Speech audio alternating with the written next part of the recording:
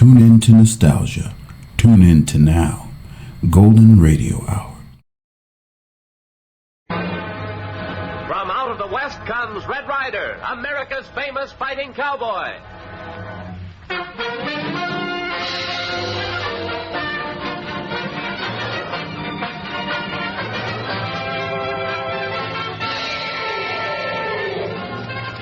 On that pony, little beaver. They've held up the Millersville train, and we've got to get on their trail. You betcha, Red Ryder.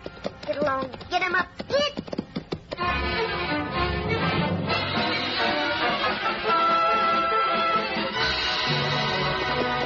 Get going, Thunder. Ride on, cowboy.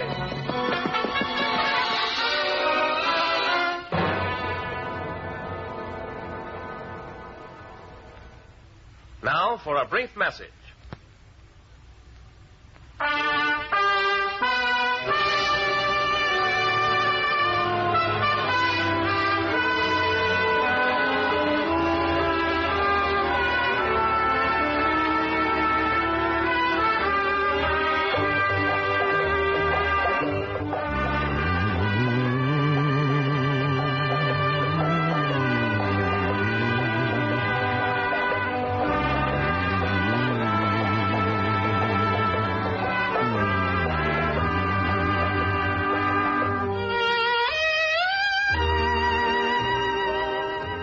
It is a lazy afternoon, and the range shimmers in the midsummer heat.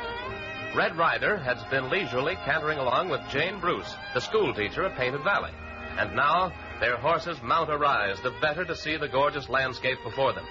Then, on the ribbon of highway far below, the road to the town of Devil's Hole, Red's sharp eyes spy a strange drama. The freight wagon that runs regularly between Millersville and Devil's Hole has been approaching in a cloud of dust. It stops as another wagon meets it, and the driver begins swiftly moving goods from one wagon to another. Red, do you think there's something wrong? Jane, doesn't that first wagon belong to the Bruce Freighting Company of Millersville? The outfit your dad runs? Well, there's such a cloud of dust down there. It's hard to tell for sure. Jane, you go on back to Painted Valley Ranch. I'm seeing about this. The dust is clearing. Yes, it is one of Dad's wagons. It's a holdup. It's more than that. Maybe we've got the answer why your dad's been having so much trouble lately. Look, now they've got a wagon empty, they're taking out the rifles. They're going to shoot the horses. They're not shooting the horses. They're shooting holes in the wagon. Red, what is this? Uh-oh. Go back to the ranch. Where are you going? They're whipping up the horses, making them go alone toward Devil's Hole to make it look like a runaway. I'm stopping it. Come on, Thunder. Red, I'm riding with you.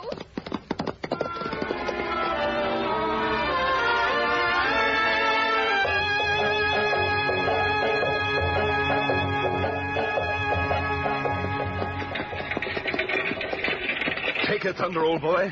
Flatten out and get me alongside that runaway. Jane, stay back. Red! You'll be killed! All right, now, Thunder. Alongside that lead horse so I can jump to his back and pull him to a stop. All right, now. Easy now. All right. All right, come on, you horses. Ease it up. Ease it up. Oh, there. Look out, Red! You're heading right into the main street of town. Oh, there, boys. All right, ease it up. Easy now. Hold it there. Look out, Red!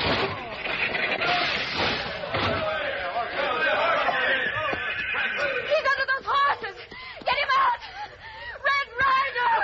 Grab them lines. Swing the horses around. Unsnap them tugs from the double trees. Whoa there. Easy, boys. Hey, suffering cats. It's that Red Ryder from Painted Valley. Thanks, friends, for getting me out from under there. Why you ain't dead's beyond me, Redhead. Oh, Red. Now keep absolutely still about what we saw back there. Here comes Ace Hanlon. What happened here? Somebody trying to wreck my store? Runaway, Mr. Hanlon. Yeah, this redhead sure saved things from being a lot worse. Red Ryder, saving a runaway team. Well, Miss Jane Bruce. Yes, I might have known you'd be around to see it when Red makes a hero of himself. Oh, you make me tired. If Red hadn't tried to stop them, this runaway team could have pulled your whole building down. Yes? Well, who's going to pay for all this damage? I reckon you are, Ace. Unless you want to sue these horses. They figured it out by themselves. Very interesting.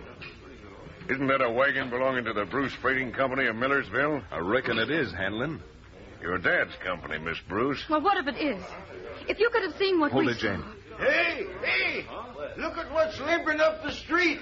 Why, it's Jeff Kershaw. Go help him in, boys. Red, what's happening around here? Well, that's the driver we saw take the goods out of Dad's wagon. Now he acts as if he's hurt. The crowd's bringing him in. Now keep a straight face no matter what he says. Come sit down over here, Jeff. Yeah. What happened? Boys, let me tell you about it. It all started about 3 miles out of town. Yeah? I was driving the freight wagon lickety-split to keep on time. When all of a sudden they started shooting at me from no place. 6 of them, and they was all wearing masks. Now, take it easy, Jeff. What happened next? Well, sir, they forced me off in that wagon at a rifle point. Took the goods off and put them on another wagon. And whooped the horses into town and left me to walk in afoot. Another holdup. Yeah. Well, that's quite an experience, Jeff. Yeah. Baxter, you see about those horses. Jeff, come on over to my $Silver Cafe. I reckon you'll need some doctoring. Say, he sure is the right guy, ain't he? Well, Ryder, the invite includes you. I guess reckon my store wasn't your fault after all. Mighty big of you, Hanlon. You quieted that crowd pretty well. All right. If you won't be friendly, have it your way. Red, I can't stand this. We saw what that driver did. And now to hear him lie like Just keep that. mum for a while longer, Jane. Well, no wonder my father's having trouble making ends meet with these things happening to his freight company. I've got a hunch that this is the smallest part of what's happening. Or going to happen to your dad's freight business, Jane. I think I'll mosey around Devil's Hole for a while and see what I can see. In the meantime, do this.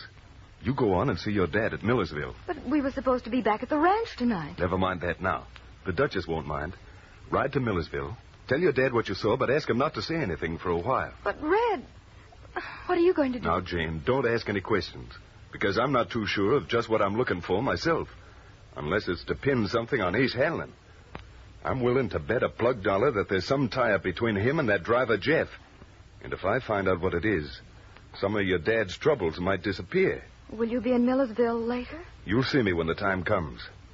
Now, I think I'll start my looking around here by paying a visit to Ace Hanlon's cafe. After a while.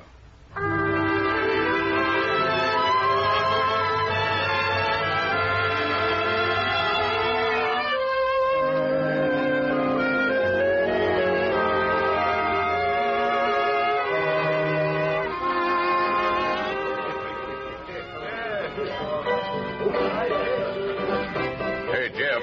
Yeah, Mr. Hanlon. You calling me? Step into my private office. I want to talk to you. Sure, Mr. Hanlon. Waiter, just go on feeding the boys. They're always hungry. Okay, boss.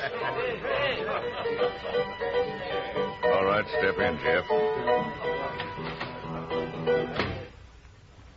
Sit down, Jeff.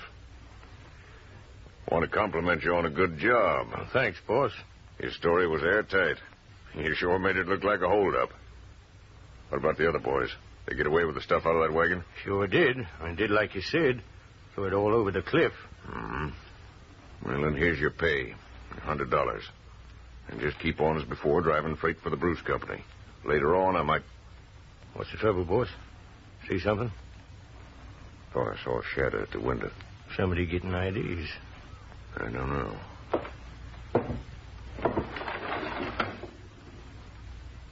I didn't see no shadow at the window. Yeah, I guess it was my imagination. Now, remember what I said. One peep about where you got that 100, and you'll find yourself at the wrong end of a 45. Listen, when have I I'm ever... telling you. We're monkeying with the U.S. mails when we stop those wagons, and I don't intend to have any talk. Hey, boss. You're supposed to knock when you come in here, Curly. Gosh, I almost forgot, boss. That greenhorn's in again.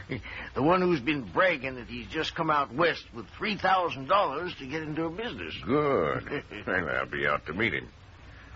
All right, Jeff, remember what I said. You get out the back way. Sure thing, Mr. Hanlon, and thank you.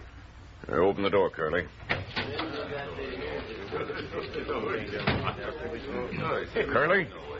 Yeah? When did that Red Ryder come into my place? I don't know. Must have come in when I was with you. All right, never mind. Which is Bert Parks? That good-looking young guy with the white Stetson sitting, of course, at the fourth table. Introduce me. Sure thing. Hey, Charlie. Parks. Bert Parks. Somebody calling me? Yeah. Mr. Ace Hanlon wants you. Heard you'd come to these parts to set up in business, and he thought maybe he'd tell you what you want to know. That's right kind of you, Mr. Hanlon. Shake. Glad to know you, son. Understand you want to go into some sort of business. That's right. If I can find one. Got the capital for somebody, $3,000, right here in this here belt. Well, now, that's the way I like to hear men talk. Frankly.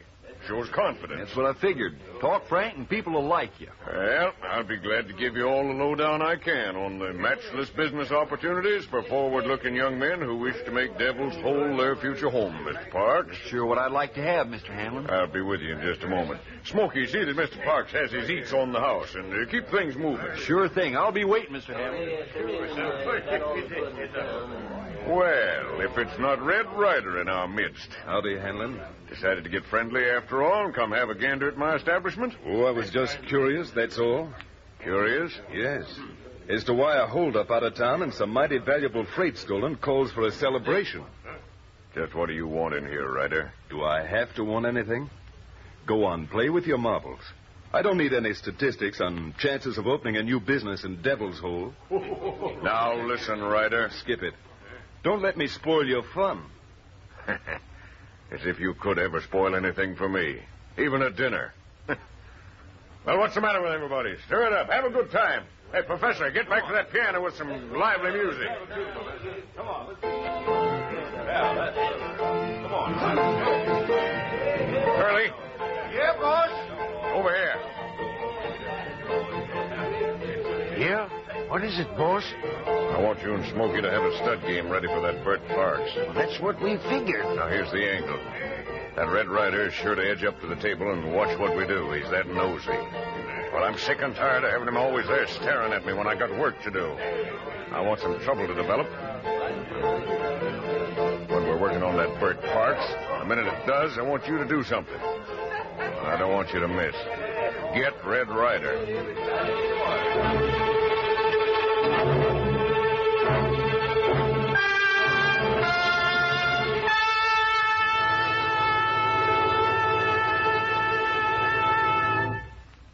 In just a moment, we return to the adventures of Red Ryder.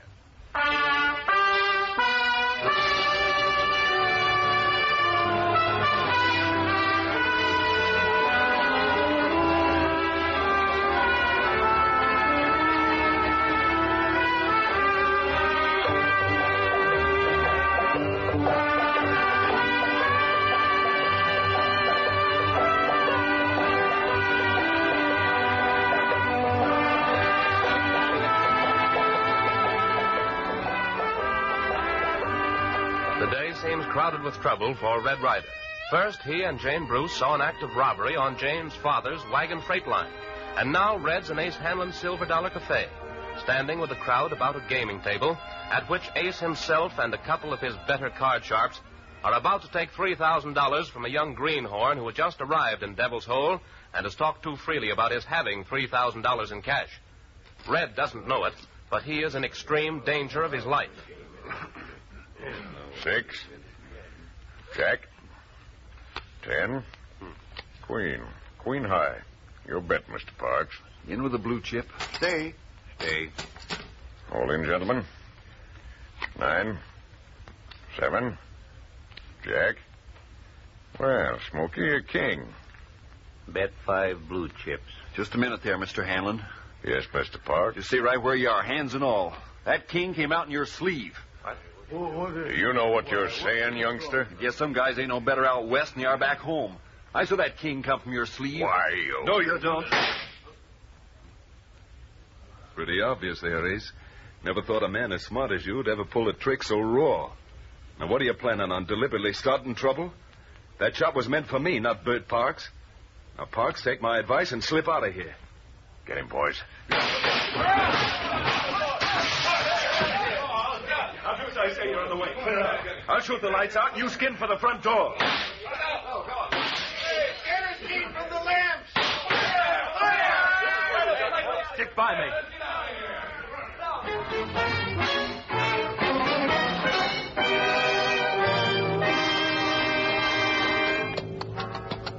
My horse is tied up over there by that woodpile. Hey, there's 2 horses.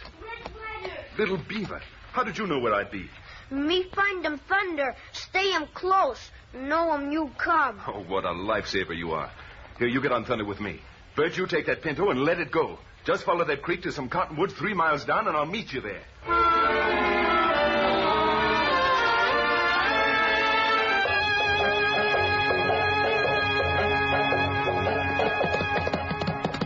right. Easy, Thunder. Why am Red Ryder stop? Cottonwoods along 'em way yet. Got a bulge in my pants pocket where I put some money. Just wanted to transfer it to the inside of my shirt there where a certain party won't see it. Hooey! Lots of money. That's right, little beaver. A roll of $3,000 of Bert Park's money.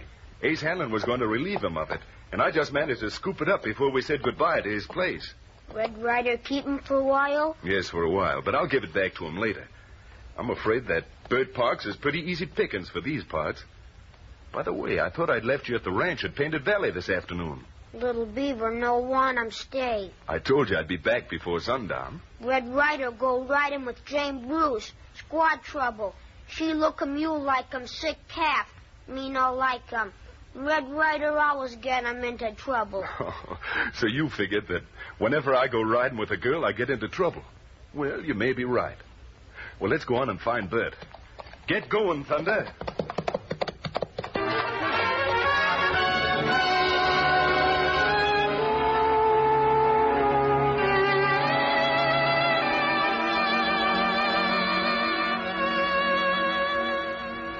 Yes, that was a narrow squeak if I ever saw one. Man, how you ever got us out of there is more than I can figure out.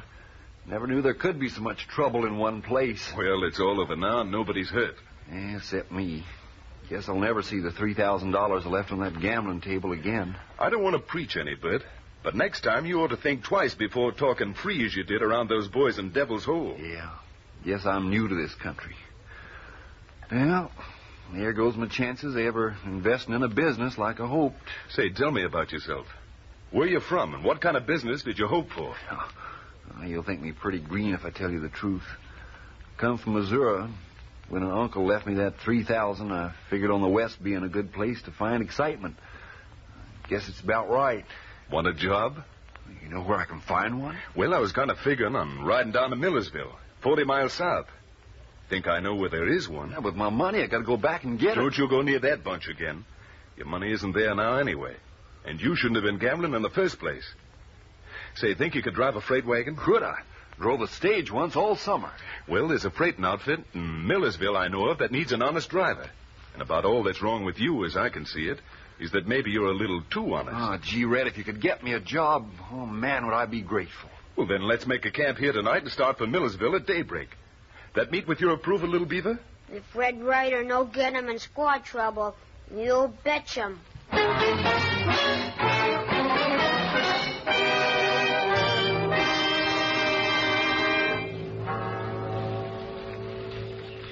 Oh, man. That partridge you shot sure smells like a tantalizing breakfast when you cook it that way. It's a special way of cooking I more or less invented when we haven't any utensils. Yeah. No sign of little beaver yet? Can't figure it out. He was gone with a pinto horse when we woke up. He must have heard something to go off like that. Yeah. Uh-oh. Hear something? Yes, it's Pinto. Riding in fast, too. Something's wrong, Bert. Red Ryder, me hear 'em shooting before sunup. Go see. Freight wagon. Driver dead. Freight wagon driver shot? Where? Over on road. 2 miles. Come on, Bert. Yeah, but the partridge breakfast... Skip the breakfast. Now take us to where that driver was shot, little beaver.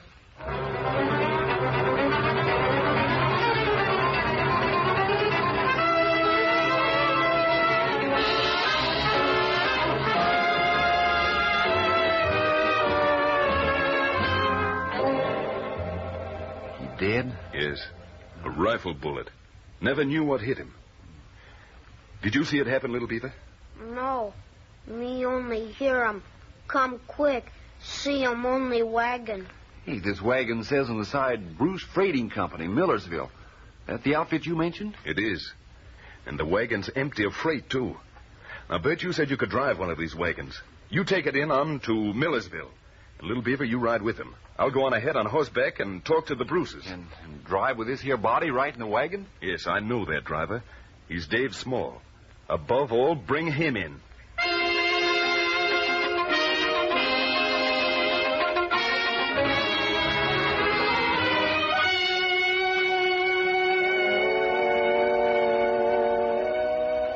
Red, you don't mean it. I do mean it, Jane. You see, Father? Now you'll know I wasn't dreaming about the story I told you. Oh, this is terrible. Terrible. Wait, Mr. Bruce. Don't go to pieces. There's a thing or two I want to know first. Oh, yes, Ryder. Anything I can tell you. Poor Dave, dead. My best driver. I can't believe it. What's happening to us? Now, suppose you start telling me what the situation is right now with your freight company. Yes.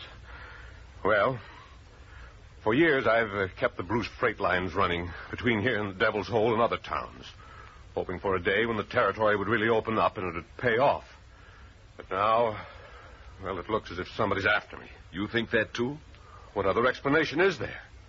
I start having business, hauling freight to Devil's Hole 4 times a week and to other towns 2 and 3 times. Then these robberies start up, and now my driver's been shot. It was just awful for Dad, Red. He's personally responsible for the safety of the goods he ships. Well, this can put him out of business if it goes on. But is some other firm competing with you? Who do you suspect? That's what I can't understand. As far as I know, nobody wants my business. As far as my drivers are concerned, I can't believe they join in any robberies. I still can't believe Jeff Pearsall did what you say you saw. Well, he did, Dad. Jane's more right than she thinks, Mr. Bruce. I saw Jeff Pearsall accept money from Ace Hanlon and Hanlon's own office. What? Which makes it certain. You did? Why, the dirty double-crossing rat? Wait till I get my whip and meet that lying whelp. Now, hold it. What good'll beating up Jeff Pearsall do? Now, somebody's at the bottom of this, and for some reason of his own is trying to put you out of business. Now, let's wait for him. Red's right, Father. But who's behind it all? Is it Ace Hanlon? If it is, we'll find out. Oh, look. Look, there comes the wagon. With little Beaver on horseback alongside. Uh-oh. The crowd's found out already. They're pouring out of the saloons and stores. Now, you stay here, Jane. What's in that wagon isn't a very pretty sight. Look, Red, way up the street, near the bank. Uh-oh. Wonder when he got into Millersville. Why, it's Ace Hanlon. Yes. No doubt to head the Devil's Hole delegation of mourning for Dave Small, the dead driver. Mr. Bruce, I'll look after Small. You go fetch the sheriff and have him here. The sheriff? Well, what can old Jim Primdale do? Never mind what the sheriff's like. Just fetch him.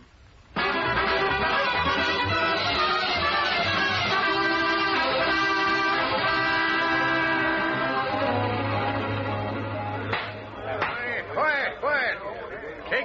Take it easy, will you?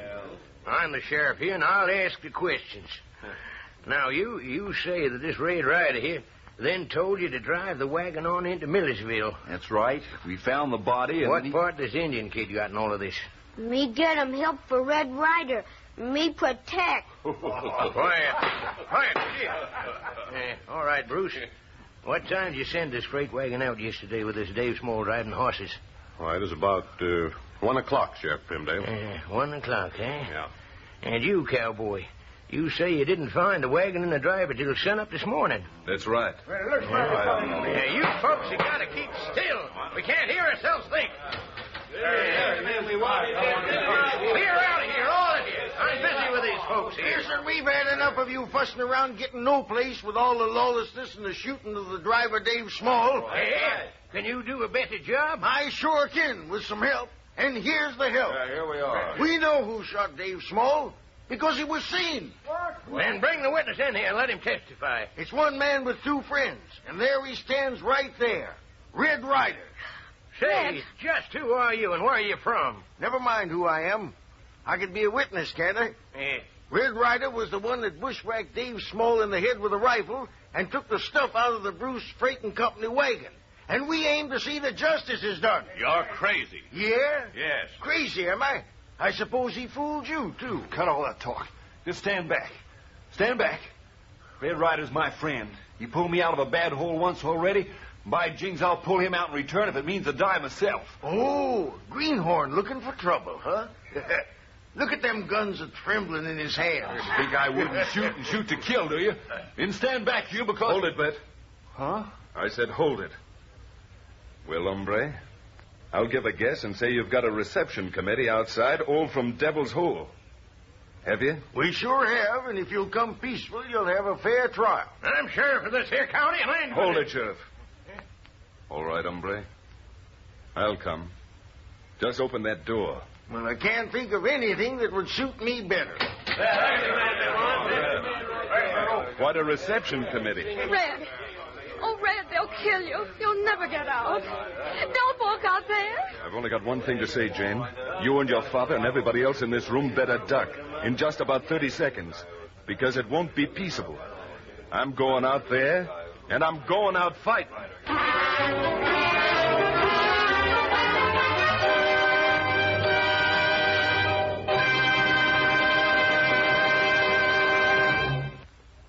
Remember to tune in this station Thursday night at 7:30, and every Tuesday, Thursday, and Saturday for the thrilling adventures of Red Ryder, the West's foremost fighting man. Hear Red, Little Beaver, the Duchess, and other famous characters in an exciting story of the West 3 times weekly. There's never a dull moment when Red Ryder is riding the range, so join him again at this same time Thursday night. And here's a tip. Most of your friends like exciting entertainment, too. So tell them about these new Red Ryder radio programs. Tell them to tune in the Blue Network station every Tuesday, Thursday, and Saturday night at 7:30 for the adventures of Red Ryder, America's favorite cowboy hero.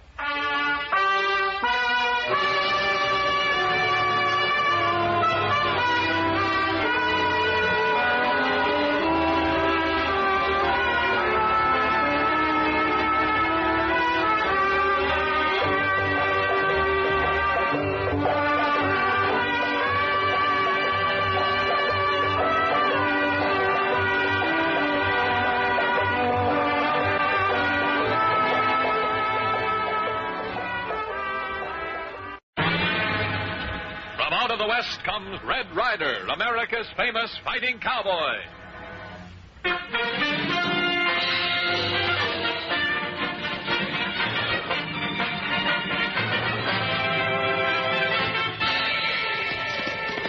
Pause that pony, Little Beaver. The Commonoper and Payrock Basin are starting a war on the sheep herders, and we've got to stop it quick. You betcha, Red Ryder. Get along. Get him up. Get!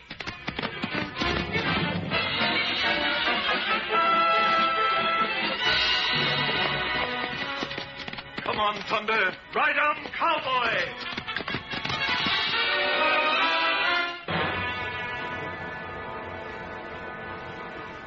The Adventures of Red Ryder.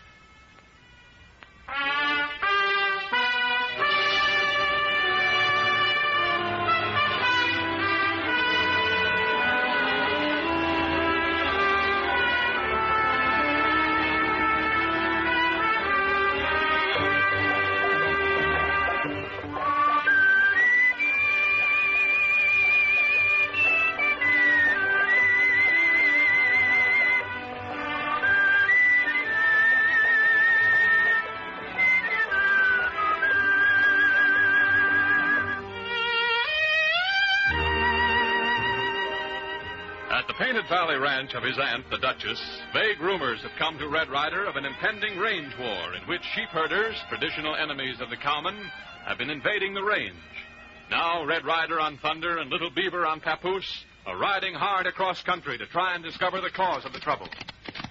Every minute counts, Little Beaver. Prod up that pony. Take them shortcut, Red Ryder? All right, but it's risky. Cut across the boulder wash. And look out for those gopher holes. Me watch them. Got them sharp eyes. Sure, I know that, but... Hey, look out! Right into a hole. Hole, Thunder. Little Beaver, you hurt? No hurt him. Little Beaver, all right. Ooh. I'm coming. Hey, a rattlesnake. Roll away, Little Beaver, before... Snake. There, got him. Did he strike you? Me hurt. Snake bite him in leg. Quick, let me see. Yep, sure enough. Right on the muscle. Me say got him sharp eyes. Me poco loco de coco. Loco nothing. Steady now. I'll cut across the 2 punctures and suck the poison out of the wound.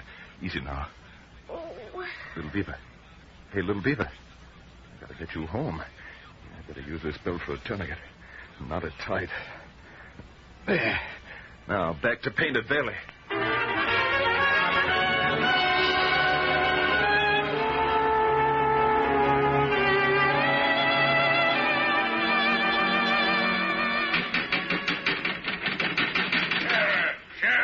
Are you coming or ain't you?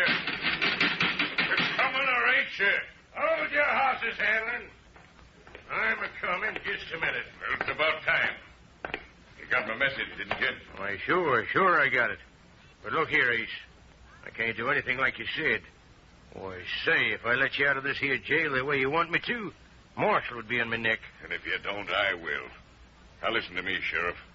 You know there's a war going on between my cowmen and those sheep herders. Yeah, I know, and it's got to be stopped. And did you ever stop to think that if the herders win, you wouldn't have any job? I'm the one that put you in, and I'm the one that can keep you in. I know. What you want me to do? Just let me out of here.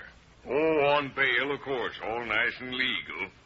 Long enough so that I can put an end to the fracas. Good way to ensure your job, if you know what I mean. Well, of course, Open the door of this cell and do it now. Yeah, well, it ain't regular, but... You're a wise man, Sheriff. Or I'll see you get your bail.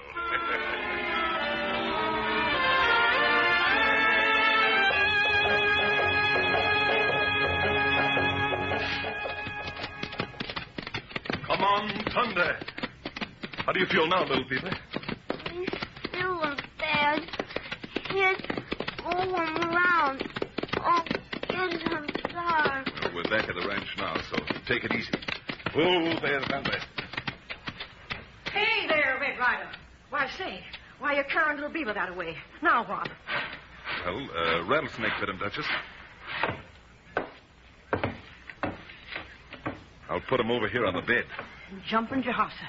Why, he's fainted. Yes, from the poison. Send Ching Hao for Doc Murchison, quick. I will, Red, and pronto. Ching You'll be all right now, little Beaver. Here, I'll get you comfortable.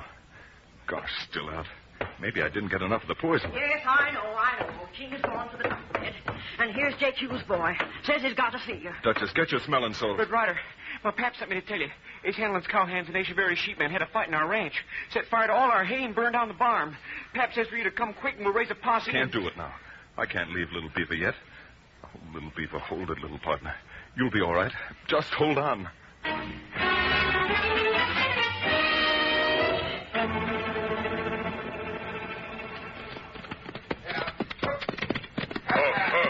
you are, Mr. Hanlon. Here's that flock of smelly sheep. You're right this time, One Eye. Just one herder with them, too. All right, men. We move fast now. Shoot that sheepdog first. The herder will come around and you cut loose at him. And we stampede the woolies into them quicksands below the river flat. That herd will be dead mutton by the time we're through. It better be. I'm a hard man to rile, but when I get my dander up, I don't fool. When we finish, there won't be a blatting, stinking sheep left to eat the grass that ought to go into beef cattle. Go ahead, shoot that dog. Right. Here goes. All right, couples. Ride them off. That got it. Ride, man. Ride a whooping. Drive the woolies into the quicksand with them. Get going.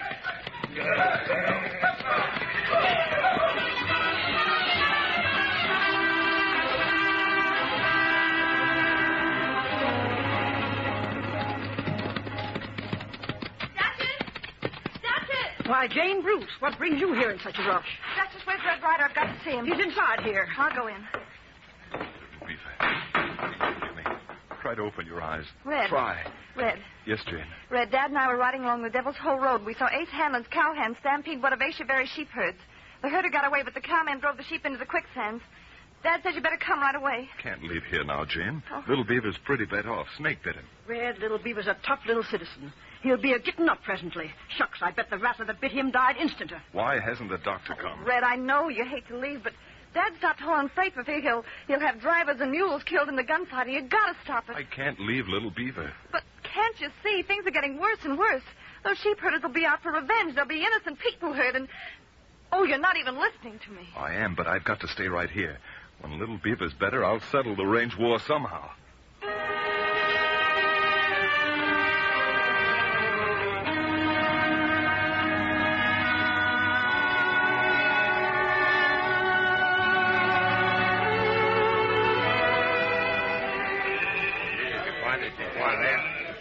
There.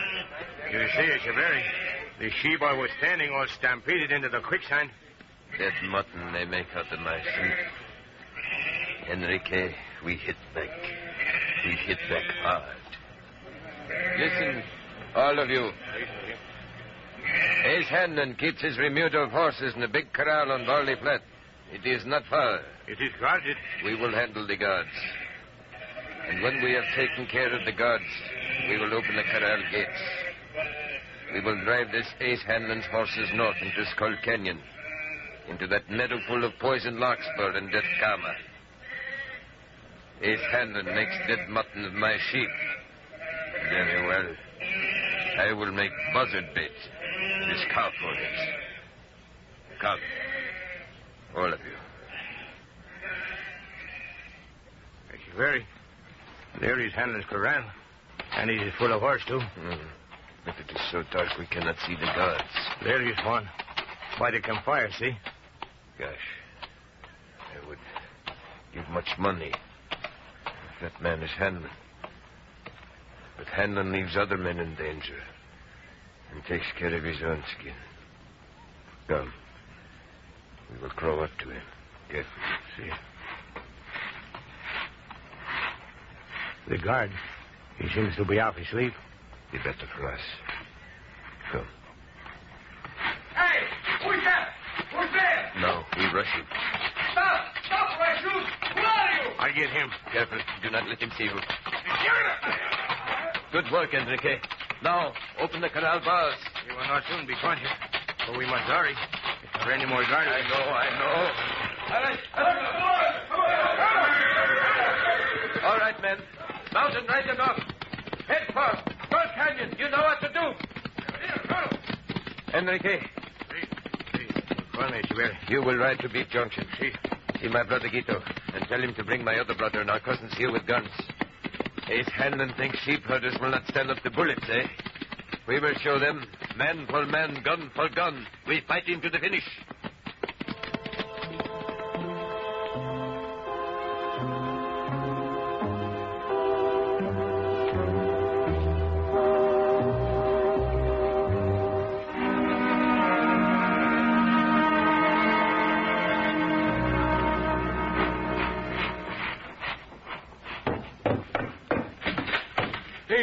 Ace Hanlon, you there?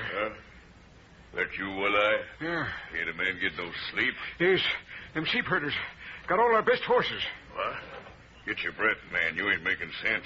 What are you talking about? Them sheep herders stampeded our horses off of Barley Flat into that loco weed in Skull Canyon. All of them. By now, more than half of them are poison sick. Well, one-eye, that makes it war to the finish. Ride into town. Tell Curly Bill to round out his bunch of gunfighters and come out here. We're going to clean every sheep herder off this range and clean them off for keeps.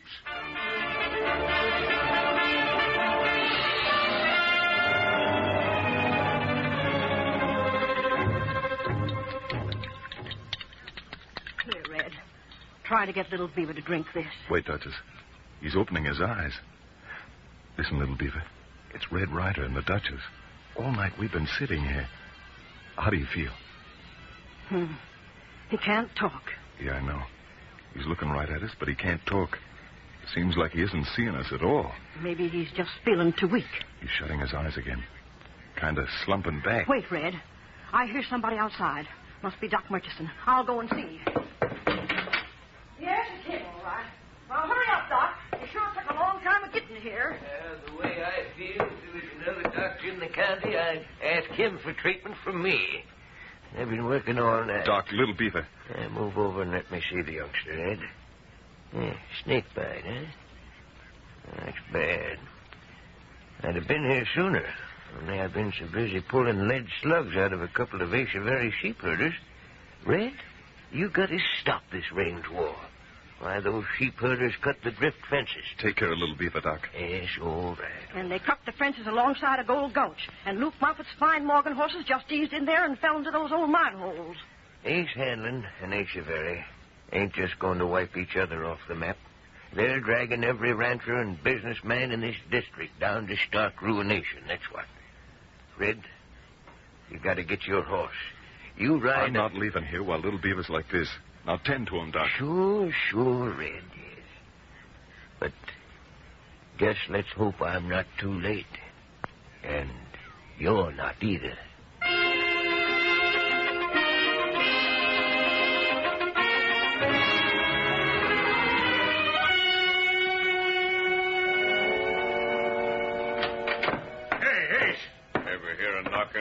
come in here, Sheriff? What's on your mind? Now, look, Ace. I just heard what you did driving all them sheep or Acheverys into the quicksand. Well, what if I did? Yeah, but you ain't doing what you promised you would, Ace. I said I'd let you out of jail if you'd put an end to this range war. That's what I aim to do. But you ain't. You're just making it worse. And I aim to do it in my own way. Now, don't go poking around and don't get curious. You hear? Well, yeah, but... When I get through, there won't be any sheepmen on this range, and you'll have a job. Now, get out.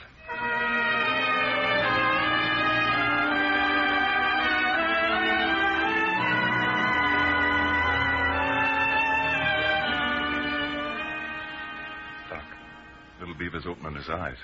He's trying to talk. Easy now, Red Ryder. The youngster's a mighty sick boy. You see, Red, snake venom kind of paralyzes the heart. So I'm hoping Little Beaver didn't get too much into it. Red Ryder. Red. Jane Bruce, you look like you rode a cyclone to get in here. Red, Dad sent me. Ace Hanlon's out of jail. The sheriff let him go free. Now there's no law in this valley at all. You've got to stop Hanlon, Red. They'll be shooting right in the streets of this town. You've got to come now. Jane, I can't. Oh. Little Beaver's... Well, look at him. Me want some water. Me feel hot. He's better. So help me, Doc. Why, he wants a drink. Little Beaver, you're feeling better? Me fine. Me get him well. Why, you bet you're getting well. That's fine. That's great. Red Ryder, you get him horse. You ride. You no need him stay. You sure? You'll be all right if I go? Me all right. Red Ryder going pronto. I get him well. Give me my gun. Here they are, Red. All right, Thunder. We've got work to do.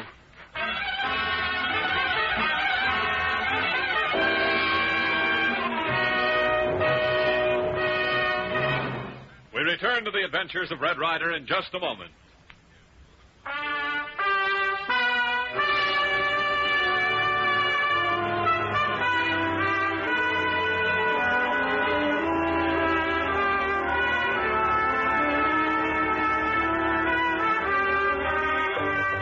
It's a dangerous job that Red Ryder has ahead of him. How can he, lone-handed, stop this range war, which is coming to a disastrous climax? In town now are Ace Hanlon and cowboys and hired gunfighters. And out on the sheep range are the Basque sheep herders, Acheverys and his hard-fisted kinfolk, cleaning their rifles and getting ready to wipe out the cowmen. Outside the Painted Valley ranch house, Jane is with Red as he prepares to ride into town. Easy there, Thunder.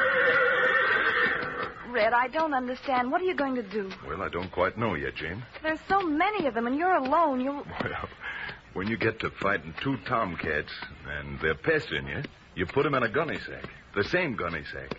Before long, those two tomcats are plenty tired of each other. What in the world are you... Well, I'll see you later, Jane. All right, Thunder. Hit that trail. Come on, Thunder!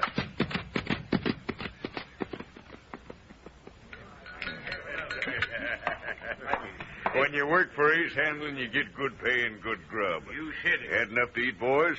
Order more. Go on, buy out the joint. Ace, you was telling us about the time you escaped from that Mexican jail summer before last. Oh, yeah. Well, you know me. I'm a hard man to rile, but when them rurales took me into that jail, I got mad. One of them turned to unlock a cell door. Real quick, I swung on the other hombre and knocked him down, and then I ran out of the jail and jumped over a wall. I remember it was pitch dark. So blamed dark I couldn't see any further. Than your nose? Hmm? Who said that? Gosh, none of us, Ace. Well, I sneaked along a dark alley. I was scared I'd stumble into a trap and be grabbed. By the nose? Who said that? Gosh, Ace, none of us would. Ace, it must have been that cowboy who come in last. At that table by the walls, sleeping with his head in his arms. I'm a hard man to rile, but if that Waddy's talking in his sleep, I'll wake him with a bullet. Like I was saying, I run down that dark alley. I seen a garden gate. I pushed that gate open, I jumped through. Bang, something hit me right... On the nose? Consternation, out of my way. Ace, careful. I can stand just so much. Come along, One-Eye. I'll tell my story direct to this sleeping cowboy. As I was saying, I jumped into that garden. A rifle butt hit me. The place was full of soldiers. Later, I found out that 10 minutes before I got there... Your nose had already arrived. You! Get up! Get up before I shoot you like a sitting rat! Oh! I had to knock that gun out of your hand, Ace. Now, nobody else move. I got you all covered. Red Ryder. Reach for that gun one eye, and you'll be Mr. No Eye. Why are you picking a fight with me, Red Ryder?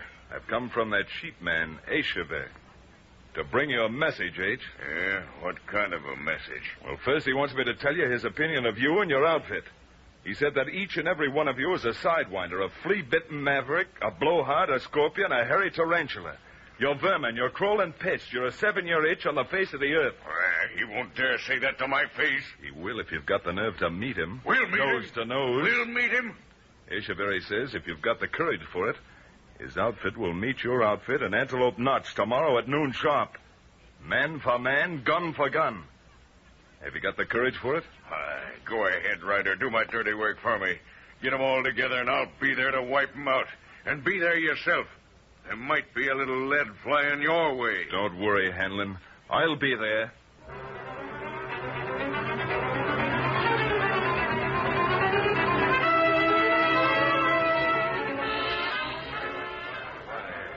Aishaver, with your cousins and brothers all here now, maybe some food? Yes, Enrique.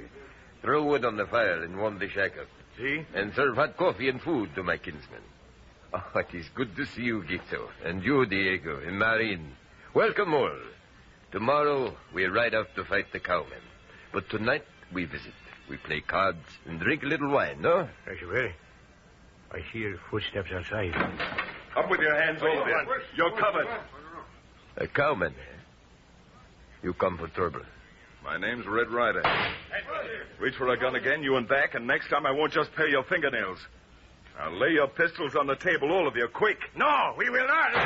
Will you mind orders, my gimlet-eyed friend, or must I dart your left eye with a bullet? Now, guns on the table. All right. Now, what do you want? I come from Ace Hanlon to tell you that sheep herders have got no more fighting courage than rabbits. You insult us, but you stand there with guns in your hands, and our hands are empty. All right. I've shot the lamp out. Now, it's pitch dark in here, but you all know where the table is. Grab your guns. Go on, grab your guns and start shooting. I won't shoot back till I see the flash of a pistol to shoot at. Well, now there's a dozen of you and just one of me. I can't see you and you can't see me in this dark.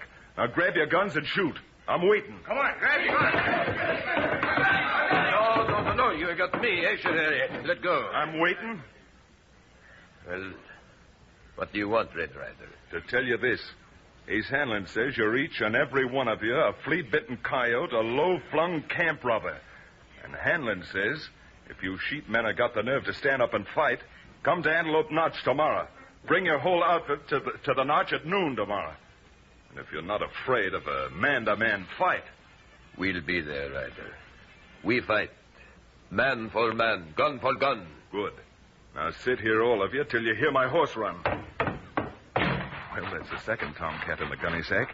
Next, I'll throw some sneezing powder into the sack and shake it apart. All right, come on, Thunder. We got lots to do tonight.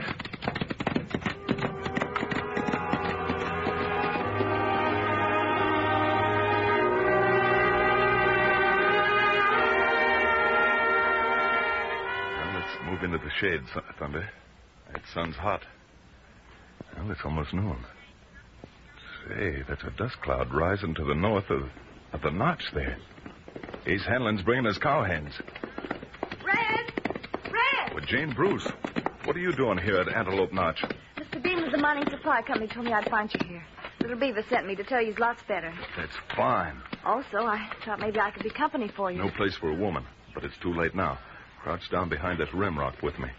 You're going to see fireworks pretty soon. Huh? Look, down into this steep canyon. Ryder's coming. Ace Hanlon's gunmen, itching for battle. If they keep coming, we can drop pebbles on their heads. Look, a dust cloud off to the south. Aishaver is bringing his sheep herders into the Notch. Red, they'll meet right below us here. They'll fight. That's the idea. It's such an awkward place, a canyon like this. The walls are so steep they couldn't climb out. That's right. They're coming fast. They'll meet right below us. A couple of minutes now, and the battle will be on. Watch, Jane. What are you doing? Lighting a fuse. Now, another. But what for? To make a couple of avalanches. Going to shut them in. Red, they've seen each other. They're so close, they're shooting. Get down. Oh! Oh, the dust! I can't see anything. Look, it's clearing it away. See that blast knock the rim rock down and close the narrow notch behind Hanlon's cowhands. And the concussion knocked most of them off their horses. Oh, look how they're tangled up. Oh, Red, the sheepmen are going to gallop right on Hammond's men. Oh, steady. Oh, you've closed the other end of the notch, too. Yeah, look. Knocked the sheepmen off their pins, too. Now I've got both outfits trapped in the notch. Can't either of them get out. Hey, you down below. Hanlon, Aishaberry. Stop shooting. Get my orders or I'll set off more blasts. You won't shoot anybody, either of you. Now, can you hear me? We hear you all right. You're caught. You're locked into this trap and you can't climb out. Try it and I'll avalanche more rock onto you. Now, throw down your guns, all of you. I said throw down your guns. Oh, give it to him, man. Get back, Jane. They shove some cables off the edge. All right. They'll kick off regular rock slides. That's just a sample. Get me mad and I'll blast half the mountain down on your heads. You going to throw down your guns? Don't blast any more rock down, Ernest. Now, that's sensible. Now, if you men want to get out of this trap alive, you've got to do what I say. Well, what is it? What do you want, Ryder? First you, Echeverry. This is cow country, not sheep country. You move up north into Aspen Valley. Now, there's grass up there and larkspur that are no good for cattle, but sheep can live in. All right. I go there. And you, Hanlon. Your cowhands have done a lot of damage around here. Burned hay, poisoned water holes, killed sheep, and so on. You're going to pay for all that damage, agreed? I can't do that. Or must I blast some more rock onto you? Here it comes, Ace. Oh, wait, no. I'll pay. Now, that's fine. That's great. Now, you fellas just sit tight while I go to town for some hands to get some rope so that we can draw you tomcats out of this gunny sack. I reckon you've been tamed to plenty. All right, come on, Jane. All right, Thunder, hit that trail. Come on, Thunder.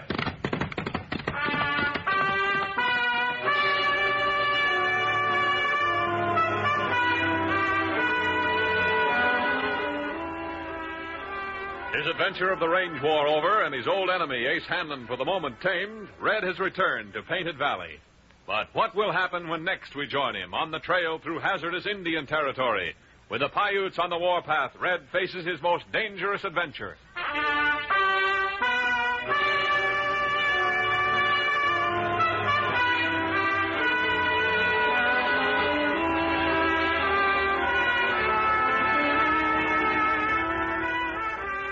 Red Ryder comes to you each Tuesday, Thursday, and Saturday night at 7:30 over these same stations.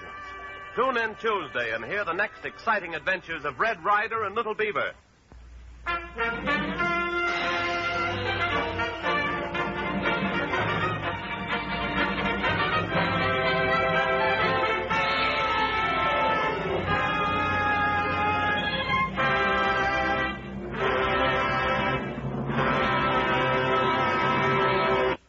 This program came to you from Hollywood. This is the Blue Network.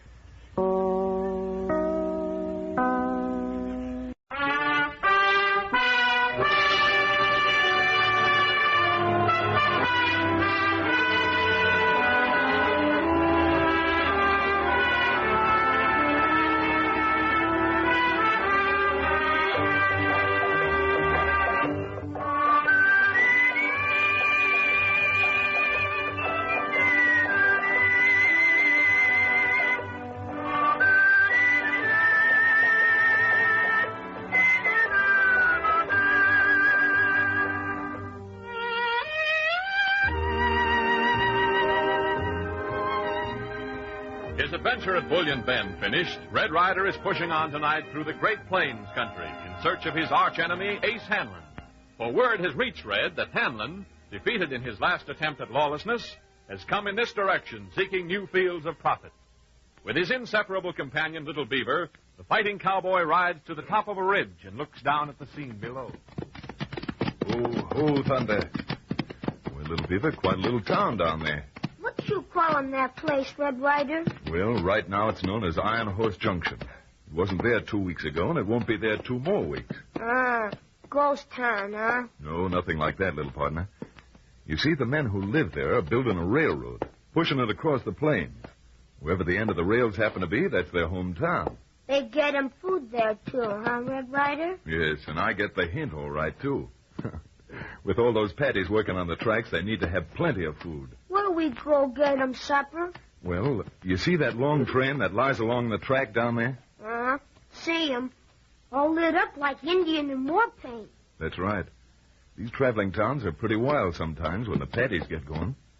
Well, that's where they eat and sleep, and somewhere along that line we'll find a cook car.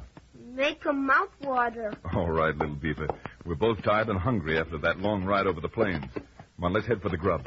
All right, Thunder? Get 'em, Uncle Pooh. Come on, Thunder.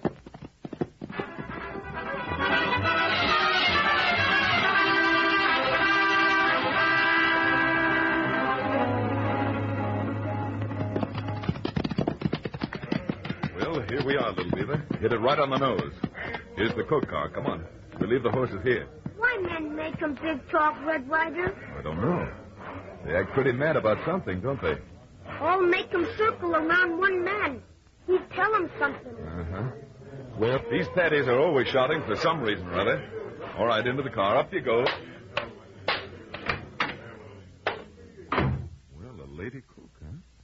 Good evening, miss. And a good evening to you, cowboy. What brings you to Iron Horse Junction? Well, my little partner and I have been riding all day, and our stomachs are beginning to holler for some food. Think you can fix us up? Food, is it? Now, in the first place, I'm not the cook of this outfit, and You're not? No. My father, Terence O'Grady, owns the food concession here, and I'm his accountant. I see. Well, think you could rout out the cook for us? I don't think I could rout out the cook or a waiter or anyone else tonight. They've all quit. But, well, I'll see what I can stir up for you. Well, now, that's right kind of you, miss. But don't go expecting anything fancy. You'll be lucky to get anything at all. Why, what seems to be the trouble? Food scarce? Scarce isn't the name for it.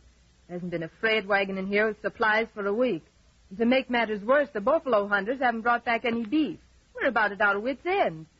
Well, I'll see what I can find for you. Say, miss, could it be that's the reason all those paddies are carrying on outside there? That's the reason, all right. You know that fella you saw talking to them? Yes. That's Jim McCluskey, one of the foremen. He's trying to stir the paddies up to revolt. And if we don't get supplies in another day, he'll do it, sure. That's bad for a railroad that's just a building. Come on in here, Bill, so we can talk. Well, we've got visitors, eh? Howdy, sir.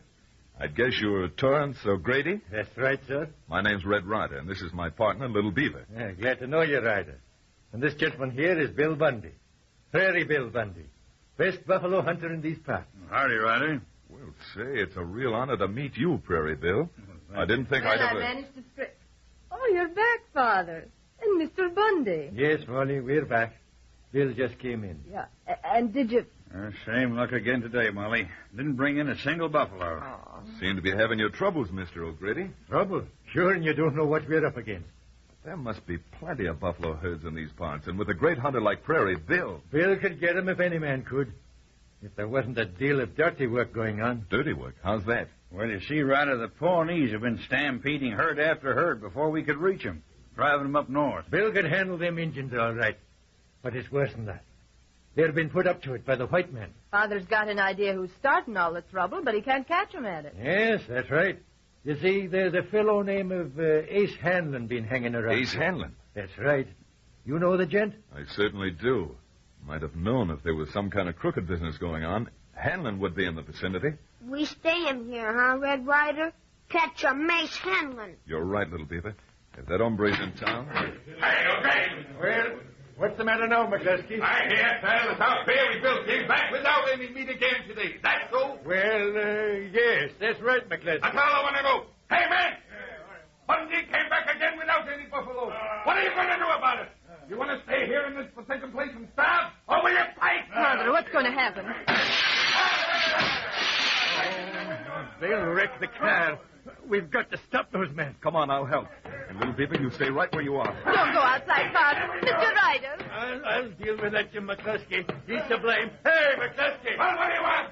Order those men to calm down. Stop this riot. When that someone's came in for want of food, nobody can stop. You started them. I'm going to knock the living daylights out of you. O'Grady, look out. He's got a pick hand. O'Grady! Hey! Oh, too late. Looks like we got him. Only one thing to do, Ryder. We got to shoot it out with him. No, wait, Bill. Can't do that. But they'll tear us to ribbons. Maybe not. Wait. Now, wait a minute, men. Now, quiet. I've got something to say to you. Who are you, cowboy? Ryder's the name, since you're interested. And since you're so anxious to fight, McCluskey, maybe you'll be willing to fight with your fist instead of clubs. I ain't afraid of you, cowboy. Then I'll give you reason to be. Well, I guess that'll take care of you for a while, Mr. McCluskey. All right, now, men, listen to me. This coyote here has been feeding a lot of lies. He's trying, for reasons of his own or somebody's higher up, to make you quit your jobs building this railroad. Are you going to be taken over by an insignificant sidewinder like him? There isn't any beef tonight, no. But it's not the fault of O'Grady and Prairie Bill. It's the fault of the very people who are stirring you up to revolt. Now, will you men be patient? Eat what there is here. Go back to work in the morning, and we'll see that you get food. Hey, Ryder! That shot was meant for you. A little too close for comfort. Should have ventilated my head for me. Whoever it was is riding off over there. Ryder, me see him. What did you see, little beaver? Man shoot him right up on horse. Here, Mace Hanlon. Ace Hanlon. So he is here. Come on, little beaver. We're taking off after Hanlon. Make him hurry. Here, Thunder. All right, Thunder. Hit that trail. Come on, Thunder!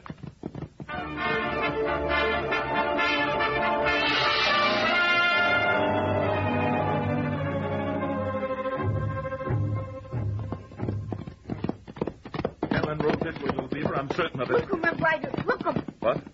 Oh, yes, I see. Right ahead, Indian camp. Him Pawnee. Easy, Thunder, easy. Must be the tribe that's stampeding the buffalo. I'd like to know what... Maybe go talk him chief, huh? No, that wouldn't work. Maybe if Prairie Bill was here. Say, What you see him? that horse. The horse that's tethered a little way from the campfire.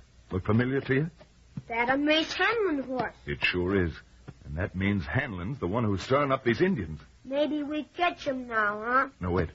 I've got to find out what Hanlon's saying to those Pawnees. Little Beaver, think you can crawl near enough to hear? Can do him. All right, go ahead. I'll wait here. And don't take any chances. Little Beaver, all right. Now listen to me, Chief. Listen to what I say. There's another herd of buffalo nearby, understand? Buffalo come from north. That's right. Now, tomorrow you're to stampede them back where they came from. No more stampede. You're going to do as I say. You've done it before, and you're going to do it again. No stampede. Injun, not make 'em trouble. Now, look here. You don't want your tribe to starve, do you? Prairie Bill and his hunters will kill off all the buffalo in these parts. You won't have any left for your own food. Now, don't be a fool. No want 'em starve, but look. You see this? See what I have in my hand? Oh, money. Much money. That's right, much money. Now, there's a man who doesn't want this new railroad to go through. And he's willing to pay to see that it doesn't. Pay, Injun? Sure. I pay you money, you stampede buffalo. No food for men building railroads, they quit. See? Me see. All right, then. Here's your money. Now, in the morning, your riders will head off the buffalo before they get to the canyons, turn them back and keep driving them on. Maybe animal. No, it wasn't. There's somebody behind those bushes. And it isn't going to be helpful for whoever... What in the... The little Indian kid that travels with Ryder. Get up there, you. No hurt him. Me get him lost. See campfire. Yes, and here, too. Get you back here. Hey, Chief. What you got him? Here. Take this Indian kid and tie him up. Don't let him get away, whatever happens. He hurt us. Me tie him. Hey, what's the idea, kid? Stop that howling. Stop it. Take this little wildcat off my hands, Chief. You come. Somebody coming. Reach for the sky. It's Red Ryder. I'm getting out of here. Little Beaver, I'll get you. Let go of that Indian boy. He's my friend. You go. Hold him, Little Beaver. right up on the saddle with me. Be ready. But he's sending got away. That's all right. We'll catch up with him soon. Now, hang on. All right, Thunder. Come on, Thunder!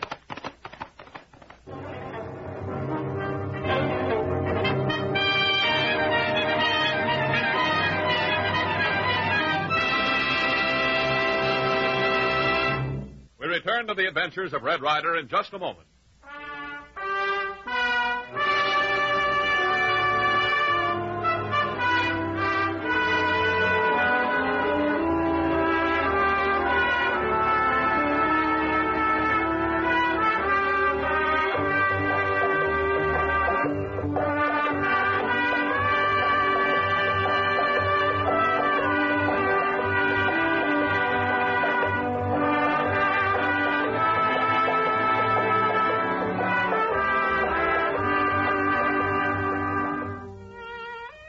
Red Ryder, having rescued Little Beaver from the renegade Indian chief, has ridden back to the railroad town of Iron Horse Junction, temporary headquarters of the construction gang.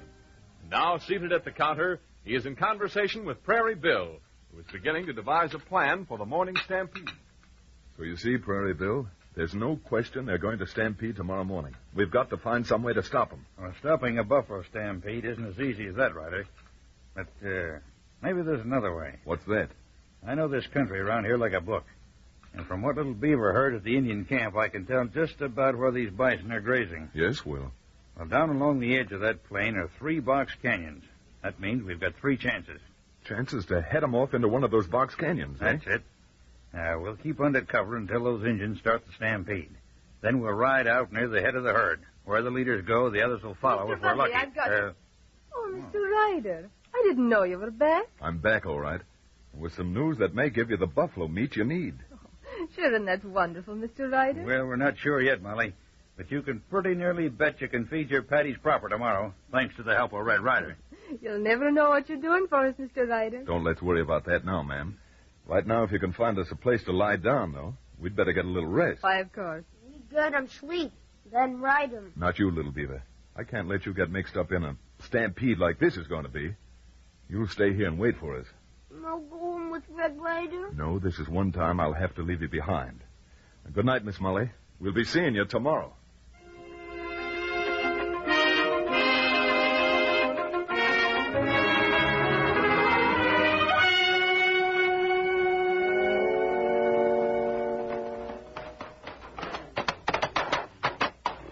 Here we are, Red. We'll just wait here a bit. There's the buffalo herd over there, all right. The lighter it gets, the more I can see of them. Now, you see over there the canyons I spoke about? Oh, yes. Yes, that's right. 1, 2, 3 of them. Stampeding them north as they must, they'll come right close to the mouth of those canyons. Now, we can turn them into the first, well and good. If we can't, there's still 2 more. Hold on. Look at that. Isn't the herd starting to move? Well, by golly, it is. And if I'm not wrong, I see some of those Pawnees over yonder starting the stampede. Then we'd better be ready. Now, mind you, Red Ryder, this is going to be no easy matter. Once you get mixed up in that herd, chances are you'll be trampled underfoot. I know. That's a chance we have to take. Now, here they come. Watch for the leaders of the herd. Think of all that buffalo meat they're driving off. We've got to stop them, Bill. Well, if it's possible, we will. I'll get ready. All right, ready, men. Heading for the first box canyon. Drive in all you can. They're heading away. Come on, Thunder. Ride up.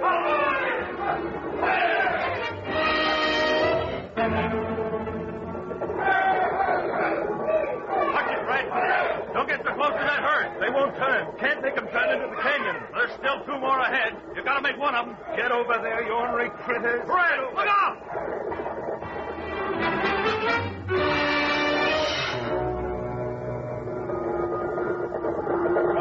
Miss this one too, Bill. Can't turn them off. We've got one more chance. It's gotta work or we'll lose. I'm gonna ride up ahead of the herd. It's the only way. Take it easy. They'll trample you. Have your men follow me. We've got to do it this time.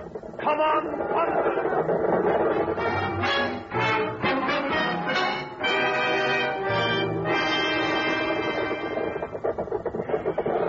that's got it, boys. We run into the last canyon. Ryder.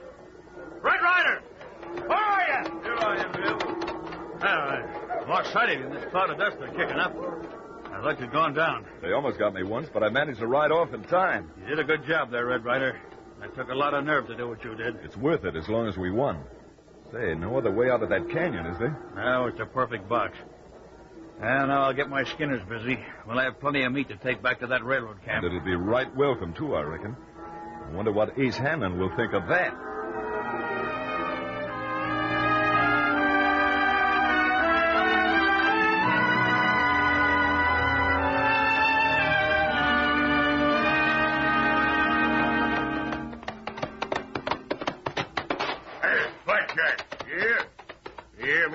What's the meaning of this?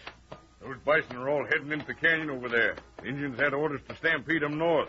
Well, they was heading that way all right until some hunters rode in and drove Hunters? them back. What hunters? Well, Prairie Bill was one of them, and the other one that seemed to be doing some right fancy riding was wearing a red shirt.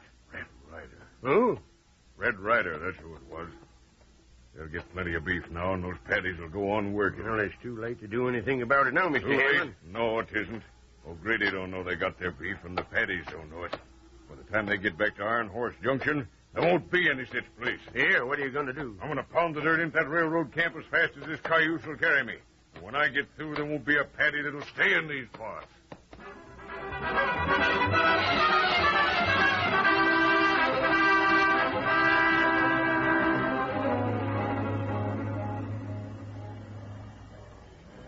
McCluskey! Hey, Jim McCluskey! Come in. Hello, Mr. Hanlon. Didn't expect to see you back here today. Now, listen to me, McCluskey, and listen fast. Yeah? The stampede went wrong. Went wrong? But I thought you had them ponies all fixed. Of course I had them fixed. But along comes Red Ryder with Prairie Bill. And they went and stampeded the herd into a box canyon. Yeah? A few hours from now, they'll be in here with beef enough to keep this camp for weeks. Oh, then we're sunk, huh? Sunk nothing. Old Jonathan Ripley paid us good money for keeping this railroad from going through, hasn't he? Why, sure, but he... Well, we can still do it. But how? Come on with me. I'm going to speak to these paddies myself this time. And when I get through, nobody's going to want to stay here. All right, Mr. Hanlon, but I don't see Your why... job ain't to see. Just take orders and follow my lead, you'll be okay. Now, wait. Huh? Men! Listen to me, men! Men, I've just come from the buffalo camp back there on the plains. I watched the hunters try to get buffalo meat enough to feed you, and I saw them fail. Now, I've got your interests at heart, men.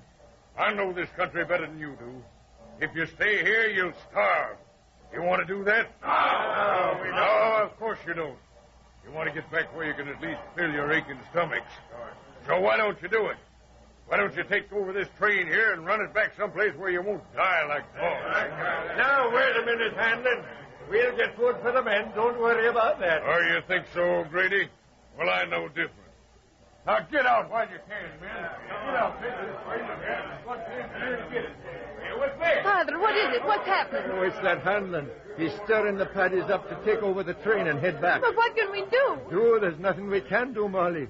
If they go through with this, they'll make us prisoners, probably. Little Beaver fix them. Little Beaver? Where did you come from, and what can you do? Hear 'em from cook car. Men take 'em train back. I get 'em help so train stay here. Help? What do you mean? What can you do? Me get 'em Red Ryder. He fix 'em. You betcha. But Red Ryder left you with us, and you're not to be doing Maybe train start, but Red Ryder starting just saying. Me get 'em Red Ryder to help.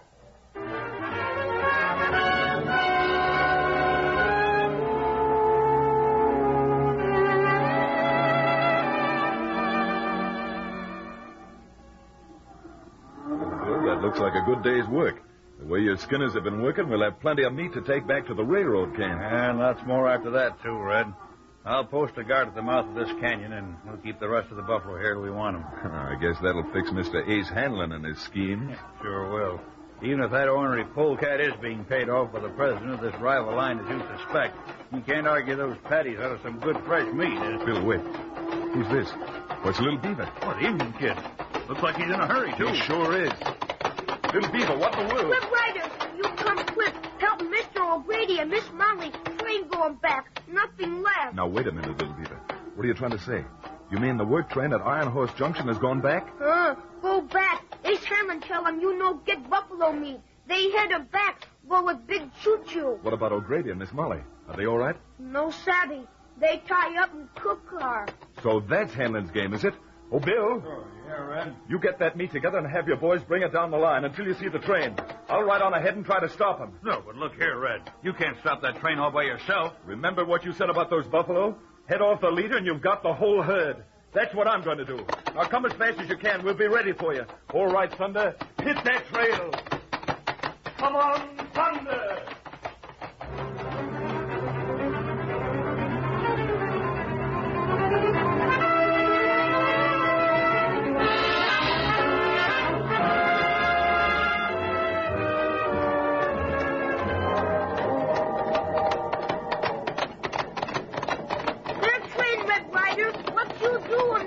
I'm aiming to get up even with that locomotive, little beaver. I reckon that's where I'll find Mr. Ace Hanlon. And he's the lead bison in this outfit right now. Almost make them. You stay back, little beaver. Liable to be some fireworks. You be careful. Sure, I'll be careful. Careful to take care of Hanlon. Lucky I caught up with the train on this grade. Had to slow down. Now, little beaver, take Thunder when I get on this train. Now I can make it. Ryder, what are you trying to do here? Looking for you, Hanlon, and I'm gonna... You won't get me! I'm gonna get this train stopped some way.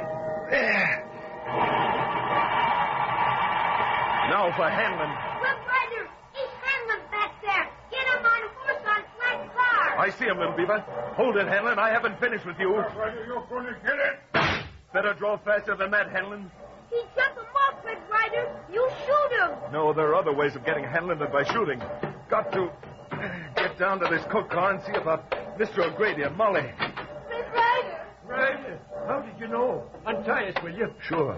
Feels like you were taken for a ride and not by choice. Here, wait a minute. There. Yeah, you're free now, Molly. Oh, sure, and it was awful, Red Ryder. Why, those men... I know.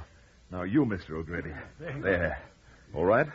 Well, Ryder, I thought you'd take a hand, huh? Suppose I did. You got something to say about it, McCluskey? Yeah, I got something to say about it. And an old score to even out.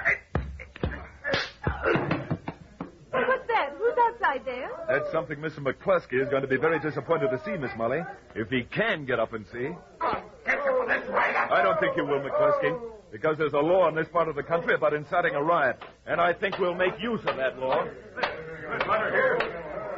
Oh, there you are, Red. Well, it's Prairie Bill. How'd you happen to be here, Bill? I just wanted to bring your order of buffalo beef, O'Grady. A few 100 pounds for today, and more where that came from.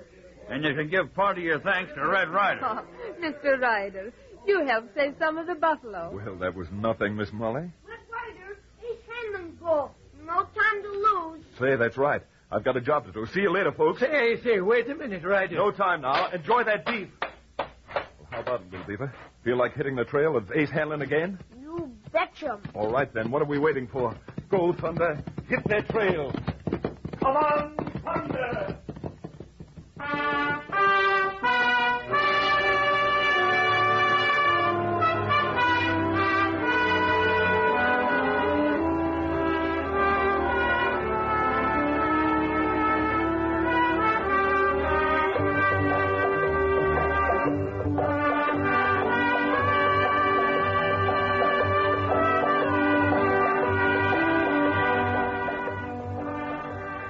Ace Hanlon has been lucky enough to escape from the vengeance of Red Ryder so far, but it's a pretty good bet that these two will meet again.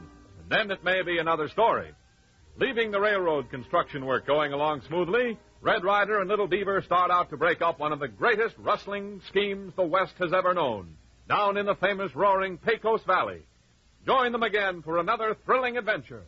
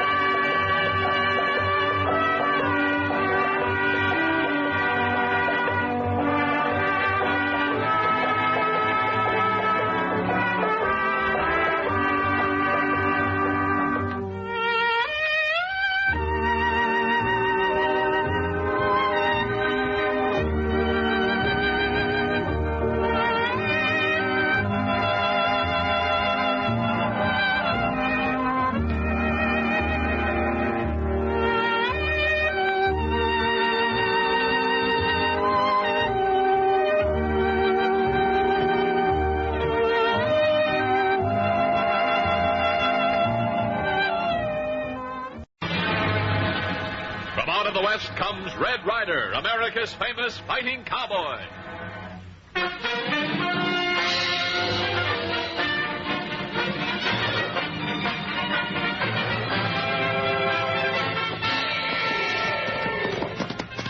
Prod that pony, little beaver. There's queer goings-on up country. Let's hit the trail and find out. You fetch him, Red Ryder. Get along. Get him up. Get!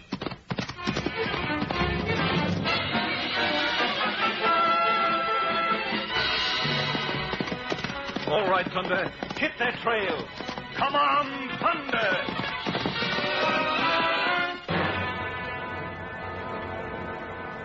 The Adventures of Red Ryder.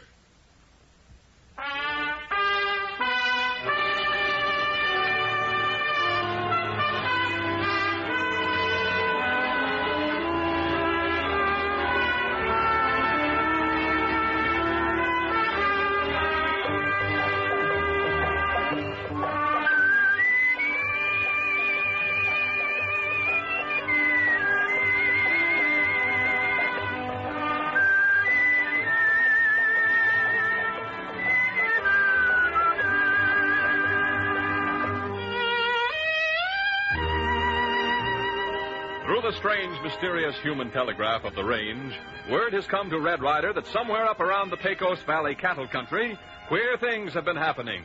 The terror is striking at the hearts of the ranchers as violence brings bloodshed and even death. And now on his faithful horse Thunder, Red is riding across the range with his little companion, Little Beaver. Suddenly the cowboy becomes alert. Little Beaver. What for you stopping? That cloud of dust off there. It's moving too fast for a drive. Those cattle are stampeding. Stampede? That's bad. It spells trouble for somebody. Come on, Little Beaver. Maybe we can be of some help. Speed, Thunder, speed. All you can give, boy.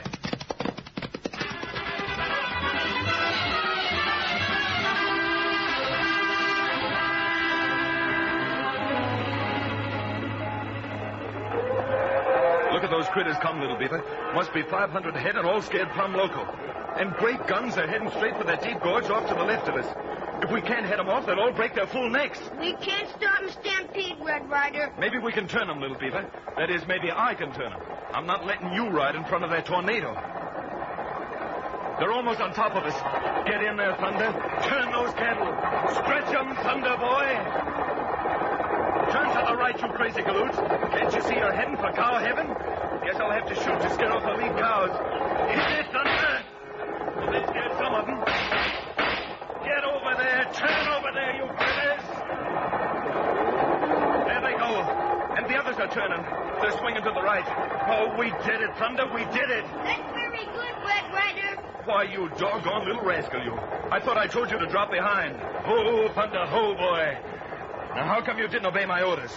Me thinking maybe you get killed, Red Ryder. You couldn't have stopped it. We tell him Red Ryder, where he go him, me go him. Thanks, but just the same, you shouldn't have done it. You haven't much room to talk, cowboy.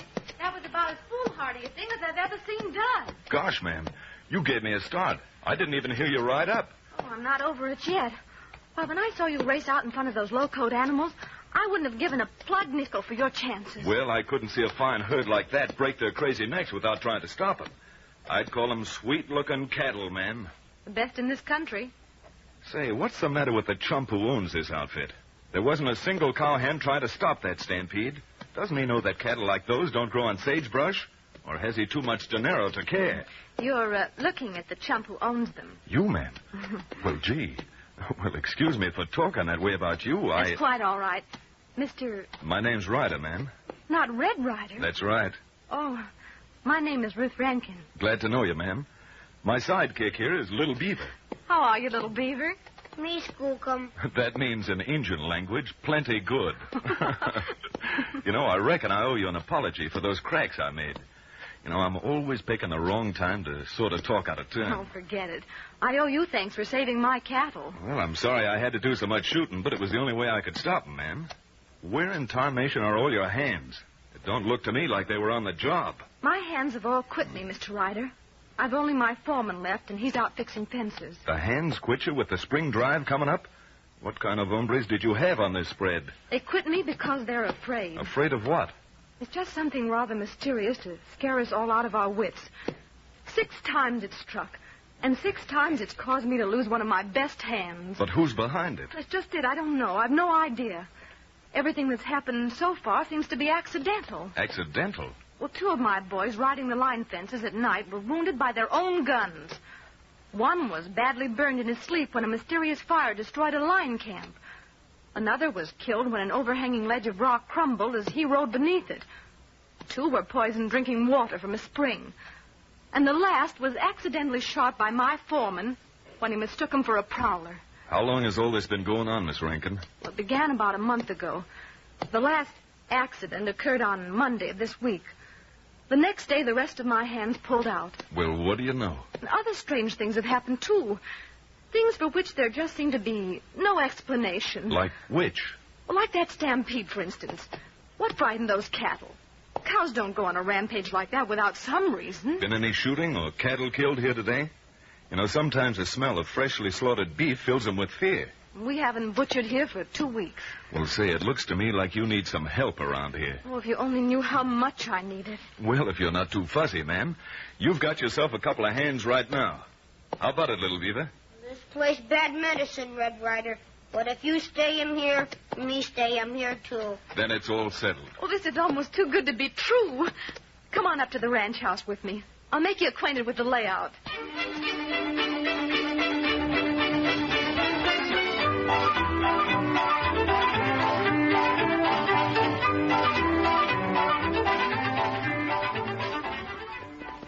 That's my foreman coming in now. What did you tell me his name was? I don't believe I told you.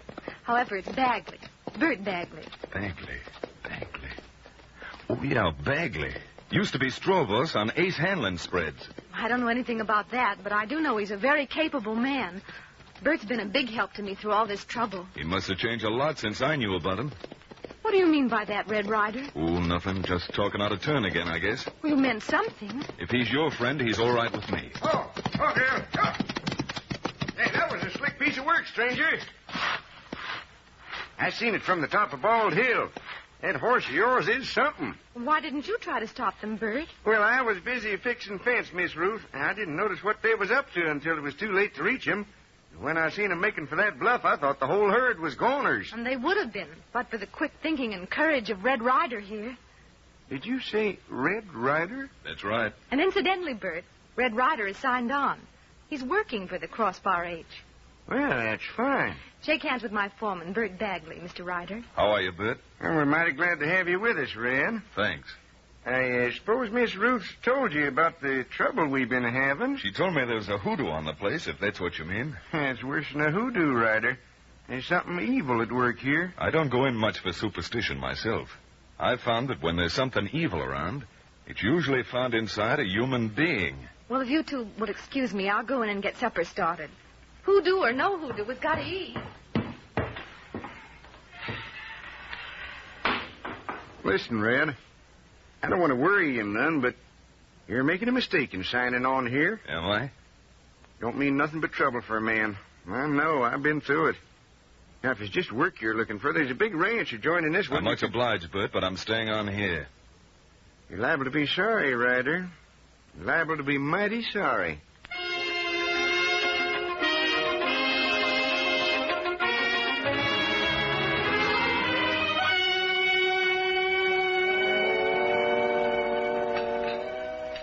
Pass the sugar, please. Here you are, Bert. More coffee, Mr. Rand?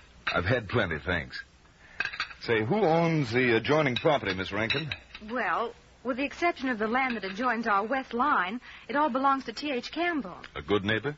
Oh, yes, we can count on Mr. Campbell. I'm positive of that. Good. You know, I'd like to know where little Beaver vamoos to.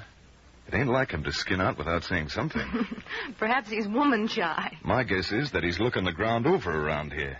You know, that little Injun can read signs like a veteran tracker. What's the matter, Bert? I just remembered I forgot to throw some feed to them calves. I better do that right now. Your foreman doesn't stick very close to the truth, does he? What do you mean, Red? He already fed those calves. I saw him myself. You don't like Bert, do you? No, he's too shifty-eyed to suit me. That's just your imagination.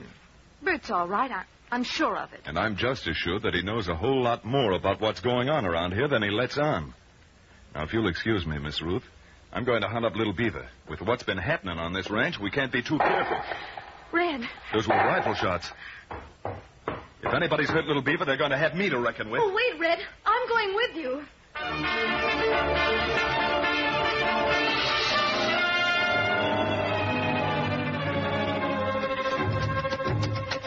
Little Beaver. Little Beaver. Oh, if anything's happened to him, I'll never forgive myself, Red. It's not your fault, Miss Ruth. I went into this thing with my eyes open. If anyone's to blame, it's me. Little Beaver. After tonight, I'm going to give up, Red. It's no use. I can't go through any more of this. Mr. Campbell offered to take the place off my hand if I decide to sell. Oh, so Campbell wants to buy this place. Well, he doesn't want it particularly, but he'll take it as a favor to me. That's very wide of him. Easy, Thunder, easy. What's wrong with you, boy? He acts like there's something on the wing. Oh, more shots. Pistol shots that time. Came from ahead of this gulch somewhere. Come on, let's get up there. Easy, Thunder. My horse is jumpy, too. There's something on the wind, all right. Funny, I can't pick it up. Wait, I've got it now. Somebody's been butchering beef. You can't fool me there. I've been around too much of it. Then that's what riled up my herd. Sure. Little Beaver has got a nose like a bloodhound. I'll bet he picked up the scent, too, and has been following it. And perhaps he found what he was looking for and fired that shot to attract our attention. I wish that was it. Well, doesn't it sound logical? It would be logical, except that Little Beaver has no gun. Oh. More shots. You'd better stay back here in the timber, Miss Rankin. We're pretty apt to run into a mess of trouble up at the head of this gulch. If we do, I'm going to be in it, too.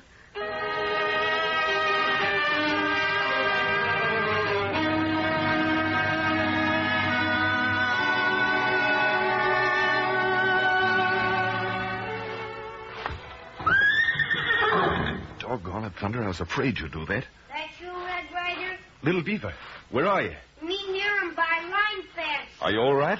Me all right. Oh, thank goodness. Who fired those shots a while ago? Last time me fire him. Me want him to get help. Help? Your foreman. Him shot Miss Rankin. Good heavens, where is he? Him here. Uh-oh. We'll have to get him out of here in a hurry. Is he shot bad, Little Beaver? Shot in foot. How did it happen, Bert? No, it was an accident, eh? I was climbing through the fence and my gun fell out of the holster. What were you doing up here, Bert? And why were you climbing through the line fence? You told Miss Rankin you were going to feed the calves. Yeah, well, as I was going to the barn, I happened to look up this way, and I seen a rider silhouetted against the sky. And noted it was someone who didn't belong here, so I come up to run him off. I think maybe Mr. Bert seeing me bulletsing over Little Beaver's head. That explains the rifle shot, Miss Rankin. I didn't know it was the Injun kid, so help me, I didn't. What happened next? Well, when I got up here, there was no one in sight, but I could tell steers had been killed. Somebody'd been a butchering cattle, and I aimed to find out who, and if it was ourn. Go on. I got to looking around, and I spotted a pile of fresh hides on Campbell's side of the fence. And I climbed through to check the brands, and on the way back, We can't do anything for that foot up here in the dark. No. Think you can ride a horse, Bagley? No, if I can keep that foot out of the stirrup, I think I can make it. My horse is in that clump of brush yonder. I know. We found it. All right, get his horse, Little Beaver, and bring it here. Between us, I think we can ease him up into the saddle. Looks like you were wrong, Red Ryder. Wrong? You know about what you said at the table tonight? Maybe I'm loco, Miss Rankin, but I'm going to find out what's going on around here.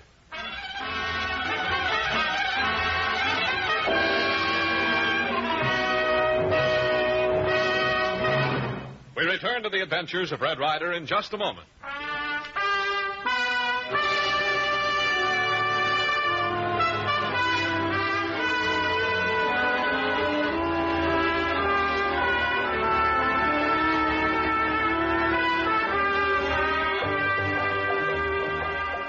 And now we return to Red Ryder. It is the next evening. Miss Rankin and Red Ryder are seated on the ranch house steps, quietly talking. Little Beaver is seated near them, staring intently at a graying sky. This accident to Bert is the last straw, Red Ryder. I can't go on fighting this thing. It's just too nerve-wracking. I know how you feel, Miss Rankin. All these accidents don't make sense. But I'll bet a month's wages that when we do find the answer, it's going to be so simple we'll wonder why we didn't tumble right away. If there were enemies I knew trying to drive me from my ranch, I'd know exactly what to do. I'd know how to fight a thing like that. But this, it almost seems as though some hideous supernatural force were at work here. I'm actually frightened, Red Ryder. And I've a hunch that's the purpose behind all this. Someone is trying to scare you off the place. But why? They want it for themselves. Oh, that's absurd, Red. But assuming there was someone who wanted the ranch, how could he contrive to have Bert Bagley accidentally shoot himself while climbing through a fence? He couldn't. But suppose Bert didn't shoot himself accidentally. And suppose Campbell is only pretending to be your friend. You think that's the case? I just know that there were several things in connection with yesterday's events that have caused me to do some mighty tall thinking.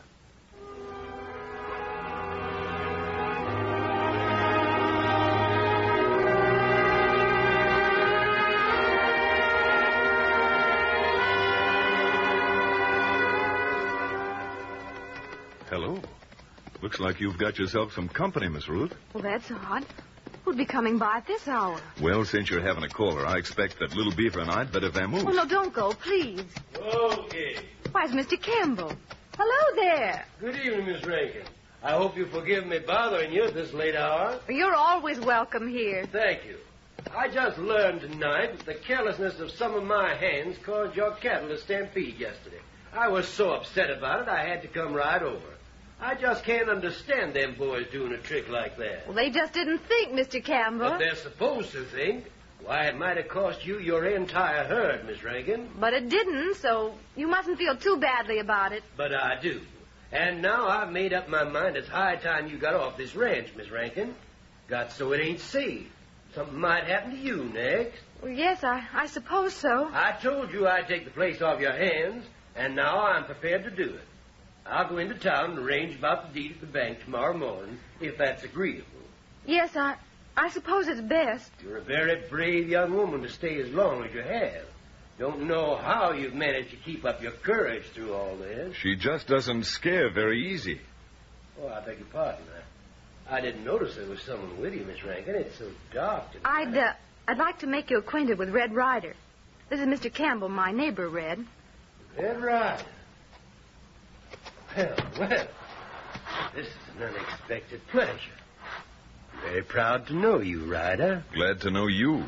I've heard a great deal of your exploits over in the Painted Valley country. See how your fame has traveled, Red? Are you acquainted in Painted Valley, Mr. Campbell? Just slightly, Mr. Ryder. Just very, very slightly. Happen to know Ace Hanlon? Hanlon? Hanlon? Yeah. You can't say that I do. Heavens, Mr. Campbell, what is it? Are you ill? Oh, it's this heart of mine. It's acting up.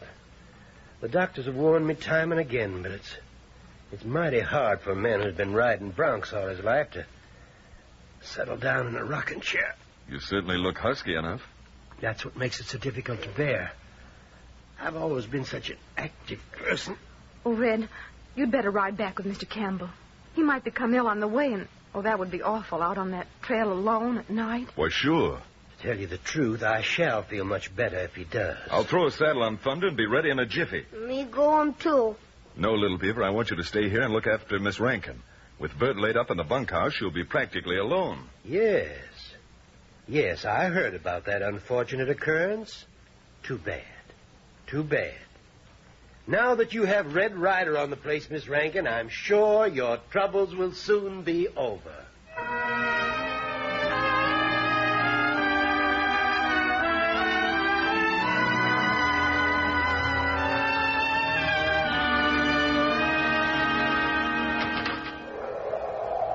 Well, I'm home safely, Ryder.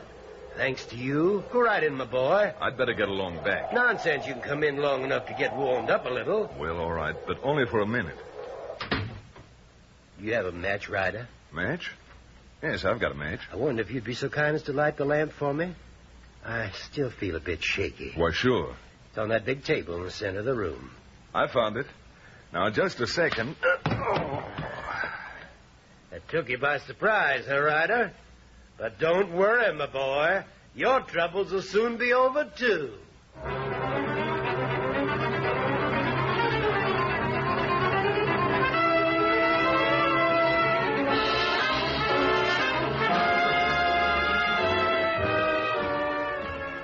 So, Mr. Ryder, when your body is found at the bottom of the cliff, it will appear as though you'd lost your way in the storm and plunged to your death when your horse missed his footing. Just another accident to add to the mystery of the hoodooed ranch. Is that the way you managed all of them? Only the method varied. Hold on. Don't move out of that chair, Ryder. You'd force me to shoot you with your own gun. I don't care to do that. It lacks originality. If you're going to kill me, why don't you do it and get it over with? There isn't much point in my sitting here listening to you crow over your cleverness. But it was pretty clever, don't you think so, Ryder? Very clever.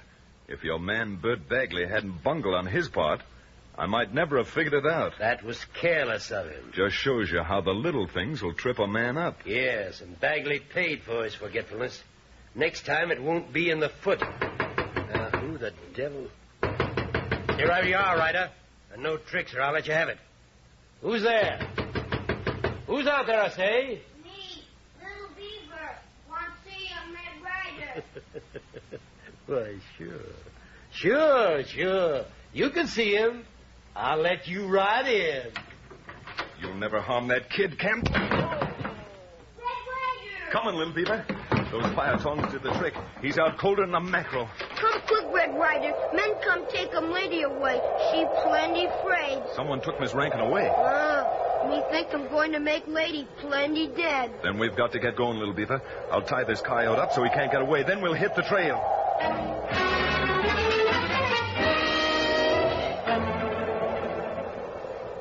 Can you make out their tracks, Little Beaver? No, Red Ryder.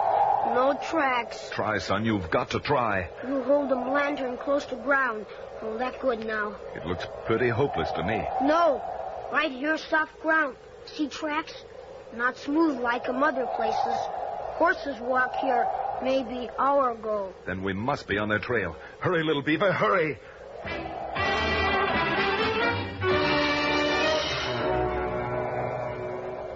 Look, just ahead there.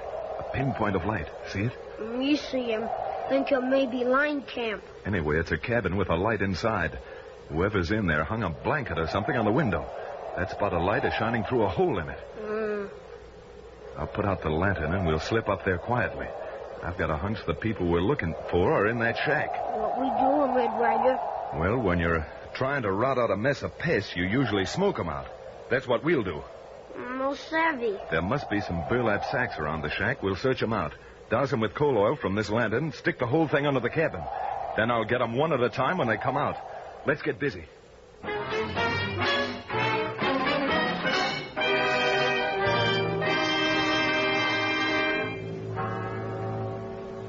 Well, what's the matter with you rats?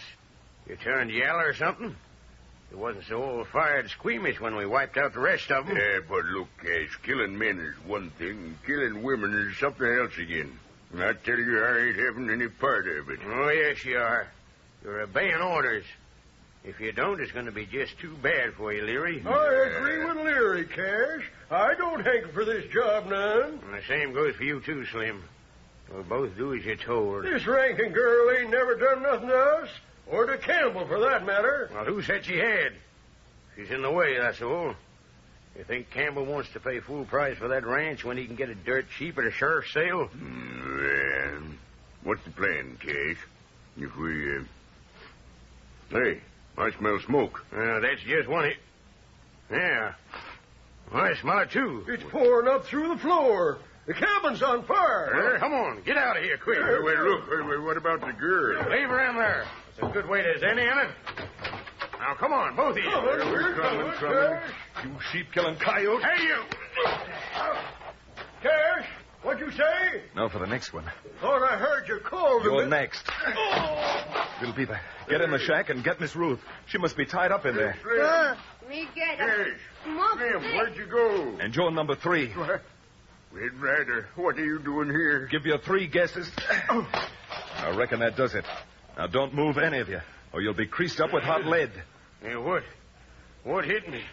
What happened? Stay right where you are. Got a Miss Ruth, Red Ryder. She tied up. I thought so.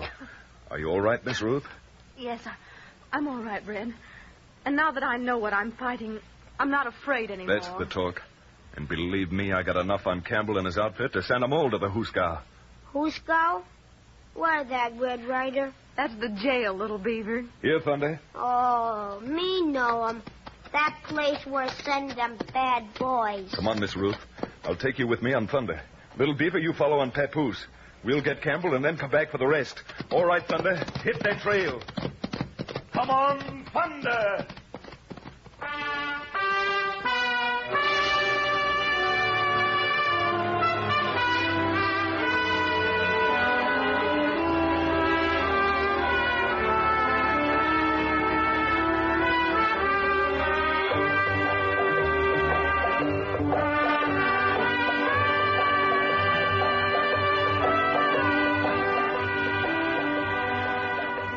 Now that Red Ryder has saved Ruth Rankin from losing her Pecos Valley cattle ranch, Red Ryder and Little Beaver are off to more new and thrilling adventures.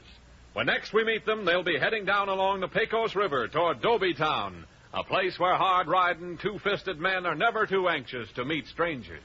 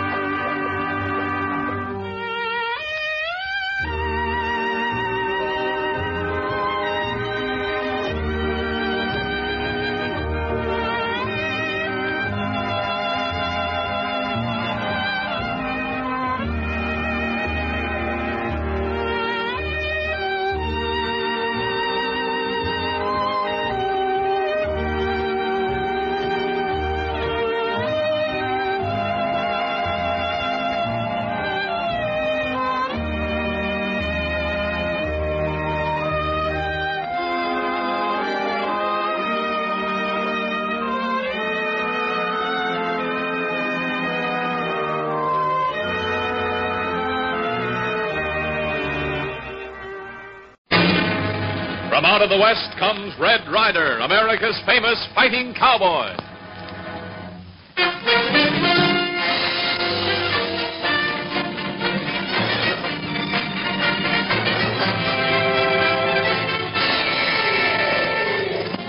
Brought up that pony, Little Beaver. There's trouble over in Devil's Hole. Editor Kendall needs our help, so let's ride. You betcha, Red Ryder. Get along. Get him up. There.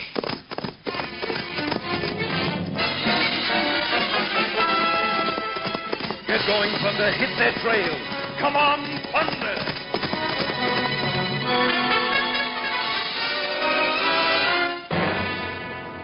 The Adventures of Red Ryder.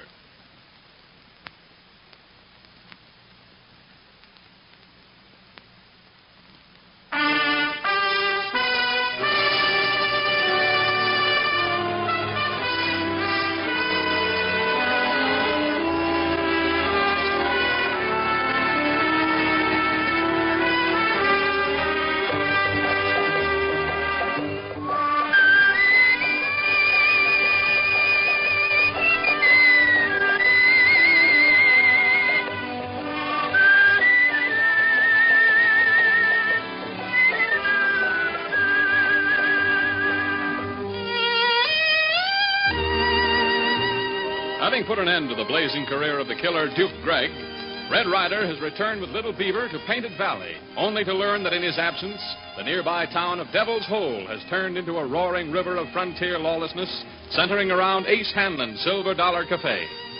When news reaches Red that Eli Kendall, the editor and publisher of the Devil's Hole Clarion, is readying a campaign to arouse public ire against Hanlon, Red, knowing Ace's evil and vicious ways, saddles Thunder, and a moment later is churning up dust as the horses' hooves pound the rutted trail to Devil's Hole. Riding too fast for you, Little Beaver? Me keep him up pretty well, Red Ryder. You gotta make so much hurry going Devil's Hole. This isn't half hurry enough. If Eli Kendall starts any indignation meetings before we get there, Hanlon will have his hide hanging over his fence before nightfall. Then we better chase him up horses. Get him up, Papoose. Get! Lift those hooves, Thunder. This is one time every second counts. Come on, Thunder!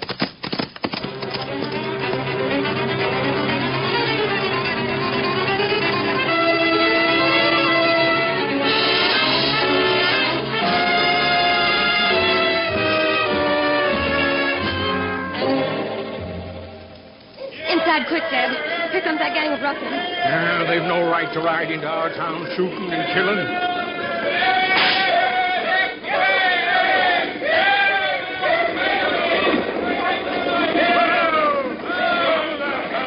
Here's the silver dollar. Out of my way. I'm ready to get inside that silver dollar and get at you. Come on. Isn't it awful the way those men keep coming into town and practically blowing it apart? Beth, I'm getting mighty tired of warning that Hanlon. Getting so decent people are starting to pack up and move out. Ace Hanlon's never been a model citizen, but he's never been as flagrant as this. Stirring up trouble. Yeah, there's something behind it, all right, but by heaven, I'm not going to wait anymore. As editor of the newspaper, I owe an obligation to the citizens of this valley, and there's only one thing to do. Get everybody together and call an open meeting.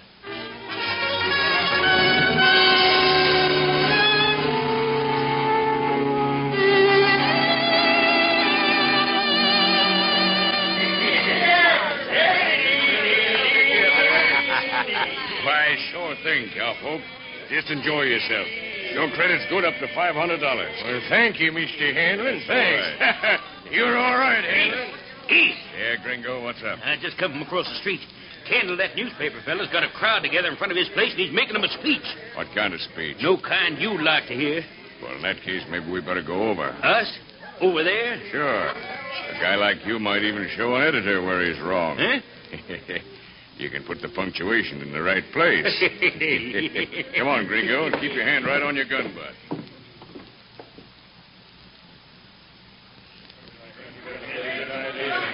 I say this is our town, and it's up to us to see that we get law and order. It's high time we make folks understand that Devil's Hole is no place for thieves, gunmen, and murderers.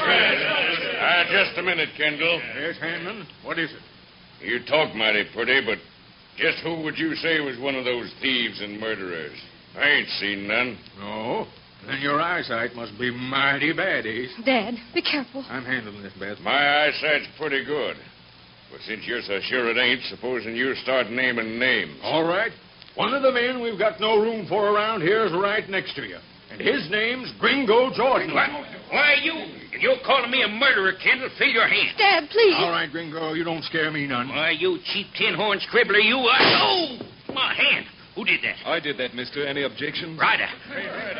But, Ryder, you've got to be butting in. This skunk called me a murderer and then went for his gun. I'd say Mr. Kendall was right, as usual. Yeah, someday, Red, you're going to reach for your iron and just draw lead. A whole skin full of lead. Maybe, Ace, but it won't be yours. No, it won't. Because I'm not waiting for Hanlon, Ryder. Still a lot of fight left in you, isn't there, Gringo? Hand me back that 6-gun and find out. I've got a better idea. I'll just take off my gun belt. That'll make us even. If you're looking for a fight... Me take a belt, Red Ryder. Think you're pretty good, do you? Well, try this.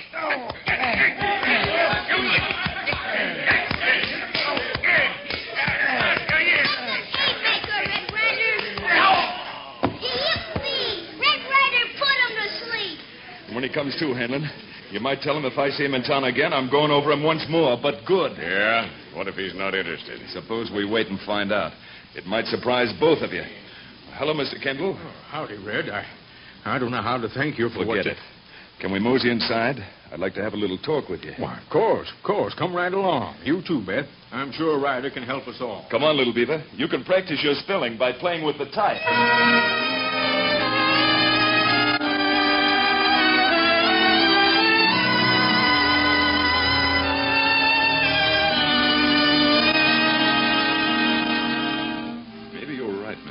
But it doesn't sound like Ace Hanlon. He's usually too smart to stir up trouble openly. That's just what Dad said earlier today. Still, I can't see what reason he'd have to try to make the town lawless. Cattle's all shipped and paid for. What little crops there are. You know what I was just wondering? What, Red? Well, the only thing around here of any importance today is the new tunnel the government's putting in to bring water down to Painted Valley from Lake Bonita. Uh-huh. And the man who's contracting the job has had trouble. There's talk going around that if he can't finish this week, they're canceling his contract and giving it to a concern from Fort Badger. Red Ryder, me hear him some men trying to make Injuns angry about water tunnel. Tell them tunnel go through, Injuns no can fishermen lake. Thanks, little beaver. Well, that ties up some, Mr. Kendall. Bless me if I can see what earthly good Ace Hanlon could get from stirring up the Injuns and trying to block the tunnel. The water it'll bring goes to his ranch as well as everyone's else. Dad's right, Mr. Ryder. Ace would only be cutting his nose off to spite his face. Him funny. Ace Hanlon. Him looking plenty bad enough without him cut him nose. Never mind, little beaver. Well, I can't find out anything for sure sitting here and guessing. Think I'll take Thunder and ride up to the tunnel and have a look-see. Sounds like a blind trail to me, Red. I say we ought to call a mass meeting down to the town hall. Organize vigilantes if we have to, and run them gun-toting scoundrels clean out of this valley. There's no question about a mass meeting to my mind. But just talking without proof won't get us very far. Now, if I find anything out at the tunnel, we should have you elected president of the Law and Order League before sundown. Come on, little beaver, we're riding.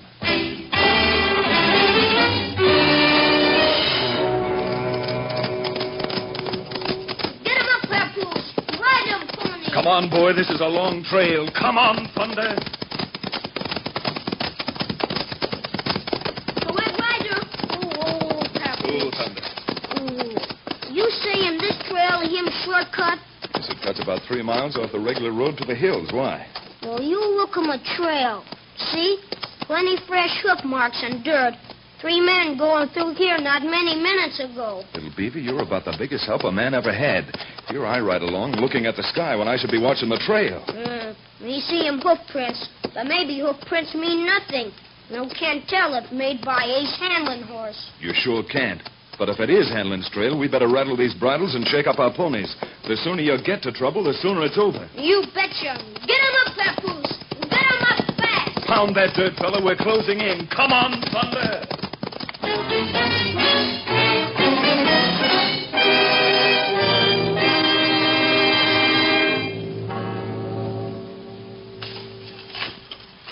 Come on, boys. You're shoveling like a bunch of gophers. Dig in. Move that rock like men. Boss. Yes, Ned. That fellow runs the Silver Dollar in Devil's Hole. He's just outside the tunnel entrance giving out men handbills. Handbills? What for? Here, I took one. He's passing the others out to the ship that just went off. Yes, let me look at it here. What's it say? Anniversary week, starting Saturday. Free deluxe dinners and entertainments to all our customers. Come and bring your friends. Eat, drink, and enjoy yourself at... Why, that... If our men start going down there, they're bound to get into trouble. Yeah, that's what I figured. Probably all end up in jail instead of getting back here on the job. Well, I'll soon put an end to that. Come on. I'm going down and run Mr. Ace Hanlon out of here for keeps. Everything's free, men. Come down and enjoy it. Why, listen to that sidewinder. Bard says to him. Big free party down to my place. Here you are, brother. Hanlon, I'm giving you 10 seconds to clear out of here. Well, howdy, Carney. You wouldn't be aiming to spoil the boys' fun, would you? Fun, eh?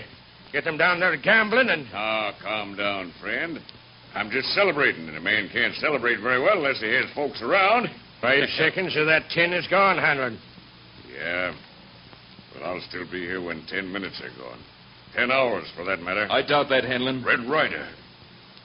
Well, you seem to cover a lot of territory, don't you? There'll be a lot covering you, Ace, unless you do as you're told. You talk big, Red.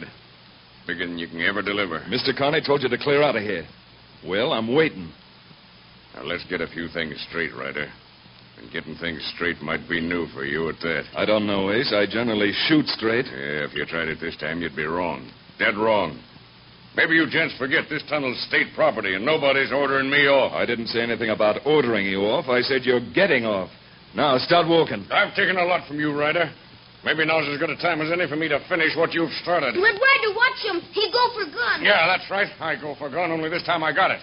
I suppose you start walking, Red. Walking fast. Getting the drop on me might have been a mistake, Hanlon. Yeah? Yeah. Guns aren't the only thing to make a man change his mind.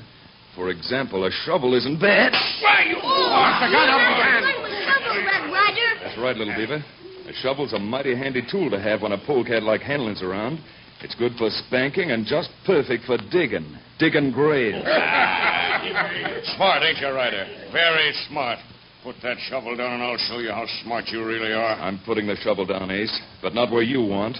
I'm putting it across the seat of your pants.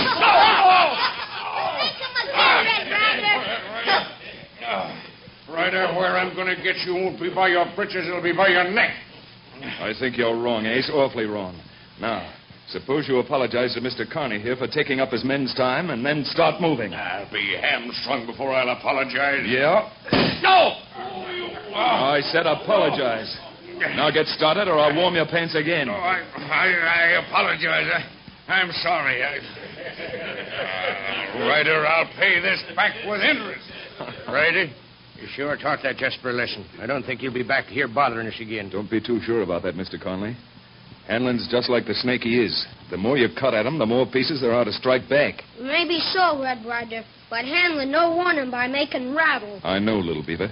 And that's why I'm going back to town and build a trap that snake is never going to get out of. Next time he lashes out with his fangs, he's going to be a goner.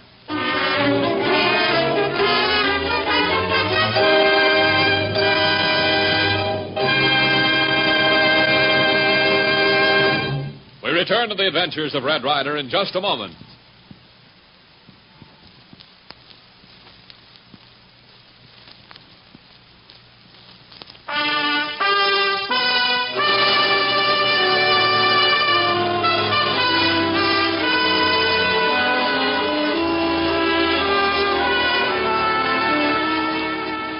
Having run Ace Hanlon out of the water tunnel Pat Carney's building, Red and Little Beaver have raced back to Devil's Hole to talk over Red's plan with Editor Kendall, while Hanlon plans his own revenge for the humiliating whipping Red has given him.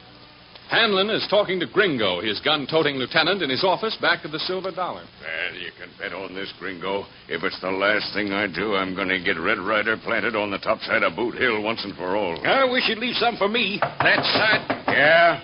What is it? Hey, there's a Mr. Stark here to see you, boss. Stark? Well, have him come in, Frenchie. Here. Right through here, Mr. Stark. Come in, Stark. Come in. Howdy, Ace. Glad I found you. You know Gringo, Stark? Hi. Hello, Gringo. Hanlon, I promised you $10,000 if you'd see that Carney didn't finish that tunnel. And I got the contract. Now... Hold up, Stark. I made a bargain, and you're living up to it. Yeah, well, I'm not, unless Carney closes down tomorrow. I just got word from the state that he may get an extension. Well, what do you want me to do? Blow it up and get all of us in jail? I know what I'm doing. I got most of his men coming in tomorrow night, and by the time they get through with what I'm going to feed them, they'll be behind bars for disturbing the peace. I hope you know what you're doing, Ace, because I do. You've got exactly 24 hours more. Why, I'll plug that welcher if he tries to back up. Shut up. Okay, boss, only... First thing I better do is make sure that fool editor doesn't start trouble. I think I'll just amble over there and have a little heart-to-heart talk with Kendall. Yeah, maybe he wants to go on living. Wait here, Gringo. What I got to say to him won't take me very long.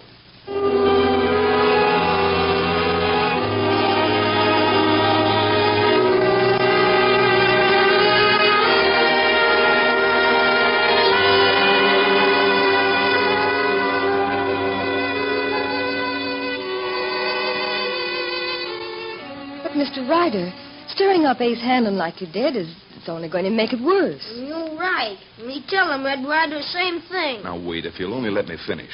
I've got the proof I wanted, or mighty close to it. Now, anybody can try and fix things with gun law, but no matter what way it ends up, some innocent people are going to lose their lives. Well, then what do you suggest? Getting out a special edition of the Clarion, telling the facts.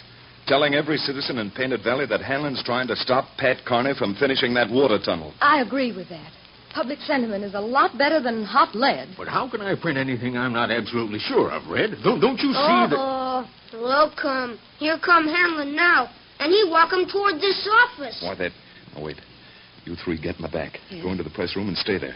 I'll talk to Hanlon. But, now, go on. He's almost at the door. Well, all right, but I don't know... Mr. Kennel, where's your pen? Pen? Under them papers on the desk. Thanks. Here we are. Now for the inkwell. Hello, Hanlon. Huh? Come right in. This may interest you. What are you doing here, Ryder? Where's Kendall? Kendall's gone for the day. I'm the new editor. Oh. Well, in that case, maybe I better talk to you. Talk to me about what? Some advertising I'd like to run in the Clarion, announcing the big anniversary celebration the Silver Dollar's having starting tomorrow. I wouldn't worry too much about tomorrow if I were you, Hanlon. No? No. By the time this editorial I'm writing is printed, Devil's Hole and Painted Valley won't be the healthiest place for you. And why not? Because we're telling our readers that Ace Hanlon's been hired to see that Pat Carney doesn't finish that water tunnel. We got laws in this country. Laws to stop people like you from slandering a man's character. Those laws are only good when a man's got character to start with, Ace. Why, Well, since I'm a law-abiding man, Ryder, print that, and we'll see whose side the law is really on. But if you do print it, make sure you keep your 6-gun handy because you'll be needing it. Maybe. But all I've needed so far is a shovel.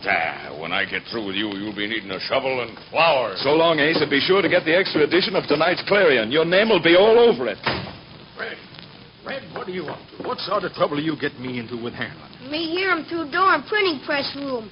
Hanlon, he am plenty angry, Red Ryder. He's going to be madder than that when he reads our special edition. We can't print any story about Hanlon and the water tunnel, Red, without proof. I promised you the proof, didn't I? Well, yes, I guess so. Dad, Mr. Ryder's never broken a promise to anyone. And I don't aim to now.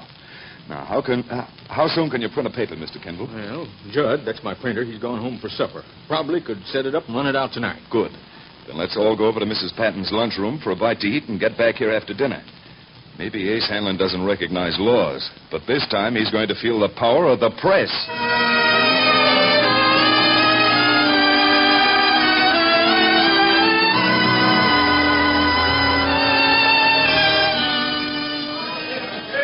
Now, look, Ace, you can't stand there all night staring like that, not saying a word. Oh, I know. I've been thinking. Gringo, how many of these men around here can you trust? No, 4 or 5, maybe. Why, boss? 4 or 5, huh? Well, that ought to be enough. Yeah? Look, Ryder don't scare easy. I'm afraid maybe he'll run that editorial no matter what I told him. There's only one way I can be sure. What way is that, Ace? Tear that newspaper plant and presses apart so bad they won't be able to print nothing about me. You think you can handle that, Gringo? Yeah, watch me.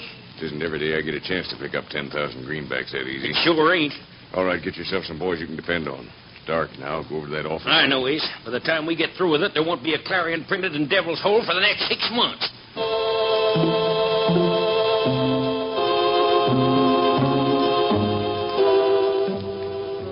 All right, Buck. Smash that lock. All right. That does it. Nice work. Now, come on. Let's go in there and get to work. Well, this is going to be easy. Lash, Springer, you two start with them sledges on the printing press. You come with me, Buck. I'll lock the front door. We'll pile up this paper and put a match to it. Yeah, that's the way, boys. Smash it good. Let me see him try and print a paper on that. Got that match ready, Buck? Right here. Now put that kerosene on it and let's... Hey, Gringo, look, out that front window. That's Ryder and them Kindles are coming. Let them come. We fixed them presses so they won't do the printing. Throw that match on this paper, Buck, and then let's go. Come on, here they come. Out the back door. Keep them going. Come on. Look, Mr. Kendall, they went out the back way.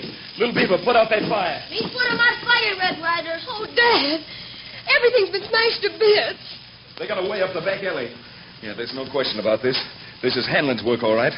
Fire. Him out all right, Red Ryder. Good, Little Beaver, good. Oh, just look at this place. It's a wreck. Yeah, not a chance of printing a paper about Hanlon now, Red. Press is smashed to smithereens. Red Ryder. Yes, Little Beaver? Me spell 'em pretty good now. Let me put 'em tight together and make 'em paper. What good will one paper do, Little... Wait a minute. One paper might be all we need. One paper? I don't see what you mean, Mr. Ryder. Well, I do. Mr. Kendall, the printing paper's all right. The type's here. Now, could we set up and print one paper? Just one by hand? Well, yes, I guess so, Red. But for the life of Then me, let's get started. There's more than one way to skin a snake. One paper will be enough to make Hanlon overplay his hand for the last time.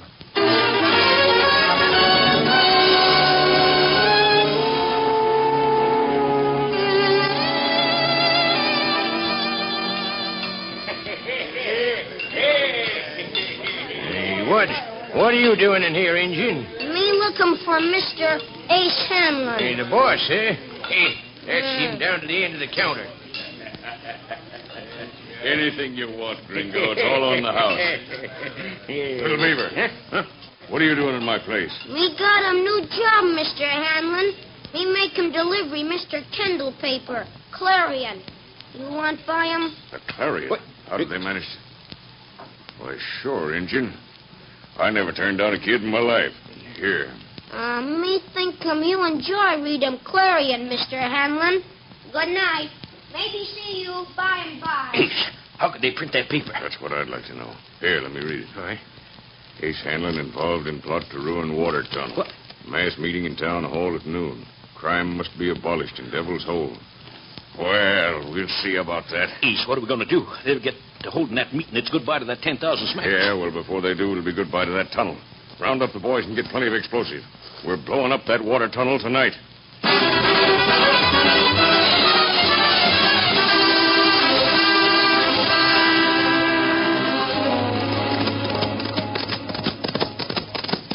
All right, men. Far enough. Dismount. What do we do with this explosive, Ace? Carry it into the tunnel. There's no one there. It's dark. Now, watch it, Gringo.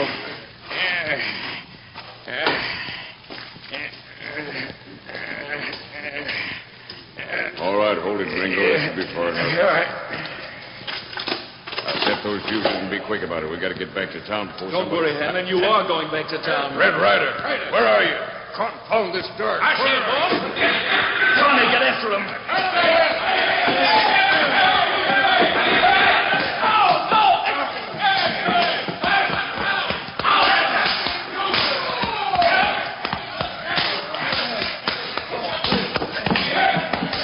I told you I'd get you, Red.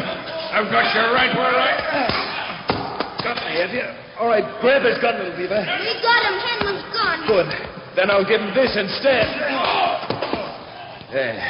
Now we'll get these handcuffs on him, and I think it'll be the last we'll be hearing from Mr. Ace Hanlon for some time. I got him. He's been rounded up, the lot of them, right? And Shorten, I don't feel that he can ever thank you enough. Don't thank me, Connie. Thank little beaver. It was his idea to print one paper. Me think but Red Ryder know what to do about him. Ryder, as editor of the paper and a representative of the whole valley, you've done a wonderful job. It's only half done, Mr. Kendall. I'm sure Hanlon's going to get to jail this time. But the rest of the job will be to make sure he's convicted. All right, help me get Hanlon up, little beaver, and let's get back to town. I won't sleep well tonight until I know Ace Hanlon's locked safe behind bars.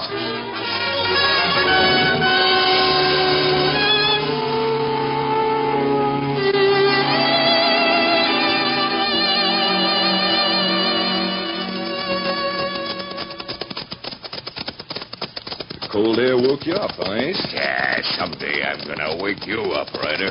Maybe someday. 20 years from now, when you get out. I'll take my chances. All right, strap that for me, little beaver, and let's ride. Stir him up, that fools. Get. Back to Devil's Hole, Thunder. We got a prize package. Come on, Thunder.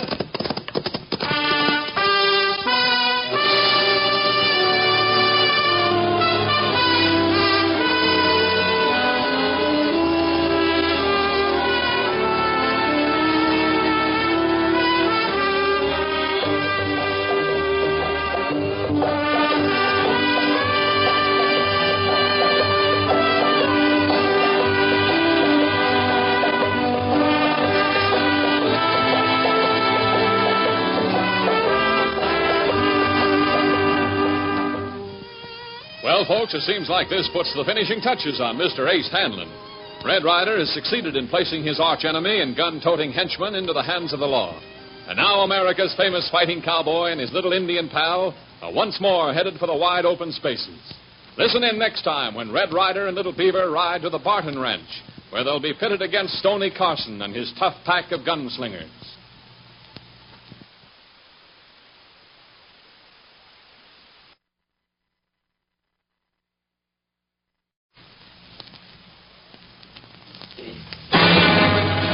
From out of the West comes Red Ryder, America's famous fighting cowboy.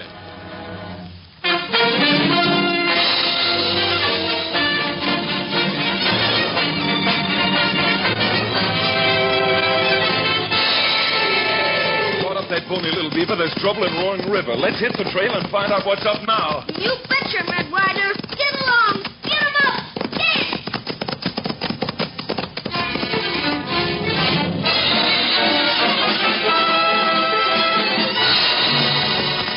Get going, Thunder. Hit that trail. Come on, Thunder!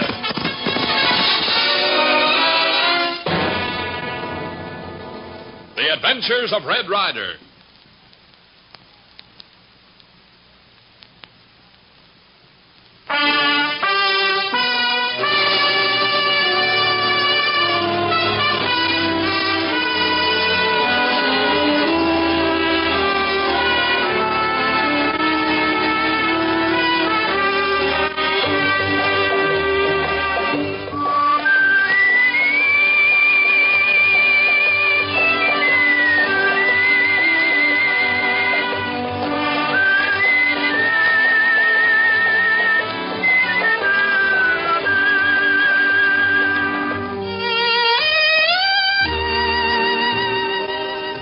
Having saved Devil's Hole depositors all the money they had entrusted to Kirby, Red Ryder was getting ready to help the Duchess on spring roundup when he received a letter from old Eli Corbin begging Red to come to his ranch in Roaring River before it was too late.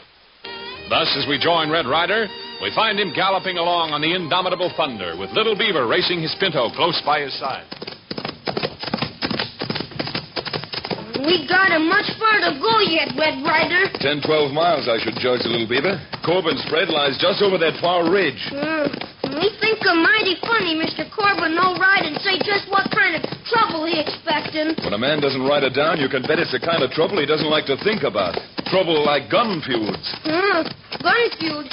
Maybe then we better speed him up pony some, Red Ryder. Now you're talking, Little Beaver. Let's see you brought that pinto. We put him okay. Get him up, Papoose. Get him moving. Get! Lay on to it, fella. We gotta make Corbin's range. Come on, Thunder!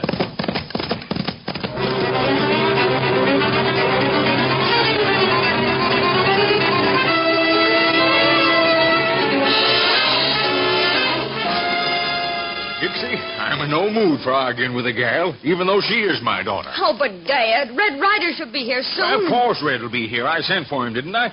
But as sure as my name is Elihu Corbin, I've stood enough from Bash Fenton, and I'm going up there and tell him so. Now. Oh, Dad, if you'd only wait.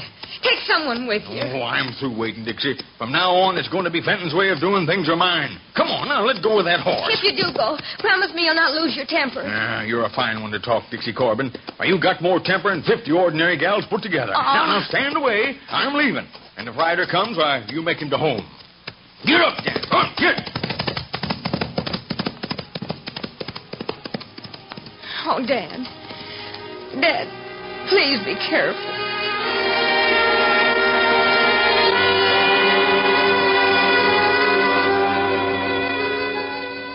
Fenton, I tell you, I'm through molesting them settlers. When they first moved in here, I thought maybe you were right about them taking the grazing lands us old-time cattlemen need. Well, I'm still right, Corbin. Oh, no, you're not. You're just using that as an excuse to rustle their steers and rob their corrals and steal them blind. Yeah? Well, what if I am? What are you going to do about it? You're in this, too, you know. You mean I was in. But unless you swear you let up on them nesters, I'm going down to the sheriff and tell him the truth. Do you really think I'd let you? You try and stop me. Go on. Old as I am, I'll take my chances with a maverick like you. Medicine with my bare hands. Why, you locoed old... You can't stand up like a man, can you? Come on. Get up, you old wildcat. Let go. Let go of my neck. Let go. Try and stop me, will you? Hurting me, huh? Well, there. Yeah, by the time you wake up, Bash Fenton, I'll be at the sheriff's. So long. I'll see you in jail. See me in jail, will you? Well, I'll see you in Boot Hill first. Mitch! Bandy! Fill your saddle holsters and get ready to ride.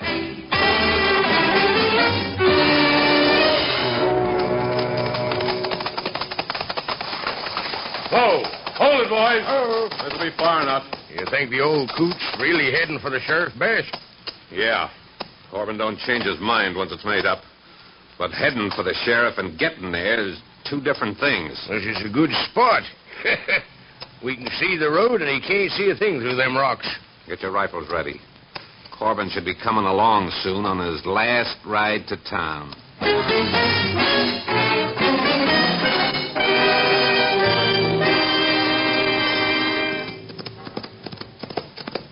Getting tuckered, Little Beaver? No, me not tired, Red Ryder. Pony get him tired from fast run. Well, in that case, suppose we rein up here for a minute and let Papoose catch his breath. Right easy, Thunder. Oh, boy. Oh, Papoose. Sure got a mighty pretty panorama, this valley from here. Can see maybe 20 miles. Heap nice ranch country. You bet. Maybe one day when you get married, we'll settle up here in Roaring River. Me no get him, squaw. Me fight him brave. Red Ryder, look him across valley. 3 men with rifle. Darned if there aren't. And from the looks of them, they're getting ready to dry gulch someone. You betch him dry gulch. We'll see. One man ride him down and rode all alone. Darned if that doesn't look like old man Corbin. Little Beaver, it is Corbin. And we're at least a good mile away. Rake that pony. We've got to try and break it up. Get him up, Papoose. Get him flying. Get it. Stretch him out, old fella. There's a man's life at stake. Come on, Thunder.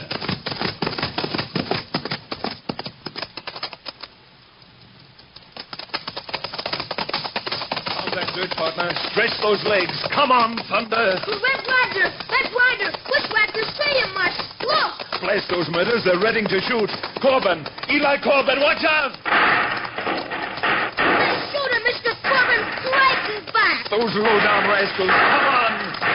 No, you shoot him six-gun, Red Ryder. They got him too much head start. Oh, Thunder, oh. If I ever see them bushwhackers again, I'll put my brand on them for good. Come on, little beaver. We better get Corbin and take him back to his ranch.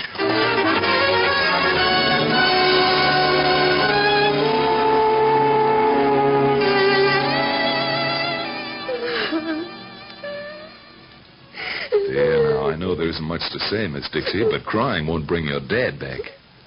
Those foul killers.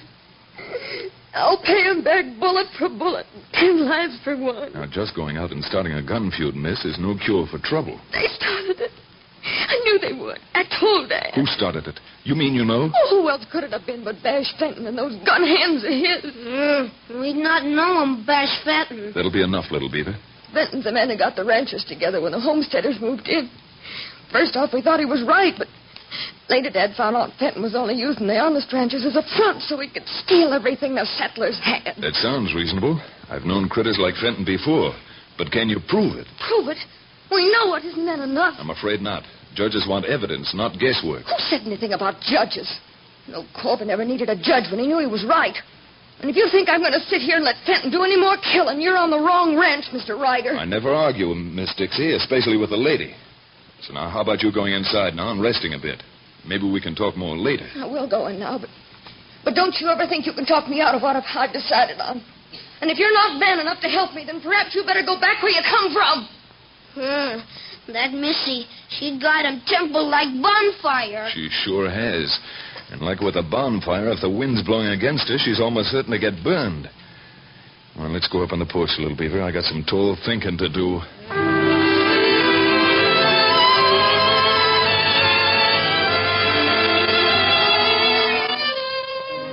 You still think him, Red Ryder? Uh-huh. What you think him? I'm thinking how I can smoke out those coyotes that gunned down Eli Corbin before Miss Dixie gets herself into real trouble. Miss Dixie, she say man named Fenton do. Yeah, I've heard of Fenton. He's got a reputation from Abilene to Santa Fe, and none of it's good. But a jasper like that has generally had too much experience to be caught easy. You catch him plenty other bad men, but maybe you don't know how to tie him down girl, huh? It's about the size of a little bit. Well, looks like we got a visitor. There, riding in through the gate. Red Ryder, him looking like man we chase him this afternoon. Looking like him and proving he is him is where we've got our job. Howdy, mister. Something we can do for you? Why, yes. Miss Corbin home? Yeah, she's home, but she's not seeing anyone right now. I'll be glad to give her your name. Fenton, cowboy. Bash Fenton. Oh. Never seen you on the Corbin spread before. You new here? Sort of. I just rode in today. Got here just when the polecats that dry gulched Mr. Corbin shot him in the back. Oh. You mean you saw who they were? I can't honestly say I know exactly who they were, but if I ever find them, they'll always remember Red Ryder. Red Ryder, huh? So you're the strawberry blonde with a great reputation. Reputations are something you'd know about, Fenton. And as for the hair, I don't admire it being described as strawberry blonde. Why, some of the prettiest gals I ever knew were strawberry blondes. You got hair women would give a lot for. Yeah, Fenton? Well, I've got eyes, too. That's more important. Eyes and an awful good memory. Something tells me you're trying to say something, Ryder. But I'm not much of a hand at reading between the lines. Supposing I put it this way. Eli Corbin was one of my oldest friends. I'm staying here in Roaring River until I find the Jaspers who shot him. And, Fenton, I don't expect to stay here very long. No, Red. I don't think you will stay very long. That is, not up and walking around. You may be wrong about that, Bash. I figure I'm perfectly safe walking around just as long as my face is toward you. What happens if I say I don't like your face? I'm an accommodating sort, Fenton. I'd offer you a chance to change my face. That is, if you said you didn't like it. All right. Then I am saying it. And I'm saying this, too. We got no room in Roaring River for your kind. It's So pack up and clean out of here. Not before I... Oh, no, Fenton. Keep your hand right above your belt. Now, come on, get it up. Yeah? Who do you think you're giving orders to, you sidewinding lily-livered... Red Ryder, watch him. All right, Bash, we'll play it your way. Make your draw. That's just what I am doing. You fool. You think you can get away because you were lucky and hit my gun? I'm not trying to get away, Fenton. I'm right here, waiting. What was that? Red, who did that shooting? Oh. Fenton. And you have the nerve to come here. Red Ryder, turn him around quick. I'll show you. Still got to learn your lesson, huh, Fenton? I never will like that face of yours, so... Go get him, Red Ryder. They come good. All right, little beaver. Right straight now. Good work, Red. I wish I'd have done it myself. Well, I'm glad I could save you the effort, Miss Dixie. He's a little more my size. That doesn't stop me. Well, I've got something to stop both of you, and I'll be using it. In that case, Bash, here, take your pop gun. You'll be needing that if you try anything else. Now go on, hit that horse and hightail out of here. Red, what are you doing? You're not going to let Fenton leave here, are you? I'd hate to contaminate the place by keeping him. Well, don't worry about me. I'll be back sooner than you expect. Get out. What sort of a friend are you, Red Ryder? I thought you were a man. Well, never mind. Fenton doesn't scare me. I'll go after him and bring his skin back full of holes. Now, hold on, miss. You're not going anyplace. Yes, I am, and I'm going right now. Now, Miss Dixie, I told you I hate to argue with a lady. Now, hold still. Let go of me! Let go of me! Now, hold me here while that murdering Fenton gets away. Take your hands off of me! Now, miss, I'm plumb sorry. I can't oblige you. But your dad was too good a friend of mine to let his daughter stick her head in a noose. Now, there. I hope I didn't hurt you. But even if I did, I saved you from being hurt worse. I don't want your sympathy or your apologies. We Corbins never needed any outside help, and I guess I'll manage to square this account without you. Now, please, Miss Keep quiet. Said and done enough already. The only thing left for you to do is to pack up and get out of here. Go on, did you hear? I said get out! But you're... All right, little beaver. Let's get our things. There are other ways than suicide to even up Corbin's death.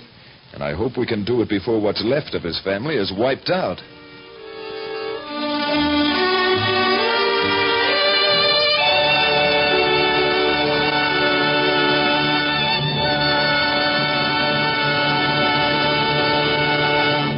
We return to the adventures of Red Ryder in just a moment.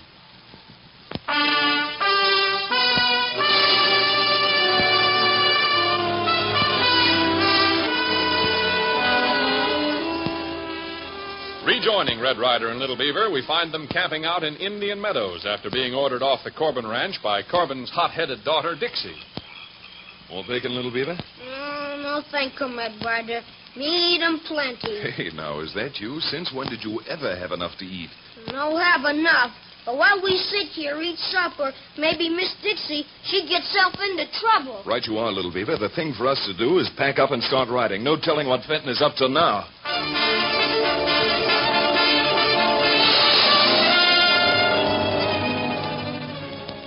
Fenton, you gotta let me out of this. I didn't reckon on no killings when I threw in with you. Yeah? Well, you're in. Just the way old man Corbin was in. Bash, I'm warning you. Either let me out of this or... Yeah? Or what? You wouldn't want to be found on the road to the sheriff's office with slugs in your back, would you? Would that be any worse than swinging for killings you got me into? I'd rather take my chances with you. That's just what you're going to do. What's more, you're not leaving here, Jackman. Hear me? You're not... What's that? Mitch, Bandy, where them footsteps coming from? Right from here, Fenton. Don't go for that gun. That's better. If you're looking for your men, they won't be coming to for a long time. Are you crazy or something coming here like this? Far from it. For the first time, I do know what I am doing. Well, where's that red-headed bodyguard you got? Outside? Ryder? Yeah. You'll never see him bodyguarding me. He's got skim milk or red blood ought to be. Now, let's get busy, Fenton. Open up that safe.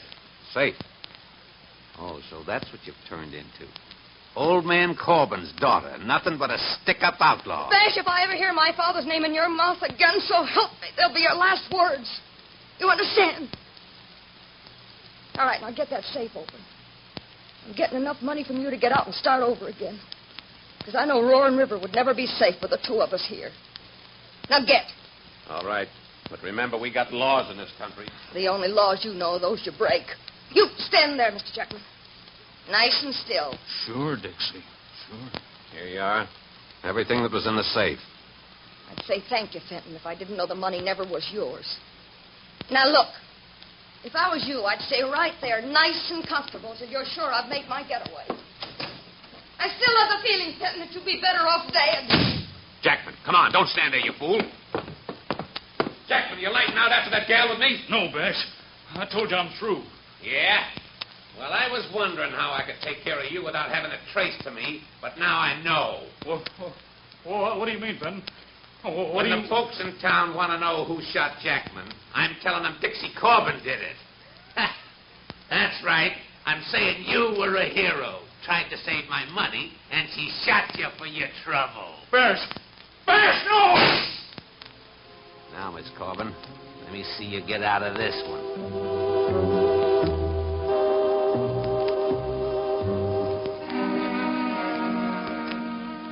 Sheriff, you needn't take my word for it. She even crawled up behind Mitch and Bandy and knocked them out. Darn it all, Fenton, it don't make sense.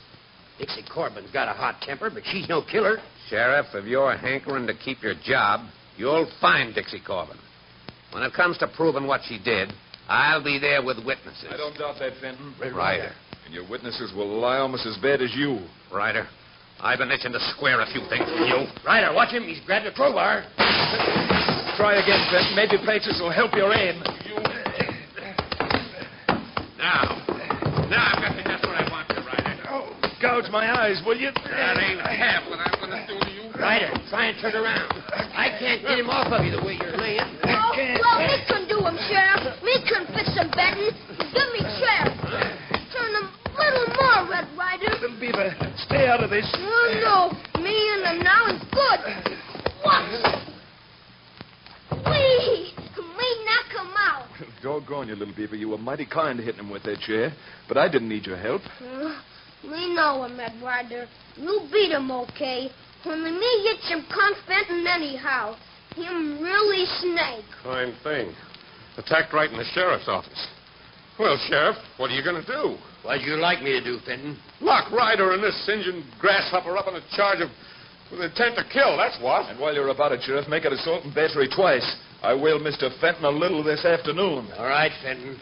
You better clean out and get to Joe's restaurant for a piece of beefsteak for your eye before they close. But what about Ryder and that Corbin girl? I know what to do about Ryder. All right, Sheriff. But no matter what happens, I want that girl brought in to justice. She'll be brought to justice, Fenton, along with a lot of other people. But one of them won't be you, Ryder, because you'll be 6 feet under. Sheriff, do you think she shot down Jackman? No, Red. I take my oath she never did. Good. In that case, how about forgetting the lockup for me and pinning a deputy's badge on my shirt? Deputy's badge? Yep. If you want me to bring in Dixie Corbin, I've got to have some legal authority. Ryder, you're a man after my own heart. Here's the badge. Now get to work. Thanks, Sheriff. Now, if you'll just let word out I'm deputized to bring in Miss Corbin, I might be able to help you clean up this whole county. Right. Come on, Little Beaver. We've got to find Dixie's hideout before Fenton locates it and closes in for the kill.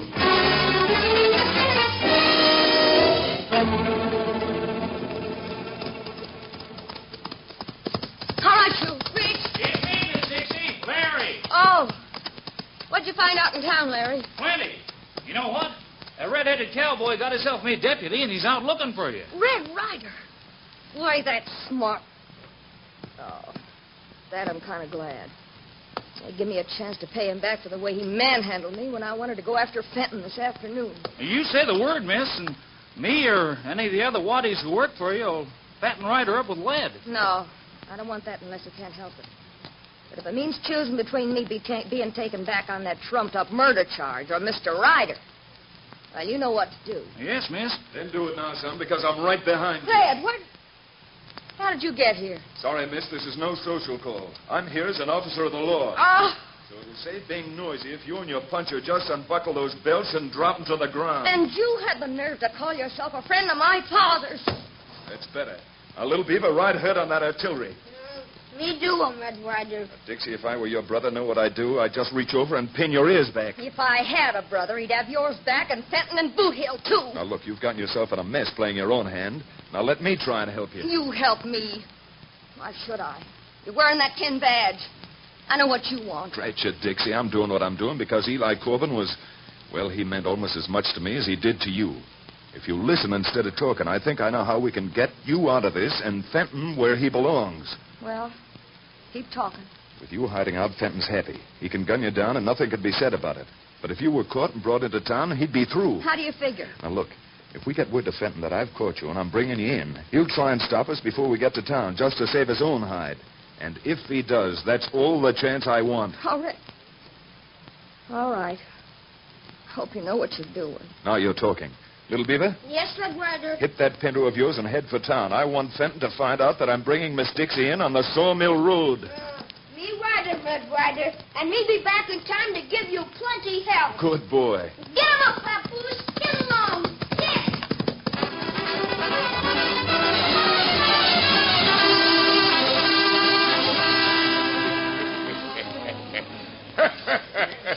That's a good one, Bass. You're sure that... Hey, here comes Red Ryder's Injun kid. Well, mister, anybody see him, Sheriff? Sheriff? Why? What's the matter? Red Ryder sent me to tell Sheriff him catch him Dixie Corbin. The dickens he did. Where's Ryder now? Him drive him on Sawmill Road. Miss Dixie horse herd. Both ride him on Thunder. Well, I'll tell you what. The sheriff went home. He lives about 7 miles the other side of town. You can't miss it. He's a big White House. Now, you better mosey along and tell him the good news. You betcha. Me tell him quick. Hey, what's the idea of sending the kid 7 miles out of town? You know the Shut sheriff... up, you fool. The last thing I want is for the sheriff to find out and for that girl to get to town. Oh. Come on, round up the men and let's head for Sawmill Pass before we're all swinging from trees.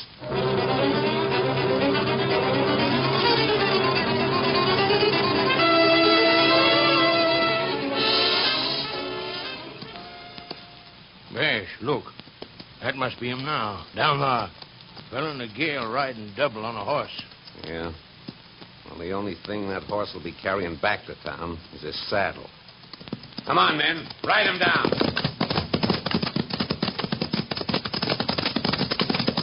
All right, you two. Reach. Bash Fenton, what do you want? You and that red-headed catamount, Ryder. Hey, that's Larry Clark riding with her. Where is Ryder? Where is he anyway? Right here, Fenton, right behind you. Why, you low down. Get him, boys! Larry, get the other two. I'll get Badge. There, try and get away with you.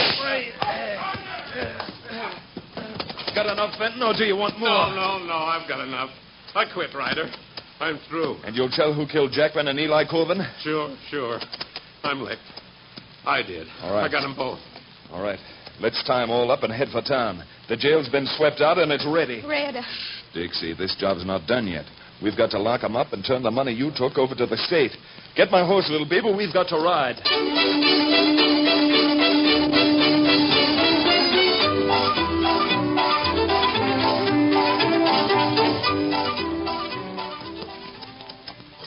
Red, won't you stay, please? With Dad gone, I need a real man to run the place. Larry's man enough. He proved that. And now with Fenton and his gang gone, things should be more pleasant. Well, little Beaver, how about heading for home? Oh, yippee. We like him home for change.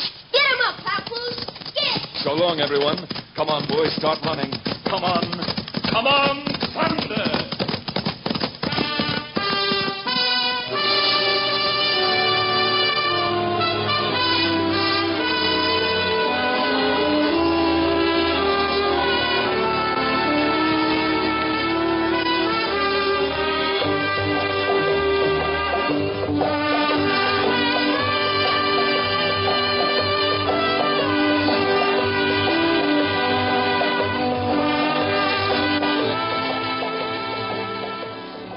Nice and peaceful like again at the Corbin Ranch, and it wasn't an easy assignment for Red Ryder and Little Beaver to get the goods on Bash Fenton and at the same time tame Little Dixie Corbin. But now, with everything under control, Red Ryder and Little Beaver ride for Painted Valley Ranch, where they find the Duchess and her neighbor accusing each other of rustling cattle. So listen again next time for Red Ryder, America's famous fighting cowboy.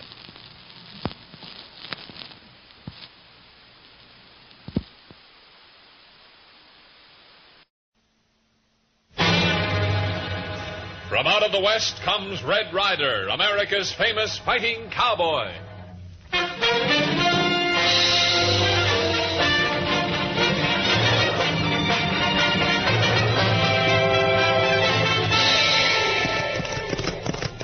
There's trouble brewing along Brimstone Way, so ride, little beaver. Prod that pony. You betcha, Red Ryder. Get him up, Papoose. Get him up. Come on, Thunder. Hit that trail.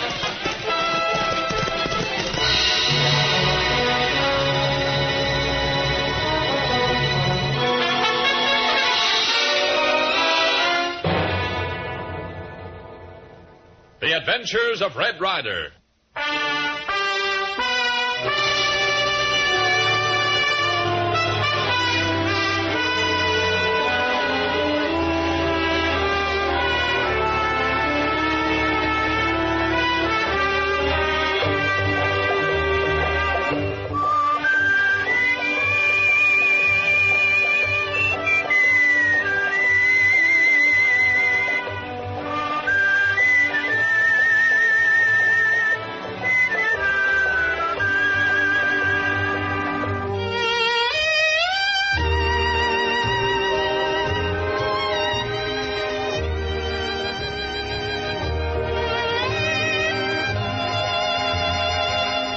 With Vash Fenton and his gang of gun-toters safely behind the bars of Roaring River's jail, Red Ryder and Little Beaver are again on the trail for adventure, riding the hills paralleling the highway which winds into Brimstone.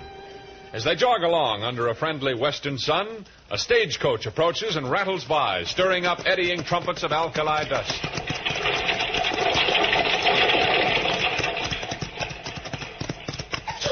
Oh, Thunder. Oh, boy. That dust start you sneezing, little beaver? Dust? You betcha, Red Ryder. Him. Red Ryder, look him down the road. Men ride him down and stop stagecoach. Where? Yeah, I see him. 5 of them. Why, those bushwhacking outlaws. See him? They shoot him, driver. Shot him from behind, too. Well, little beaver, shake up that pinto. We're riding. Up, Papoose. Get a move on. Get after those polecats, fella. Head for the road. Come on, Thunder.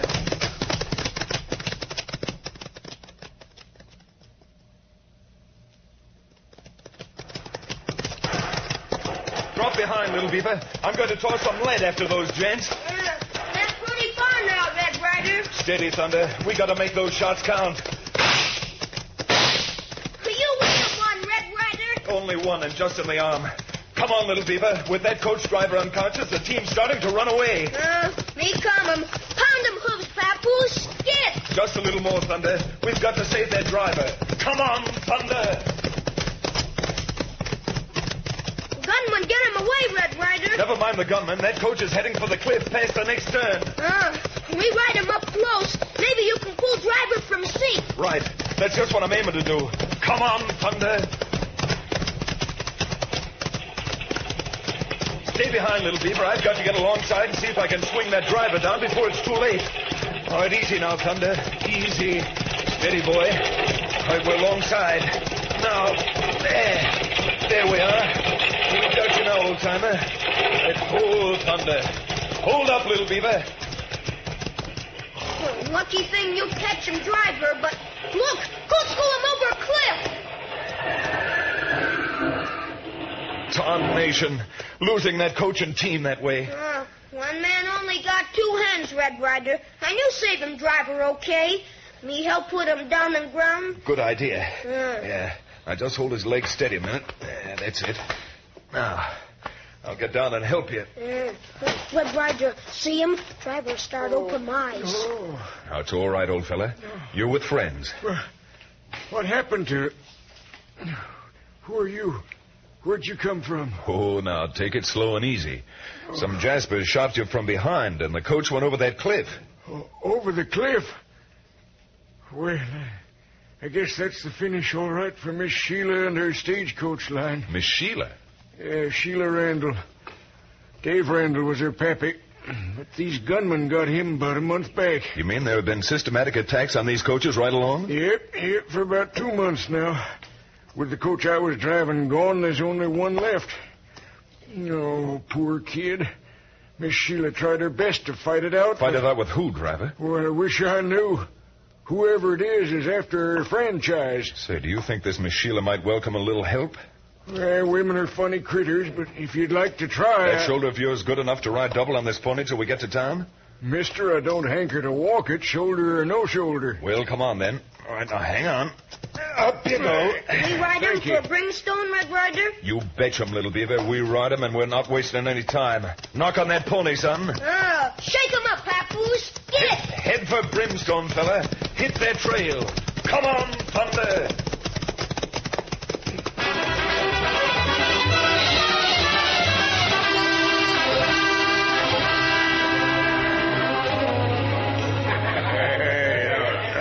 Oh, what's the difference, Juno? The coach and team smashed over the cliff. I gotta pin your ears back, Wolf. As long as that Randall gal's got a driver, she can still keep a franchise. Who was the Jasper that run you off? A big, rangy, red-haired puncher. An Injun kid was... Look, that's them now, bringing her driver back into town. Yeah. Looks like old Ben can't drive much with that shoulder out of whack. Maybe I better go on over and see that the rest of her help quits her. You stay here, Wolf, and don't show your face till after dark. Lucky Ben didn't go over with the stage. Yeah, what I want to know is who'll be next. Next? There's only one coach left, ain't there? What's happened here, you men? Oh, hello, Juno. We lost another stage. Ben got himself saved just in time. He's in the office now with Miss Sheila, fixing up his winged shoulder. Saved, huh? Who brought him in? Well, that hombre in the red shirt over there tying his horse up to the hitch rack.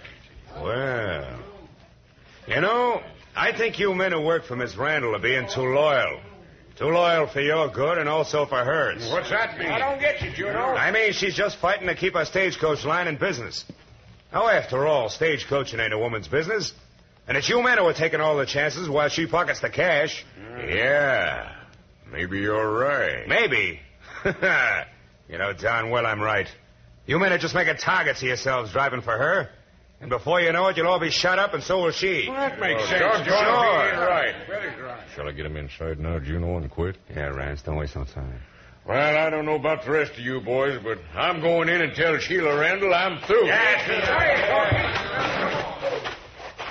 Howdy, mister. It's a nice job you did. Huh? Who are you? I'm the fella who just listened to you throw a monkey wrench into this girl's stagecoach line. You're crazy. These men are all friends of mine. You think I want to see the rest of them gunned down driving for her? Yeah. I don't think you'd mind a bit, mister. Why, listen, you Sorry, big... I haven't time to listen anymore. Come on, little beaver. Let's get into that stagecoach office and see what we can do. Me coming, Red Ryder. Hoping we not too late. Red Ryder, huh? Well, maybe before I'm through, we'll see if his blood's as red as his hair.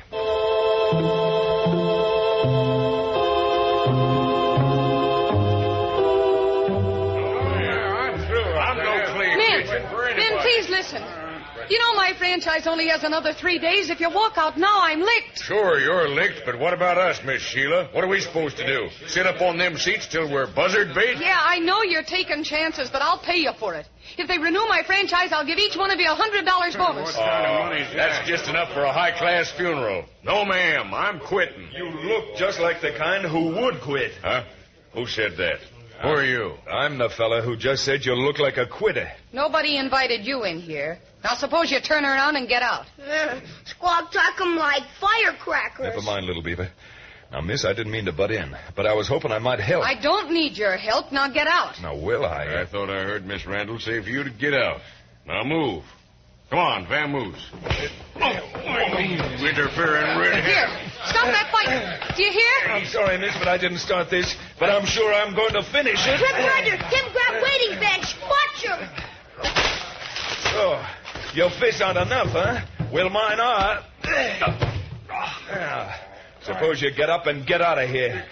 I said get out, and that goes for all of you. Or maybe you'd all like a little convincing. Come on, men. We got other ways of settling this. Well, now, if you're all through interfering, you can get out. with the rest of those hoodlums. Red Ryder, him no hoodlum. Him come here to help you. Little Beaver, keep out of this. Now, miss, I'm plumb sorry. Oh, why couldn't you have left me alone? I could have talked those men into staying on till my franchise was renewed. Now, with Ben shot, I haven't got a driver or a man left. Oh, yes, you had, miss. That is, if you're not too particular who. If you mean you want the job, I wouldn't have you if I never sent another stage through. Now, either get out of here or I'm going to have the sheriff drag you out. Go on! Come on, little Beaver. A woman who talks like that makes me realize I got a temper to match my hair.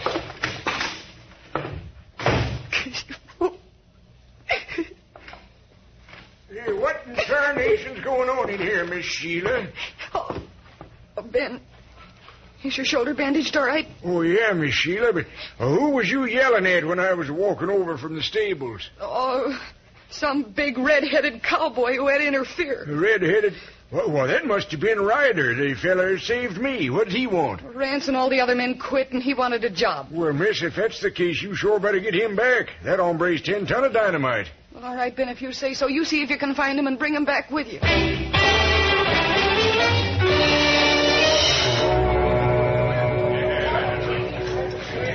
Shut up, you fools.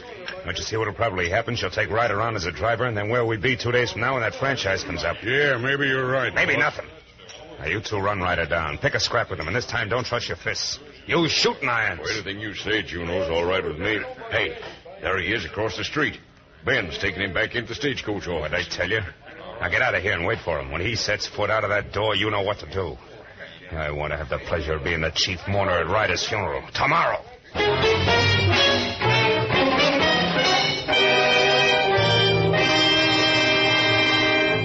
That's about all there is to it, Mr. Ryder.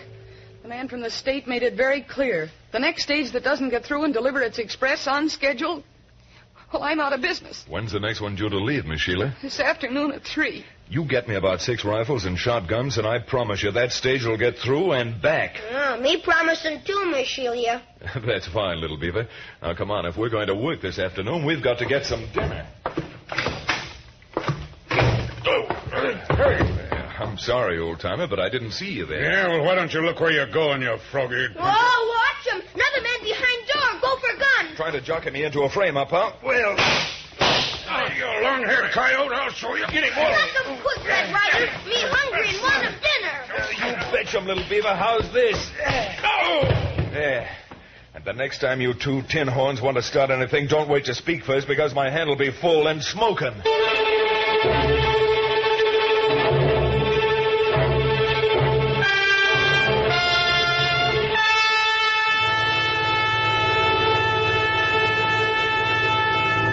We return to the adventures of Red Ryder in just a moment.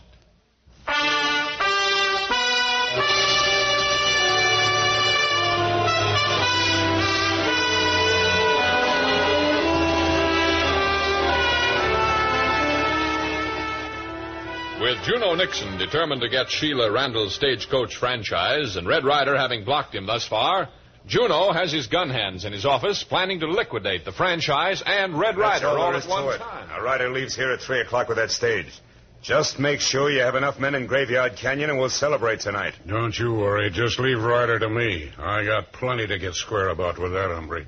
His skin will be so full of holes, Juno, you can use him for lace curtains. Come on, boys. Let's check the artillery and then ride.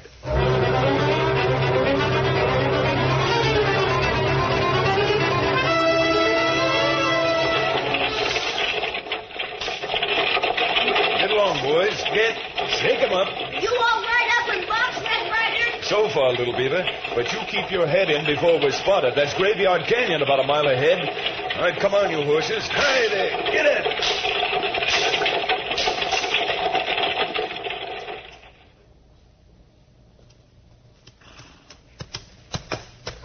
See any sign of that stagecoach yet? Yeah.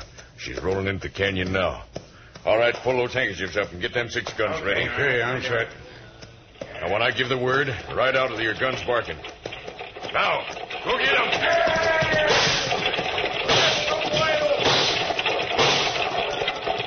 Hey, that stagecoach is alive with guns. Must be full of deputies. Now, double-crosser, turn them horses, men, and let's get out of here.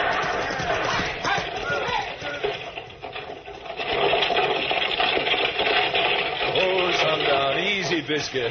Oh, boys. Red Ryder, bandits all gone? They sure are, thanks to you. Me put them string-through rifle triggers. All go off at once. Go boom, boom, bang, bang. Gunmen thinking we got coach full of deputies, huh, Red Ryder? Either that or the Marines had landed. Well, little Beaver, you can get out from inside now and ride up here with me on the box. You betcha, Red Ryder. Me, he lonesome in here alone, with only plenty rifle guns. All right, grab my hand. There we are. Now sit back, and with a fair break, this stage will be one that gets through from Miss Sheila on schedule. Hi there, Hope. Start moving your legs, you horses. This stagecoach is going to arrive on time.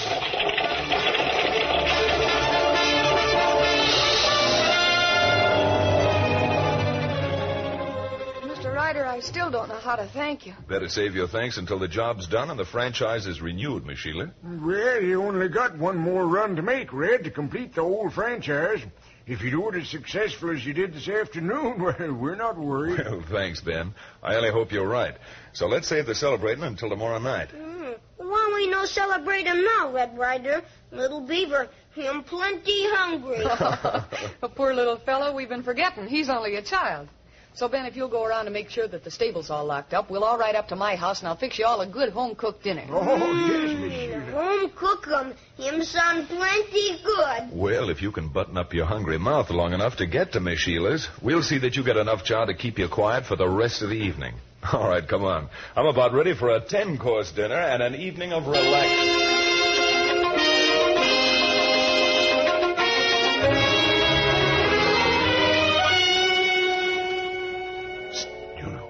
There they go now. Ryder, the kid, the gal, and old Ben. Yeah. Guess they're heading up the street. Probably for the Randall place. Any lights showing back in the stable? No. By the time it's good and dark, it'll be black as the inside of Lucifer's shroud. Sure.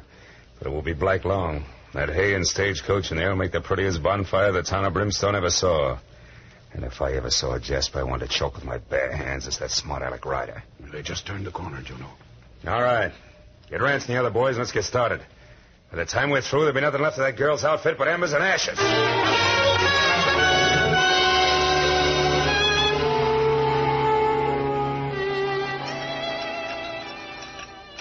How about some more spinach, little Beaver? Sure, please. Spinach heap good. Me like 'em. You sit still, Miss Sheila. I'll go to the kitchen and get it for him. Can I get you others anything? No, not me, Red. I'm full up till Wednesday right now. Miss Sheila, Ben, come here on the double. What's the matter? Something happened, Red Ryder? Look, out that window, see? What? It's a fire. Yes, ma'am, and if you ask me, it's coming from your stables. Blast my buttons, it sure is. Them stables are starting to burn like they's made of kindling. Now, Ben, you stay here and mind your shoulder. Come on, little baby, we got to ride. Thunder, get over here, boy, hurry. That's it, fella. Now, rake that pony, little beaver. Hit for town. Make 'em fly 'em, Papoose. Get 'em up. Hit. Wide open now, boy. Come on, thunder.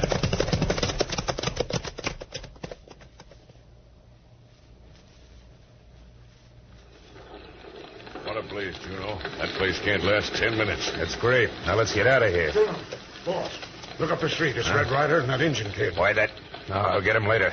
Fork those horses. Let's get out of here. Come on, man. Scatter and scatter. Shoot. All right, let him have Oh, rein up, little beaver.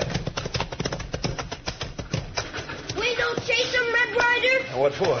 What we've got to do is try and save the stage and horses. I'll get over to that pump, little beaver, and start getting me barrels of water. If we can get the hay wet enough, there may still be time.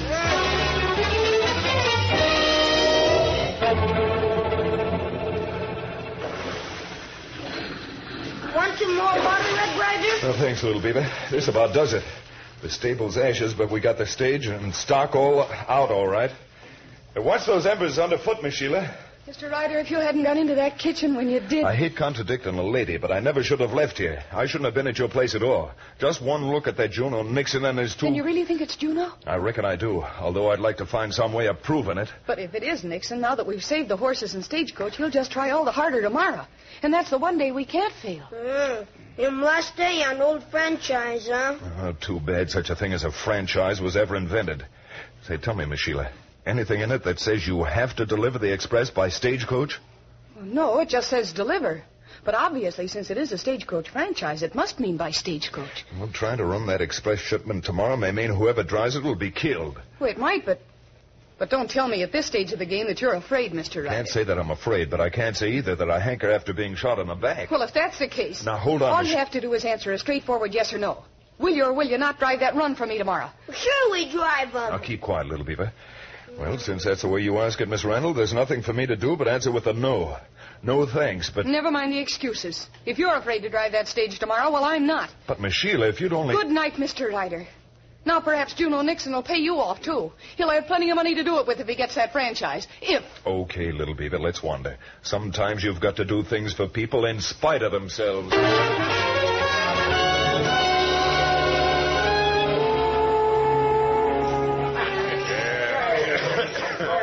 Juno, it is true.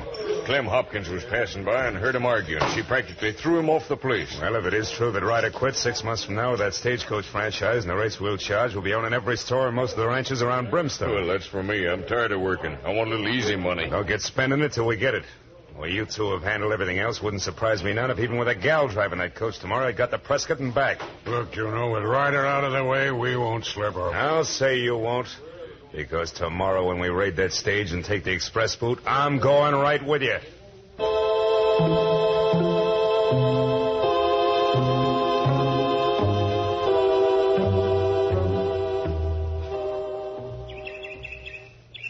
Look, Ryder. Yes, little beaver? Oh, look, down gorge. Juno and his gang ride him up toward rocks. Just what I expected. They'll be a half-mile further away than we are. Well, why we go and hold up Miss Sheila on stage when she come along? Because she's a stubborn, hard-arguing young lady. And when it comes to arguing, well, I'd rather get things done and argue later. Say, look, that cloud of dust. Isn't that the stagecoach? Yeah, dust. Him stagecoach, all right. Miss Sheila drive him with old Ben ride him shotgun. Old Ben, huh? Well, that won't hurt us none. All right, get set, Big Chief. We're knocking on our ponies. Knock him good, Papoose. Get him up. Get it. Run down that stagecoach, Thunder. Don't let him get away. Come on, Thunder. Stay back, little beaver. I'm going to shoot over their heads. Hold it. I said hold it. Ben, what's the matter with you? Why don't you pull that trigger? Keep him trying. That would be a mistake. Now, Ben, toss down that express boot. Don't you dare. Well, he's got me covered, miss. Yeah, here you are, Ryder. All right, pick it up, little beaver, and get started. Me do 'em. Me start 'em fast. Get him up, Papoose. Hit. You haven't heard the last of this, Mr. Ryder. No, I believe I haven't, and if you'll just look up ahead, you'll see why. Here comes Juno Nixon and his men hooting for trouble. So if you'll pardon me now, I'll be riding. Get going, fella. Come on, Thunder.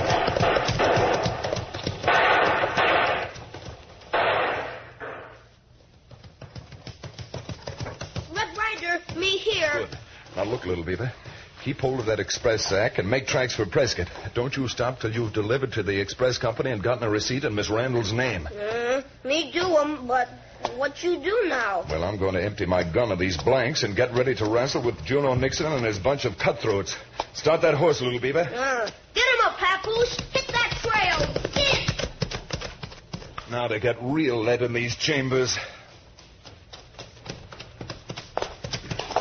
He went through here, Juno. I saw him myself. Ryder can't get away. We'll find him. You'll find him easier than you think, Juno. What? Oh, come on, all of you. Reach. Don't go for your gun, Wolf.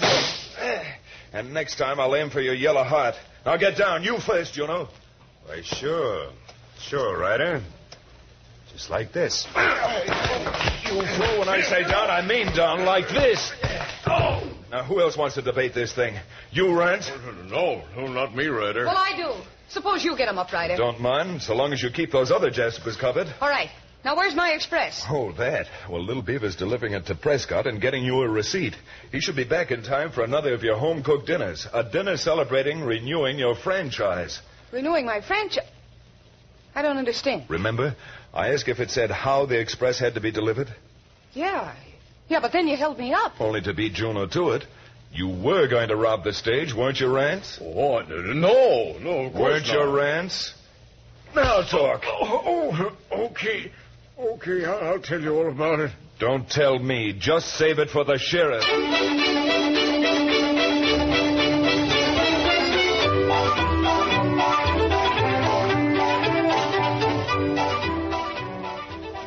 sure you won't stay in Brimstone, Red? I can't stay right now. I've got to see that little beaver starts going to school.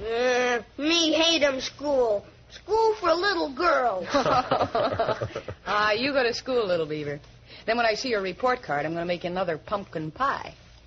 Red, you know how much I appreciate all you've done. Yes'm.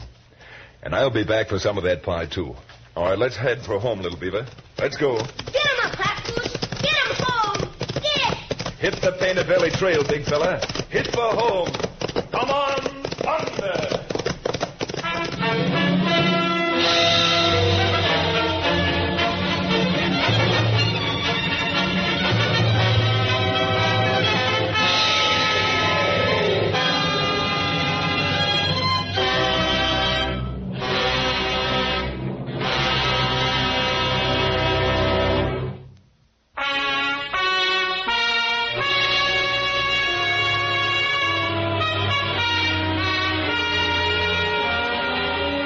Don't miss the next exciting episode of Red Ryder.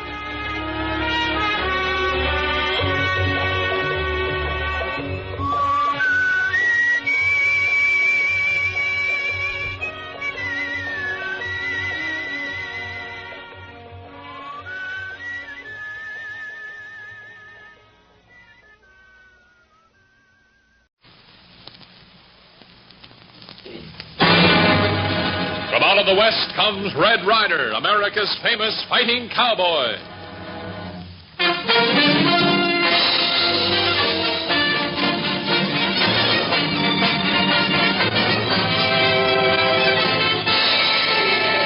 Caught up that pony, little beaver. There's trouble in Roaring River. Let's hit the trail and find out what's up now. You betcha, Red Ryder. Get along. Get him up. Get!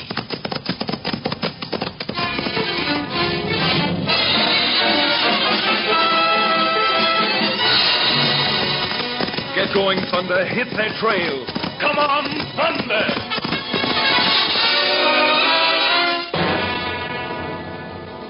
The Adventures of Red Ryder.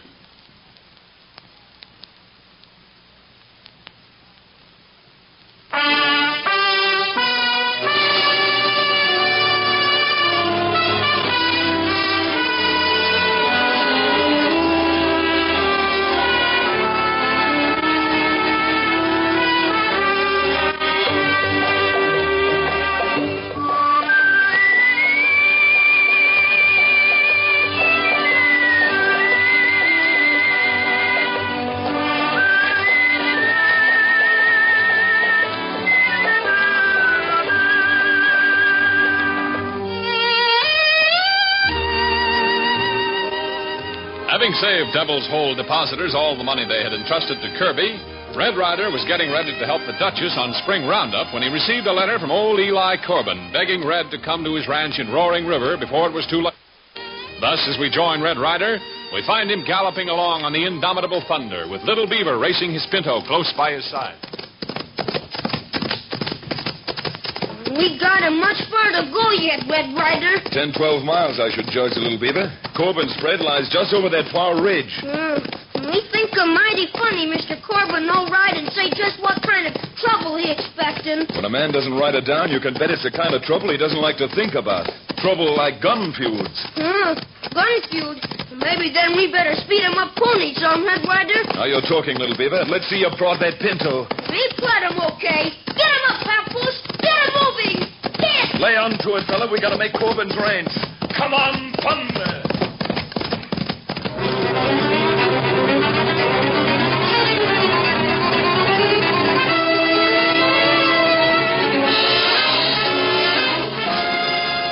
Dixie, I'm in no mood for arguing with a gal, even though she is my daughter. Oh, but, Dad, Red Ryder should be here soon. Of course Red will be here. I sent for him, didn't I?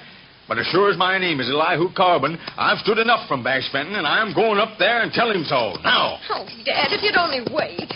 Take someone with you. Oh, I'm through waiting, Dixie. From now on, it's going to be Fenton's way of doing things or mine. Come on, now, let's go with that horse. If you do go, promise me you'll not lose your temper. You're a fine one to talk, Dixie Corbin. Why, you got more temper than 50 ordinary gals put together. Now, stand away. I'm leaving. And if Ryder comes, why, you make him to home. Get up, Dan. Come on, get. Oh, Dad. Dad, Please be careful.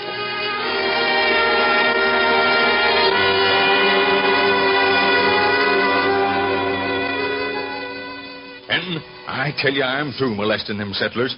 When they first moved in here, I thought maybe you were right about them taking the grazing lands us old-time cattlemen need. Well, I'm still right, Corbin. Oh, no, you're not. You're just using that as an excuse to rustle their steers and rob their corrals and seal them blind. Yeah? Well, what if I am? What are you going to do about it? You're in this, too, you know. You mean I was in. But unless you swear you let up on them nesters, I'm going down to the sheriff and tell him the truth. Do you really think I'd let you? You try and stop me.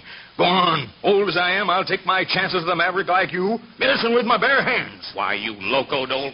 You can't stand up like a man, can you? You... Get up, you old wildcat. Let go. Let go of my neck. Let go. Try and stop me, will you? Hurting me, huh? Well, there. Yeah, by the time you wake up, Bash Fenton, I'll be at the sheriff's. So long. I'll see you in jail. See me in jail, will you? Well, I'll see you in Boot Hill first. Mitch! Bandy! Fill your saddle holsters and get ready to ride.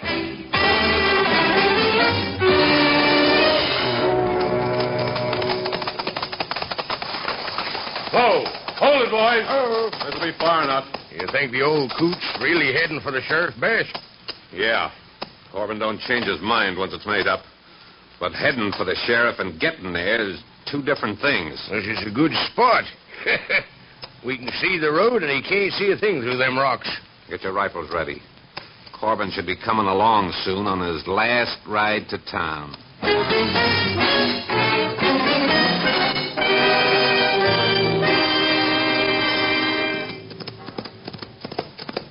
Getting tuckered, little beaver? No, me not tired, Red Ryder. Pony get him tired from fast run. Well, in that case, suppose we rein up here for a minute and let Papoose catch his breath. Right easy, Thunder. Oh, boy. Oh, Papoose. Sure got a mighty pretty panorama, this valley from here. Can see maybe 20 miles. Heap nice ranch country. You bet. Maybe one day when you get married, we'll settle up here in Roaring River. Me no get him, squaw. Me fight him brave. Red Ryder, look him across valley. 3 men with rifle. Darned if there aren't. And from the looks of them, they're getting ready to dry gulch someone. You betch him, dry gulch. We'll see. One man ride him down and rode all alone. Darned if that doesn't look like old man Corbin. Little beaver, it is Corbin. And we're at least a good mile away. Rake that pony. We've got to try and break it up. Get him up, Papoose. Get him flying. Get! Stretch him out, old fella. There's a man's life at stake. Come on, Thunder.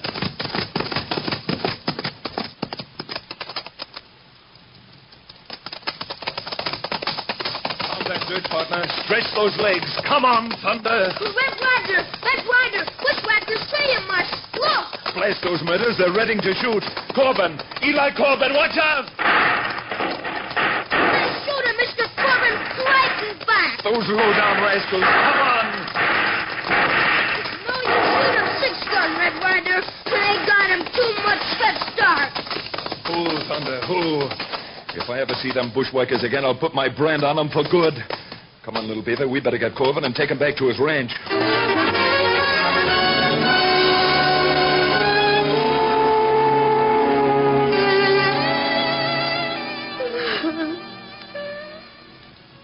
There, now, I know there isn't much to say, Miss Dixie, but crying won't bring your dad back. Those foul killers. I'll pay him back bullet for bullet. 10 lives for one. Now, just going out and starting a gun feud, miss, is no cure for trouble. They started it. I knew they would. I told Dad. Who started it? You mean you know? Oh, who else could it have been but Bash Fenton and those gun hands of his? We'd not know him, Bash Fenton. That'll be enough, little beaver. Fenton's the man who got the ranchers together when the homesteaders moved in. First off, we thought he was right, but later Dad found out Fenton was only using the honest ranchers as a front so he could steal everything the settlers had. That sounds reasonable. I've known critters like Fenton before. But can you prove it? Prove it? We know it. Isn't that enough? I'm afraid not. Judges want evidence, not guesswork. Who said anything about judges? No, Corbin never needed a judge when he knew he was right. And if you think I'm going to sit here and let Fenton do any more killing, you're on the wrong ranch, Mr. Ryder. I never argue, Miss Dixie, especially with a lady. So now, how about you going inside now and resting a bit? Maybe we can talk more later. I will go in now, but don't you ever think you can talk me out of what I've decided on. And if you're not man enough to help me, then perhaps you better go back where you come from. That Missy, she got him tempered like bonfire. She sure has. And like with a bonfire, if the wind's blowing against her, she's almost certain to get burned. Well, let's go up on the porch, little beaver. I got some tall thinking to do.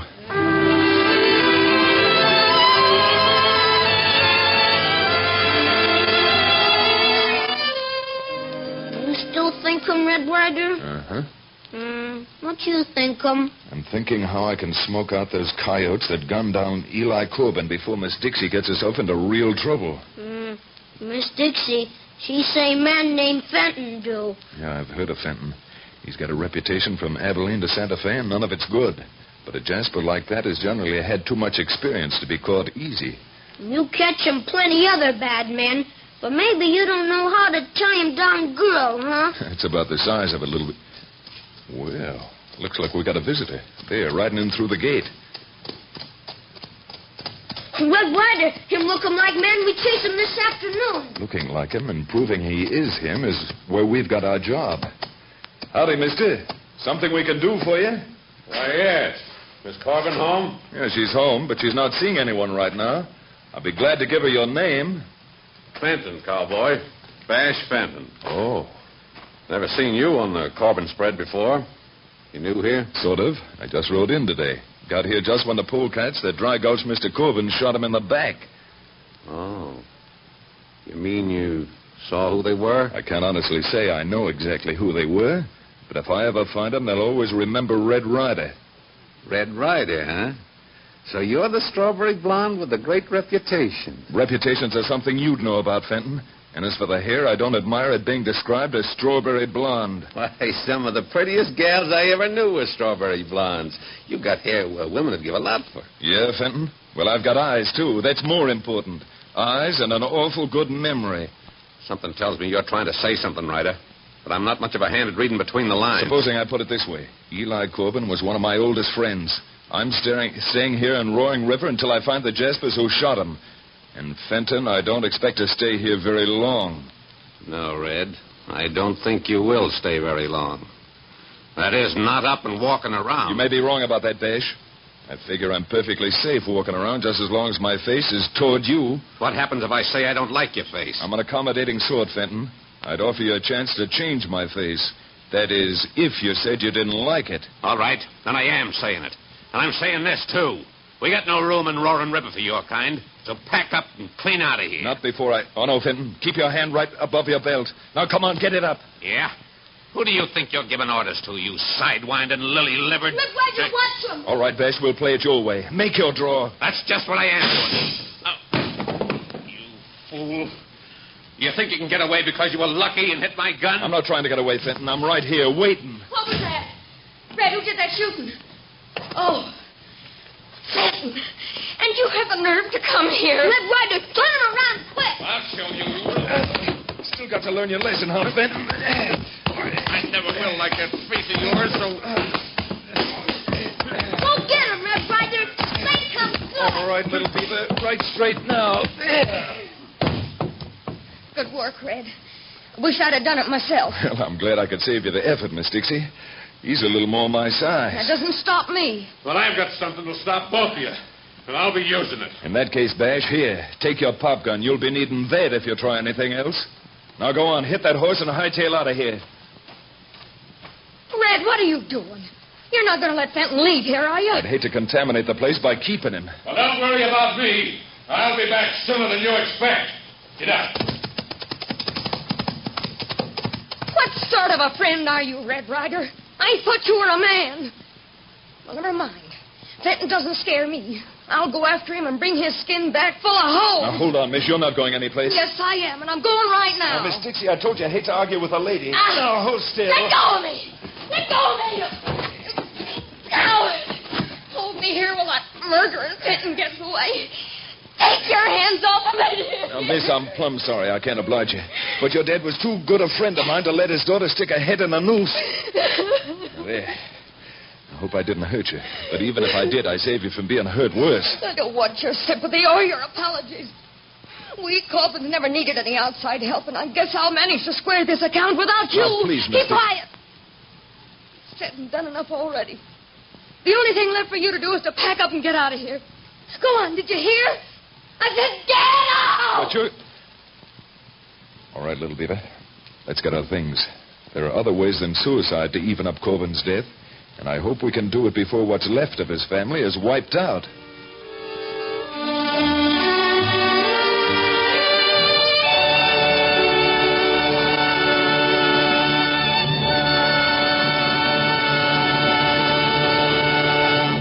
We return to the adventures of Red Ryder in just a moment.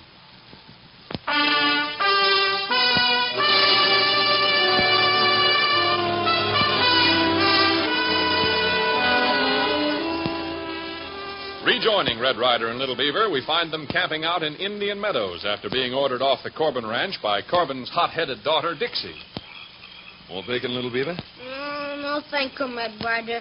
Me eat 'em plenty. Hey, now, is that you? Since when did you ever have enough to eat? No have enough. But while we sit here, eat supper, maybe Miss Dixie, she gets herself into trouble. Right you are, little beaver. The thing for us to do is pack up and start riding. No telling what Fenton is up to now.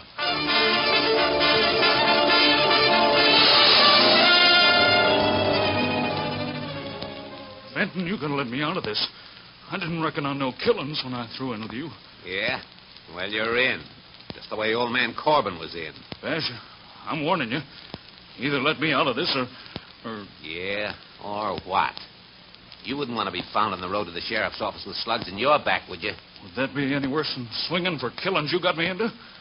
I'd rather take my chances with you. That's just what you're going to do.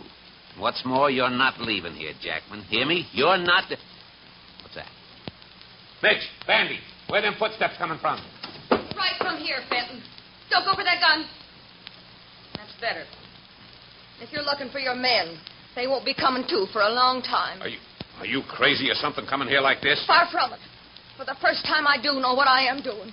Well, where's that red-headed bodyguard you got? Outside? Ryder? Yeah. You'll never see him bodyguarding me.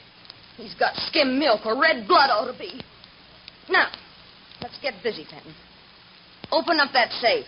Safe? Oh, so that's what you've turned into. Old man Corbin's daughter. Nothing but a stick-up outlaw. Bash, if I ever hear my father's name in your mouth again, so help me, they'll be your last words. You understand? All right, now get that safe open. I'm getting enough money from you to get out and start over again.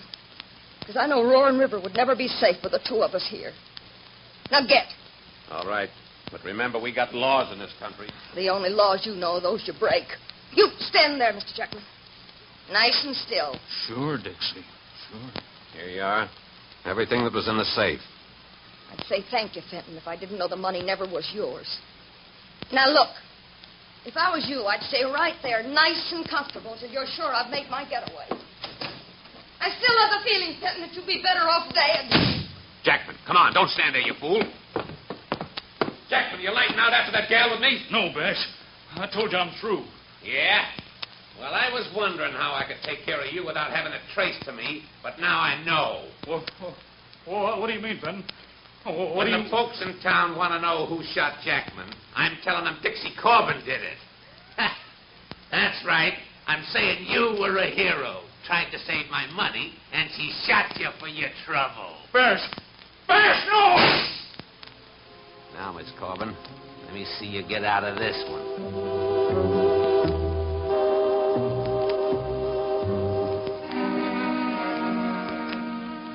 Sheriff, you needn't take my word for it.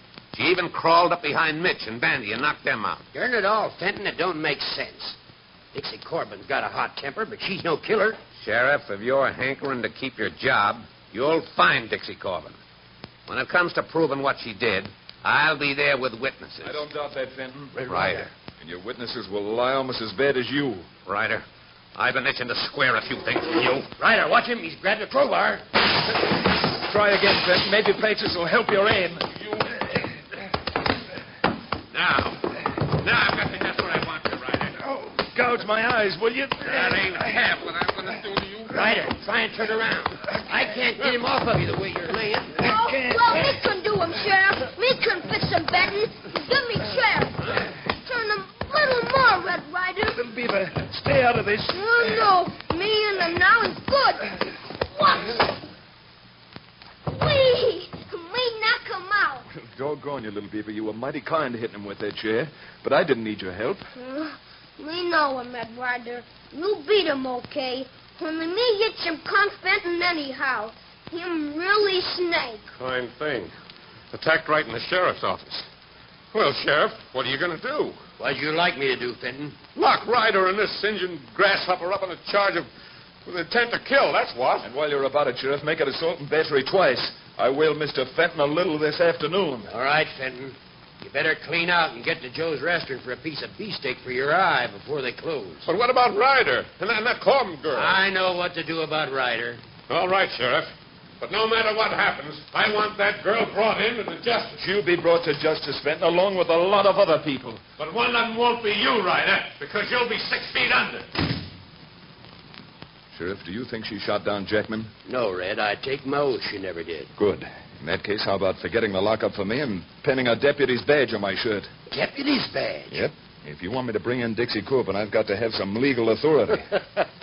Ryder, you're a man after my own heart. Here's the badge. Now get to work. Thanks, Sheriff.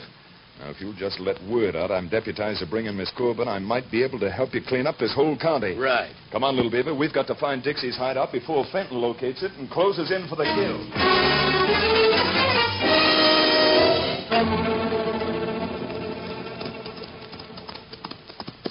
All right, you, Rich. It's me, Miss Dixie. Larry. Oh. What'd you find out in town, Larry? Plenty. You know what? A red-headed cowboy got himself made deputy, and he's out looking for you. Red Ryder. Boy, that's smart. Oh, that I'm kind of glad. They give me a chance to pay him back for the way he manhandled me when I wanted to go after Fenton this afternoon. You say the word, miss, and me or any of the other waddies who work for you will fatten Ryder up with lead. No, I don't want that unless I can't help it.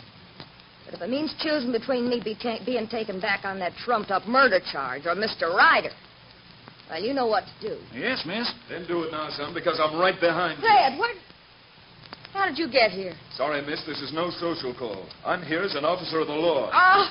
So it'll save being noisy if you and your puncher just unbuckle those belts and drop them to the ground. And you had the nerve to call yourself a friend of my father's. That's better. Now, little Beaver, ride ahead on that artillery. Me do 'em, Red Ryder. Dixie, if I were your brother, know what I'd do? I'd just reach over and pin your ears back. If I had a brother, he'd have yours back and Fenton and Boot Hill, too. Now, look, you've gotten yourself in a mess playing your own hand. Now, let me try and help you. You help me. Why should I? You're wearing that tin badge. I know what you want. Drat you, Dixie. I'm doing what I'm doing because Eli Corbin was... Well, he meant almost as much to me as he did to you. If you listen instead of talking, I think I know how we can get you out of this and Fenton where he belongs. Well, keep talking. With you hiding out, Fenton's happy. He can gun you down and nothing could be said about it. But if you were caught and brought into town, he'd be through. How do you figure? Now, look, if we get word to Fenton that I've caught you and I'm bringing you in, he'll try and stop us before we get to town, just to save his own hide. And if he does, that's all the chance I want. All right. All right. Hope you know what you're doing. Now you're talking. Little Beaver? Yes, Red Ryder. Hit that pinto of yours and head for town. I want Fenton to find out that I'm bringing Miss Dixie in on the Sawmill Road. Me riding, Red Ryder, and me be back in time to give you plenty help. Good boy. Get him up, Papoose. Get along.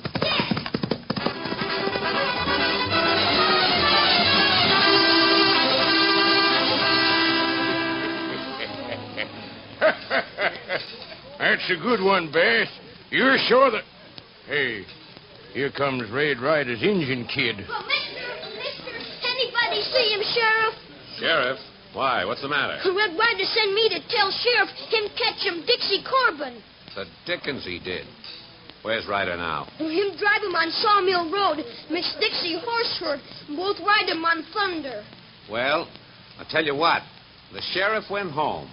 He lives about 7 miles the other side of town. You can't miss it. He's a big white house. Now, you better mosey along and tell him the good news. You betcha. Me tell him quick. Hey, what's the idea of sending the kid 7 miles out of town? You know the Shut sheriff... up, you fool. The last thing I want is for the sheriff to find out and for that girl to get to town. Oh. Come on, round up the men and let's head for Sawmill Pass before we're all swinging from trees.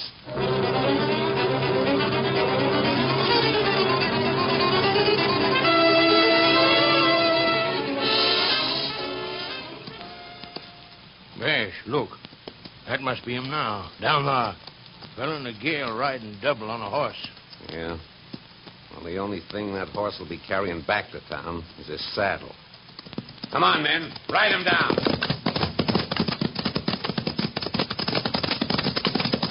All right, you two. Reach.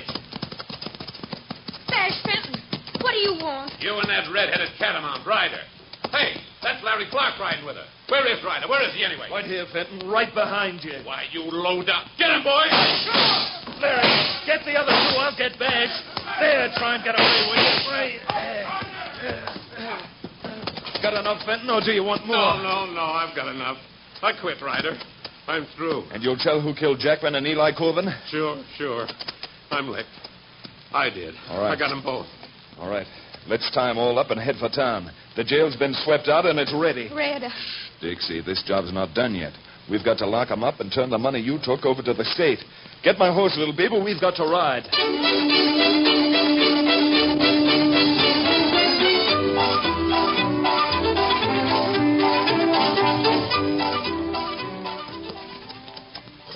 Red, won't you stay, please? With Dad gone, I need a real man to run the place. Larry's man enough. He proved that. And now with Fenton and his gang gone, things should be more pleasant. Well, little beaver, how about heading for home? Oh, yippee. We like 'em home for change. Get 'em up, Papoose. Get! So long, everyone. Come on, boys, start running. Come on. Come on, thunder!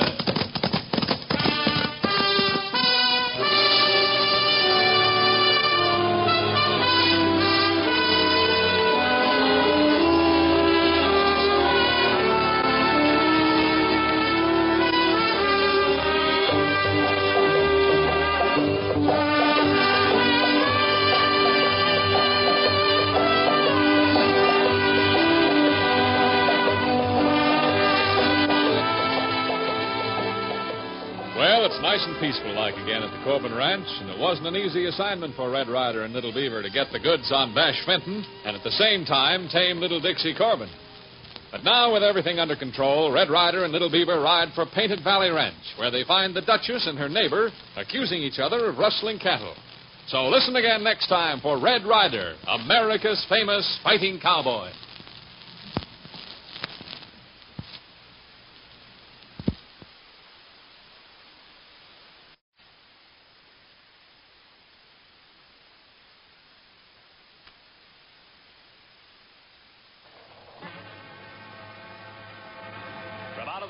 Comes Red Ryder, America's famous fighting cowboy.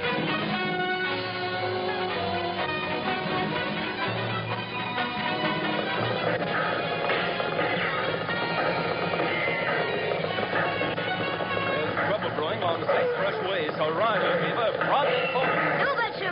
Get up, Papoose. Get along. Get!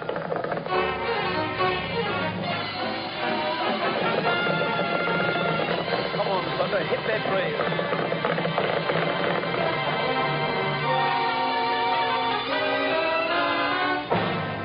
The Adventures of Red Ryder. The door is ajar. Well, of course it's ajar. I just opened it. The keys are in the ignition. No kidding. The time is 9:15 a.m. So tell me something I don't know. Oh, boy. Oh, I'm late for my client meeting. Oh, he's going to be so mad. You need a Pactel cellular car phone. Well, of course I need it. Wait a minute. Who said that? With a Pactel cellular car phone, you could call ahead and tell them you've been delayed. Myrna? Myrna, is that you? Then you could call and cancel your 11 o'clock meeting. All right, Myrna, I know you're in here somewhere. You can even rent a Pactel cellular car phone. I can? It's just $95 a month. No long-term commitment? As little as 3 months. That's great. Hey, I'll call Pactel today. Now straighten your tie. Myrna. For details on how you can rent a Pactel cellular car phone, call today. 1-800-ACCESS-2. That's 1-800-ACCESS-2.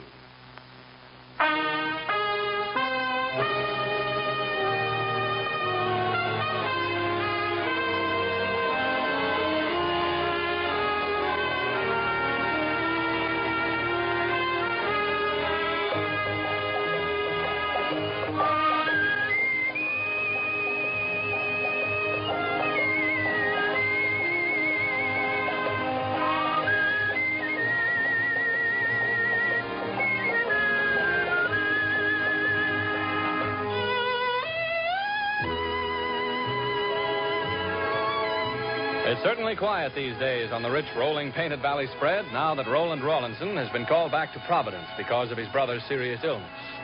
And as we look in at Painted Valley tonight, Red and Little Beaver are standing, elbows on the top rail of the corral, looking dismally out at the burnished gold of the setting sun. I'll give you a nickel, Little Beaver, if you'll tell me what you're thinking about. Much better you save him, nickel. I mean, think him about the same thing you think him. Plenty lonesome for rawhide. Isn't that the truth, son? I never realized how much a part of this ranch that funny little fat butterball had become. Gosh, I hope nothing serious happens to his brother. Me too. You know, ever since Roland leave him here, no more fun, no more trouble, no more excitement. Yep, nothing but chores. And to tell the truth, I'm getting kind of itchy to roll again, son. No place we can go 'em either. Rivers and lakes all frozen over, so can't go 'em fishing. Snow up in mountains, so can no catching bears or shooting wild geese. How you saying, Red Ryder? Oh, yes. He boring. Say, I've got an idea, Little Beaver. Remember what Bill McAuliffe told us in town this morning about the government throwing open that Indian land for settlement at the end of this week? Oh, you mean like when they open up Oklahoma territory? Yeah, that's right. Those things are always pretty exciting. You mean maybe we go down there and watch them? Why not? If Roland were here, he might even stake out a section for himself.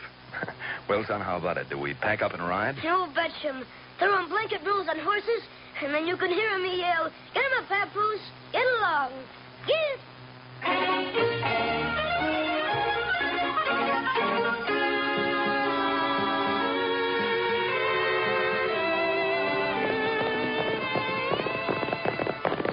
Steady there, Thunder. Watch those gopher holes. Well, Little Beaver, how do you like this new territory? It's as big as all outdoors, isn't it? Plenty big and plenty pretty. Red Ryder. Yes, son, what is it? See him down there in Broad Valley? With all them people and wagons and horses? Look 'em like circus day. Why, that's the starting line, son. This being a democratic country, the government insists that everybody have an equal chance to get the choicest lands. So they make them all line up, then they blow the bugle and shoot off guns as a signal to start. Look 'em, Red Ryder. Can see him soldier with bugle starting out of 10. Hey, we may be a little later than we thought. Come on, prod that pony. We don't want to find out we've ridden 200 miles and arrived too late for the party. No betch him. Get him up there, Papoose. Stretch him out them legs. Get. All right, boy. It's only another few hundred yards. Let's have a flying finish. Come on, Thunder.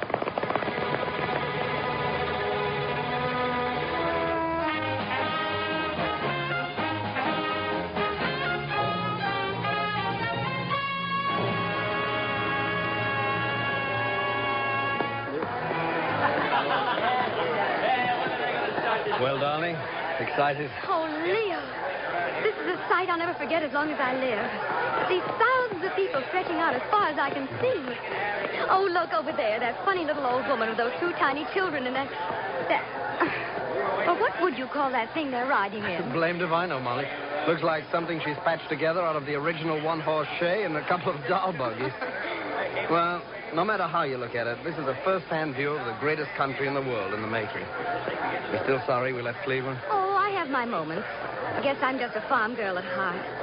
360 beautiful acres that we can work with our own hands. Oh, Molly, are you going to start that all over again? There's plenty of time for ranching when I've got the newspaper on a paying basis. Oh, Leo, I thought we had that all out before. If you're so in love with Printer's Ink, we could just as well have stayed in Cleveland. And what's more, I think we... Everybody on the starting line. On the starting line, everybody. You'll be listening for the starting line. Oh, look at them all starting up to the line. And they're crowding, too. It's a good thing my family came from New England with all their copybook maxims. Certainly an early bird gets the worm has stood us in good stead. Oh, I'll say so. We're right on the line and ready to go. Say, look at that, will you? That big burly-looking hombre in the frock coat. There's two other men trying to push their way up to the front of the line through all the other people. Oh. Well, Hey, easy. Plenty of land to go around. Come on, Bull, right through here. Now, wait a minute. Leo, see what he's doing. He's trying to crowd in front of us. All right, brother. Just let us through. Now, wait just a minute, friend. Where do you think you're going? I don't like the sound of your voice, mister. Well, that's too bad. But if you think you're going to crowd in ahead of us after we've been waiting up here for more than 14 hours, you got another guess coming. Leo, be careful. You look mean and ornery. What was that you said, ma'am? I said you look mean and ornery. And it wouldn't surprise me any if you were that, and a lot more. Are you going to get to the back of the line, or am I going to have to... Are you going to have to what, my friend? Hey, you mean that? Well, if you're foolish enough to want to draw your gun, go ahead. They say experience is the best teacher. Are you going to turn those horses and get back? I'm giving you exactly 3. 1, 2... Maybe that'll teach you a lesson. Leo, don't. Let go of me, Molly. I'll take care of that sidewinder quick. Now, I'm going to yank you clean off that horse, and I'm going to knock you back where you belong. Why, you blasted idiot. I'll blast you. I'll blast you good. That's it, Leo. You gave him exactly what... Leo, look out. He's got a gun. Hey, who did that? Who slammed them shots at me? I did, mister. I did with my little bow and arrow. All right, hold it, little beaver. Ooh, thunder. Oh. Redhead, I guess I owe you a vote of thanks. Oh, forget it. I'm just glad that I was near enough to do some good. All right, you. Get up there and clean out of here. Yes. Get back where you belong. On the back of the line. All right. But remember this. This territory isn't so large that I won't be running into all of you again. Hey, steady, boy.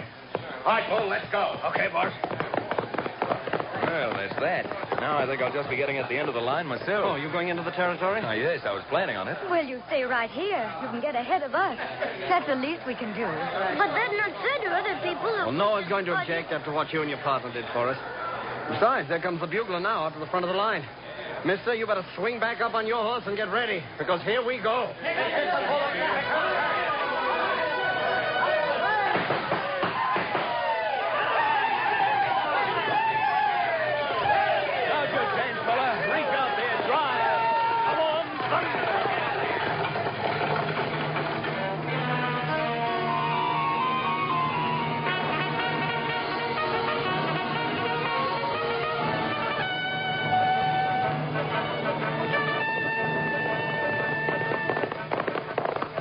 Thunder, keep rolling.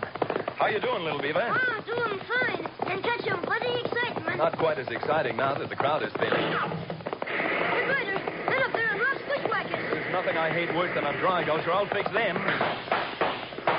Well, if nothing else, I knocked the head off of one of them and another... Hey, Ryder. Oh, Papoose, oh, boy. Hey, Ryder, look, shoot him, you. Oh, it's all right, son. Just help me get something to bind it up with, and we'll be on our way. Oh, no, Red Ryder. We gotta turn him back and go him home. Turn back now with those bushwhackers still loose here in the territory? I'll say I'm not going home. I'm going to stay here until I find them and blast every one of them clean back across the border or into the federal penitentiary.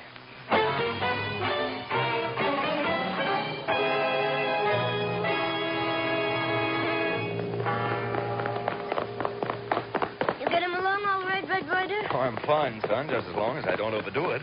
Hey, look up there ahead. Isn't that the Manning's wagon, the folks who let us get ahead of them in the line? Looking like them. Well, come on. Let's catch up with them. All right, up there, Thunder. Run. Come on, Thunder. Hey there. Hold on. Rein up. Hold on, you horses. Easy now. Why, Mr. Ryder, what happened to you? Your leg's bandaged. Oh, I'm all right, but what are you doing still on the road? I thought you were going to stake out a claim. Well, that's what I thought, too. But my adorable husband just used that to trick me into coming out here. What do you mean, Mrs. Manning? Well, Molly means that I'm going into this little town they're opening, Sagebrush, and start a newspaper. Well, a newspaper can be a very influential voice in guiding the destinies of a raw country like this. But he could have stayed in the newspaper business back in Cleveland. We didn't have to come all the way out here for that. No, Molly. You see, Ryder, I had just about made up my mind to start ranching. But when I saw people like that man who tried to gun me down coming in here, well, I felt that a newspaper could do a lot more good than one lone man raising cattle or wheat. I'm inclined to agree with you, Manning. Not that I want to get into the middle of a family argument, but, well, how about us all riding into Sagebrush together? It may take a bit of doing, but I think you can prove to the people of this territory that decency and the pen are mightier than gunplay and the sword. Mister, you just made yourself a bargain. Get up there, boys. Get up, Papoose. Get along. Get. Watch that jiggling, Thunder. Now run nice and smooth. Come on, Thunder.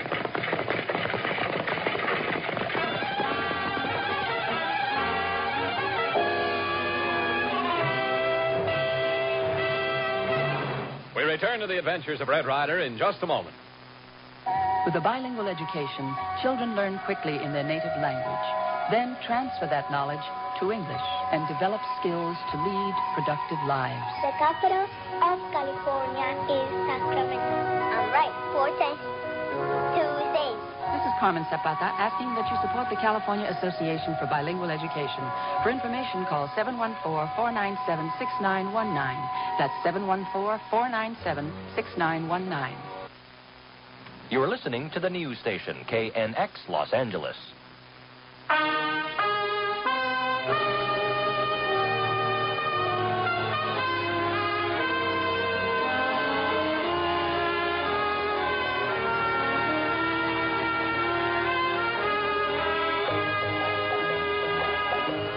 This time, Red finds himself embroiled in what is really an historic adventure, sallying forth into the wide open town of Sagebrush in the middle of the roaring territory. As the second act curtain comes up, we find Red and Little Beaver riding close to the heavy wagon which belongs to Leo and Molly Manning as it rolls onto the rutted road which is the main street of the weekly frontier town. Better rein up here, Leo. War, Jimmy. War, boy, that. Push, Red Ryder. Sagebrush, plenty wild town. Oh, it certainly is, Little Beaver. And if that red-haired partner of yours hadn't chimed in and given my husband a lot of Dutch courage, I'd get out of here faster than it takes to tell about it. Now, Molly, what do you want to do? Stay in a rut all your life? Oh, from the looks of this town, the kind of rut you're going to find is 6 feet long and about 3 feet wide. Let that be a lesson to you, Red. If you're ever sucker enough to want to get married, don't marry a woman. Don't marry a woman? Well, if no marries squaw, who do you think a Red Ryder should marry? And let that be a lesson to you, Leo. If you're ever looking for a sense of humor, don't take a little Indian. All right, come on, Little Beaver. Off that paint horse and help Mr. and Mrs. Manning get unpacked. From the look of this town, we'd better get a newspaper out while there are still enough people left alive to read it.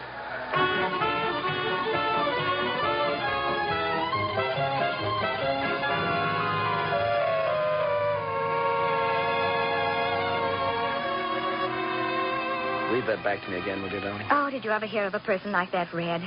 He's more in love with his own words than he is with his wife. Oh, I wouldn't be too sure of that, Molly. I've heard Leo talking in his sleep, and when he isn't crying about the lawlessness and sagebrush, he just keeps mumbling Molly over and over again. That's what I call a real friend. Although Polly and Dolly, could sound like Molly mumbled in a man's sleep. Oh, if you're trying to make me jealous, Leo Manning, you're barking up the wrong tree. I know you.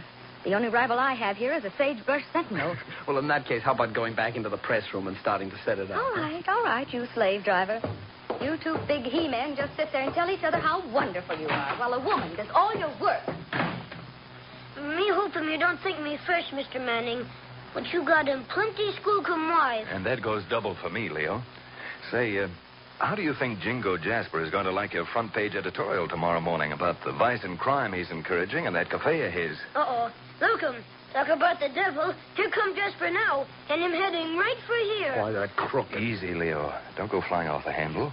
I've kind of been expecting Jasper to show up, and, well, suppose you go on in back with Molly and let me handle him, huh? Not on your tin type. I still owe him a thing or two. Well, this may be your chance to pay off your just obligations. All right, watch it. He's coming in now.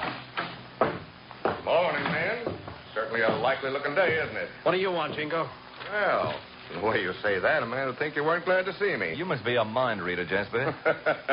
Oh, that's very funny, Ryder. Now, I've always admired a man who has good at repartee. Now, boys, I'll tell you what I dropped in for. I know what you dropped in for, Jasper, and I'm warning you. You try to threaten me... Now, why should I threaten you, Manning? Wouldn't do for two of the leading citizens of Sagebrush to quarrel. You know, if I were you, Leo, I'd consider that an insult. Ryder, you're funnier than an end man in a minstrel show. But seriously, I came in to congratulate you in getting out a fine fighting paper. Something plenty funny going on here. No betcha. No, not at all funny. But I've had my eyes open this last week. Never realized what an enormous influence a newspaper wielded. Why don't you stop beating around the bush and come to the point? All right, I will. Manning, since finding out how important a newspaper is, I've decided I'm going to make you an offer. Yes? What's that?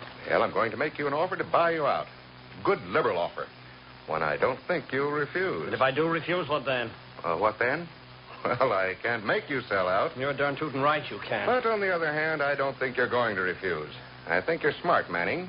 And I also think $10,000 is a lot of money. It all depends on whose money it is, Jingo. And as far as I'm concerned, your money has a bad odor about it. That's just the way I feel, Jasper. I wouldn't sell out to you for $30,000. I've always heard that literary men had bad business heads, but never believed it. Well, gentlemen, I guess there's no use wasting any more time. So I'll just be bidding you a very pleasant good morning. Well, tan my hide and call me buckskin. How do you like that? Here I was, sitting with my right fist cocked, all ready to let it go. It throws me, Red. Instead of starting trouble, he came in here just as if he'd come from church. Was a perfect little gentleman. Yeah, plenty funny, all right. I never see him pull cat yet who'd purr like kitten and not get him tail up. Yeah, there's no question about that, little beaver. I'm afraid Jingo's display of love and light is only the preface to a lot of trouble and gun smoke.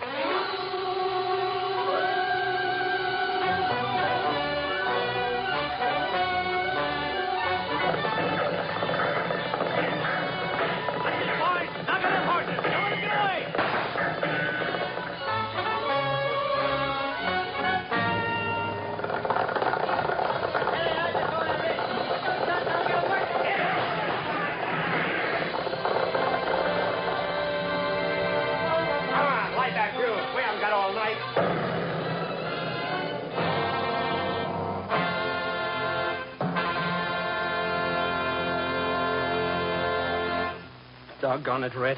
I'm not going to listen. Half the ranches in the valley raided last night. I'm going out and have a showdown with that cutthroat Jasper. No, Leo, you're not. In the first place, you've no proof that Jingo had anything to do with the raid. Red's right, Leo. Proof be hanged. I'm going down and have it out with him. Confound you, Red. Let go of me.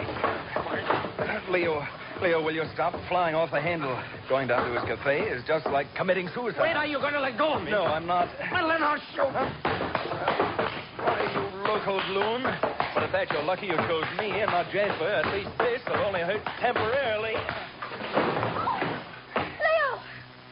Red, who do you think you are hitting Leo like that? Well, for gosh sakes, Molly, I didn't start it. And besides, you just said that you agreed with me about... Never mind what I said. Just pay attention to what I'm saying now. Take your hat and get out of here. Now go on. I'm in dead earnest.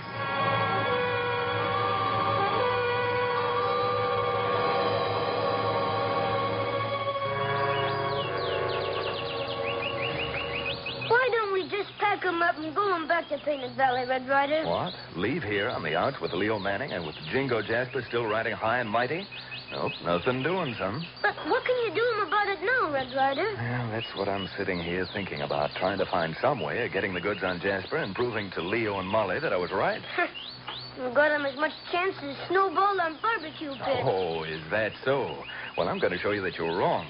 Just as long as I have a key to the back door of that newspaper office, we still have a chance. A slim chance, but worth taking.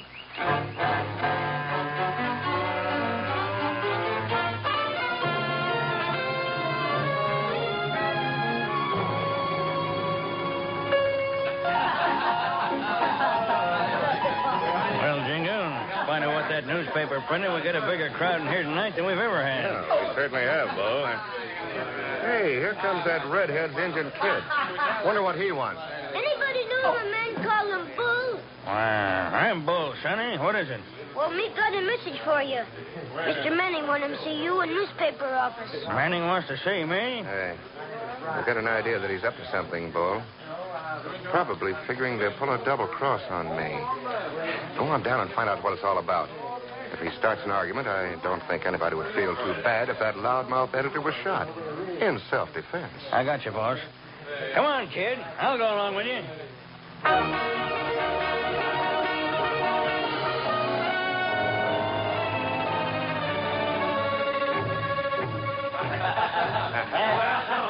All right, boys. Next round is on the house. Just a minute, Jingo.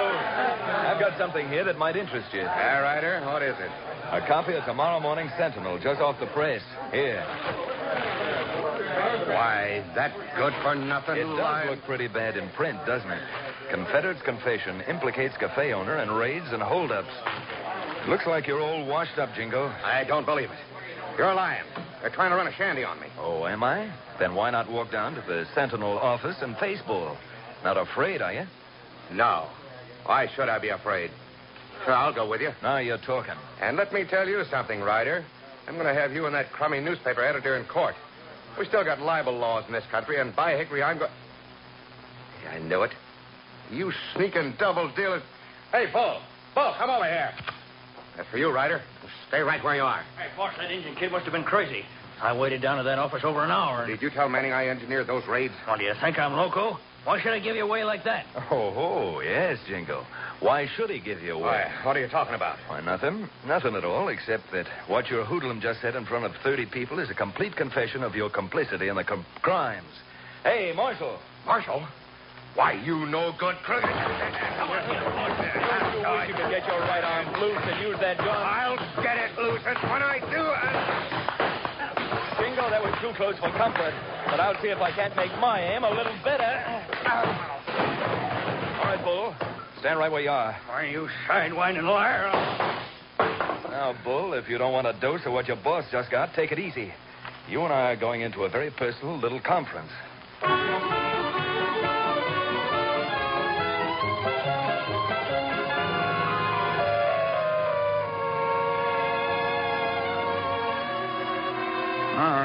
I don't know nothing about it, Ryder. All right, Bull. You don't know anything about it. You'll plead not guilty. And as a result, when the judge starts handing out the sentences, you'll get 50 years right along with Jingo. What do you mean? I mean that if you turn to evidence for the federal prosecutor, he'll ask the court for leniency. You might even get off with not more than 6 months. Now, shall I get out the pen and start taking down your confession? Well, all right. I did that Lobo's dirty work long enough. But if they give him 50 years, it's a laugh. By the time I get through talking, they'll be hanging Jasper for a dozen murders.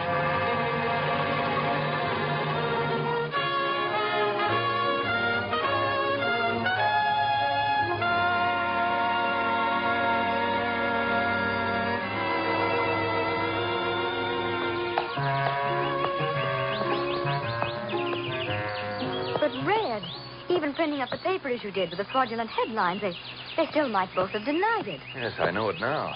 And if I hadn't been able to make them think I had a marshal outside and got Bull alone and sweated him down, we'd all be in jail for slander and libel, or probably out taking our permanent sleep in Boot Hill. With brains and luck like that, Red, you ought to be a newspaper man. Oh, no. It's too hard to spell the words right. Much better we going back to Painted Valley, huh, Red Ryder? You're absolutely right, son. So long, you two. And if I were you, Molly, I'd stay awake some night and find out what those things are that Leo mumbles in his sleep. All right, get started, little beaver. You betcha. Get along, Papoose. Get. Start running, boy. Head for home. Come on, Thunder.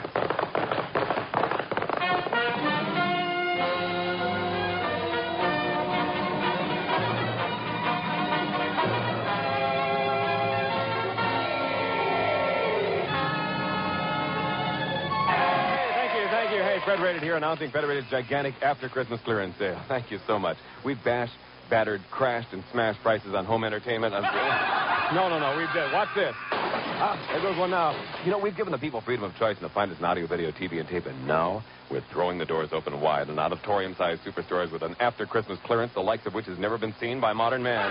No, I mean that. Not since the woolly mammoth tundra sale of the Ice Age has so much been cut to the bone. An event equal in size to the ancient Aquarian anti-gravity orb giveaway and the Loch Ness Serpent Ride. We're talking big.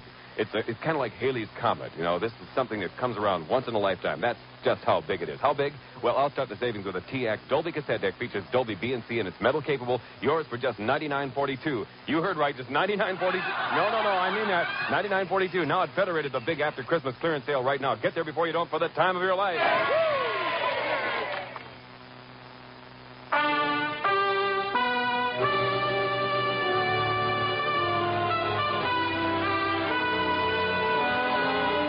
Don't miss the next exciting episode of Red Ryder.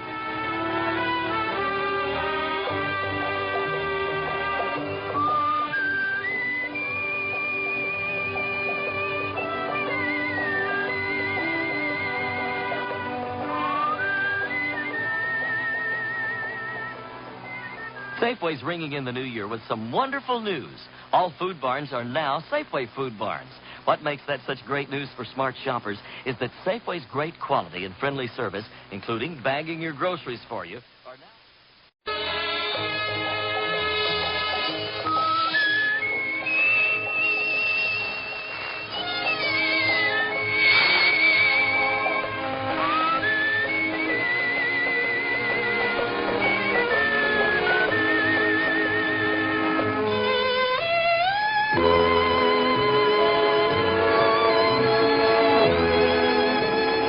Having dealt another powerful blow to the lawless elements, Red Ryder, America's famous fighting cowboy, and his pal Little Beaver are returning to the peace of Painted Valley. They've been riding all day, and now it's sundown. They're galloping through a narrow canyon when... Oh, that old bunkhouse is sure going to look good to me tomorrow night, Little Beaver. I've had enough fighting and trouble to last me for a long time. We go home to sleep like possum. One whole day, Red Red Ryder. Well, seems like we're going to have visitors. And I don't mind telling you, I don't like their looks. Maybe you better ride him out of here fast, huh? Oh, we wouldn't stand a chance with our horses so dog tired. Oh, we'd better wait and find out why they're so hot on our trail. Hey, wait a minute, Ryder. I got some mighty important business to transact with you. Oh, howdy, Sheriff. What seems to be bothering you? You, mostly, Ryder. Well, what in thunderation do you want with me, Sheriff? You'll find out soon enough. Is that the man, Starr? Yep, that's him, all right. I'd know him anywhere. Now, wait a minute, Sheriff. Do you mind dealing me a hand in this game? I'll deal you a hand, but they all look like deuces from where I sit. And speaking of hands, keep yours away from your holsters if you don't want to run into more grief. Oh, I've got no reason for mixing with the law, Sheriff, so go ahead and let's hear what this is all about. Ryder, this is Mr. Starr, the new president of the bank in Greasewood. Go on, Starr. Tell your story. Yeah, sure, Sheriff. Yep, he's the feller I seen running out of the bank just after our cashier was shot. What? Starr, you're a two-faced liar, and I'll ram those words down your throat if you don't take the back problem. Now, cool down, Ryder. As a matter of fact, there ain't nothing else for you to do, unless you're loco enough to want to end up right here, ventilated. Well, I reckon my judgment's not that bad with all the cards stacked against me. We're taking you back to Greasewood for trial, Ryder. So let's go. Oh, I'd stand a mighty slim chance of getting a fair trial with this mealy-mouthed buzzard testifying against me. Now, Sheriff, if I rob the bank, what do you suppose happened to the loot? He must have cached it somewhere along the trail, Sheriff. I seen him run out of the bank with his saddlebags over his shoulder, and they look pretty heavy. That's another blasted lie, Starr. And I'm not going to waste my breath denying it. All right, get ready, little beaver. We're pulling out of here. We got an idea, Red Ryder. All right, get 'em up, boys. And keep 'em high until we're out of sight. The first one of you Jaspers who tries to stop us is going to get a taste of lead. All right, little beaver. Get going, Thunder. Don't be a confounded fool, Ryder. You'll never get out of this canyon alive.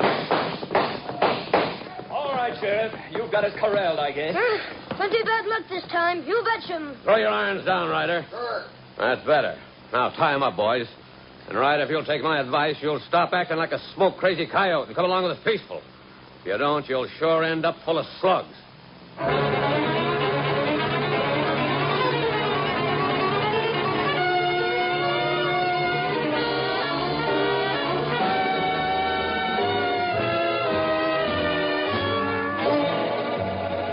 Me want to see him, Red Ryder, Mr. Kirk. Sheriff said I'm okay. Too bad he can't mind his own darn business. I'm running this jail, not him. All right, come along then. But no monkey business, or I'll take it out of your red hide. Well, howdy, little beaver. I knew you'd get in to see me somehow in spite of Starr and his gang. Be glad to see him, you too, Red Ryder. Remember what I said, Injun. No more than 5 minutes. And no monkey shine. Sit down, son, and listen carefully. I'm in about the worst mess I've ever been in, and we got to work fast to get me out of it. You'll betcha me working fast, Red Ryder. They're going to put me on trial tomorrow for murdering the bank cashier, and that doesn't leave us much time. That varmint Starr sure framed a fine case against me. We got him chanced like Goofy with Panther. The only thing that might help is if we can get Cashman, the lawyer, to handle my case. He's the best legal mind in these parts and a fighting fool, too. Do you want me to get him here fast? Just as quick as your paint horse can carry you. And tell Cashman to be sure to check up on what Starr was doing at the time of the shooting and try to find out if he's short in his accounts at the bank. Do you savvy? Me savvy. Fine. Now, don't waste a second, little beaver, and keep your eyes peeled for Starr and his gang because they'll stop at nothing to get me. And remember, son, if you and Cashman let me down, I'm a cinch to wind up dancing in thin air.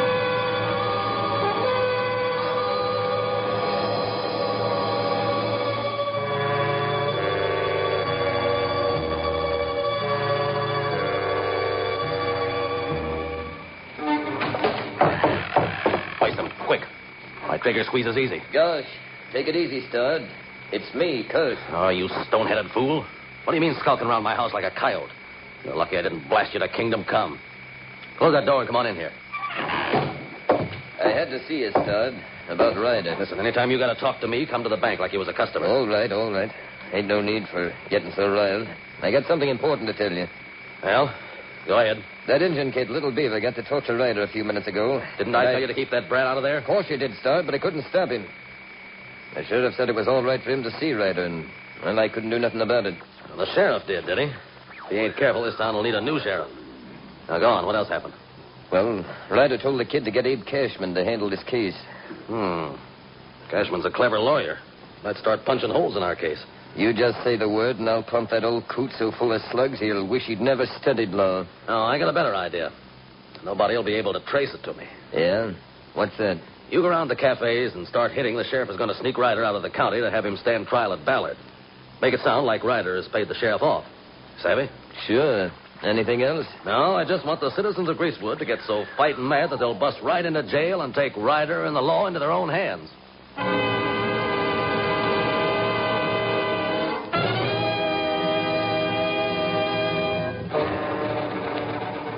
Doggone it, Redhead. You sure make your story sound like sense. But I can't just go ahead and arrest Stard without no evidence. I realize that, Sheriff, but I'm afraid Cashman hasn't enough time to dig up absolute proof. I'd like to see you get a fair shake. Judge Wilbur is sort of... Hey, wait a minute. What is this? Well, what's up? Sounds like a 4th of July celebration or something. Maybe you'd better take a look under that window, Sheriff. Yeah. Well, I'll be darned. There's a mob heading this way, and they look awful mean. Look like they're coming to get me? Well, they better not try, Ryder. No lot of hoodlums is going to run wild over my range as long as I'm sheriff.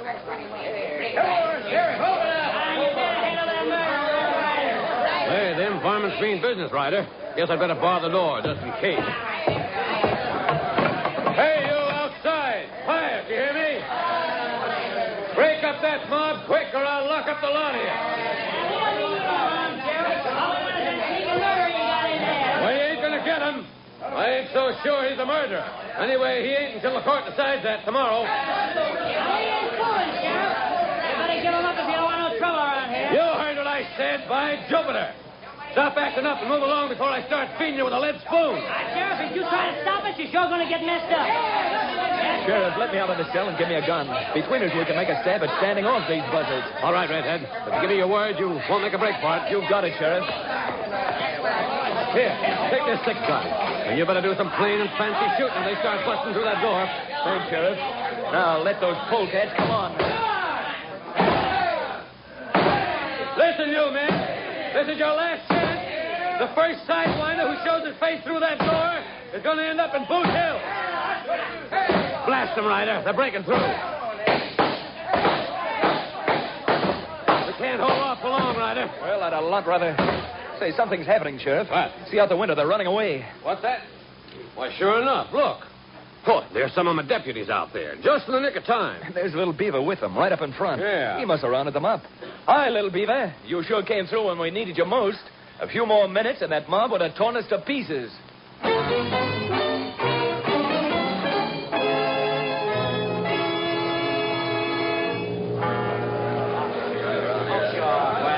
Plenty big crowd here to see him trial, Mr. Cashman. Yep, just about the biggest I ever saw in Greasewood. Here, Little Beaver, let's go out the side door of the courthouse.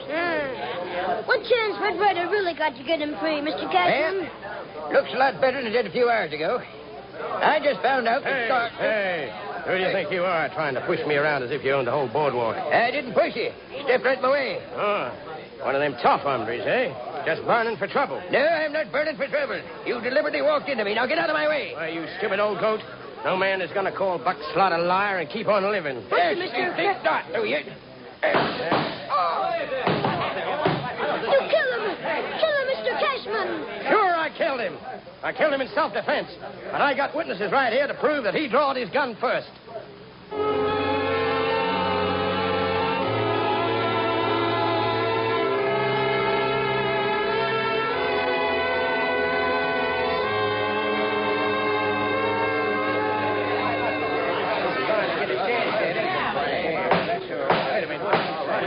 The court stands adjourned until the jury is ready to report its findings. How things looking, Red Ryder? Did you see those jurors? Looking like rustlers. Yeah, that's how I feel about them, Little Beaver.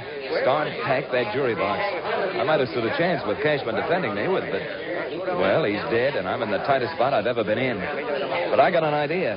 Maybe it'll work, and maybe it won't, but it's my only chance. It's all up to you from now on, Little Beaver. If you fail, nothing can save me from the noose.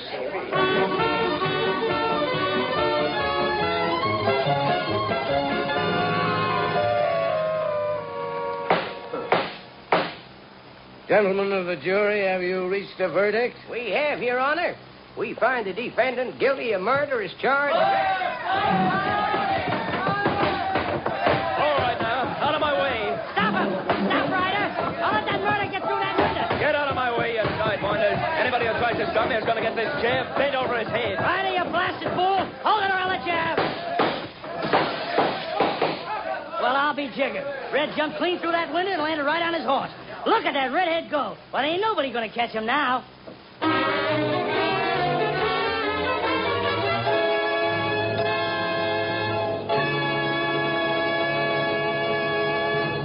We return to the adventures of Red Ryder in just a moment. Your participating Southern California Chevrolet dealer doesn't want you to have to put off buying a new Chevy any longer, so he's going to help you put off paying for one. Here's the deal. With low GMAC financing, a qualified buyer can take delivery on any new Camaro, Cavalier, S10 truck, Chevette, Citation 2, or Celebrity in stock by January 21st, and you won't have to make a monthly payment until March 20th. Hurry, offer ends today. See your Southern California Chevrolet dealer and get what you're driving for.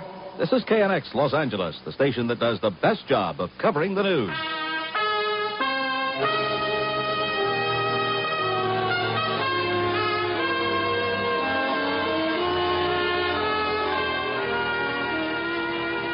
And now we return to the second act of tonight's Red Ryder adventure. For the moment, at least, Red has escaped the gallows by leaping out of the courtroom window and onto Thunder under a plan worked out with Little Beaver. Now Red and his Indian pal are following a trail in the hilly country. Well, I guess we better catch our breath for a while, at least until the posse picks up our trail again, Little Beaver. That's sure close shave for you, huh, Red Ryder? Well, I sure came close to getting my neck stretched that time. I'm grateful to you for the way you got those folks to yell fire, Little Beaver. Where we going now, Red Ryder? Well, one place we're not going to is to Painted Valley. That's the first spot the sheriff and his men are bound to head for. We're going to a good hideout I know of in a canyon where we can lay over until the search cools off. And then I've got to figure out some way to prove that I didn't gun down that cashier.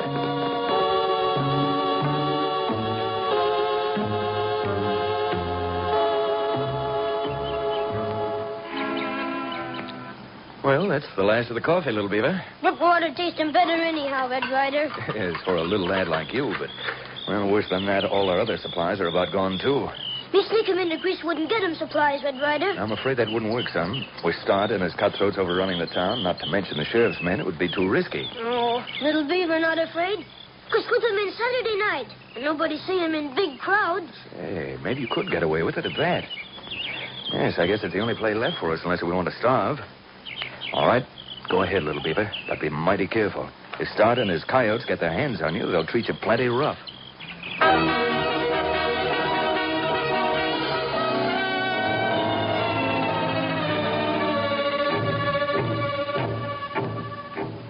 Kirk, you see that kid, the one over there carrying the sack? You mean that little shaver walking close by that building, Stard? Yeah. Well, I'll be done. If it ain't that Injun maverick, Little Beaver. Right. Now keep your eyes on him and don't let him get away. He ain't got a gopher's chance of getting away with me watching him. What are you going to do, grab him? Of course not. He'd squeal like a stuck pig and draw a crowd. No, we'll just trail him and he'll lead us straight to where Ryder's hiding. Just like taking candy from a papoose, eh? Yep. And don't forget something else, Kirk. I've fixed it so the sheriff has posted a reward for that blasted cowhand, dead or alive. You know, I got a hunch that Ryder's going to get himself killed resisting arrest.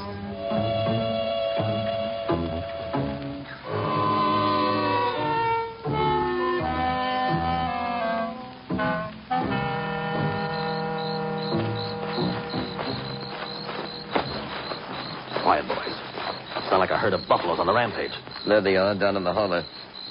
See the campfire to the left of that big tree, Stard? Yeah, I see it all right, Kirk. Are the rest of the boys staked out where they're supposed to be? Surrounding the camp? Sure thing, boss. Fine. Well, this is the payoff for that wiseacre, Ryder. Get your guns ready. Right. We go after him when I fire one shot. And remember what I said. He ain't going to come out of this thing alive. Ryder has to get killed resisting arrest.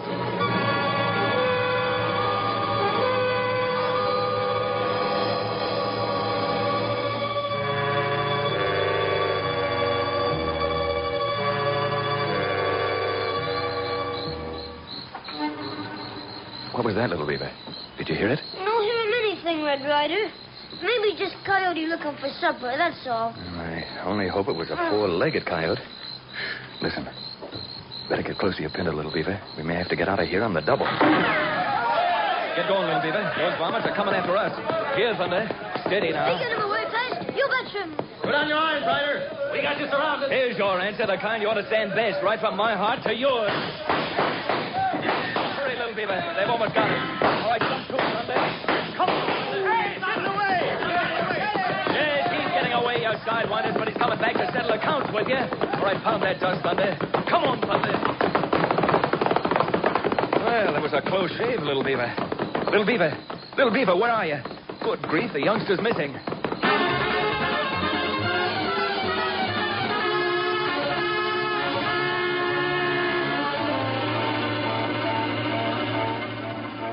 Well, you sure did a slick job of lassoing that engine kid, Kirk. Bet Ryder still don't know what happened to him. I'd have given him a best 6-gun to see his face when he found the kid wasn't there. Yeah. How's he behaving? Just like a little red angel, Stud. There ain't much else he can do, I guess. You get him tied and gagged in the next room. Ah, that's fine. When you want to set a trap for Ryder, there ain't nothing like a little beaver for bait.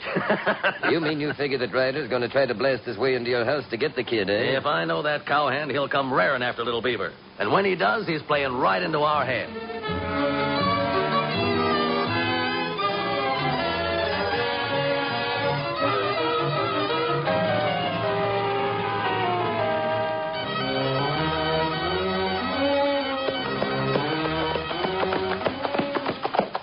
Ooh, Thunder, ooh. That's a good fella. And I'll be back soon if my luck holds good. Get him up and keep him up, Ryder. I got a slug waiting for you with your name on it. Kirk, I thought I recognized your voice, you low-down polecat. Yes, it's Kirk, all right. We've been expecting you to stick your nose in here pretty soon. Sorry I didn't disappoint you, Kirk. Now, don't try to be smart and pull any tricks. I got a black ace right in my hand here, and I can play it fast. Do you think I'm loco enough to try anything with you holding that 6-gun? But here's something you hadn't bargained for, Kirk, right on the jaw. Let go of that gun, you fool. You haven't got a chance. Let go yourself before it blows your head off. You crazy coyote. I warned you might get shot wrestling for that gun. Oh, get me to a doctor, will you, Ryder? I'm done for if you don't. Sure. I'll get you to a doctor, but first you and I are going to make a deal. Did Stard kill that cashier? Oh, sure. He gunned down Summers. I saw him do it. Why? Because Summers found out that Stard was stealing from his own bank. He was going to squeal. But why did he try to pin the blame on me? Stard's a pal of Ace Hanlon's. Ace wanted him to frame you for the trouble you got him into. That's all I want to know. I'll take you to the sheriff and let you tell him what you just told me. I'll get a sawbones for you while you're talking to him. We gotta hurry, Ryder. We'll hurry, all right. Don't you worry about that, because if the sheriff doesn't hear your story, I'm as good as dead myself.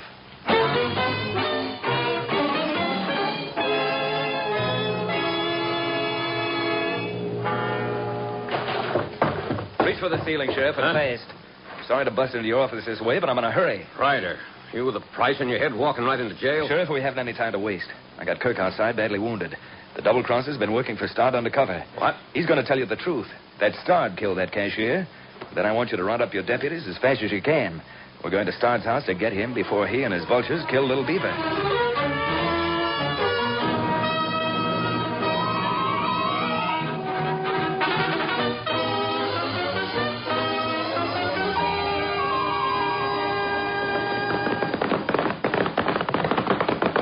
We better leave our horses here, Sheriff, before we get too close to Stard's house. That's right. Whoa, boy, whoa. Well, what are you figuring on doing, Ryder? This is your party. Well, you and your deputy sneak up as close as you can to Stard's men without being spotted. Then wait until you hear shooting start in the house. Well, what'll you be up to, Ryder? I've got to find a way to slip by them and into the house before Stard has a chance to do Little Beaver any harm. I savvy, Redhead. Now, I'll fire a couple of shots as soon as I get Stard under control. That's your signal to round up his bodyguards outside. All right. I'll pass the word along to the boys. But for Jupiter's sake, Sheriff, don't you start the fireworks until you hear my signal. If you do, you'll stir up a nest of rattlers ready to strike.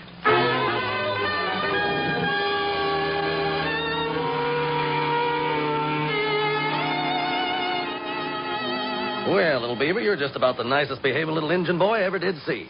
Maybe it's because you're gagged and tied, huh? Who's there? It's me, Doc. Well, just a minute, and I'll unbar the door. What in blazes is the matter with you, Slot? You look like you've seen a ghost. Stard, the house is surrounded. I just managed to slip by him when I come back from town. Jumping polecats. Who are they? I don't know exactly, but I think I recognize one of the sheriff's deputies. Slot, tell the boys to start blasting them, Jasper. Right, boss. Yeah, if Ryder's out there, Little Beaver, he's forgetting one important thing.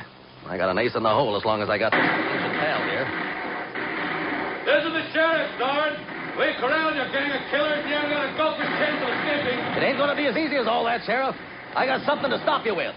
You're going to fight a dead engine, kid, if you and your boys break in here. I am warning you not to try anything like that, Scott. Loud talking ain't going to scare me none, Sheriff. Hold still, you concerned brat. Take this gag out of your mouth so you can yell to your pals outside to play this my way. You're not going to cry him like baby. You'll do what I tell you, you little pest, or I'll finish you off right now.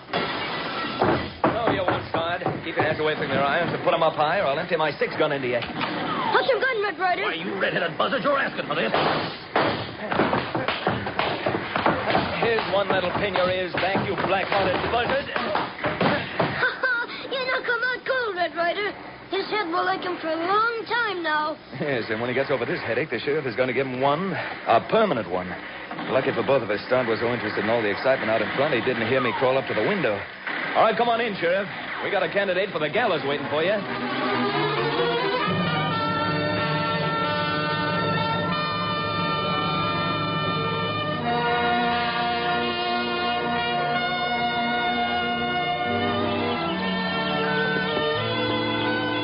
Yep, I saw Judge Wilbur this morning, Ryder. He gave you a clean bill of health. Well, I'm sure glad to hear that, Sheriff. I never did hanker to be a fugitive from justice. You don't like him either.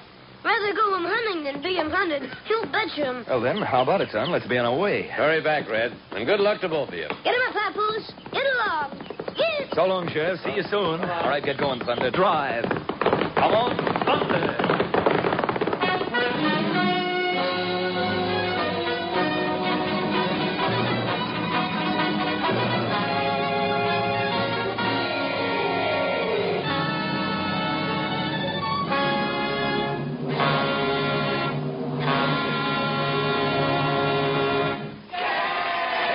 Thank you. Fred Ryder for Federated with remarkable remote control savings on an RCA 25-inch color console TV. Channel lock, digital command remote, 127-channel cable capable at a low $499.72. Yeah! Well, that's what I said when they told me. I said $499.72. Yow! Whoa! Well, hey, easy.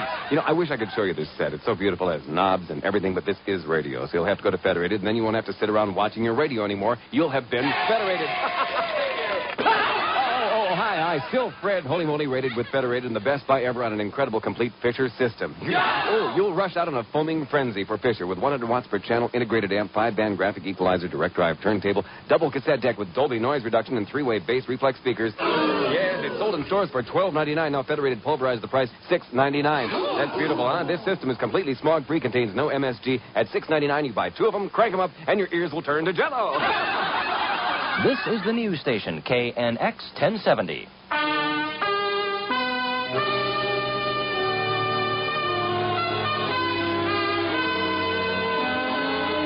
Don't miss the next exciting episode of Red Ryder.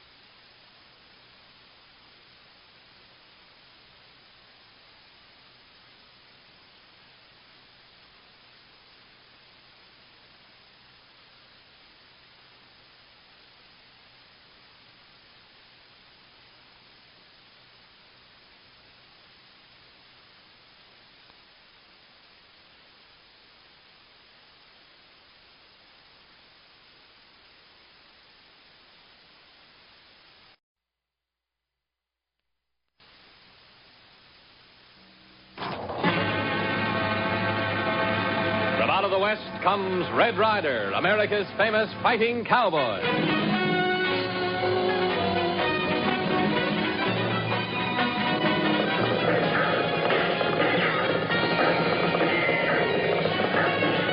There's trouble brewing on Sagebrush Way, so Ryder, Beaver, front forward. You betcha.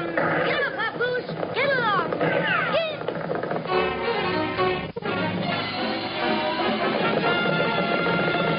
Come on, Thunder, hit that trail.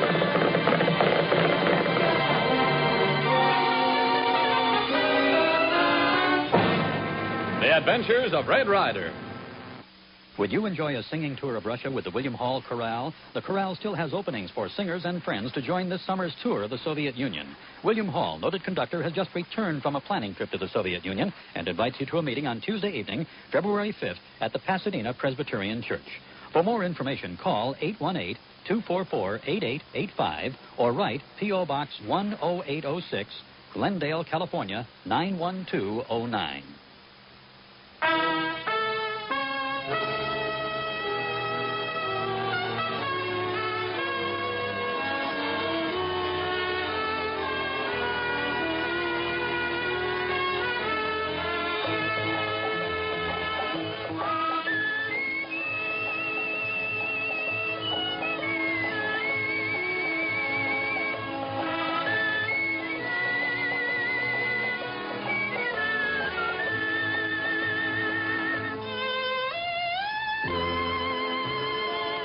At the Painted Valley Ranch of his aunt, the Duchess, vague rumors have come to Red Ryder of an impending range war in which sheep herders, traditional enemies of the cowmen, have been invading the range.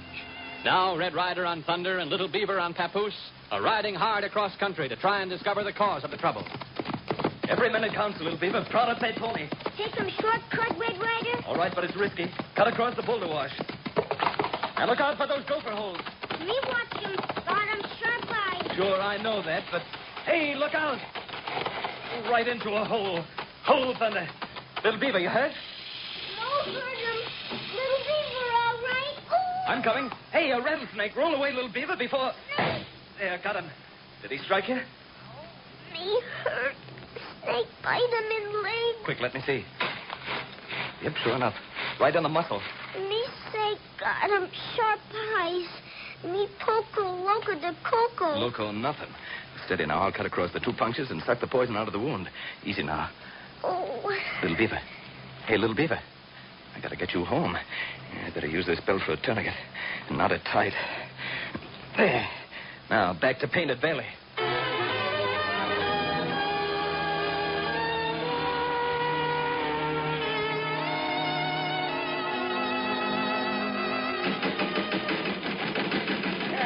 Sheriff, are you coming or ain't you?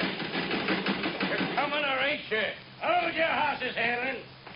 I'm a-coming. Just a minute. Well, it's about time. You got my message, didn't you? Why, sure I got it. But look here, Ace. I can't do anything like you said. Why, say, if I let you out of this here jail the way you want me to, Marshal would be on my neck. And if you don't, I will. Now, listen to me, Sheriff. You know there's a war going on between my cowmen and those sheep herders. Yeah, I know, and it's got to be stopped. And did you ever stop to think that if the herders win, you wouldn't have any job? I'm the one that put you in, and I'm the one that can keep you in. I know. What you want me to do? Just let me out of here. Oh, on bail, of course. All nice and legal. Long enough so that I can put an end to the fracas. Good way to ensure your job, if you know what I mean. Well, gosh, Open the door of this cell and do it now. Yeah, well, it ain't regular, but... You're a wise man, Sheriff. Oh, I'll see you get your bail.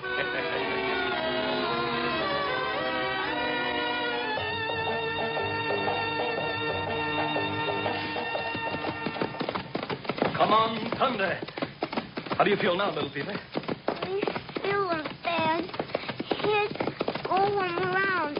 Oh, getting dark. Well, we're back at the ranch now, so take it easy. Oh, there, Thunder. Hey there, Red Ryder. Why, say, why you carrying Little Beaver that way? Now what? Well, rattlesnake bit him, Duchess. I'll put him over here on the bed. Jumping Jahasa. Why, he's fainted. Yes, from the poison.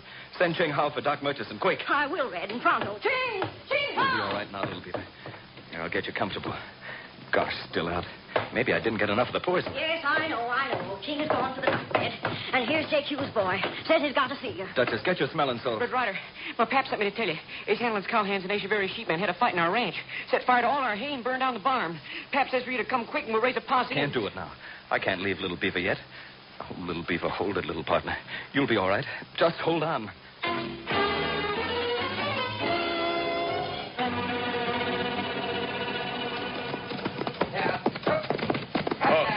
There you are, Mr. Hanlon. Here's that flock of smelly sheep. You're right this time, One Eye. Yeah, just one herder with them, too. All right, men. We move fast now. Shoot that sheepdog first. The herder will come around and you cut loose at him. And we stampede the woolies into them quicksands below the river flat. Yeah, that herd will be dead mutton by the time we're through. It better be.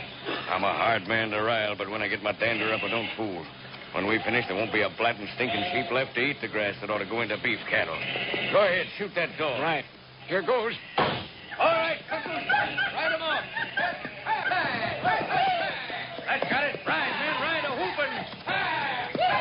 Drive the woolies into the quicksand with them. Get going.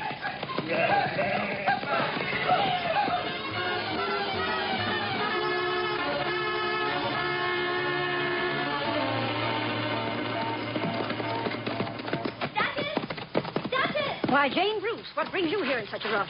Duchess, where's Red Ryder? I've got to see him. He's inside here. I'll go in. Little Beaver, hear me. Try to open your eyes. Red. Try. Red. Yes, Jane. Red, Dad and I were riding along the Devil's Hole Road. We saw Ace Hanlon's cowhands stampede one of Asia sheep herds. The herder got away, but the cowman drove the sheep into the quicksands. Dad said you better come right away. Can't leave here now, Jane. Oh. Little Beaver's pretty bad off. Snake bit him. Red, Little Beaver's a tough little citizen. He'll be a-getting up presently. Shucks, I bet the rat that bit him died instanter. Why hasn't the doctor come? Red, I know you hate to leave, but Dad stopped hauling freight for fear he'll have drivers and mules killed in the gunfighting. You gotta stop it. I can't leave Little Beaver. But can't you see? Things are getting worse and worse. Those sheep herders will be out for revenge. There'll be innocent people hurt, and... Oh, you're not even listening to me. I am, but I've got to stay right here. When Little Beaver's better, I'll settle the range war somehow.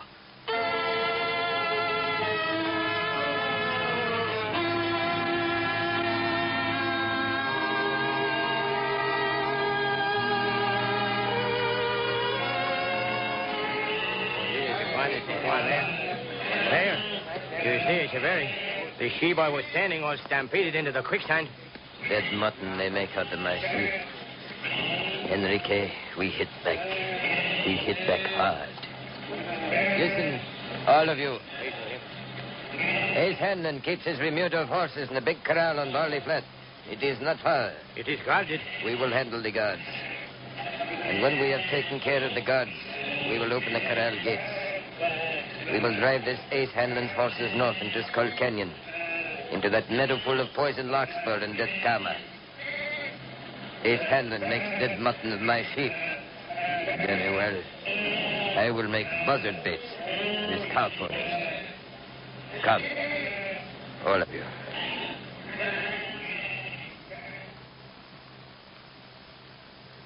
Chevere.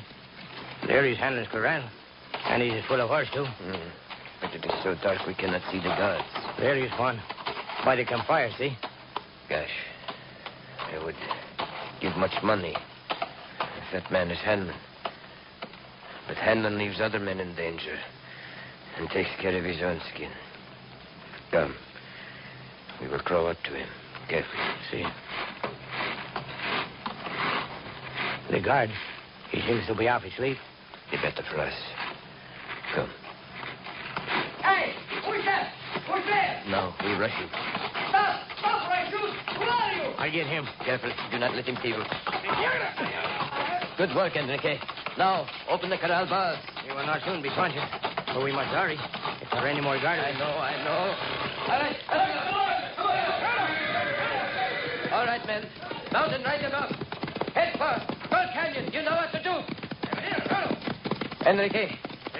See. You call me, Chevere. You will ride to Beef Junction. See my brother Guito. And tell him to bring my other brother and our cousins here with guns. Ace Hanlon thinks sheep herders will not stand up to bullets, eh? We will show them, man for man, gun for gun. We fight him to the finish.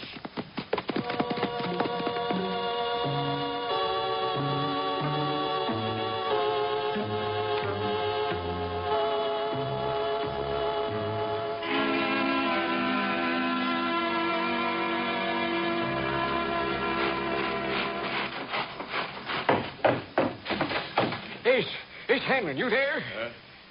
That you, Will I? Yeah. Can't a man get no sleep? Is them sheep herders got all our best horses. What? Get your breath, man. You ain't making sense.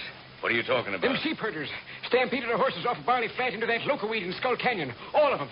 By now, more than half of them are poison sick. Well, One Eye, that makes it war to the finish. Ride into town. Tell Curly Bill to round out his bunch of gunfighters and come out here. We're going to clean every sheep herder off this range and clean them off for keeps.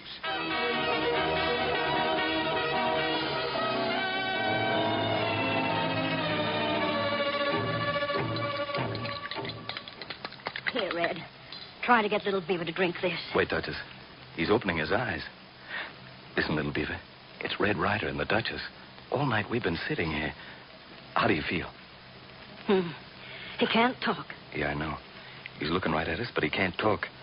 Seems like he isn't seeing us at all. Maybe he's just feeling too weak. He's shutting his eyes again.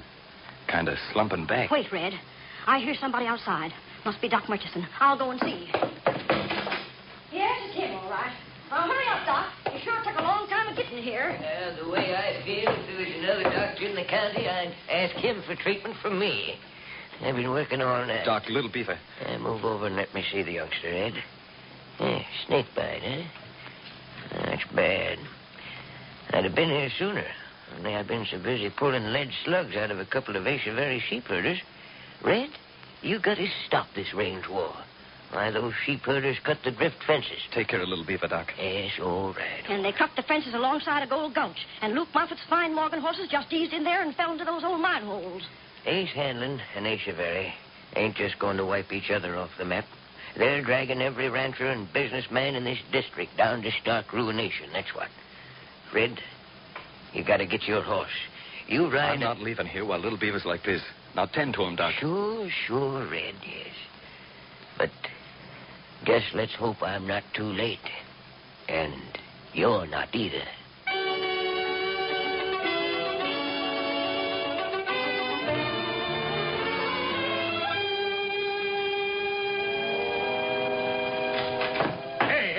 Ever hear a knocking before you come in here, Sheriff?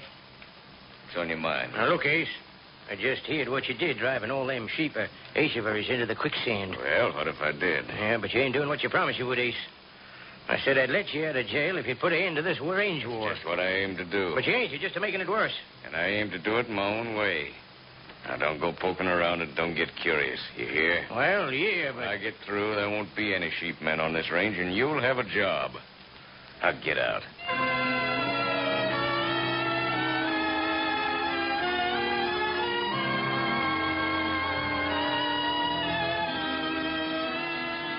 Doc, Little Beaver's opening his eyes. He's trying to talk. Easy now, Red Ryder. The youngster's a mighty sick boy.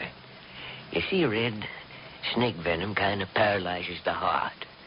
So I'm hoping Little Beaver didn't get too much into it. Red Ryder. Red. Jane Bruce, you look like you rode a cyclone getting here. Red Dad sent me. Ace Hanlon's out of jail. The sheriff let him go free. Now there's no law in this valley at all. You've got to stop Hanlon, Red. They'll be shooting right in the streets of this town. You've got to come now. Jane, I can't. Oh. Little Beaver's... Well, look at him. Me want some water.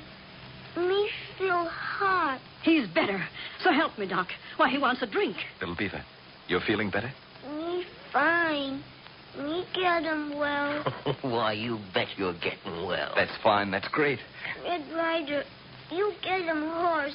You ride. You no need him stay. You sure? You'll be all right if I go? Me all right. Red Ryder go him pronto. I get him well. Give me my gun. Here they are, Red. All right, Thunder. We've got work to do.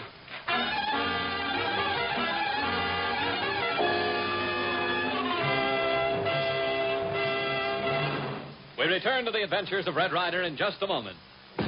There's a lot of living in the valley, varied lifestyles that appeal to a wide cross-section of the Southland population. Whether it's a preference for horse country, canyon living, or the suburbs, the valley has it and more. A lot of human interest happenings, plus plenty of hard news taking place in the sprawling, growing, fast-paced valley. Hear the interesting, the important, the human side of valley life, right here on KNX News Radio, where you keep in touch.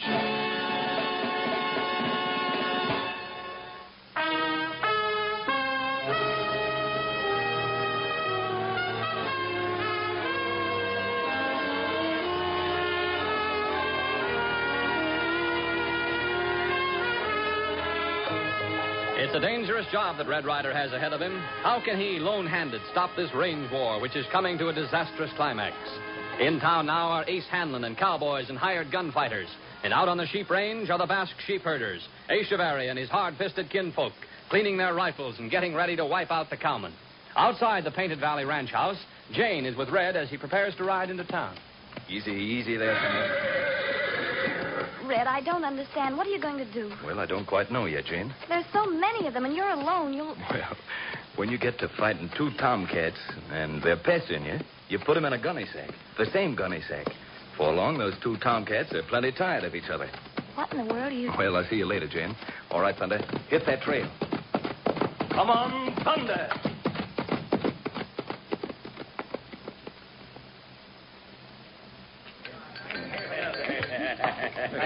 When you work for Ace Handling, you get good pay and good grub. You said it. Had enough to eat, boys? Order more. Go on, buy out the joint. Ace, you was telling us about the time you escaped from that Mexican jail summer before last. Oh, yeah. Well, you know me. I'm a hard man to rile, but when them rurales took me into that jail, I got mad. One of them turned to unlock a cell door. Real quick, I swung on the other hombre and knocked him down, and then I ran out of the jail and jumped over a wall. I remember it was pitch dark. So blame dark I couldn't see any further. Than your nose? Who said that? Gosh, none of us, Ace. Well, I sneaked along a dark alley. I was scared I'd stumble into a trap and be grabbed. By the nose? Who said that? Gosh, Ace, none of us would. Ace, it must have been that cowboy who come in last. At that table by the walls, sleeping with his head in his arms. I'm a hard man to rile, but if that one he's talking in his sleep, I'll wake him with a bullet. Like I was saying, I run down that dark alley. I seen a garden gate. I pushed that gate open. I jumped through. Bang! Something hit me right on the nose. Consternation, out of my way. Ace, careful. I can stand just so much. Come along, One Eye. I'll tell my story direct to this sleeping cowboy. As I was saying, I jumped into that garden. A rifle butt hit me. The place was full of soldiers. Later, I found out that 10 minutes before I got there... Your nose had already arrived. You, get up. Get up before I shoot you like a sitting rat. Oh. I had to knock that gun out of your hand, Ace. Now, nobody else move. I got you all covered. Red Ryder. Reach for that gun, One Eye, and you'll be Mr. No Eye. Why are you picking a fight with me, Red Ryder? I've come from that sheep man, Echeverry, to bring you a message, H. Yeah? What kind of a message? Well, first he wants me to tell you his opinion of you and your outfit. He said that each and every one of you is a sidewinder, a flea-bitten maverick, a blowhard, a scorpion, a hairy tarantula. You're vermin, you're trolling pest, you're a 7-year itch on the face of the earth. He won't dare say that to my face. He will if you've got the nerve to meet him. We'll meet nose him. to nose. We'll meet him. Echeverry says if you've got the courage for it, his outfit will meet your outfit in Antelope Notch tomorrow at noon sharp. Man for man, gun for gun. Have you got the courage for it? Go ahead, Ryder. Do my dirty work for me. Get them all together, and I'll be there to wipe them out. And be there yourself. There might be a little lead flying your way. Don't worry, Hanlon. I'll be there.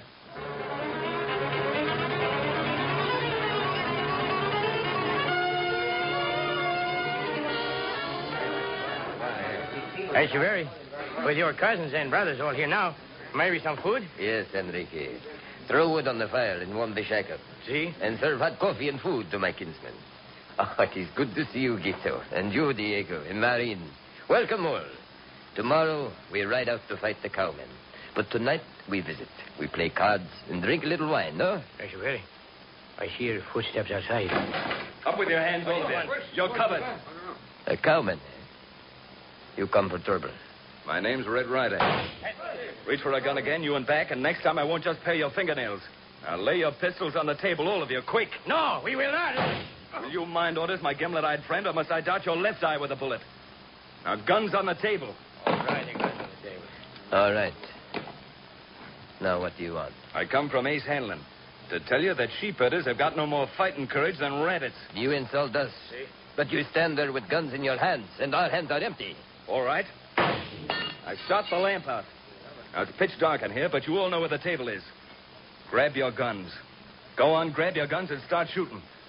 I won't shoot back till I see the flash of a pistol to shoot at. Well, now there's a dozen of you and just one of me. I can't see you, and you can't see me in this dark. Now grab your guns and shoot. I'm waiting. Come on, grab your gun. No, you got me, eh, Sheriff? Let go. I'm waiting. Well, what do you want, Red Ryder? To tell you this, Ace Hanlon says you're each and every one of you a flea-bitten coyote, a low-flung camp robber. And Hanlon says if you sheepmen have got the nerve to stand up and fight, come to Antelope Notch tomorrow. Bring your whole outfit to the Notch at noon tomorrow. And if you're not afraid of a man-to-man fight... We'll be there, Ryder. We fight. Man for man, gun for gun. Good.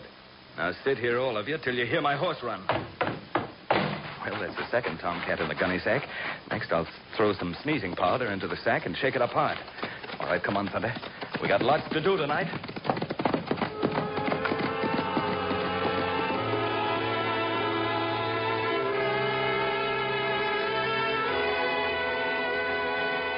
Well, let's move into the shade, Thunder. That sun's hot.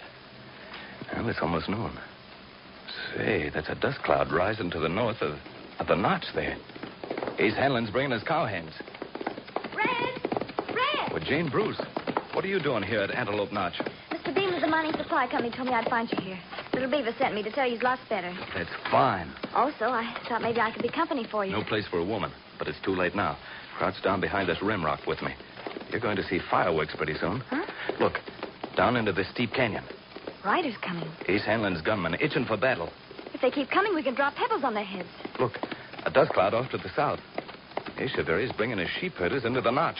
Red, they'll meet right below us here. They'll fight. That's the idea. That's such an awkward place, a canyon like this. The walls are so steep they couldn't climb out. That's right. They're coming fast. They'll meet right below us. A couple of minutes now, and the battle will be on. Watch, Jane. What are you doing? Lighting a fuse. Now, another. But what for? To make a couple of avalanches. Going to shut them in. Red, they've seen each other. They're so close, they're shooting. Get down. Oh! The dust! I can't see anything. Look, it's clearing it away. See that blast knock the rim rock down and close the narrow notch behind Hanlon's cowhands. And the concussion knocked most of them off their horses. Oh, look how they're tangled up. Oh, Red, the sheepmen are going to gallop right on Hanlon's men. Oh, steady. Oh, you've closed the other end of the notch, too. Yeah, look. Knocked the sheepmen off their pins, too. Now I've got both outfits trapped in the notch. Can't either of them get out. Hey, you down below. Hanlon, Echeverry. Stop shooting. Stand my orders or I'll set off more blasts. We'll pitch you for this. We should use them there. You won't shoot anybody, either of you. Now, can you hear me? We hear you all right. You're caught. You're locked into this trap and you can't climb out. Try it and I'll avalanche more rock onto you. Now, throw down your guns, all of you.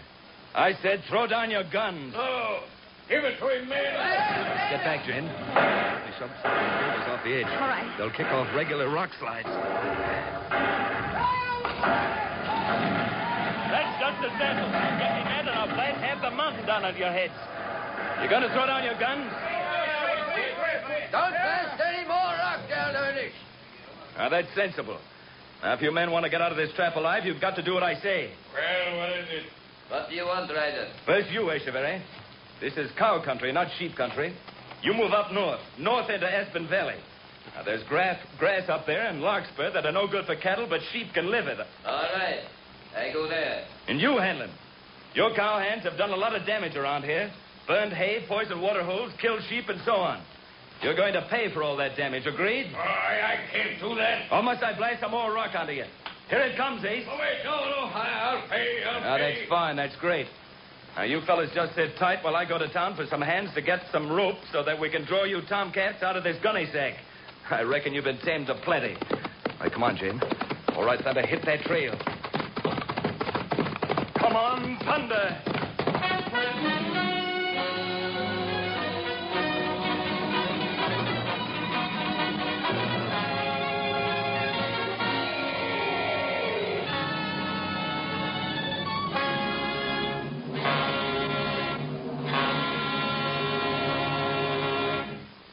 Don't let the magic pass you by. Know the sweetest memories are not the kind that you can buy. Mom wanted me to be a safe driver, so she insisted that she help me practice. Be sure to watch for the stop sign. Okay. Do you see those kids? Yes. Don't forget to look both ways. I won't. Okay. Now you can start the car. I started the car, put it in reverse, and probably backed into our garbage can. Well, I did start the car real well. I think we've made some progress today. And maybe tomorrow we'll make it to the street. My dad bought some new garbage cans after that. But Mom still uses the bent ones. She says they're worth more to her than all the new ones in the world. It's often life's small moments that bring the greatest memories. From the Mormons, the Church of Jesus Christ of Latter-day Saints. This is the news station, KNX 1070.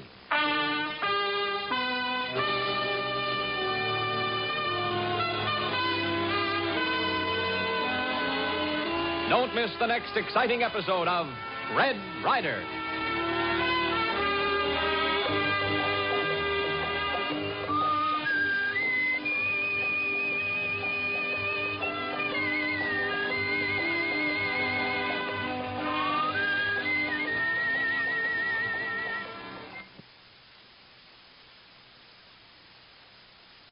Coming up, the KNX Drama Hour. It's Monday night, and that means another episode of Red Ryder, followed at 9:30 by Theater Royale. We'll return with full news coverage 1 hour from now. It's exactly 9 o'clock. From out of the West comes Red Ryder, America's famous fighting cowboy.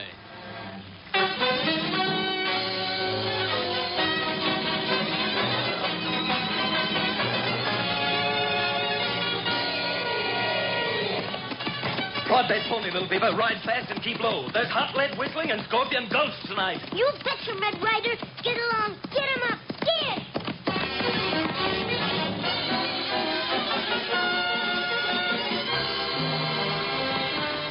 Come on, Thunder. Ride 'em, cowboy.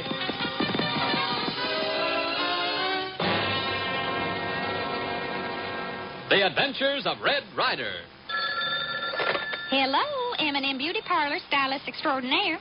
Oh, okay. Was that a customer? No, wrong number. Miss M. Yes, Mr. M. What did you do to this broom? Oh, I gave it a cut and perm. What on earth did you do that for? I have to do something to stay in practice. Well, how am I supposed to sweep with this old thing? Oh, sweep up what? This beauty parlor hadn't had a customer since the flood. Yeah, I know that, but if I had a broom with bristles, I could sweep up all these broom bristles. Now, weren't you the one who said we didn't have to advertise in the Pacific Bell Yellow Pages? Well, I thought those other yellow pages would be just as good. I feel so silly. Well, you are silly. Where'd you put the mop? Under the dryer. I'm giving it a lady dye. You never know how many customers come to you through the Pacific Bell Yellow Pages until you don't have an ad in the Pacific Bell Yellow Pages. The Pacific Bell Yellow Pages are used an average of 5 times as often as the competition. What is this thing eating out of my dog's dish? That is your dog. I gave him a mohawk. The Pacific Bell Yellow Pages. Either you're in or you're out. Winner the PIP 1000 prize sweepstakes. That was Bill Levine, founder of PIP While You Wait Printers. Let Bill explain. In appreciation of the opening of the 1000th PIP printing location, we're giving away a brand new Chrysler Sports Laser, a TWA trip for 2 to Paris, a week at Club International in Cancun, Mexico, and dozens of other prizes. For details, go to your nearest participating PIP instant printer. Register today. You could be a lucky winner. No purchase necessary. Must be 18 years or older. Void where prohibited. Sweepstakes ends March 8th.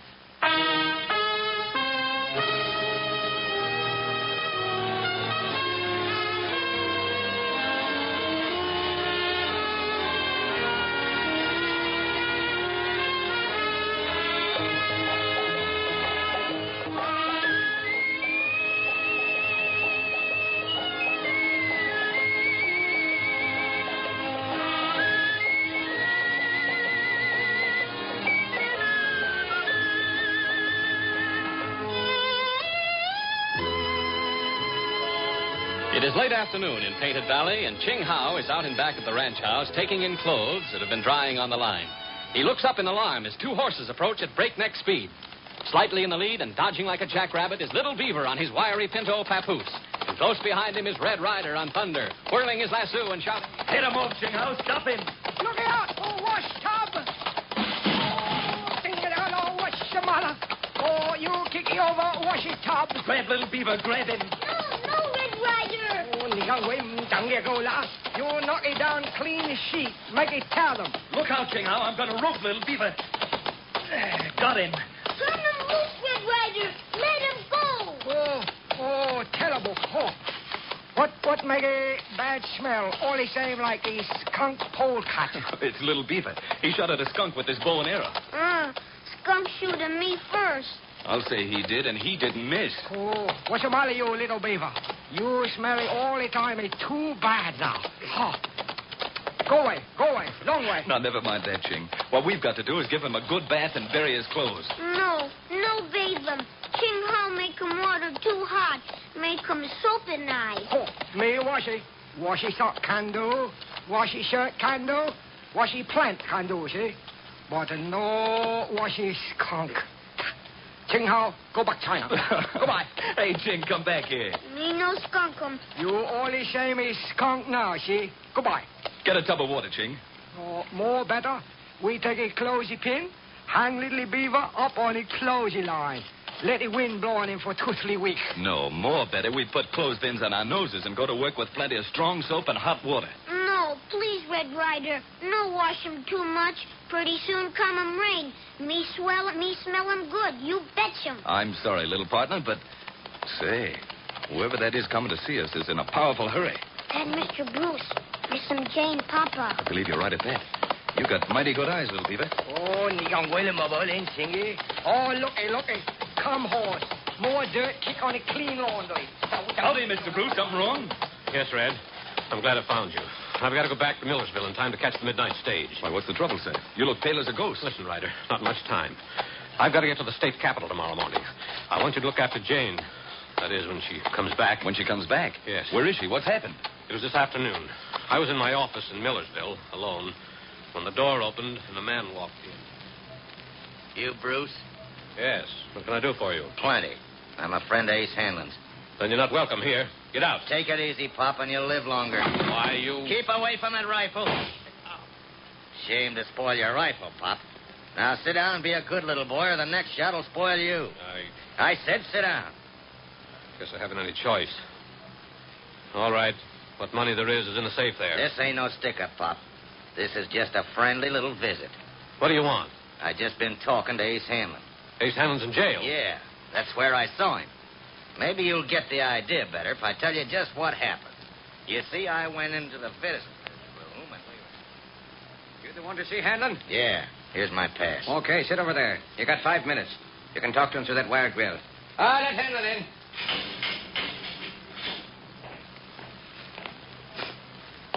Hello, Scarface.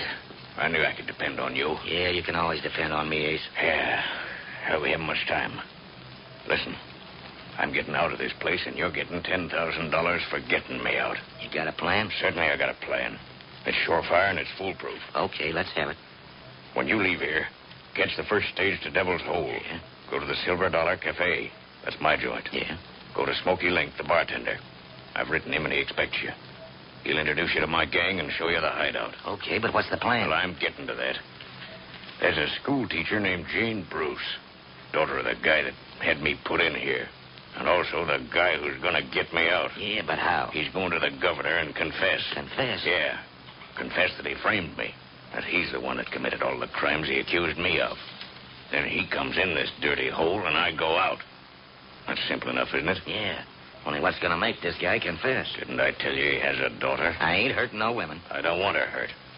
All you do is wait on the road and meet her on the way home. Tell her that her father's fallen off his horse and hurt himself. She'll go with you, all right. Yeah, I get it. Then I call on this Bruce guy and persuade him to confess. Exactly. Only remember, no matter what happens, the girl's not to be harmed. Ah, you're as good as free right now, Ace. All right, Anything else? time's up. There's a troublesome cowboy that's a friend of the Bruces. Look out for him. Any objections to harming him? Hardly. If you fix him for good, there's an extra $2,000 in it. Mr. Henry, say your time's up. All right. I'm going. You don't have to holler at me. I can hear you. Yeah, so you know now why I'm here, Bruce. And don't try any funny business. I still got you covered. Where's my daughter? I wouldn't care to say. But she'll be back home the same day Ace Hammond comes back from the pen. You dirty, rotten cowards. All of you. Never mind that. Are you going to tell the governor you framed Ace and get him pardoned, or ain't you? That's the story, Ryder. I've got to go now. Catch the stage. I just wanted to know that you and the Duchess would be looking after Jane until I come back. I'll do more than that, sir. Now, wait a minute, son. Keep away from Scarface Davis. He's a cold-blooded killer, and he means to get you. I've thought the whole thing out, and my way is the best. Well, I'm riding now for Millersville. Goodbye. Goodbye, sir. Maybe his way is the best. But I got other ideas. Here, Thunder. Here, boy. Oh, Ching Hao, tell the Duchess I'm eating supper at Devil's Hole tonight. Wait, Red Ryder. Me going, too. No, little beaver. I'm sorry, but I'm riding alone tonight. Come on, Thunder.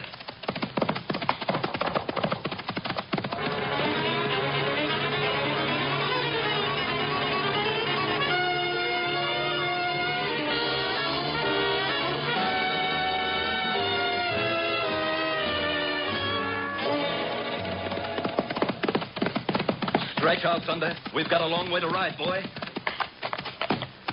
What's the matter, Thunder? Oh, boy. Stone in your hoof? Oh, so that's it. Yeah, I hear him, too. It's Little Beaver and Papoose, all right. You waiting for me, Red Ryder? It was Thunder's idea to wait, not mine, Little Beaver. Now, I thought I told you to stay at the range. Red Ryder got him heap trouble. Little Beaver come, too. Help him, Red Ryder. I'm sorry, Little Beaver, but you'll have to go back. You can't come with me tonight. No wanna because smell him like skunk. No, it's not that, little partner. It's because I don't know where I'm going or how long I'll be gone. I'm riding far, and I've got things to do that, well, anything can happen. Oh, come, don't come. Me help making happen. Huh, Red Ryder? Will you promise to obey orders? You fetch him, Red Ryder. Honest Injun. Then prod up that Pinto and get going. Come on, Thunder. Get him up. Get.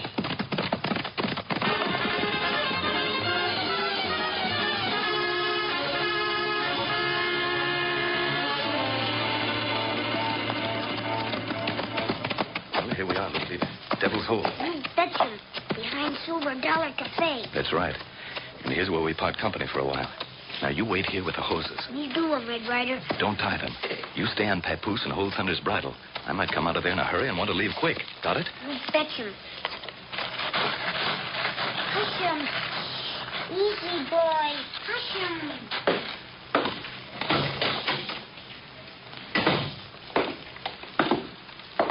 Howdy, Smoky. Huh? Oh, look here, Red Ryder. What do you want? 2 roast beef sandwiches. And make them right here in front of me so I can see what goes into them. Oh, sure. Yes, nice and tender, too, my roast beef. Mustard? No, just salt and pepper. Ketchup? No, just salt and pepper. Coffee? No. That milk fresh? Oh, it's this morning's. Give me some in a quart can. You taking your victuals with you? Yep. Now wrap the sandwiches and put in that box of cookies. Oh, if anybody'd ask me, I'd say you look like a picnic lunch here for one of the fair sex, maybe, huh? Nobody's asking you. Here, take it out of this. Here you are. 15 cents change. Yeah, a little drink? Of what? This here. It's good stuff. On the house. I don't use it. Well, I heard you didn't, but... You heard right. Well, all right, if you feel that way about it, then... You got what you come after, so... What makes you so sure? Well, what else you want? Information. Yes, such as what? Such as who the long, dark-complected stranger is. The one with the scar on his face. I don't know who you're talking about. You want me to come over behind that counter and refresh your memory? Hey, now, wait a minute. You wouldn't mean Davis, would you? Yes. Scarface Davis. Well, I don't know. I've just seen him in here a couple of times. Where is he now? Well, I don't know. How'd I know? This place is pretty deserted tonight. The rest of the boys have business somewhere else? How'd I know? Business ain't so good since Ace got sent away. Speaking of business, you ever try minding your own business? Yes, often. And keep your hand away from that butcher knife, Smoky. I said keep away from that knife. Now get up. Without the knife. I'm getting up with the knife, Ryder. Well, you asked for it. And now I'll toss the knife out of the window before you get hurt. It's mighty easy to hurt yourself playing with knives that way. Now get up. I can't. Let me alone now, will you? I didn't do nothing to you. Let me alone. Then I'll lift you up. Now listen, Smoky, and listen hard. I'm going to keep picking you up and knocking you down until you tell me what I want to know. Oh, no, Ryder, don't hit me again. I'll talk. I'll tell you. Now, don't hit me. I can't stand it. I got a weak heart. You've got weak knees. Now, where's Jane Bruce? Oh, I don't know. Honest, I don't. Are you going to talk? Oh, yeah, no, don't hit me. I'll tell you. She was Scarface. Where? If I tell you, you won't hit me, will you? I didn't have nothing to do with it, honest. Tell me the truth, and I won't touch you. Now, where is she? You promise? I've never broken my word yet. Now, start talking. Well, She's in a cave with the head of Scorpion Gulch. Davis and Scarface and the rest of the boys took her up there. They didn't hurt her none. And they're going to turn her loose just as soon as... As Ace Hanlon gets out of prison? Yeah, that's it. Hey, where you going? You can't go up there. Why not? Well, the boys got the entrance to the ghost guarded, that's why. You get yourself killed and mess things up for everybody, that's what you'll do. And you keep out of this. They'll send you back in a couple of days. I'm bringing her back tonight. And you stay here and don't try warning her. I'm telling you, Ryder, Scarface Davis is a killer. You won't come out of Scorpion Gulch alive. We'll see about that. It's all right, little beaver. Here. Stick this food in your saddlebags. You going now, Red Ryder? We ride, little beaver.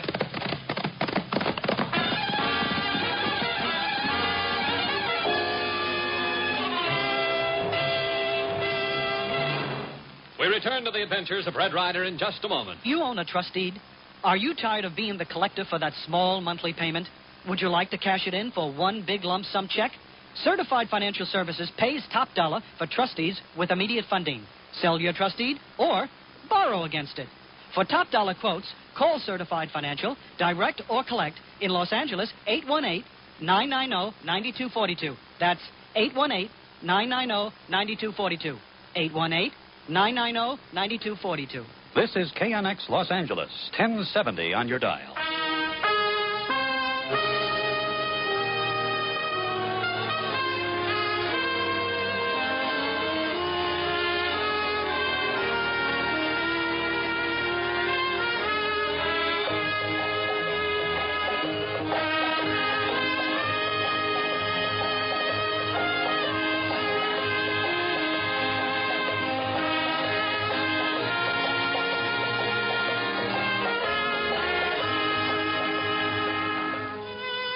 Things have been happening fast and furious at Painted Valley today. First, Little Beaver had a losing argument with a skunk. And before he could be scrubbed clean, John Bruce, Jane's father, arrived on the scene with startling news. Jane was being held prisoner by Ace Hanlon's gang. Her release had been promised only if Bruce would falsely claim that he had framed Ace, and that he actually was responsible for the crimes that had put Ace behind bars. As we join them again, Mr. Bruce is on his way to see the governor. Red Ryder and Little Beaver are on their way to Scorpion Gulch, where Jane is held prisoner. Why we slow him down, Red Ryder? That's Scorpion Gulch, just ahead. See those two big rocks at the entrance of the gulch? Me see him. Me thinking bad men's hiding behind rocks. Just what I figured, too, little beaver. A perfect place for an ambush. But they won't be expecting us. Oh, we ambushing them, huh? No, not exactly. We're going to use an old Indian trick. It's just about dark enough for us to get away with it. Me no. Horse hide and man trick? We'll ride low, just hanging on the sides of our horses. In the dark, they'll think it's a couple of wild horses making a break up the gulch. But by the time they find out who we are, we'll be out of range. When we start? Now, stick right behind me and keep low. Come on, Thunder. Hit him up. Hey, here comes somebody. Spread your gun. Oh, son, put a couple of wild horses, you fool. Both them horses got saddles on. Something's right. Hey, that's Red Ryder's horse, the Indian kid. Let's have him have it. Come on, Little Beaver. You good, Red Ryder. Right on, cowboy.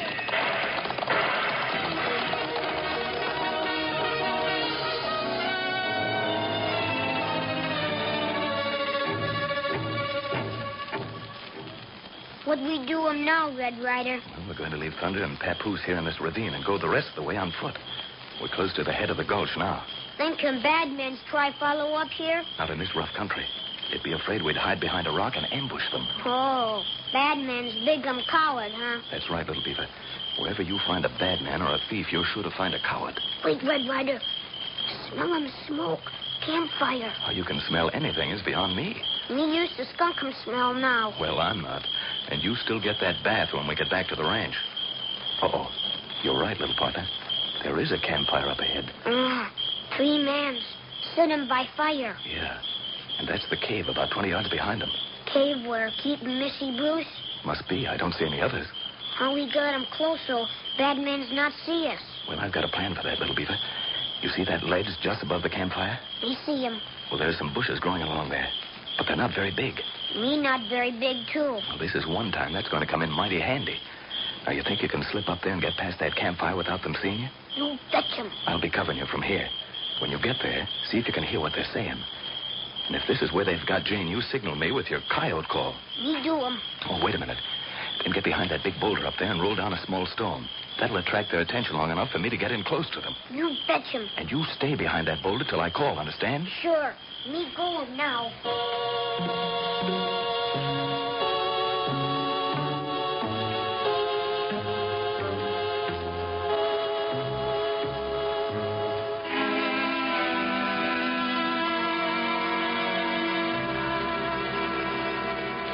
You sure that wasn't shooting we heard a while back, Scarface? Yeah, I'm sure. It's quiet enough now, ain't it? Yeah, that's just it. It's too quiet. Yeah, all them bugs and crickets real close to us has stopped making a noise. Ah, you country hicks give me a pain. Getting scared just 'cause you can't hear a bug yelp. You get to noticing things like that out here in the hills. We might not know much, but we know some things. Ah, you didn't know enough to spring your boss out of the pen, did you? No. He had to write to Frisco and get somebody down here would have had a little nerve. It ain't that we ain't got no Scarface. It's... Well, you ain't never come up against that Red Ryder yet. Yeah, I'll say. That guy's poison. He ain't human. Yeah, he sure won't be human long if he comes messing into my business. But that gal's a friend of his we got tied up in the cave. Yeah, and he's got a habit of finding things out. I mean... Ah, shut up, the both of you. Whining like a couple of babies. I left word for this Red Ryder to stay away. Told her old man to tell him there'd be trouble if he or anybody else tried to butt into my business. And I meant it. That's why you got that shotgun tied up there in the cave with a string going to the trigger? That's the idea. Yeah, but if anybody goes into the cave and hits the string, the gun will shoot the gal, not them. Yeah. What good's that going to do? Plenty. It'll teach these yokels around here that when Scarface Davis says lay off, he means it. I told him not to try and get that girl back till Hanlon was out of jail. And I meant just that. Hey, listen. I don't hear nothing. Up on that ledge there. I saw one of those bushes move. Whoever it is going to get blowed wide open. Wait. Don't shoot. I'll smell it. Here, suffering cats don't shoot. I smell it, too. Smell what? Have you guys gone crazy? No, I ain't crazy. It's a skunk. Sure. Don't you smell it? Yeah, I smell it now. It's a good thing you didn't shoot it. Yeah, it would have fallen right down here on our bedrolls. When it comes to skunks, don't mess with them. Mighty near as powerful dead as they are alive. Yeah, it must have gone now. The bushes have stopped moving. Yeah. Hope it don't go into the cave. Yeah. What's that? Ain't nothing but an old coyote. Hey, what's that? That ain't nothing but some little old rocks rolled down on the side of the gully. Hey, get your guns. I'm going up there and investigate. You go messing around in them bushes and you're going to meet up with that skunk. Sure, there's nobody up there. Only the skunk digging up bugs. And dislodged some rocks. You better look this way and keep your hands off those guns. It's Red Ryder. Yeah, the famous fighting cowboy, huh? You'll be Davis, I reckon. And you'll be a fool, I reckon. You haven't a chance, Ryder. There's 3 of us. And there's 12 bullets in my 2 guns. 12 goes into 3 4 times in this kind of arithmetic. Oh, yeah? You ain't talking to one of these local hicks now, Ryder. I see you edging around behind me, Monk. Stand still I'm or... standing. I'm dropping my guns. I'm not telling you again, Jeff. Okay, Ryder. I don't want no trouble. Come on, Jeff. Drop them. I'll drop you. You try to pick up those guns, Davis, and my next 2 bullets are going to hit your shoulders instead of your guns. Now, Monk, pick up all those guns and throw them into the bushes. Down the hill. All right. Pick them up by the barrels. Go on, throw them. Well, that's as far as I can throw them. All right, Davis. Where's Miss Bruce? Well, you'll never see her unless you turn around and get out of here and fast. A fist usually convinces your kind better than a gun. Now, where is she? Why, you dirty... Go. All right, come on, Davis. Get up. We're just Get starting. him, Monk. Oh, you did manage to get behind me, huh? Come on, Jeff, get him. Kind of soft, aren't you, Jeff? This rock ain't soft, right? Neither is my fist. Come on, Davis. Get up. Both of your friends are taking a long nap, but you're still awake. Yeah, it'll take more than you to put me to... All right, Little Beaver. They're all asleep. Come on down. Little Beaver, where are you? Little Beaver, are you there in the cave? Jane? It's dark as a coal mine in here. Red Ryder, stop me. I'm coming, Little Beaver. Red Ryder, you hit him string. Make him shoot gun. A gun trap. Jane, where is she? Jane? No can talk. Got him gag tied on face. Where? Oh, I'm sorry. I didn't mean to step on you, Jane. Here, let me get that thing off you. There. Are you all right? Oh, yes, I think so. You're not. You're hurt. No, I'm not hurt. You just knocked the wind out when you stumbled over me. Little Beaver crawled in and untied my hands and was trying to drag me out. Sure. Me drag him low on ground so gunshots no hit him. You take my arm, Jane. All right. It's rough going in here. Step up here. Mm-hmm. There's a boulder. Now, around this side, there. Oh, I can see the entrance ahead. Me lead 'em way. Outside them cave now. Oh, look at those stars. I don't think I ever really appreciated them before. Look, Red Ryder. Bad man's get 'em up. Run away. I see him, little beaver. Let him go for now. I'll settle with them later. Can you walk all right, Jane? Oh, I'm all right. Just a little nervous. Who wouldn't be in that dark cave and all? Well, I know it sounds funny, but I wasn't really frightened until the skunk came in the cave. Skunk? Yes, just a few seconds before Little Beaver. I couldn't see it, but I didn't have to. And tied there in the dark, knowing that awful animal was coming closer and closer. Well, it wasn't funny. I can still remember. That no skunk that me. That's huh? right, Jane. Little Beaver had a fight with a skunk today. Oh, good gracious. No more fight 'em with more skunk. Skunk 'em too strong medicine. That's a fine idea, little partner. Well, here we are at the horses. Thunder, you'll have to carry a double load tonight. Me ride 'em with you, Red Ryder. Let her ride 'em pony. Nope. You ride Papoose. Why me not ride 'em with you? 2 reasons. The first one is that when we get out on the main road, I'm taking Miss Jane to the ranch for hot food and some rest. And I want you to ride into Millersville and tell her father he won't have to take that midnight stage. That Jane is safe at Painted Valley with the Duchess. Me do 'em. What other reason? Yes, what's the other reason, Red? Well, you didn't have a fight with a skunk today. All right, Thunder. Hit that trail. Come on, Thunder!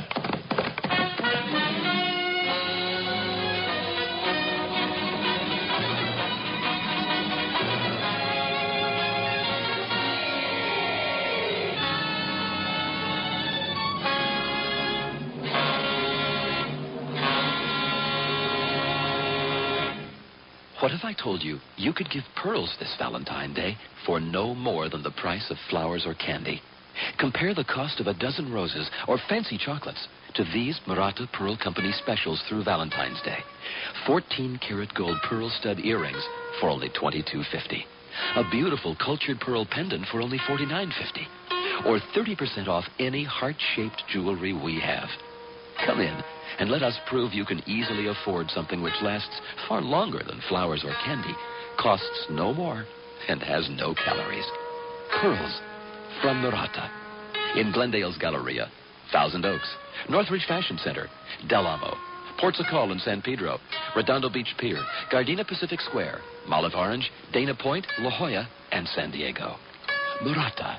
M-U-R-A-T-A. Pearl specialists for over 7 decades.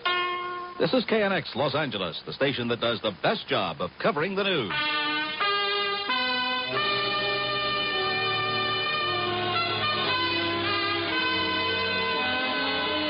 Don't miss the next exciting episode of Red Ryder.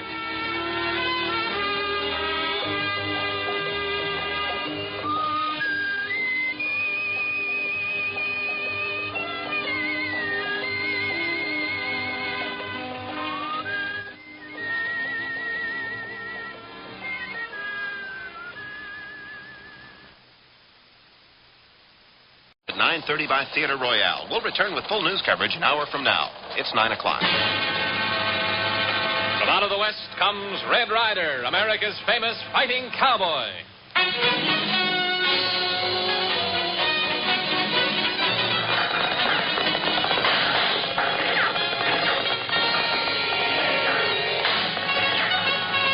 There's trouble brewing round Monterey territory, so ride, little beaver. Prod that pony. You betcha him. Get him a papoose. Get along. Get it.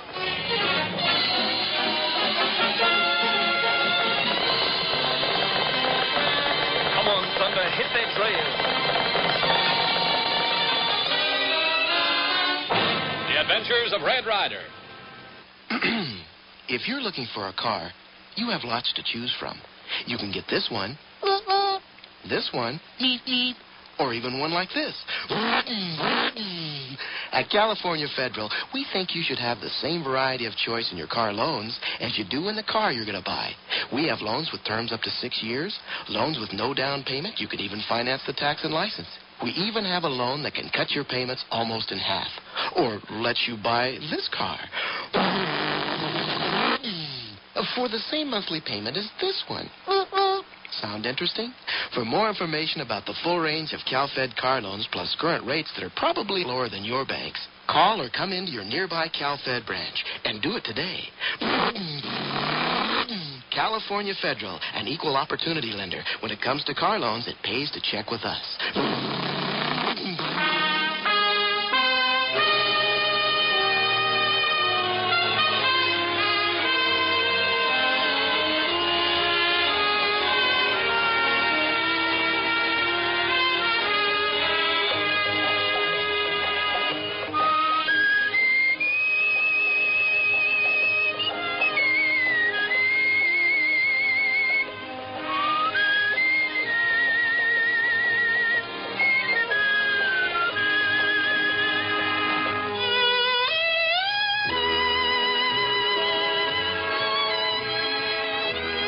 Although today the rich lands extending west from the Mississippi to the Pacific are integral parts of our great nation, there were times when those same plains groaned under the lash of political connivance and tyranny. And thus, as tonight's story opens, there is reason for us to find ourselves listening to a conversation going on in a dimly lit hotel room near the nation's capital. Congress ought to have better sense than to do a thing like that, Senator. Oh, granted, Mr. Bixby. But that's why I sent for you. I know that you have a vital interest in seeing that the Monterey Territory is not admitted to the Union. You bet I have, Senator. But if, like you say, they send that congressional committee up there to investigate, they'll grab at the chance of taking us in. Will they, Mr. Bixby? Perhaps I forgot to tell you that I had myself appointed chairman of the investigating committee. Well, now, that's different. The results can be exactly as we wish them, Mr. Bixby. If you can arrange it so that when the committee gets there, you might convince them of what I've been saying, that the Monterey Territory is still entirely too lawless to be blessed with the privileges of statehood. You're a sharp one, Senator. Yes, indeed. And by the way, is there someone in the territory you trust, someone with whom you can work? Yes, sir. I kind of work for him now. A man known as Colonel Lavelle. Smart man, the Colonel. And he'd stand to lose a lot of money if the territory was ever taken in as a state. Very well, then. I suggest that you leave here at once. Senator, you get your committee together and head west. By the time you get there, the Monterey Territory will be red with blood and black with gun smoke.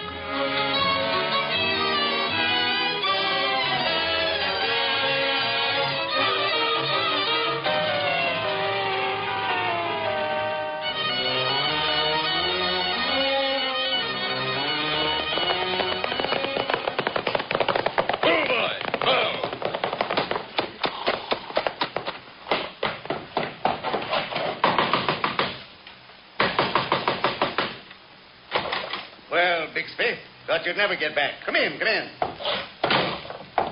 Well, Colonel, I talked to the senator, and we've got this whole thing right in our best pockets. Good. What did you arrange? All we've got to do is make sure that there's so much trouble here for the next month or so that the congressional committee coming out to look us over will never sanction us going in as a state. Ah, trouble, eh? Good. Now get out and get busy, because I want trouble with a capital T.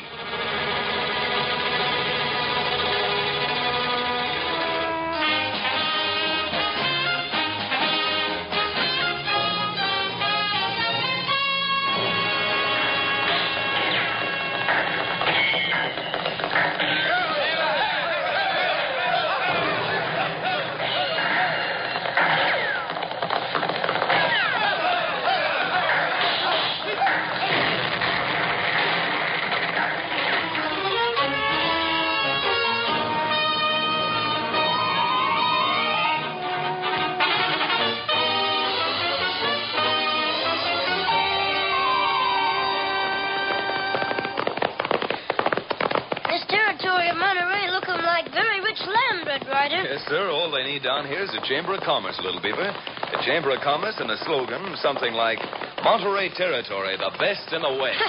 Well, if such rich country, Red Ryder, then why you think him your friend, Mr. Martin, telegraphing you to come up here? Well, it sounds to me as if you answered your own question, son. A country that's rich is generally rich with trouble, too. Uh-oh. See what you mean, Red Ryder. Yes, I had an idea you would. All right, come on, son. Prod up that pony. They brought it up, Red Ryder. Get along, Papoose. Get it. All right, fellas. Stretch out there. Stretch out and run. Come on, Sunday.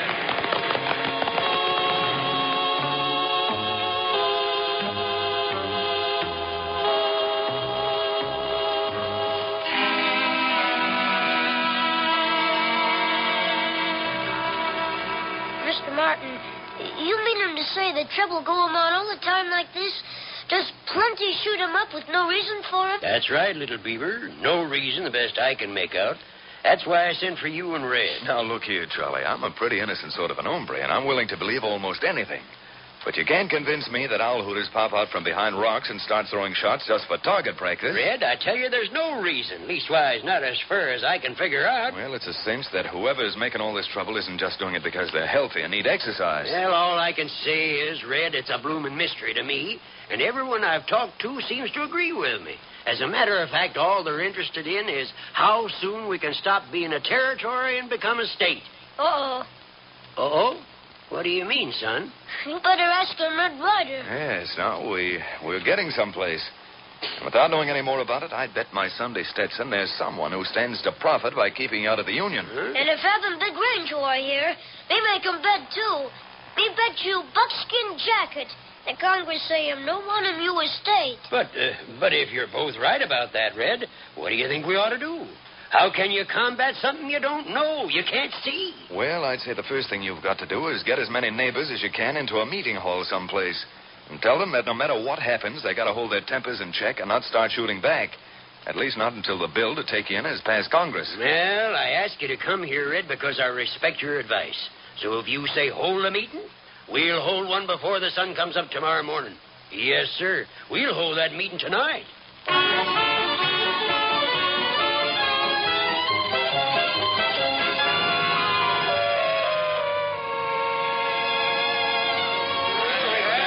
What do you mean, not showing back? I'm not going to make a clay pigeon out of myself. Now, before you go flying off the handle, let me ask you a straightforward question.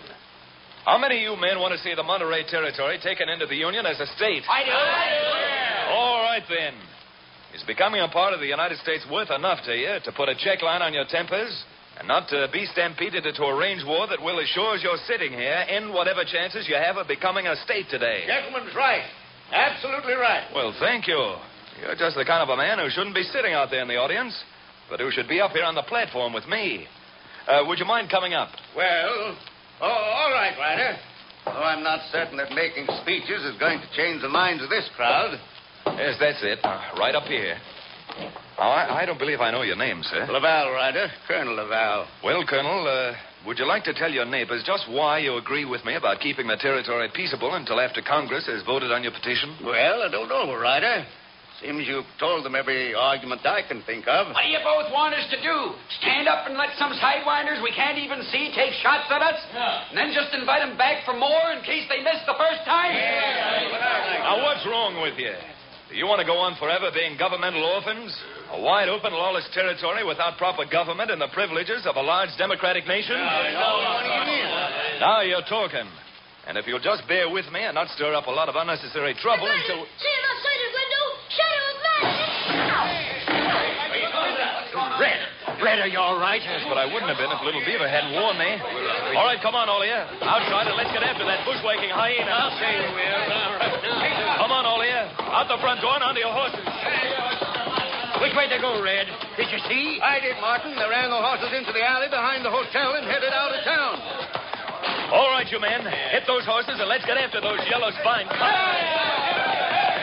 up there, Papoose. Get along. Get it. Colonel, what are you shooting at, Shadows? Oh, blast it, Ryder. Just saw one of them cutting behind the freight depot. Over towards those hills. Well, that's funny. We don't see him anything. Well, we won't see anything either at this rate. Let's knock on these horses and get after them. Come on, men. Start throwing some lead.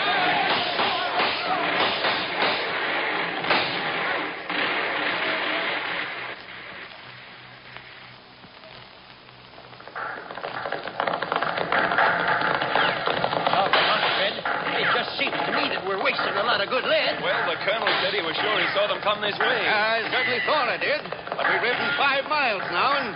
No, sir, I'm afraid we'd better give it up and call it a bad job. All right, man. Hold it. Clean up. Well, Red, what do you think? Well, what is there to think, Charlie? Someone took a shot at me at the meeting, and somehow he or they got away. Kind of makes fools out of us, too, doesn't it, Ryder? After wasting our breath telling all these folks not to fly off the handle to start scratching leather, We did just that very thing ourselves. Well, Colonel, now that I've been singled out for a target, I'm starting to feel just the way these other men do. But not being a resident of the territory, I may feel a little freer about swinging my gun when I find the man I think could use his answers neatly wrapped up in steel jackets. All right, Charlie, little beaver. We've got some heavy thinking to do, so let's be getting on back home. Yeah.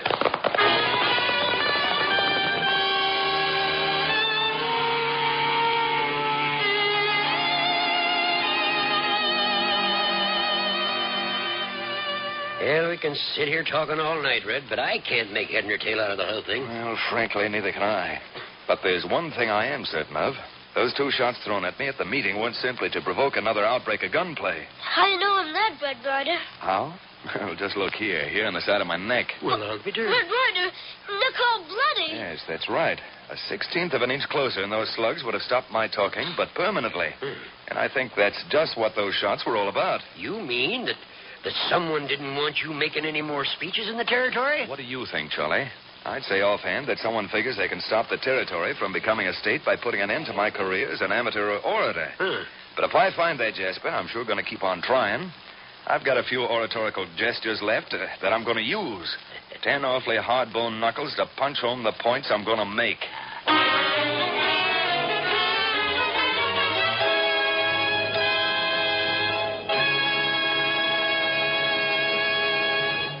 We return to the adventures of Red Ryder in just a moment. Hi, friends. Fred Rated for Federated, the biggest event of your life. Yes, if you ever wanted anything, you could plug in and rush now to Federated's Fred Tag Sale. 2 days, just 2 days, just 2, February 22nd and 23rd, Friday and Saturday. A sale so big we hesitate to call it a sale, and yet we must. And with every Fred Tag purchase, you'll receive absolutely free a limited edition decorator Fred Tag for your very own. Huh? Get a 20-watt metal tape-capable Concord AM/FM cassette car stereo Fred Tag at just $139. 2 days, doors open at 8:30 a.m. Friday and Saturday, the Fred Tag Sale.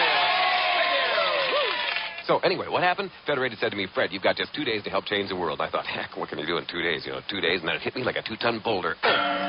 Get this. Every Federated auditorium-sized superstore will close at 4 p.m. Thursday in preparation for the biggest event in the history of the nameless. And look at this. Beta Hi-Fi from Sanyo. Yes, the VCR you've been drooling for in glorious stereo with all the features you dare ask for. Fred Tag to a low $396.36. That 2-day only Fred Tag sale. Doors open at 8:30 a.m. Friday and Saturday, February 22nd and 23rd for a lifetime of savings. This is the news station, KNX 1070.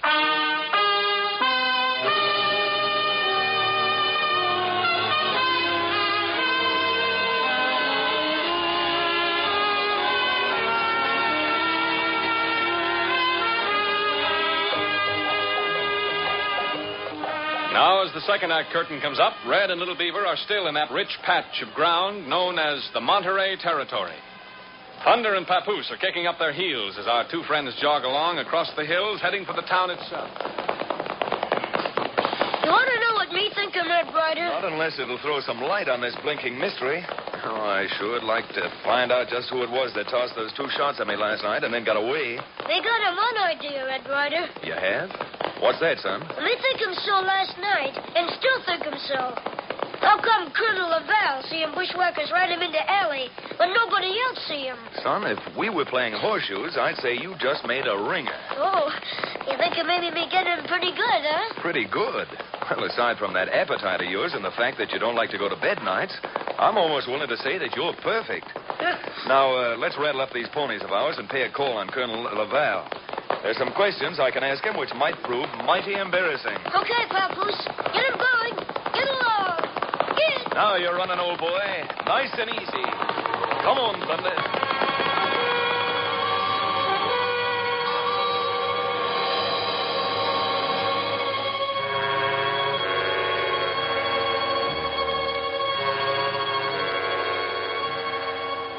Confounded Colonel.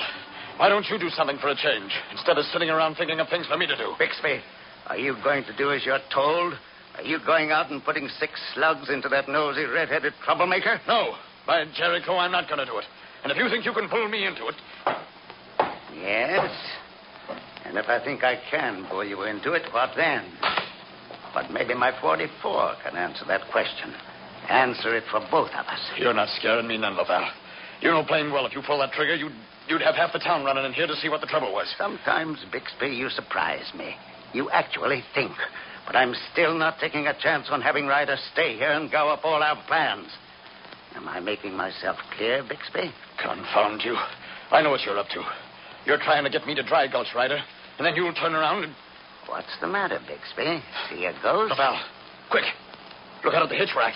That's Ryder just getting off his horse.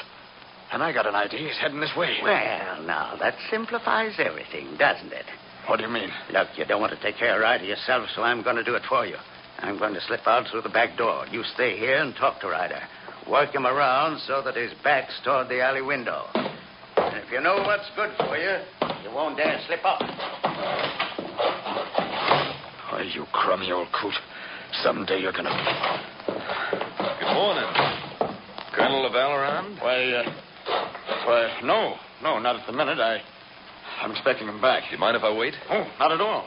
Just take that chair over there by the window. Hey, where are you going? I'm not leaving. I'm just going to tell my little Indian partner that I may be longer than I expected. You better tie off the horses, little beaver. I may be a few minutes. Well, nice office the colonel has here. Yeah, sure is. Here, let me get to that chair. Yeah, there you are. Just stretch out. Well, thanks, hon. Good Lord. Shot him clean through the back. Why, you bushwhacking sidewinder. Disappeared like all the rest of those dry gulchers, and here I was standing flat-footed and... Here. What's going on in my office? Bixby. Jill. Now, see here, Lavelle. Don't look at me like that. I had nothing to do with it. Oh, no? I saw you just put your gun back into the holster. Why, you sneaking polecat? Now, if you'll just look for yourselves, you'll see that the glass in the back window is broken. Man, are you going to stand here and let this cold-blooded murderer try to talk his way out of this? All right, Redhead. We're not wasting any time on you. We're taking you down to the nearest oak and ending this once and for all. You men talk of loco. Huh? What do you mean, Redskin? If Red Ryder shoot him anybody, the bullets must be gone out of his gun. And if still got him 6 bullets in his gun, then him no can be a murderer. Now, wait a minute. I appreciate what you're trying to do, little beaver, but after those first shots, I went over to the window. You better not talk him, Red Ryder. You just take him gun out of holster and give him to me. But that's utterly ridiculous. You heard the shots and this No use squawking, Colonel. If the slugs are all in Ryder's gun, he couldn't have done it. All right, Ryder, hand your gun over. And just make sure you hand it butt end first. But if you'd only let me explain... Here, give him your gun. Thanks, son. Well, I'll be doggone. The little Injun's right. Yeah. Not a bullet missing. Not a bullet missing.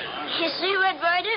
We get him better all the time. Well, I'm sure glad you spoke up, Injun. In our anger, we almost done something we might have regretted the rest of our lives. Put her there, Ryder. I'm plumb sorry. You're plumb sorry? Why, mister, this is one of the happiest moments of my life. Well, I'm sorry to disappoint you, Colonel Lavelle. You'll have to find someone else to charge with that particular murder. Now, little beaver, let you and I get outside. There are several things that the two of us should have a talk about.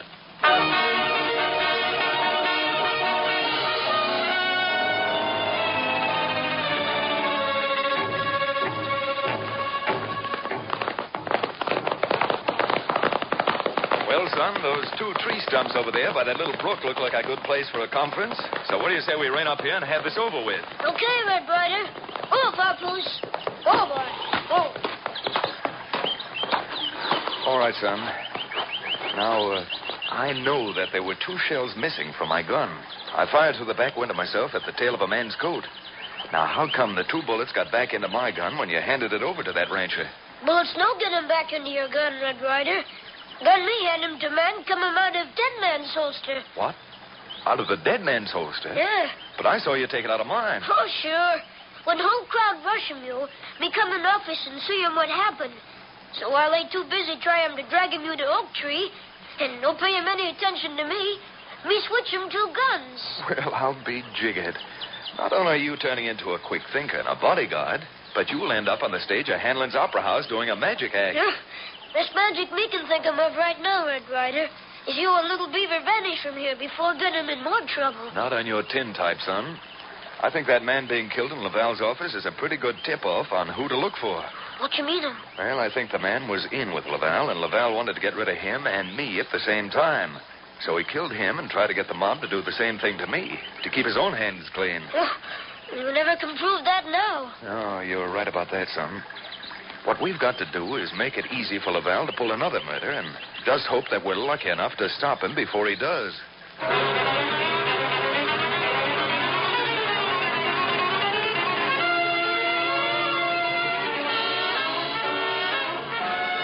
Of course, Senator, it hasn't worked out 100%, but I think there's been enough trouble around Monterey for you to report to Congress that they have no business taking in the territory as a state. Well, of course, but I certainly wish you'd gotten rid of Ryder instead of bungling that up.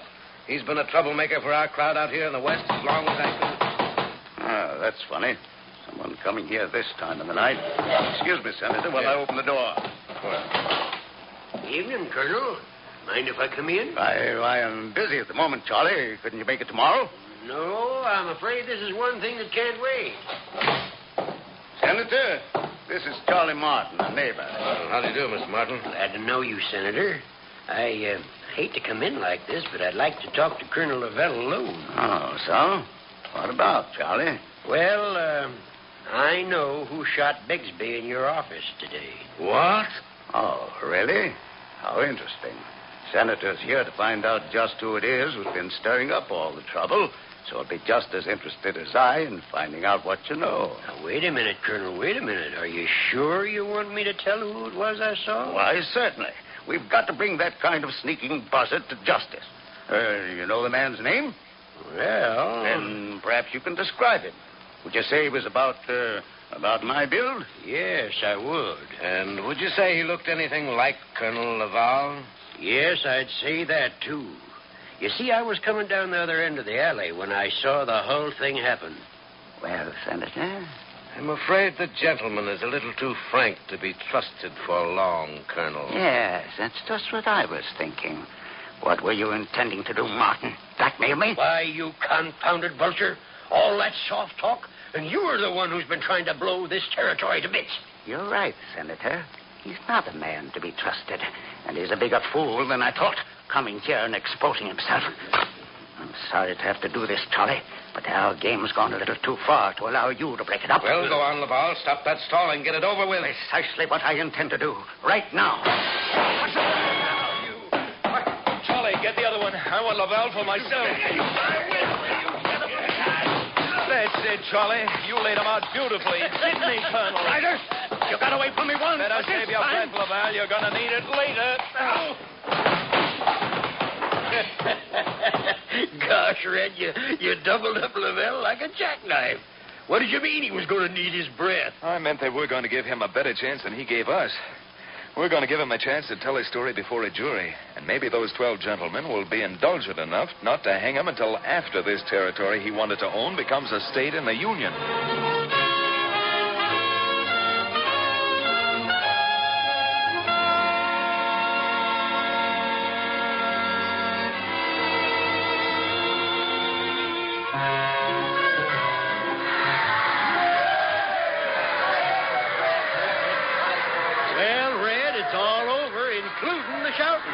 Yes, sir, we've finally become a state. And, if you ask me, the first official act of the legislature should be to make you the honorary governor. Well, thanks just the same, Charlie.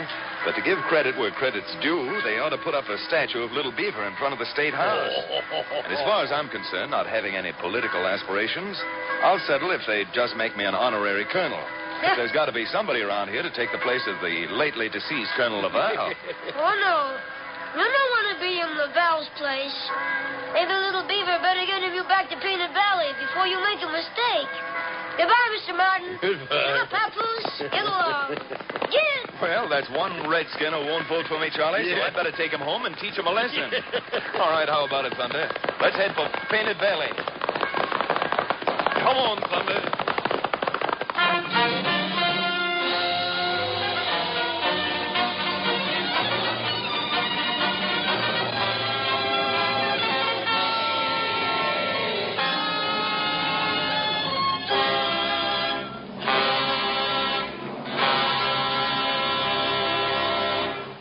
it's Leslie from Licorice Pizza, records, tapes, and video.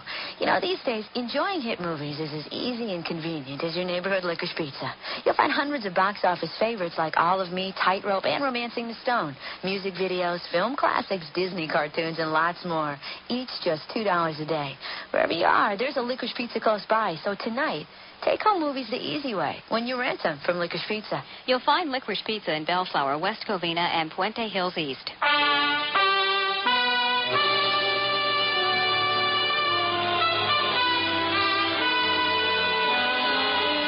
Don't miss the next exciting episode of Red Ryder.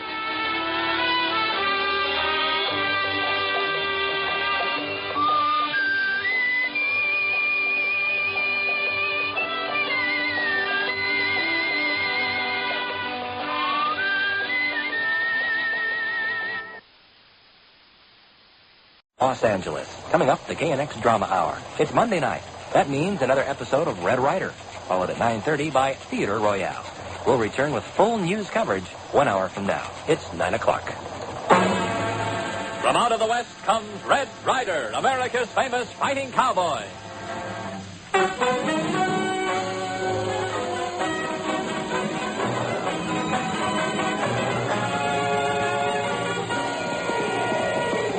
Draw that pony, little beaver. The Indians are on the warpath up around the Bonanza mines. There's no time to lose. Hit the trail. You get some, Red Ryder. Get along. Get him up. Hit.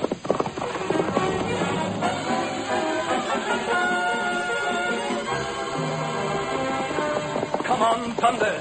Ride on, cowboy.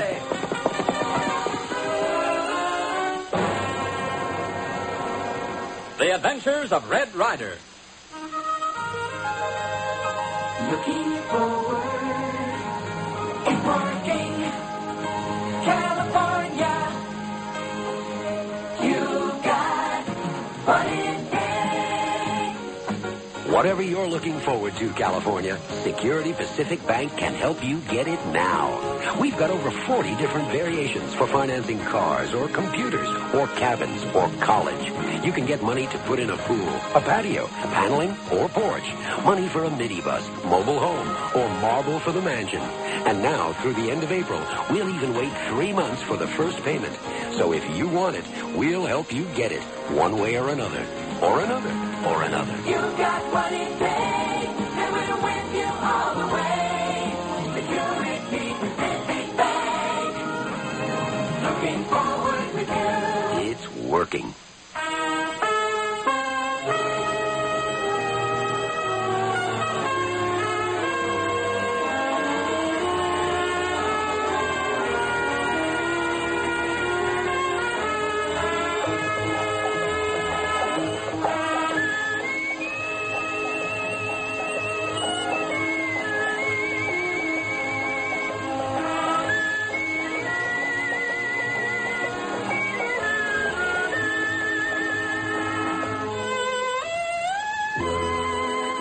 Red Ryder, returning victorious from his recent encounter with the warring factions of the range country, rides in a light-hearted mood today, accompanied by his faithful and solemn-faced companion, Little Beaver. We find them astride Thunder and Papoose, winding their way through the desert buttes and mesas, headed for the little trading post at Shoshone. As they are entering the settlement... Where we come trading post, Red Ryder? You looking for men? No, Little Beaver, this time I'm looking for a woman. What trouble? Waste time. What you mean, woman? I mean a nice, pretty gal to take to a dance. Don't you remember when we stopped up at the Elk Ranch, the cowboys were telling us about the shindig here at the trading post? Me member. Say, there's a poster for the dance over there now. See? Pioneer Bull, bring your best gal. Fun for all tonight at the trading post. You know God I'm best gal. Hey, What you see, Red Ryder? look who just got off his horse at the Wagon Wheel Cafe. Him Mace Hamlin. Always him making trouble. Yeah, and if I'm not mistaken, that broadcloth gent he's gone inside with is old Mortimer Grant, the boss of this territory. That old robber's always out to steal something big. Now you know catching best gal, huh, Red Ryder? Maybe you catch a Mace Hamlin and Big Boss Man, huh? Maybe. Whenever those two get together, there's pretty apt to be trouble. I can't let this chance slip. Good. Listen, Little Beaver. You're going to the reservation for me and invite Mary Morrison to the dance. Me better stay trading post with you. Now, you wouldn't let a pal down, would you? Tell Mary I was too busy to ride up myself. Go on now, and don't forget to tell her how anxious I am to see her. You understand? Maybe understand. Look, how would you talk to a little Indian girl you liked? Me talk all this way. You gather wood. You cook food. You build teepee. You know dance. Me dance. Oh, gosh, no, little beaver. Don't put it that way or you'll spoil everything. Just ask her if she'll go to the dance with me tonight and bring me the answer. All right, get along now. I've business to attend to with Ace Hanlon and Old Man Grant. He goes. Too bad. Miss fight. Giddy up, Papoose.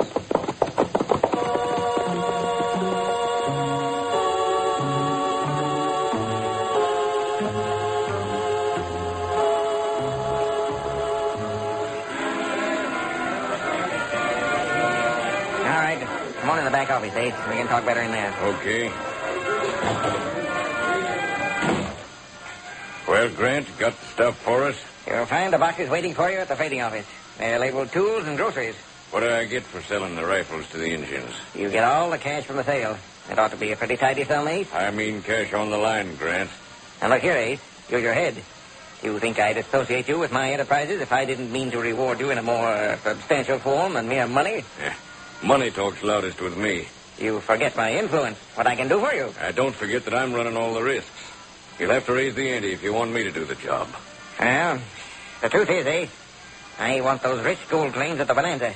If you can stir up the Indians so they'll run the miners off those claims, I'll count you in on the new ownership. Got it a little finer, Grant. You mean jump claims? You put it very crudely, Hanlon. If the miners abandon their claims, they will, of course, be open to new filings. All right. That suits me. We'll do the filing and take you in as a partner. You're stretching it a little. I'm still the boss around here. I'll get going. Get those redskins started. All right. But Hold it. Think you hear that door move? Does seem to be open a crack. It ain't gonna be healthy for anybody that's been eavesdropping. Well, so it's my old friend Red Ryder. What do you mean, Ryder, snooping on me like this? Talk fast. You sort of act as though you had a guilty conscience, eh? Why, You're mighty good on the droids, but not fast enough. Now consider yourself lucky I nipped your gun instead of you. What's the idea, anyway? Ain't I got a right to come into town for supplies without you gunning for me? Sure. Get your supplies and get out. On general principles, I figure honest folks aren't safe when you're roaming around. Why? Now do what I say. Get your supplies and get out.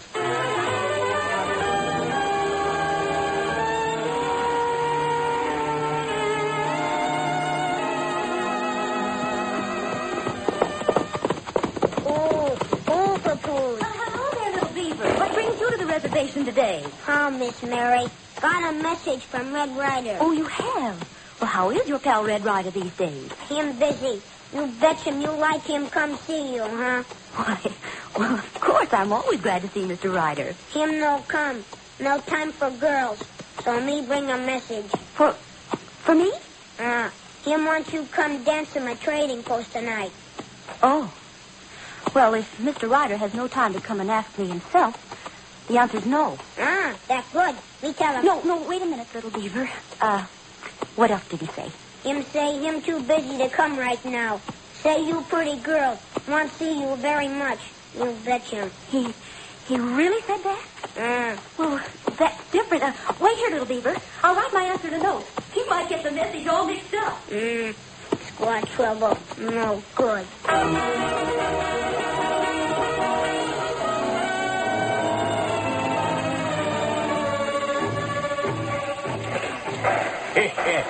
Say, that firewater we sold them Indians sure did the work, Ace. Nothing like firearms and firewater to make them hit the warpath. How much did we clean up on them rifles we sold the Paiutes, Ace? Plenty. But that's only a starter. We'll rake in a wagon load of gold if the Indians do what we told them and drive the miners out of Bonanza Camp. We better get going so we can file on them claims as soon as the Redskins clear the way. Yeah, Buzzard. Nothing more we can... Hey. What's the matter, Ace? Who's this riding up? Why, that's Morrison, the Indian agent. Yeah, that's what I thought. He's looking for us, I reckon. Some of those Indians must have told him. We better let him have it, Ace. No, wait a minute. He can't prove anything on us. We've just been trailing horses that's straight on for reservation. Have we? All right. Keep your hands off your guns, all of you. I've got you covered. Well, so it's you, Ace Hanlon. It's you that sold guns and whiskey to the Indians. After all I've done, you create trouble, tell them liars, and start them on the warpath. Why, you're barking up the wrong tree, Mr. Agent. Sure. We were just looking for some stray stock when we almost ran smack into them red devils. No need to lie about it, Ace. One of the Indians told me. And I saw you selling the stuff from up on the ridge there. You're under arrest, all three of you. Drop your guns. Wait. Ah, One Eye, you're too handy with your trigger. Got him, though. He's still hanging on his horse. Look. He won't for long. Come on, boys. Can't worry about Morrison now. We're heading for the Bonanza. Pronto.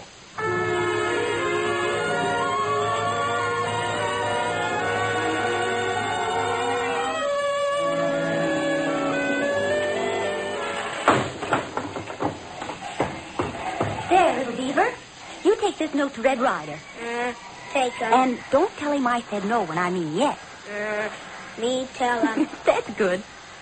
Listen. Do you hear war drums? Me hear him. No good. There are shots, too. Oh, I wish Dad would come back. Where he go? He's trailing some men who are trying to start trouble. Listen. The drums are getting louder. Chief Winnemucca no let Braves go on warpath. He's friend to white man. But Winnemucca isn't here. He's up at the hot springs. When he come back, he fix. You betcha. Hook him. Why, it's Dad. He almost fell on my horse. Oh, little beaver, wait. Here, come on. Oh, Dad, what happened? But Ace Hanlon selling guns on the reservation. They shot the Indians on warpath. Can't stop them. Little beaver, hitch up the wagon quick. The nearest doctor's at Bonanza, and I'll take Dad there. You no get him through the Bonanza. Bad Indian crazy. They kill you. Wait him here. I get him, Red Ryder. I can't wait, little beaver. Dad may die. I've got to get him to a doctor at once. Willowbark, Red Cloud. Here, help me lift Dad. Hurry. You go get him, Red Ryder, quick. You wait. He's come.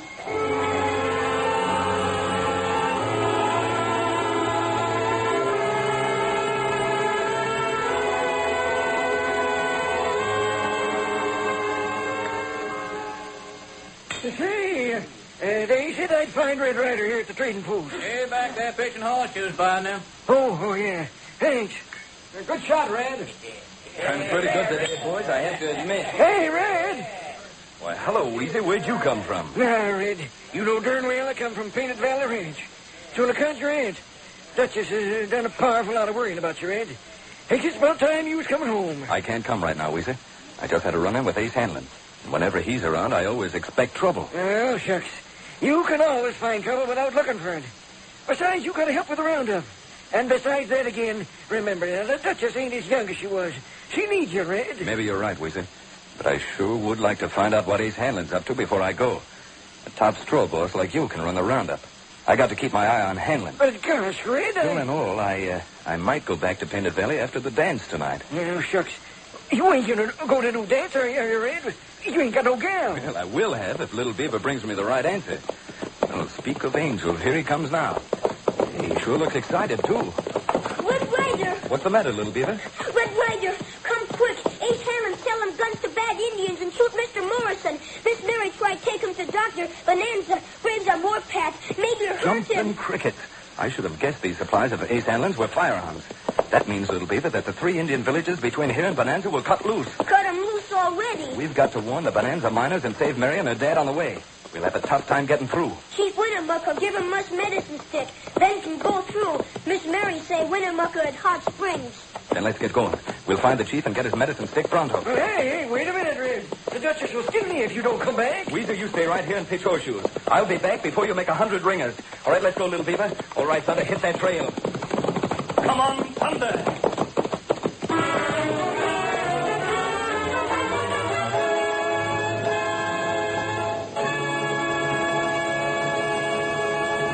We return to the adventures of Red Ryder in just a moment. Imagine this. You're at the wheel of the Long Beach Grand Prix pace car, a hot new Toyota MR2. You sit firmly atop 4 Bridgestone performance radios. Imagine tightening your helmet, starting the engine, and you're gone. Imagine winding through the streets of Long Beach, your Bridgestone radios holding every curve. Now imagine this performance at a reduced price at Bridgestone's enthusiast-only celebration. To celebrate the Long Beach Grand Prix, Bridgestone has made it possible for dealers to lower prices on selected radios, from Potenzas, the tires on your pace car, to all-season performance radios. In your imagination, the ride is almost over. That other sound you're imagining? Probably just the pounding of your heart. Bridgestone's enthusiast only celebration. Call 1-800-453-7000 for participating dealers. 1-800-453-7000. But hurry, the low prices end April 14th. Imagine that.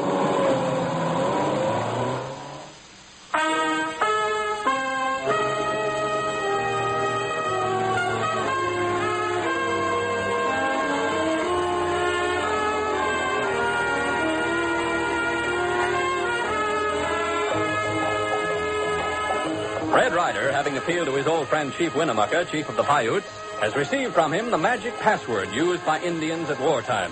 It is called a medicine stick and consists of a ceremonial willow twig on which are 3 colored beads. In order to pass safely through the 3 hostile villages of the Warpath Indians, Red must show the medicine stick to them. The first white bead will pass him through the warriors of the Antelope clan. The second red bead will get him past the Bear clan.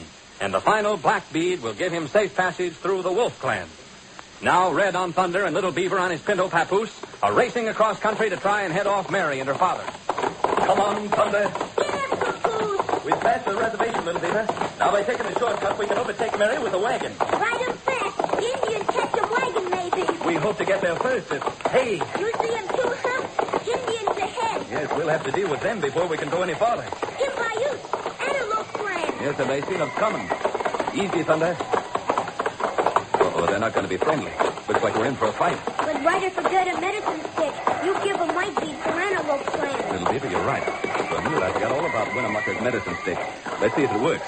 You signal to them in sign language that we're friendly before they riddle us. They do 'em. Well, at least they've stopped those whoops.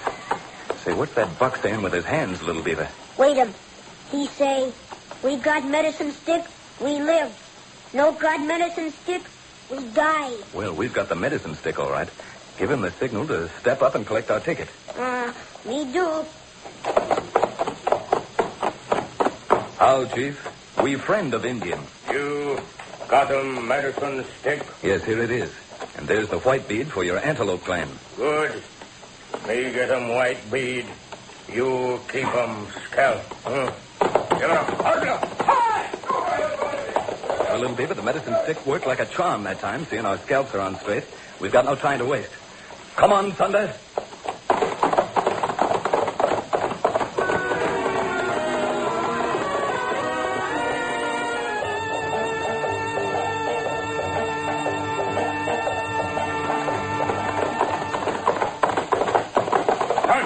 My horse is going lame in the left forefoot. Get down, Fuzzard, and take a look at that shoe. Yeah, no time to worry about a lame horse. Yeah, mare's lame, all right. Wait a minute. I'll hammer the shoe back with a rock. But it won't help much. Hey, wait. What's that wagon down the road there? Whoever's driving that wagon's in a heap of a hurry. That's the agency wagon. I'm curious to know who the driver is and why he's in such a hurry. We can't afford to have no warning reach Bunyan's ahead of us, can we? You're doggone right we can't. Buzzard, you and One-Eye get down there and find out where he's going. Yes, all right. And remember, dead men tell no tales. Sit down.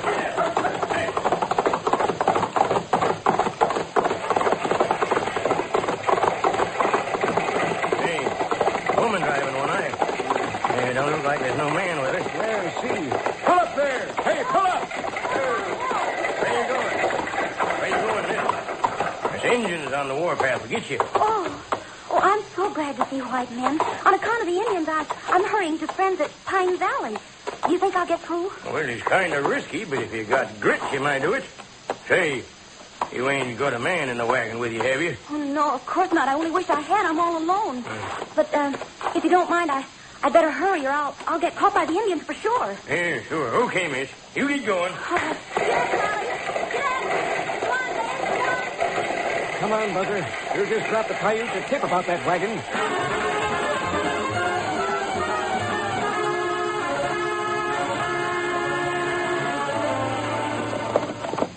Come on, Thunder. Giddy up, Papoose. When we get to the top of the ridge, Little Beaver, we can see where the wagon road crosses the desert. Papoose, he's tired. Ride him long way. Very fast. And you're tired, too, aren't you, Thunder? It was that steep grade. They'll be all right when they get their second wind. Well, here we are. Now, use your eyes and look for signs of the wagon, Little Beaver. Me seeing dust clouds over there. Look. Yes, you're right. It's Mary's wagon. And Say, what's that other dust cloud on the slope of the mesa? Indians. I'll say so. A flock of them. They're shooting at the wagon. Come on, little beaver. We've got a hard ride if we're going to save them. Come on, Thunder.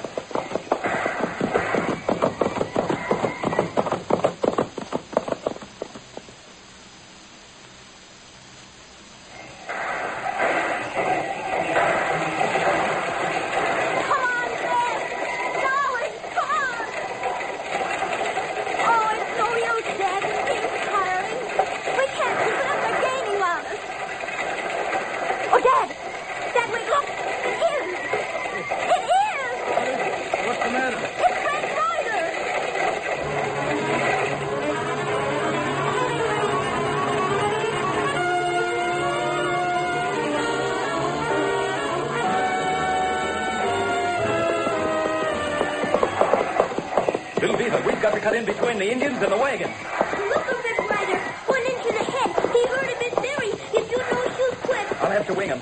You ride toward the main band and work that medicine stick if you can. Oh, you wing him. Good. Indian, hit ground hard. Make them teeth rattle. Get going and work that medicine stick. I'm heading for the wagon. We work him. Red Ryder. Mary, you all right? I don't know. I'm so excited and over. Oh, Red, I was praying you'd come and you did. I wasn't much too soon, I reckon. How's your father standing? He had a pretty wild ride for a wounded man. Yes. Well, Mr. Morrison, how you feeling? Never better. I guess I'll sit up. Dad, please, your wound. He'll fix the bear clan, Red Ryder. Good, little beaver. Now, Mary, don't be alarmed. Your father's pulse and heart are good, but you've got to hurry to the doctor at Bonanza. Oh, you've got to come with us, Red Ryder. I couldn't face it again alone. There's no need for that. Here's greater protection than I can give you, Mary. What is it? Just a stick with a black bead on it. It's a mighty powerful stick, Mary.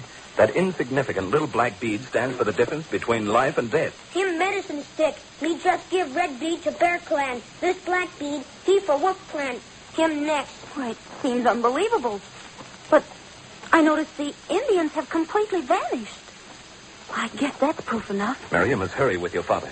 The medicine stick will see you through safely to Bonanza. I've got to ride the shortcut to warn the miners. But, Red Ryder, this medicine stick is your protection. I couldn't accept it and know you might be killed on my account. Your father's life is in your hands. He's helpless. Now, don't worry about me. So long, Mary. Keep your chin up. See you in Bonanza. If you must go, I've got to warn you of another danger. What is it, Mary? I saw Ace Hanlon and one of his men who shot my father. You did? Where? They stopped our wagon a ways back. If they'd known Father was under a blanket in the wagon, something terrible would have happened to him. Ace Hanlon started this uprising. Which way did he ride? On the trail that crosses the North Ridge. His horse was limping. You might catch him, but you will be careful, won't you, Red Ryder? Yes, of course I'll be careful. But I'll get Hanlon.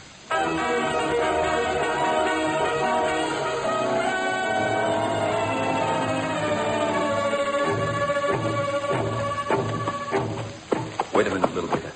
Drums or no drums, I've hit Ace Hanlon's trail, and I'm sticking to it. Water hole down in gulch. Me see 'em horses. White men hiding behind rocks.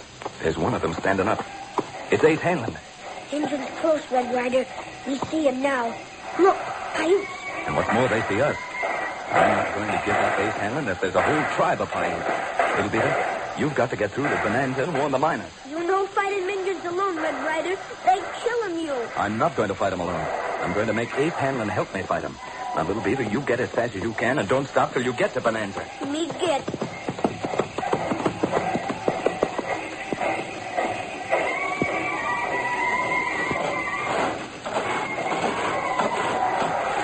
Get your hands up, Ace. Higher. And you two, reach. Red Ryder, you're just the sort of hombre who would pick on white men at a time like this. Sure thing, Ryder.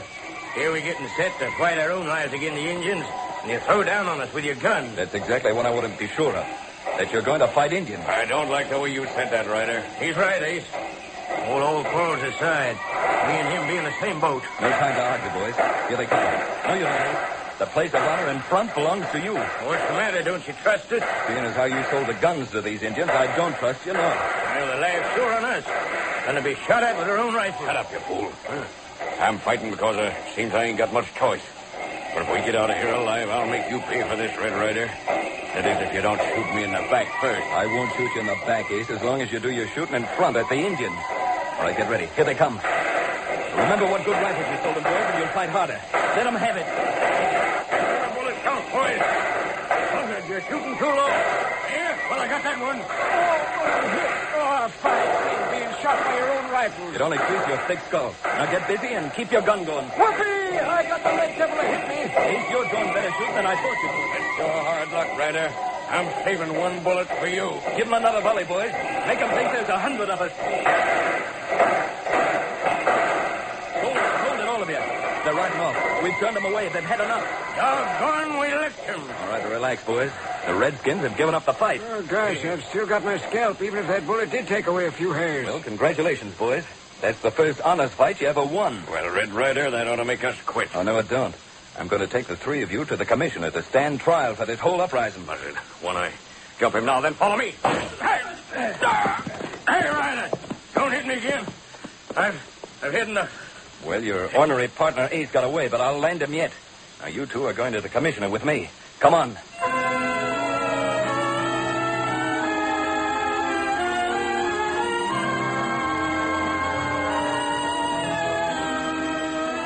I'm so happy we got to Bonanza in time to save your life, Dad.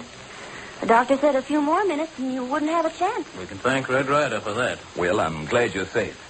I'm sure happy to see you looking a heap better, Mr. Morrison. The miners have herded the Redskins back to the reservation to sleep it off. Now, if you'll be so kind, Mr. Morrison, as to identify these two men. I'm most regretful to say that Ace Hanlon got away. Yes, I caught Ace Hanlon and these two men selling guns and firewater to the Indians. The one called Buzzard shot me. That's fine, Mr. Morrison. You can bet these two will get what's coming to them. All right, Sheriff, lock them up. How can I ever thank you for saving our lives, Red Ryder? Oh, that's all right, Mary. What's worrying me is how we're going to get to that dance. And doggone, I just remembered Little Beaver never did give me your answer.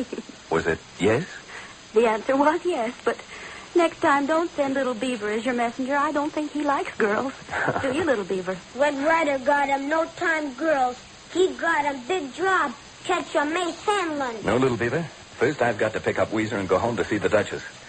I'll be seeing you again, Mary. And the next dance, we'll try to make it on time.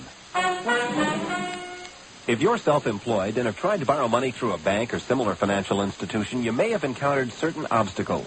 If showing enough income in order to justify a loan is one of the obstacles, call Bonded Home Loans. At Bonded, your income is secondary. If you're self-employed but own your own home or other real estate, the equity you've built in that property is what's important to Bonded. Bonded is a real estate loan brokerage firm. Through Bonded, self-employed borrowers like yourself have been getting the cash they need for any reason for over 18 years. Bonded arranges loans based on the equity in your home. With Bonded around, you don't need anyone's favors. You are a preferred borrower. Call today and find out how much you may borrow upon verification of equity. Call toll-free anywhere in Southern California, 1-800-826-6333. Bonded offices are located in Los Angeles, Anaheim, Torrance, Whittier, and Tarzana. Call their loan information hotline, 1-800-826-6333. 1-800-826-6333. Bonded Home Loans.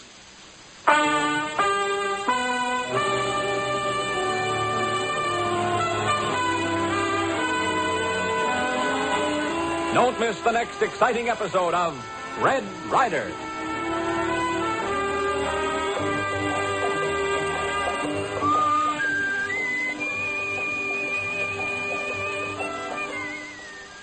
You're listening to the news station, KNX Los Angeles. From out of the West comes Red Ryder, America's famous fighting cowboy.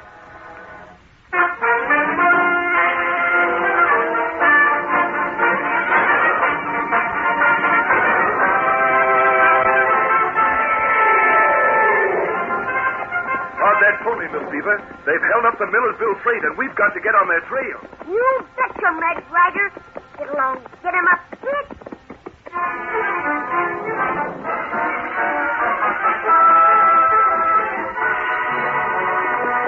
Get going, Thunder. Ride 'em, cowboy.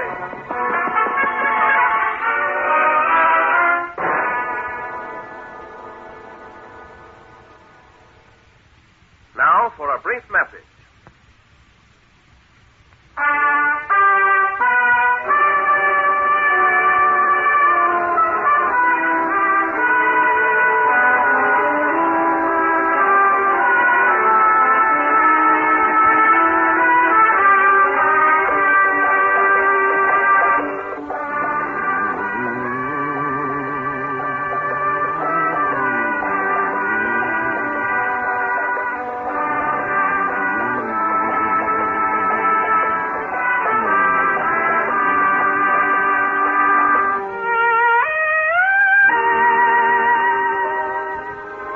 a lazy afternoon, and the range shimmers in the midsummer heat.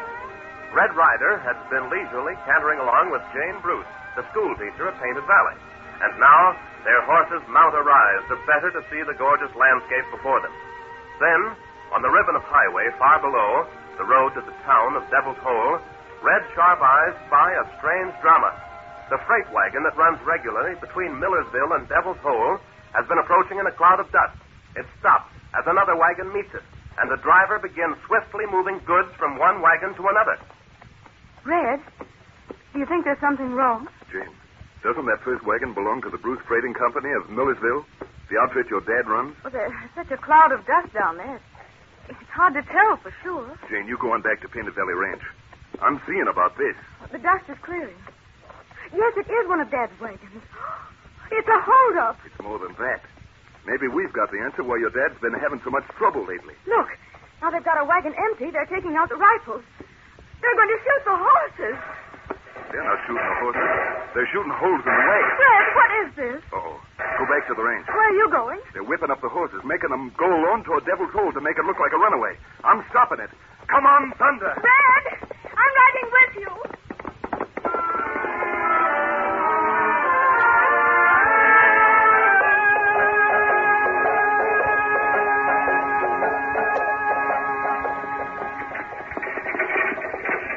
Take it, Thunder, old boy. Flatten out and get me alongside that runaway. Jane, stay back. Red! You'll be killed! All right, now, Thunder. Alongside that lead horse so I can jump to his back and pull him to a stop. All right, now. Easy now. All right. All right, come on, you horses. Ease it up. Ease it up. Oh, there. Look out, Red! They're heading right into the main street of town. Oh, there, boys. All right, ease it up. Easy now. Hold it there. Look out, Red!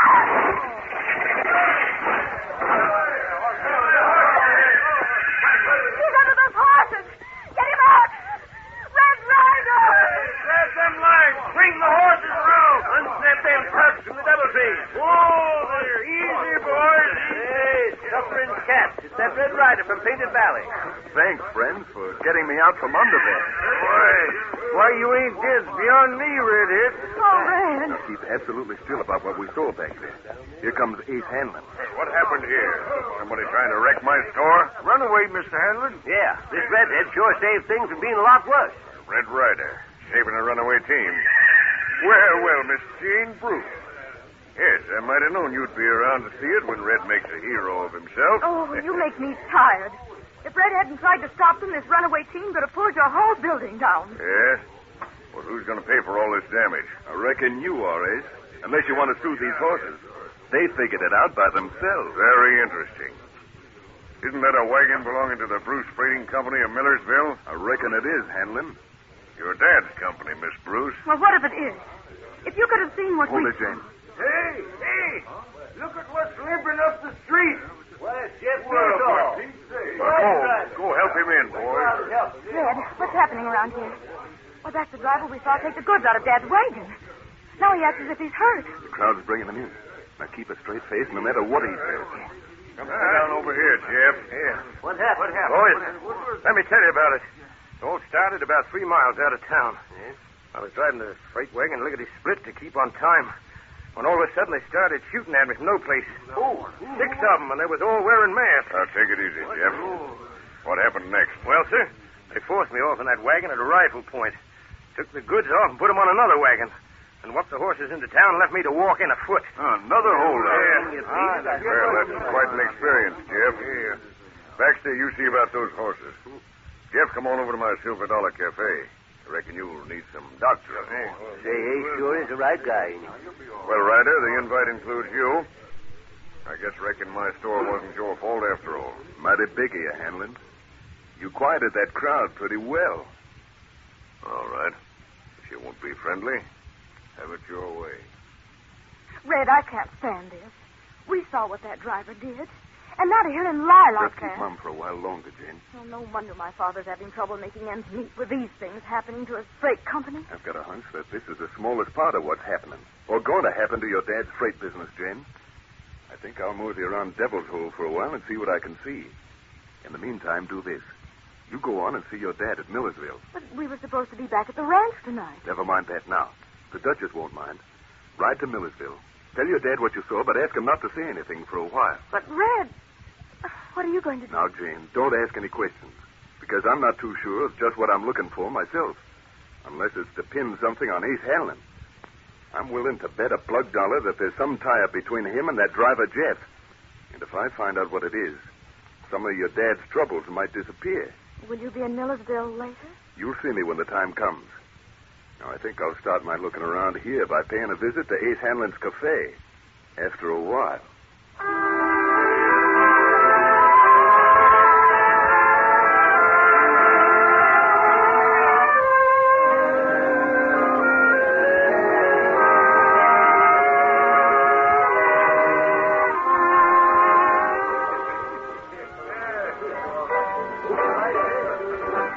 Hey, Jeff. Yeah, Mr. Hammond. You calling me? Step into my private office. I want to talk to you. Sure, Mr. Hammond. Now, waiter, just go on feeding the boys. They're always hungry. Okay, boss. All right, step in, Jeff. Sit down, Jeff. Want to compliment you on a good job. Thanks, boss. Your story was airtight. You sure made it look like a holdup. What about the other boys? They get away with the stuff out of that wagon? Sure did. I did like you said. Threw it all over the cliff. Mm-hmm. Well, then here's your pay. $100. And just keep on as before, driving freight for the Bruce Company. Later on, I might... What's the trouble, boss? See something? Thought I saw a shadow at the window. Somebody getting IDs. I don't know.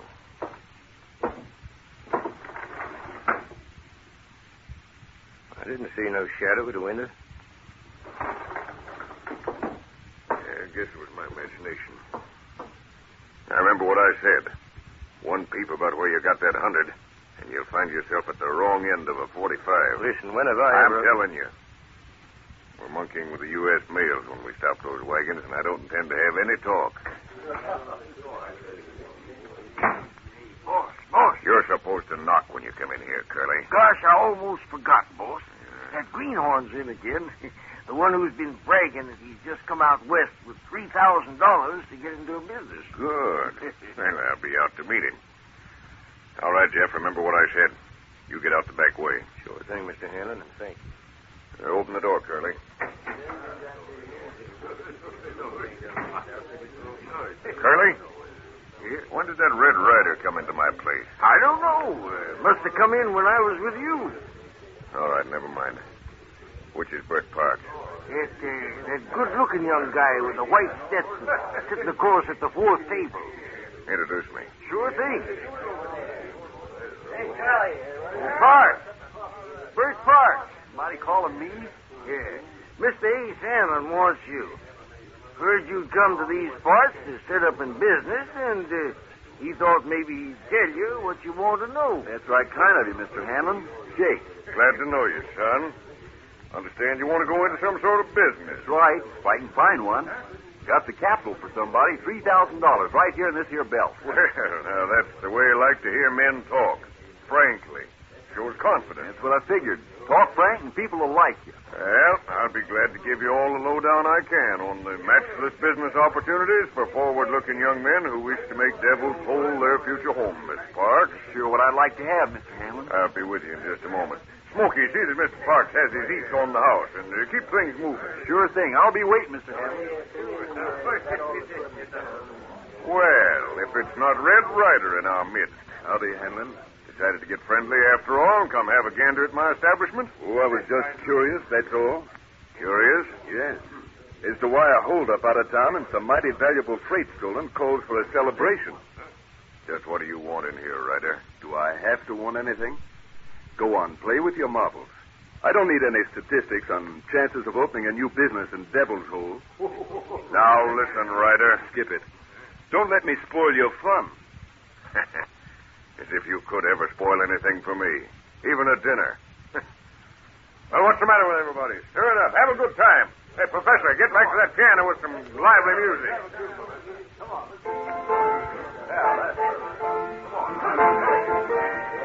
Curly. Yeah, boss? Go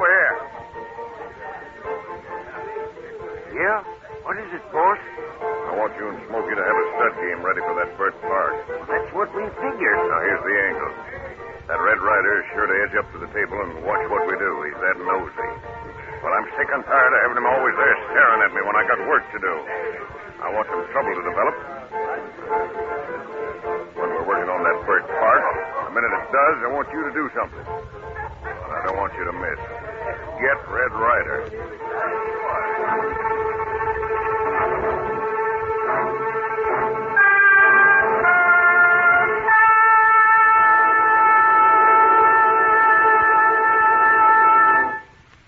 In just a moment, we return to the adventures of Red Ryder.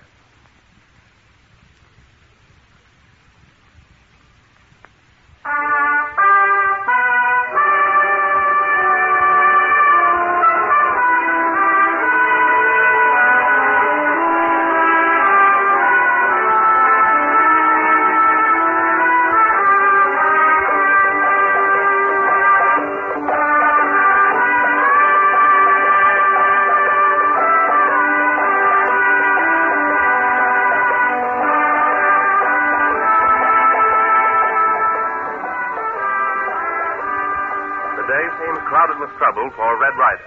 First, he and Jane Bruce saw an act of robbery on Jane's father's wagon freight line.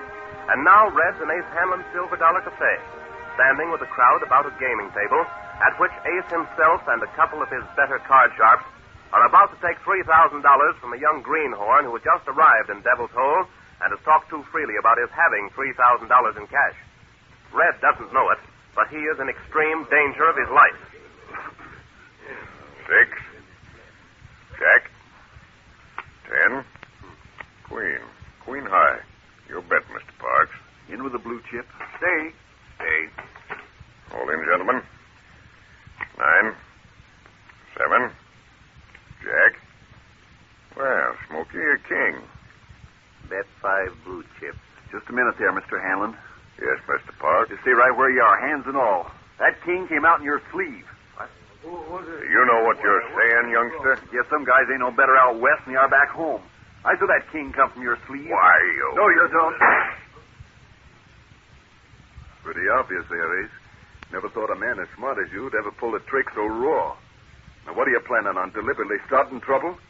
That shop was meant for me, not Burt Parks. Now, Parks, take my advice and slip out of here.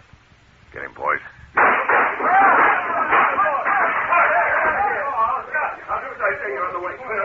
I'll shoot the lights out and you skin for the front door.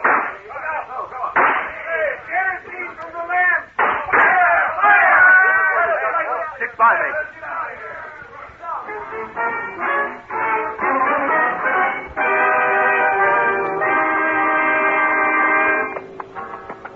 My horse is tied up over there by that wood pile. Hey, there's 2 horses. Little Beaver, how did you know where I'd be? Me find them thunder. Stay 'em close. Know 'em you come. Oh, what a lifesaver you are. Here, you get on thunder with me. First, you take that pinto and let it go. Just follow that creek to some cottonwood 3 miles down, and I'll meet you there.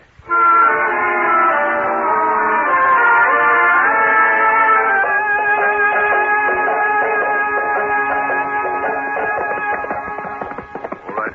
Easy, Thunder. Why them Red Ryder stop? Cottonwood's long 'em way yet. Got a bulge in my pants pocket where I put some money. Just wanted to transfer it to the inside of my shirt there where a certain party won't see it. Ooh, lots of money. That's right, little Beaver. A roll of $3,000 of Burt Parks' money. Ace Hanlon was going to relieve him of it, and I just managed to scoop it up before we said goodbye to his place. Red Ryder keep him for a while? Yes, for a while, but I'll give it back to him later. I'm afraid that Burt Parks is pretty easy pickings for these parts. By the way, I thought I'd left you at the ranch at Painted Valley this afternoon. Little Beaver no want 'em stay. I told you I'd be back before sundown. Red Ryder go riding with Jane Bruce. Squad trouble. She look 'em you like 'em sick calves. Me no like 'em. Red Ryder always get 'em into trouble. So you figured that whenever I go riding with a girl, I get into trouble. Well, you may be right. Well, let's go on and find Bert. Get going, Thunder.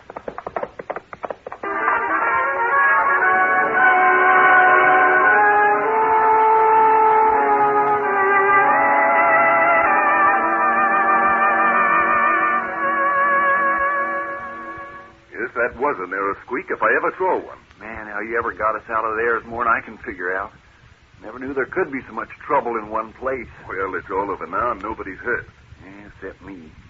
Guess I'll never see the $3,000 left on that gambling table again. I don't want to preach any, Bert, but next time you ought to think twice before talking free as you did around those boys in Devil's Hole. Yeah. Guess I'm new to this country. Well, here goes my chances of ever investing in a business like I hoped. Say, tell me about yourself. Where you from and what kind of business did you hope for? You'll think me pretty green if I tell you the truth. Come from Missouri. When an uncle left me that $3,000, I figured on the West being a good place to find excitement. Guess it's about right. Want a job? You know where I can find one? Well, I was kind of figuring on riding down to Millersville, 40 miles south. Think I know where there is one. Yeah, but my money, I got to go back and get it. Don't you go near that bunch again. Your money isn't there now anyway. And you shouldn't have been gambling in the first place. Say, think you could drive a freight wagon? Could I? Drove a stage once all summer. Well, there's a freighting outfit in Millersville I know of that needs an honest driver. And about all that's wrong with you, as I can see it, is that maybe you're a little too honest. Oh, gee, Red, if you could get me a job, oh, man, would I be grateful. Well, then let's make a camp here tonight and start for Millersville at daybreak. That meet with your approval, little beaver? If Red Ryder no get him in squad trouble, you betcha.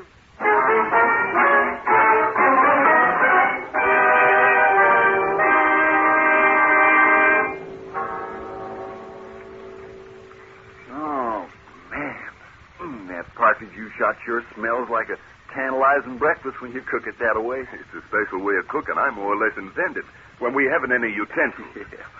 No sign of little beaver yet? Can't figure it out. He was gone with a pinto horse when we woke up. He must have heard something to go off like that. Yeah. Uh-oh. Hear something? Yes, it's Pinto. Riding in fast, too. Something's wrong, Bert. Red Ryder, me hear him shooting before sunup. Go see. Freight wagon. Driver dead. Freight wagon driver shot? Where? Over on road. 2 miles. Come on, Bert. Yeah, but the partridge breakfast. Skip the breakfast. Now take us to where that driver was shot, little beaver.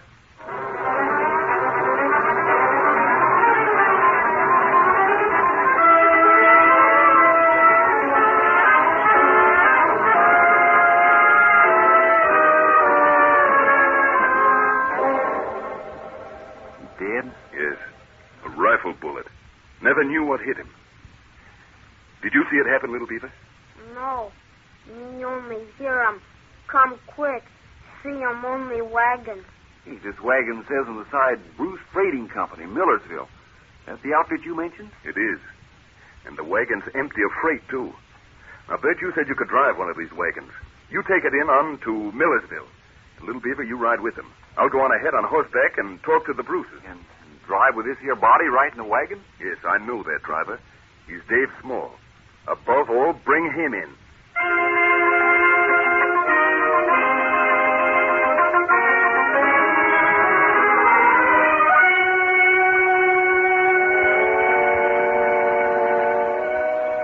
Red, you don't mean it. I do mean it, Jane. You see, Father? Now you'll know I wasn't dreaming about the story I told you. Oh, this is terrible. Terrible. Wait, Mr. Bruce. Don't go to pieces. There's a thing or two I want to know first. Oh, yes, Ryder. Anything I can tell you. Poor Dave, dead. My best driver. I can't believe it. What's happening to us? Now, suppose you start telling me what the situation is right now with your freight company. Yes. Well, for years I've kept the Bruce freight lines running between here and the Devil's Hole and other towns, hoping for a day when the territory would really open up and it would pay off. But now, well, it looks as if somebody's after me. You think that, too? What other explanation is there? I start having business, hauling freight to Devil's Hole 4 times a week and to other towns 2 and 3 times. Then these robberies start up, and now my driver's been shot. Oh, it's just awful for Dad, Red. He's personally responsible for the safety of the goods he ships. Well, this can put him out of business if it goes on. But is some other firm competing with you? Who do you suspect? That's what I can't understand. As far as I know, nobody wants my business. As far as my drivers are concerned, I can't believe they join in any robberies. I still can't believe Jeff Pearsall did what you say you saw. Well, he did, Dad. Jane's more right than she thinks, Mr. Bruce. I saw Jeff Pearsall accept money from Ace Hanlon in Hanlon's own office. What? Which makes it certain. You did? Why, the dirty, double-crossing rat. Wait till I get my whip and meet that lying whelp. Now, hold it. What good will beating up Jeff Pearsall do? Now, somebody's at the bottom of this, and for some reason of his own is trying to put you out of business. Now, let's wait for him. Red's right, Father. But who's behind it all? Is it Ace Hanlon? If it is, we'll find out. Oh, look. Look, there comes the wagon. With little Beaver on horseback alongside. Uh-oh. The crowd's found out already. They're pouring out of the saloons and stores. Now, you stay here, Jane. What's in that wagon isn't a very pretty sight. Look, Red, way up the street, near the bank. Uh-oh. Wonder when he got into Millersville. Why, it's Ace Hanlon. Yes. No doubt they had the Devil's Hole delegation of mourning for Dave Small, the dead driver. Mr. Bruce, I'll look after Small. You go fetch the sheriff and have him here. The sheriff? Well, what can old Jim Primdale do? Never mind what the sheriff's like. Just fetch him.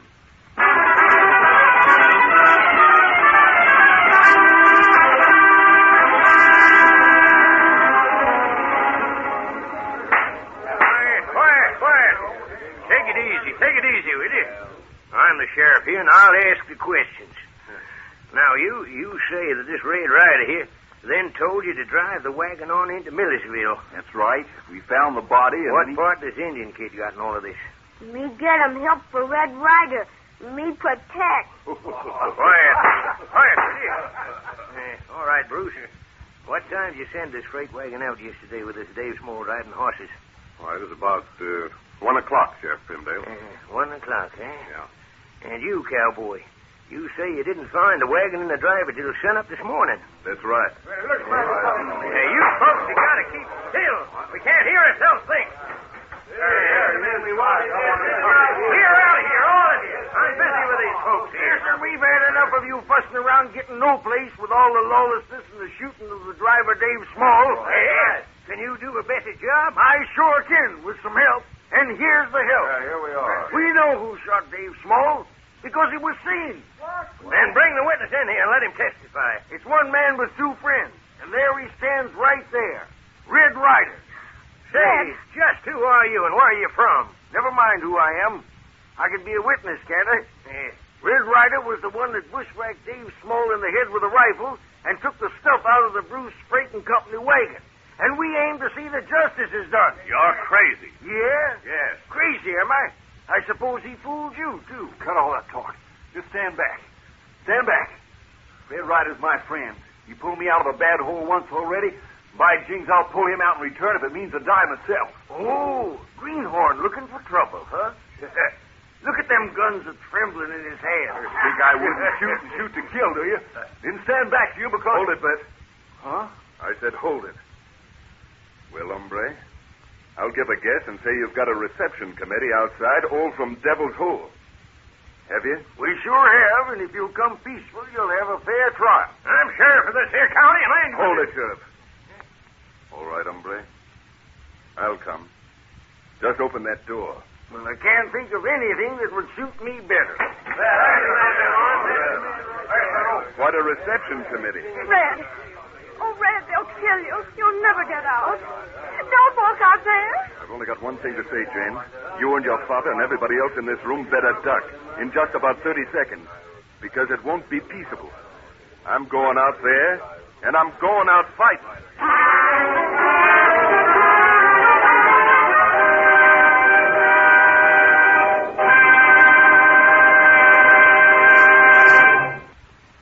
Remember to tune in this station Thursday night at 7:30, and every Tuesday, Thursday, and Saturday for the thrilling adventures of Red Ryder, the West's foremost fighting man. Hear Red, Little Beaver, the Duchess, and other famous characters in an exciting story of the West 3 times weekly. There's never a dull moment when Red Ryder is riding the range, so join him again at this same time Thursday night. And here's a tip. Most of your friends like exciting entertainment, too. So tell them about these new Red Ryder radio programs. Tell them to tune in the Blue Network station every Tuesday, Thursday, and Saturday night at 7:30 for the adventures of Red Ryder, America's favorite cowboy hero.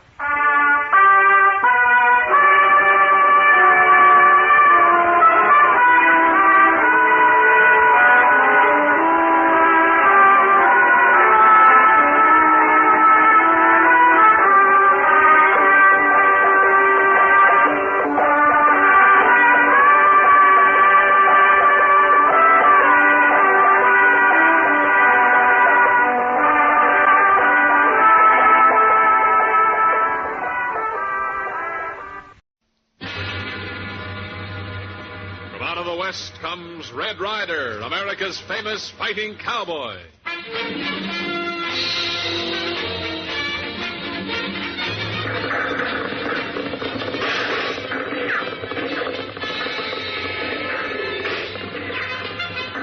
There's trouble brewing along Gunsight Way, so ride, little beaver. Prod that pony. You betcha. Get him a papoose. Get along. Get.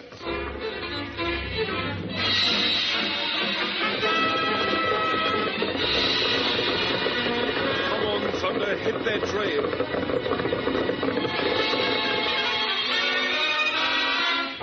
The Adventures of Red Ryder.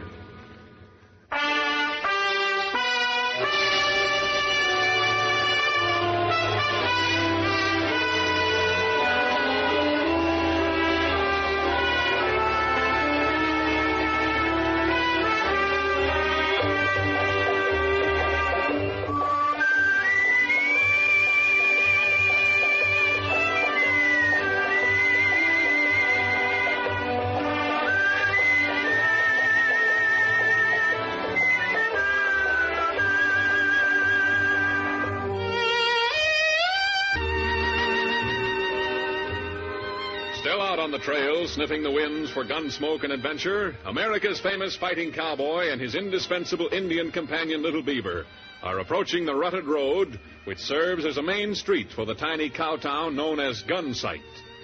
A scant mile ahead of Red and Little Beaver, two other men ride, their eyes always bent for trouble. They spot a milling crowd angrily storming the false front of a small office. A slight middle-aged man comes out of the office and stops under the sign which reads, Gunsight Land Development Company. The man raises his hand and tries to quiet the angry crowd. Folks, you've got to listen to me. You've got to quiet down and give me a chance. Hendricks, we've given you all the chances we're going to give. Either we get the deeds to these places we've settled, or by Hickory, we're going to tear your office up. And you along with it. Go along then. Tear the office to pieces. That won't be getting your deeds. Good grief, folks. You know I only manage the office. The president and secretary of the company who've got to sign your deeds are back in Chicago. But I had a letter from them 2 days ago saying that as soon as some legal difficulties are straightened out, they'll sign the deeds and send them right along.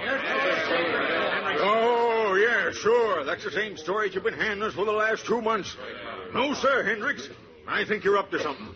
I think you're holding back those deeds, figuring you're going to rob us of the land, or try to squeeze it some other way. There's no use arguing with that old coot carpenter. I bet if we went into that office, we'd find the deeds laying right in the safe. All right, come on, men. Out of our way, Hendricks. We're coming in whether you like it or not.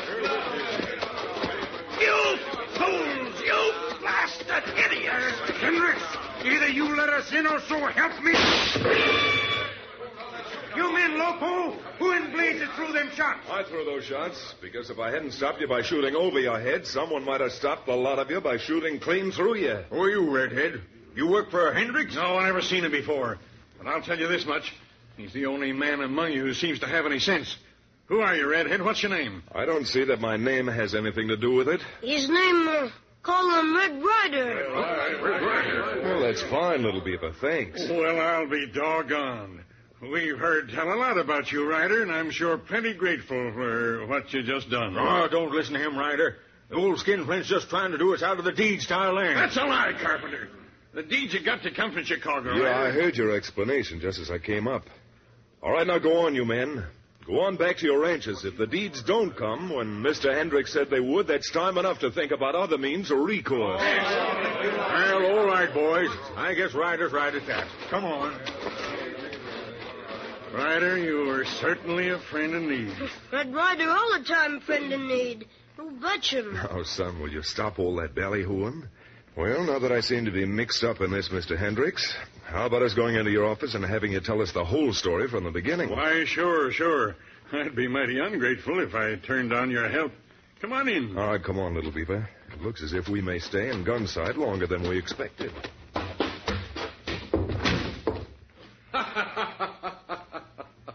Hey, Notch, boss, what are you laughing about? Did you hear all that palaver between the land company manager and those Helmsteaders? Why, sure, but, Largo, I'm afraid nature didn't give you the proper amount of imagination. Huh? There's money to be made in this town, good money. And, my friend, you're going to help me make it. I am?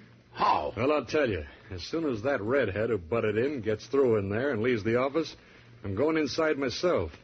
And after I have a little heart-to-heart talk with Mr. Hendricks, I think we'll be hanging up our hats and making Gunsight our hometown.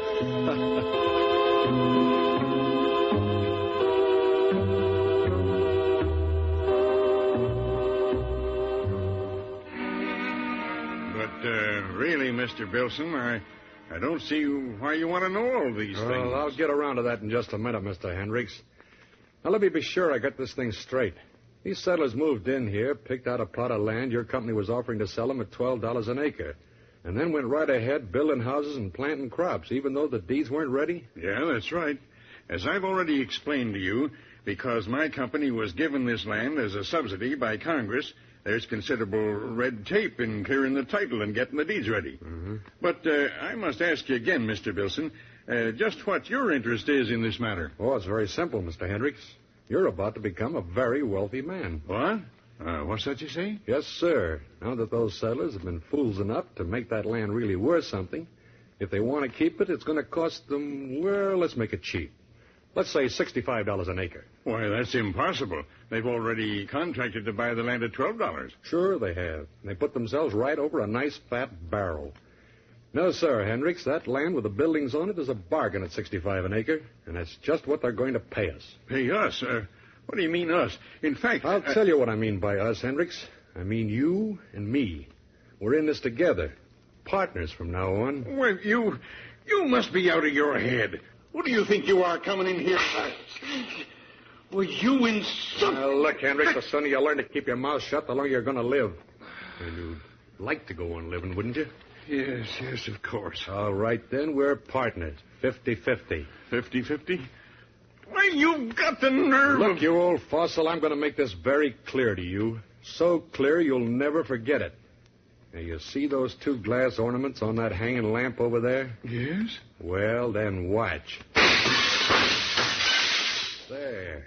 That's what I mean by 50-50. One for you and one for me. Is that clear? But, great Scott, Bilson, how am I going to explain to these settlers about the price going up? You don't have to. I'll do the explaining. Just tell them your main office sent me here from Chicago. Yeah, but you know what's going to happen. They'll never pay that price. And besides... They don't have to pay it, and if they refuse, we can throw them off. And bring in a new bunch of suckers who'll pay $150 an acre. Of all the ridiculous... Throw them off? Who do you think could ever throw them off? The man all the taxpayers elected to do the job. The sheriff. Tom Petrie? Never in a million years. Why don't you quit all that squawking? I'll take care of the sheriff. All you've got to do is do as you're told. That is, unless you'd like... Bilson, what are you doing? Put that gun down. Well, sure. Anything to oblige my partner. Now, we finally agreed on how we're going to run this little business? Yes, Bilson. Then that's just fine. Betsy goes back in her holster, and I'm going down to see that the sheriff serves papers on the first bunch of them suckers, telling them to pay up or get out.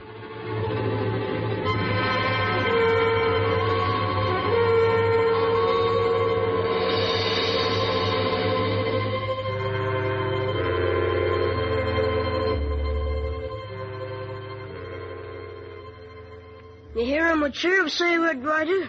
Sounding plenty bad. It sure does, Ryder.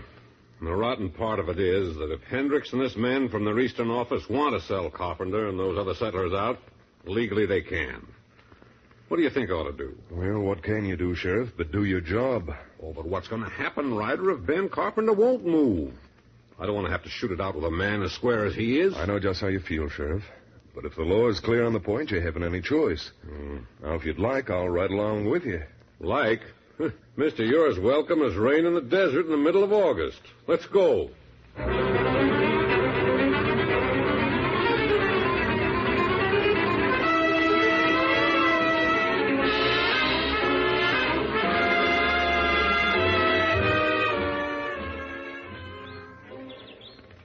By jumping Jupiter, Sheriff.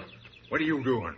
Are you in with them crooks? Well, now, see here, Ben. That's no way to talk. The law's the law. You sniveling coyote. If you got laws like that, then they're only made to protect thieves and crooks. And I say you're one of them. Now, wait. Go on, get off my place. Now, Carpenter, I hate to come butting into your business twice, but if you'd stop and think, the sheriff's I'm just... Jasper Redhead.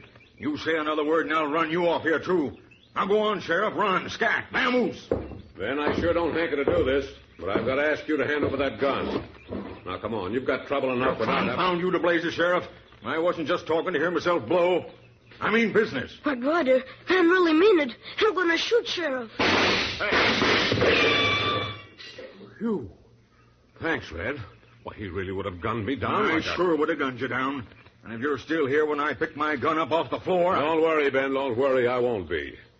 A man has to have gun trouble with his own friends to be sheriff around here, and I'm through. Come on, Red. I'm going back and lay a little law of my own down to Hendricks and that new partner of his.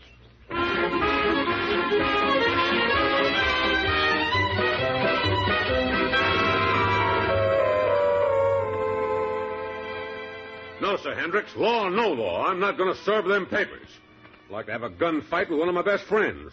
And what's more, I'm not too sure this whole deal's on the level. Oh, you're not, eh, Sheriff? No, I'm not. Well, we certainly wouldn't want you to do anything against the law, so why don't you go on back to your office and just think it over? Yes, Sheriff, do that. Go back to your office and think it over. Let me think it over. You two are going to have to do. If you try any shenanigans, it'll be you who'll end up by being tossed out. Tossed right into a nice double cell I've got waiting for you down in my jail. You see, Notch? You see? What'd I tell you? I knew darn well Tom Petrie wouldn't back us up. He's the fairest, most square-shooting sheriff Gunsight ever had. Yeah, I can see that. But maybe what this town needs is a new sheriff. Huh? How do you mean, a new sheriff? What do you think? Sometimes when a man's held office too long, he gets a little too set in his ways. Hey, Largo. Yeah? Come on in here. Yeah, boss. What is it? Go on down and have your supper, and then meet me back here after dark. You and I got a little problem to iron out for Gunsight. Now, they need a new sheriff. Only they don't know it yet.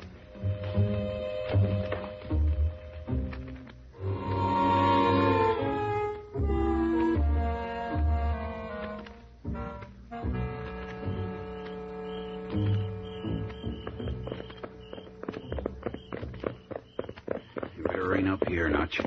That's the sheriff's house, just across the road. All right, Largo. Call him. Sing it out nice and loud. Sure, boss, you bet. Sheriff? Oh, Sheriff, come on out. Who's that out front? What do you want? We just wanted to see you, Sheriff. We wanted to know how you'd look lit up in the moonlight. And now that I see you, I think maybe you don't look so good standing up. So we'll see how you look lying down. There, you see, Largo? What did I tell you? I knew that Gunsight was going to have to find themselves a brand new sheriff.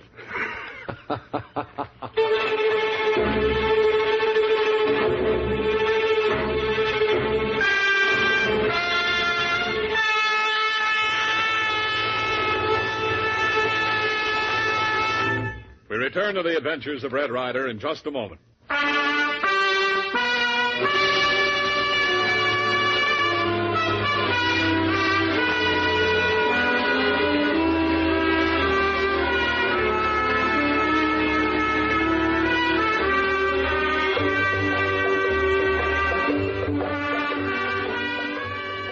Notch Billson certainly moved into Gunsight and took over with the speed of summer lightning. Now rid of the interference of Tom Petrie, the honest and straight-talking sheriff, it looks as if Billson has things all his own way. Certainly, there seems little that Red can do to stop Notch on his mad dash to power and profits. As the second act curtain comes up, the outraged settlers are holding a meeting, tempers flaring up like white-hot tongues of flame. Go on, shout your heads off. But shouting and yelling ain't going to do no good. What is going to do us any good, Carpenter? What do you suggest?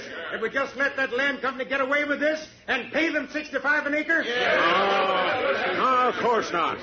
But I don't hanker after giving up and moving off like they say we have to. I just take my place alone. Since I moved on, I put up over $4,000 worth of house and stables and outbuildings on it. Not even mentioning what I've wasted in crops and stock. By Jupiter, I say it must be plumb against some law to let a man do all that and then claim the land he's built on isn't his. That ain't what Tom Petrie said. He said the law was against us. That's another thing. Even though we can't prove it, we all got a pretty good idea who it was that gunned the sheriff down. Now we got no law or no lawman in Gunsight. Yeah? Well, that's all the more reason to do as I say. Make our own law. Mr. Carpenter. Yes, Ryder? Now, I know Gunsight isn't my home, but, well, I hate to see a lot of hard-working gents like you men are go off the deep end. Now, if you'll just stay quieted down for a moment, I've a few things I feel I ought to say to you. All right, let him talk. Now, this whole idea of taking advantage of the sheriff's death by disregarding the laws on your statute books and trying to get justice by mob law can have only one possible result: riots and bloodshed. Yeah? Well, then what do you suggest? Well, I think you ought to take advantage of a bad situation and turn it into a reasonably good one. You've got a chance now to elect a sheriff from one of your own number. And after you get him in office, cooperate with him in trying to work this whole thing out. If the laws are what you say they are, then what difference would a new sheriff make? If you elected the right man, it might make a lot of difference. And since you seem to be the principal objector, why not take on the sheriffing job yourself? Yeah, I don't know. Well, doggone it. Now, that's what I call a good idea. How about it, Lige? Well, I know if I was elected, I'd certainly see that we settlers got a fair shake. That's a stuff, Lige. By glory, I'll do it. Yes, sir, I'm throwing my hat in the ring. If you boys will back me, I'm going out and run for sheriff. Well, all right. Now we're getting someplace. While you get your campaign organized, I'll see what I can do by going down and trying to talk turkey to your friend, Mr. Hendricks.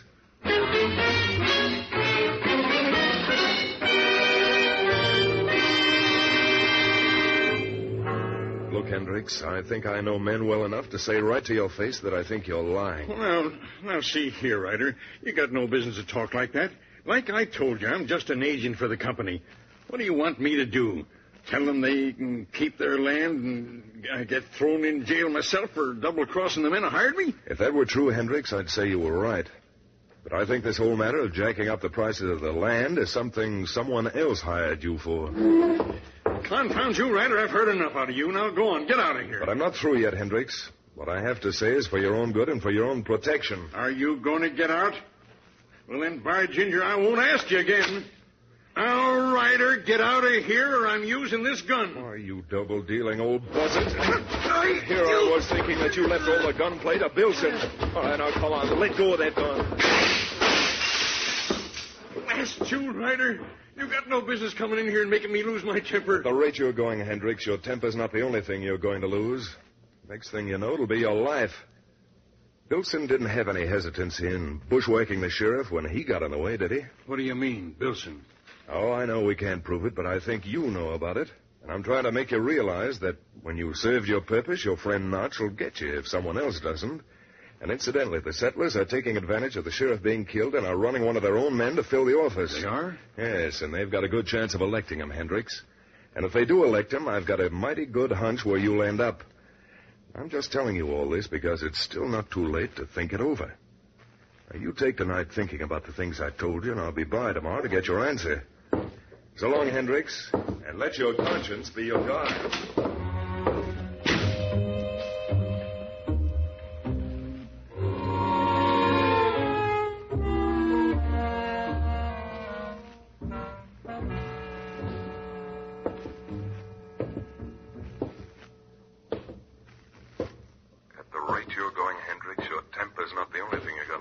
Next thing you know, it'll be your life.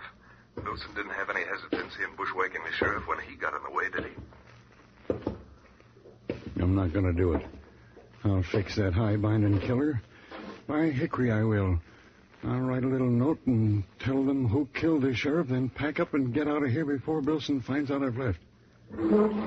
Yes, sir. I'll write a note and leave it here for Ryder. That'll take care of Bilson, and then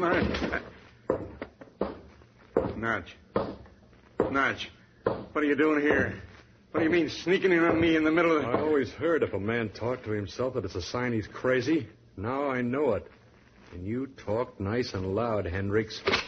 Nice and loud. Notch! Notch, for the Lord's sake, put that gun away. Don't be a fool. I haven't done anything. No, Hendricks, you haven't done anything, and I'm making mighty sure that you don't.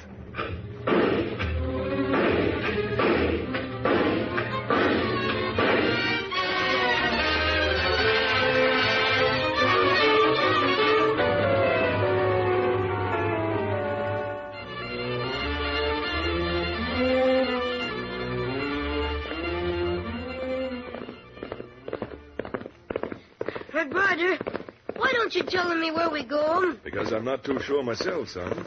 Walking into Hendricks' place just now and finding him stretched out on the floor certainly put a crimp in my plans. But who you think him gunned down, Mr. Hendricks? Notch Bilson. Who else? Now that Hendricks has introduced him in Gunsight as an official representative of his company, Notch is really in an almost impregnable position. But why you no telegraph him to head office in Chicago and ask them if Bilson really their agent? What if they deny that he is? It would almost be 10 days before they could get someone out here to press charges against him. Then what you think we ought to do? Well, I'm blamed if I knew exactly. If we could only catch Bilson in the act of trying to gun someone down. But the trouble is now that with the sheriff and Hendricks out of his way, there's no one else for him to get rid of. It's very much too bad we no can get a man from Chicago out here. That would put an end to Mr. Bilson. Yes, it certainly would. And with the conscience he must have by this time, he wouldn't stop to... Huh? Little Beaver, are you willing to walk into the lion's den? If it means helping you to catch him, Bilson, you betcha. All right then, son, knock on that pony. We've got our work cut out for us. You betcha him. Get him a papoose. Get along. Get!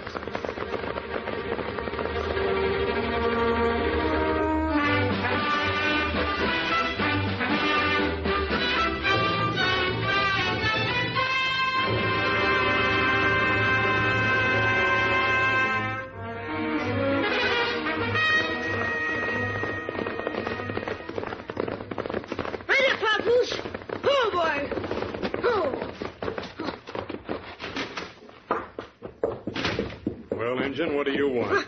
Your name Mr. Hendricks? Hendricks? Well, no, he's not in. Why? Oh, well, me got him telegram here. Just come for Mr. Hendricks. Man telling me to run and deliver him. Yeah? Well, I'll take the telegram for him. I'm going to see Hendricks a little later. Oh, okay. But you better be very sure you give him telegram. Man telling me it's very important. Huh? Come from office in Chicago. Chicago, eh? Well, don't worry, son. Now I know it must be important, and I'll see that the information is acted on promptly. Hey, Notch, what's that? What's in that telegram? Well, give me a chance to read it, will you?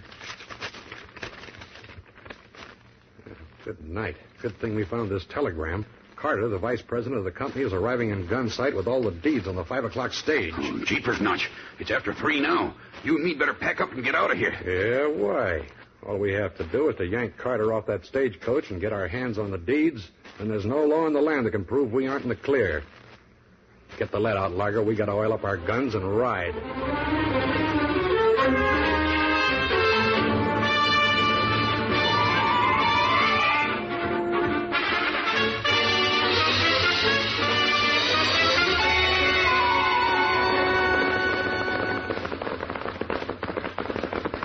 Oh, Ryder. Bring up, boys. You see? Down there, just riding into that clump of sycamores. Now, that's Bilson and that gun hand of his waiting to ambush the stagecoach. Yeah, it sure is. And look, here comes the 5 o'clock stage now. Well, hold your breath and cross your fingers because we ought to catch Bilson with his guns out and his guard down and just... There she blows. All right, men, hang on to those rifles and 44s and let's make this a free-for-all.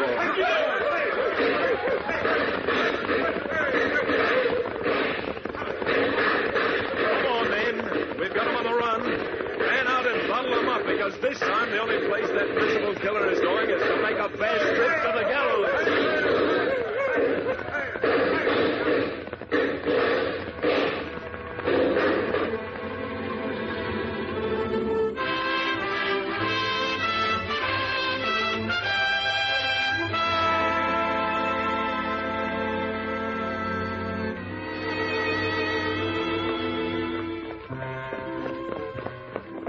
What's the matter, little Beaver? Why that sad look? Me doing what you asking me to do, Red Ryder. But me no thinking me appreciate it. You mean about you delivering that telegram we sent to ourselves? Yeah. Why, of course I appreciate it, son. How can you say that? Then why you no doing what me ask? Stay him in Gunsight so we can see him judge, sentence Bilson to be hung. Well, gosh, little Beaver, when you get old enough to study law, I'd say a courtroom would be a good place for you. But right now, you've got quite a stretch ahead of you, just reading, writing, and arithmetic. Yeah. Miss Jane's been very nice about letting you out of school as much as she has. And I think you owe it to yourself, son, to get back and make up for some of the time that you've lost. But after a while, you letting me maybe study to be a lawyer and stay him in courtroom? Well, if that's what you want, little beaver, in your own words, you betcha. Oh, I have plenty good news, Red Ryder. Now me study him lessons fast and get to be him lawyer. Get him a papoose. Get along. Get. Come on, Thunder, after that Junior Blackstone. But right now, let's head for the Little Red Schoolhouse, fast. Come on, Thunder.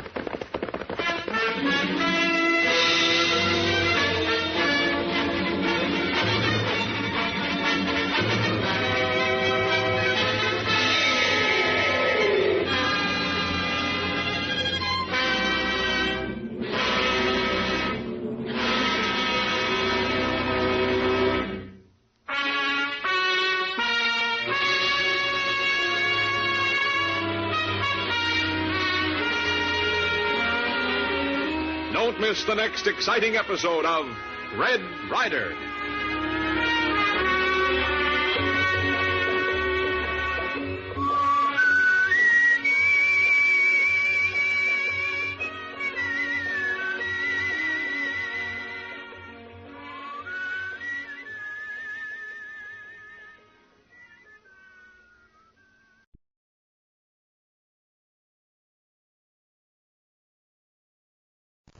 The Adventures of Red Ryder. From out of the West comes America's famous fighting cowboy.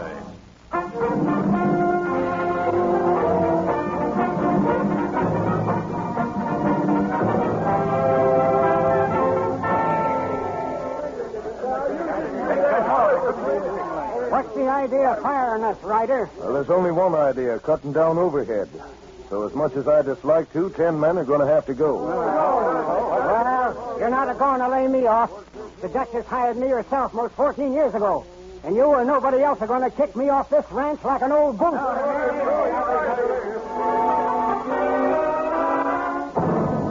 Hey, what in the world's happening at Painted Valley Ranch with Red trying to lay off half the hands and the punchers breaking into open rebellion? Well, it'll all come out in the story Pint-Sized Pinto, and believe you me, it's a yarn you won't want to miss one word of.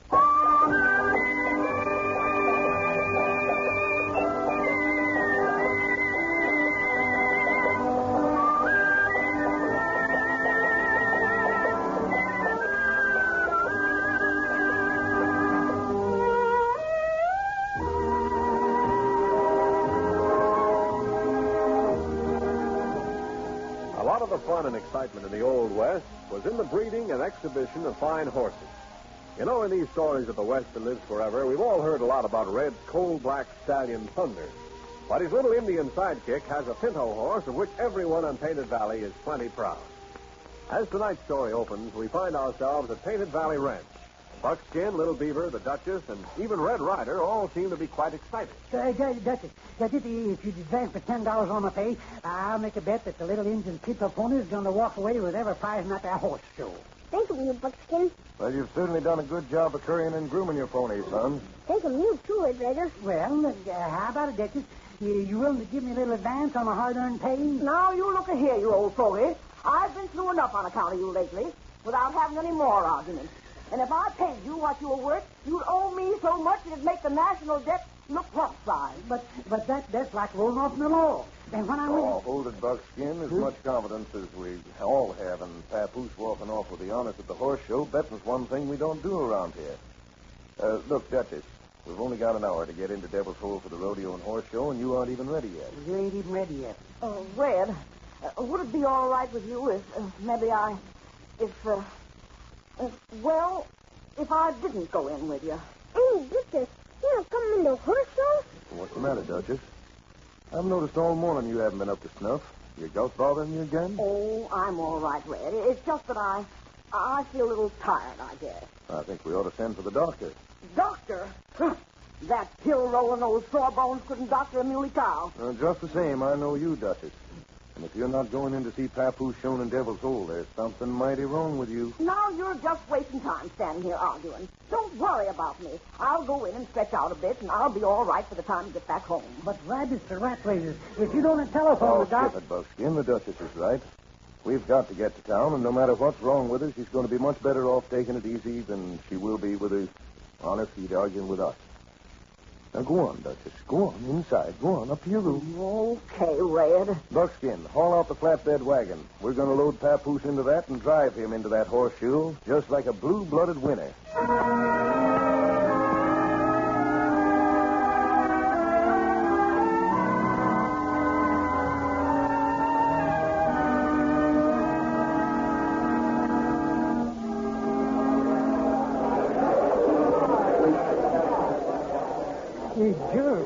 Jericho, Red.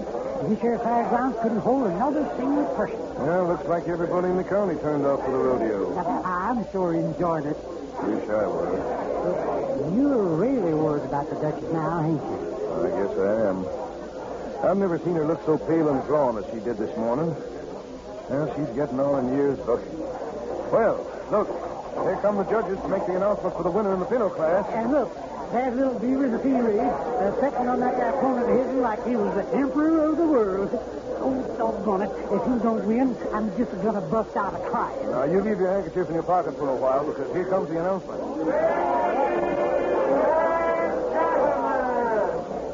The judges are proud to announce that the award of the blue ribbon to the winner in the pinto class goes to Painted Valley Ryder. Hear that, Buckskin. The horse, Taboo, owned by Little Beaver. Darn it, the beast Red. This is the finest moment of my life. The little engine are winning. Well, how do you think I feel? How do you think Little Beaver feels? Come on, old-timer. Let's get out there through this crowd and congratulate him.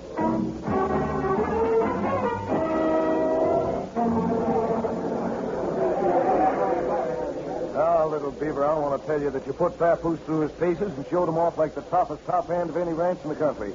Congratulations again. You done a wonderful job, son. And your Uncle Red and your Grandpa Buckskin are just plumb proud of you. Proud of you right down to our bootstraps. Me being proud of Papoose. Only me wishing many Duchess could have been here. Well, we'll put Papoose back in the wagon and be home with the Duchess in another hour. Well, I'll go take Papoose's bridle off. Wait a minute. I want to talk to you. Oh, hello, Alec. Little Injun certainly walked off with the honors, didn't he? He sure did. Good little pony. Little Beaver, you remember Mr. Carter, don't you? How you doing, Mr. Carter? Alec, you making any money out of horse raising these days? Oh, a little here and there. Strengthening my bloodlines all the time. Improving the conformation. Well, that paint horse of yours sure gave Papoose a run for his money. That's what I want to talk to you about. I've decided to sort of specialize. I'm just going to breed the finest pintos and palominos in the country, and I reckon to do that, I'll have to acquire Little Beaver's pony. Oh, no, me not selling Papoose. Oh, gosh, Alec, it's mighty flattering of you to want to buy Papoose, but I'm afraid there's not enough money in the whole state to pay for that pony. Well, now, I didn't come over to bargain with you. I'm prepared to make you a mighty liberal offer. $2,500. Well, that's a heap of money. But I'm afraid there's no trade. Me not selling Papoose for all money in the world. Next to Red Ryder, me loving Papoose best of anybody. You know, that's the nicest compliment I've ever been paid. Red, you too, Little Beaver. I know you're not doing this to hold me up, let's say. But if it'd change your minds at all, I'd be willing and proud to increase my offer another $500 and make it $3,000 even. Thank you very much, but me still saying no, Mr. Carter. Well, I know how you feel.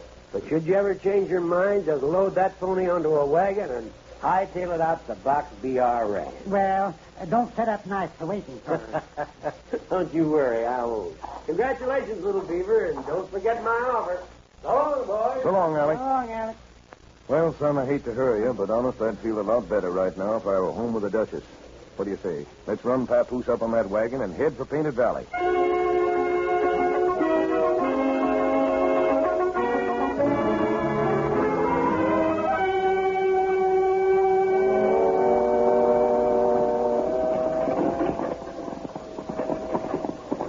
Doodle bugs to Doby's Red. When I retire, I'm going to invent a wagon what's got comfortable seats.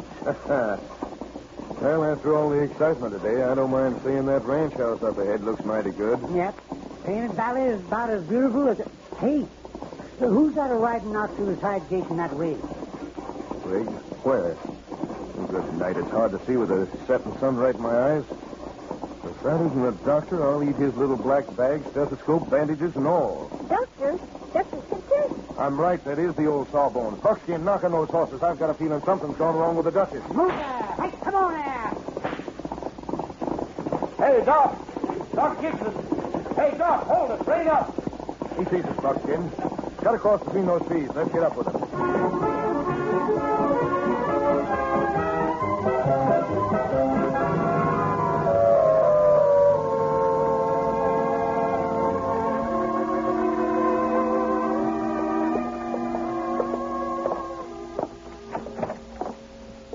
If you don't mind, Doc, let's sit right down here in the parlor. Not at all, Red. I'm glad you got home when you did. And Duchess feeling sick? Yes, son, plenty sick. Well, what in tarnation fun is wrong with her, if you know? I know, all right. This isn't something a doctor has to guess at. The answer's right in the stethoscope. In the stethoscope? Red, I suppose I don't have to tell you that your aunt's getting along in years. They've been years in which she's worked hard, harder than most men. She certainly has. The trouble is she forgets she's a woman and keeps thinking she's an Iron Man. But strong as she is, Red, well, her heart just isn't. Her heart? Oh, I don't want you to be unduly alarmed. It's nothing that's going to carry her away overnight. That is, if she takes care of herself. But not only has she got to stop working like a horse immediately, but she's got to have about 3 months of nothing but rest, sunshine, warm baths to relax her, and somebody to practically wait on her hand and foot. Well, that's a tall order, Doc. Yes, and an expensive one, Red. Staying here at Painted Valley, even if she stays in bed, isn't going to do her any good with winter on us. She's got to be packed off to some place where it's hot and warm all night. A place like your Undercut Hot Springs, where there happens to be a very fine sanitarium. Well, if that's all it takes, fine. It's not going to be as easy as that, Red. I told your aunt, and she nearly blew up. Why? Certainly she doesn't mind a vacation. No, it was the price. The hot springs isn't exactly cheap. And with a day and night nurse, the least you could hope to get off for would be, well, close to $1,000 a month. $1,000 a month? Wow. Hey, she stays there 4 months. That's $4,000, ain't it? You know, Doc, this is the time of the year when all ranchers are short of cash. The stock out on the winter range, everything going out for wages and feed. Nothing coming in till the later spring roundup. And if we rounded up now to realize a little cash, we'd have to sell to feeders who'd hold the cattle, and we wouldn't get 10 cents on the dollar. Why, you just about bankrupt me. I mean, the Duchess.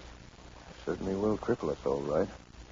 What causes a condition like the Duchess has, Doc? Oh, age, hard work, and in her case, I suspect more than the normal amount of worry. Well, I'll do what I can to convince her, but I'm not too hopeful. Well, Red, all I can do is give you advice. Although just because you make up your own mind doesn't mean your aunt will go down to the hot springs. But if she doesn't, I'm afraid you'll be wearing a mourning band before you bring your cattle up to the summer range.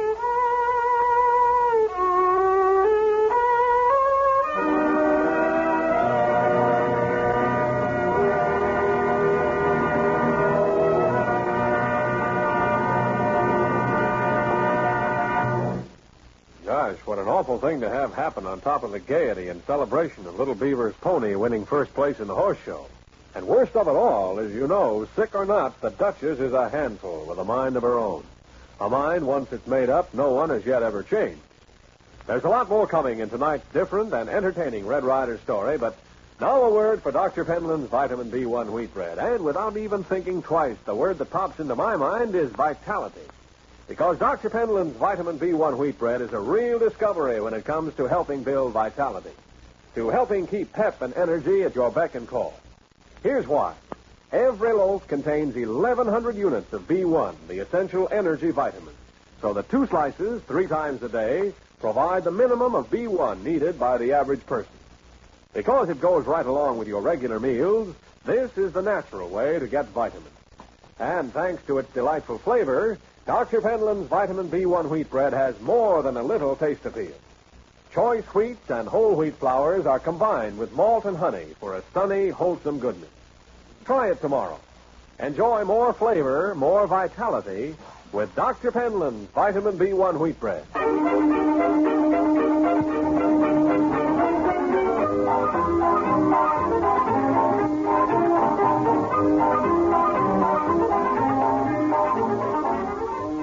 Returning to Red Ryder in Painted Valley, we find that our 3 friends have all gathered solemn-faced in the Duchess' bedroom. The Duchess herself is propped up in her bed, her usually snapping eyes dull and listless, her face tired and ashen, framed against the white pillow. Hot Springs to health resorts, ma'am. I just can't find words to tell you how badly I feel. You're standing around now like a bunch of mourners. If you think I'm going to let that pill roller scare me, you've got another guess coming. Now, take it easy, Duchess. Don't get upset. Upset my eye. That old faker ought to be an undertaker instead of claiming he's a doctor. All I need is a couple of hours in bed with a hot water bottle. And I'll be up boxing the ears off all three of you. You mustn't get him up any, Duchess. Not only shouldn't you get up, but we're going to see that you don't. If you're going to come up here and bulldoze me, I'll grab the three of you and I'll bang your heads together until you cry. Now, do you see what you've done, getting yourself all excited? It's nothing, Red. I guess maybe I swallowed down the wrong throat. Now, look, young lady, I'm not meaning to upset you, but I'm going to have to talk to you like a Dutch uncle, and I don't want to be interrupted until I'm through. All right. Get it over with. You're as stubborn as your pappy was before you. If I didn't know Doc Kitchen had already told you all this, I wouldn't bring it up.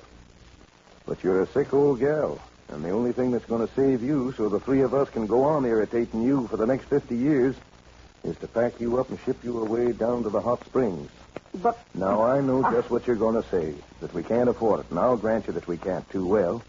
However, as far as I'm concerned, I'd rather have you around for even a week longer than to own Painted Valley from now till doomsday. Oh, you're sweet to say that, Red. But what's the sense of having to round up and sell off our herd now? Practically be paupers for 2 or 3 years till we make it back. When all I have to do is to stay in bed for a few weeks. But you know what the doctor said. You got to get sent away. You keep out of this, Buckskin. Red, you're the only relative I got in the world, by natural blood, I mean. Of course, little Beaver is just like a son, too. But I mean, when my time's up, I don't want to leave you a bunch of debts. I want to leave you a fine paying ranch. All right. Now, don't try to soft soap me. I'm telegraphing to the hot springs and making arrangements for you, starting next Monday. But, Red, we can't pay for it. You can pay for it by rounding up now and selling for the best price we can get. But Ryder, you want him to help. Well, that's fine, son, but you can help a little later. No, Little Beaver, you know the old saying, don't you? Children are to speak to only when they're spoken to. And only when they're spoken to. Red, now I'm a-telling you nobody's going to pack me up like a bunch of sheepskins and put me on a train and... Easy, Duchess. Well, if my mind wasn't made up before, it's made up now. We're going to get that $1,000 a month for you, Duchess, or go broke in the attempt. Come on, boys. We've got some speech-making to do down at the bunkhouse.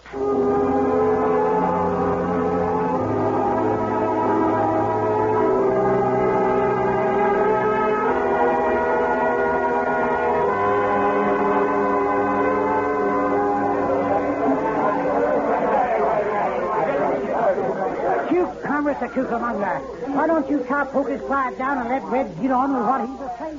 Boys, you know what I've always said. Any man who worked for us at Painted Valley had a job for life. Well, that was so right up till an hour ago. But now there's an actual life at stake, and I'm afraid things have changed. What do you mean, Red? Well, Amos, I mean the Duchess has come down with a bad heart. She's got to be sent to the hot springs for maybe 6 months, and the only way we can pay for it is to round up now and raise some money. Yeah, we got to round up now and raise some money. Running a full crew with the prices we can get now for half-grown beef, we're still going to show a loss. So I'm forced to do something I never thought would happen here.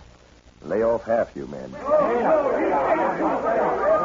What's the idea of firing us? There's only one idea, cutting down overhead. So as much as I'd dislike to, 10 men are going to have to go. That's $350 per month, which we can use very nicely right now. Well, you're not going to lay me off. Now, look, Amos, I feel low enough without having someone making trouble for me. Well, I'm telling you, you're not laying me off. The Duchess hired me herself most 14 years ago, and I'm not being kicked off like an old booster. Now, don't be ridiculous. You'll be paid till the first of the month, and that's more than the law requires. Well, the law don't require you to pay us $35 a month. Huh? What do you mean, Amos? Well, I mean, you got 20 hands working on this ranch, and that's a total of $700. So if we all take a 50% cut until the Duchess gets well, you don't have to fire nobody, and we can go on working on the best ranch and for the swellest bosses in the whole West. Oh, doggone it, boys. I can't let you do that. There isn't a man jack of you who isn't worth every penny he gets. I can't stand by and see you work for half wages. Well, you're going to stand by, Red, because a 40-mule team couldn't drag us off Painted Valley even if you didn't have a nickel in the bank. Now, let's get busy and start for the roundup.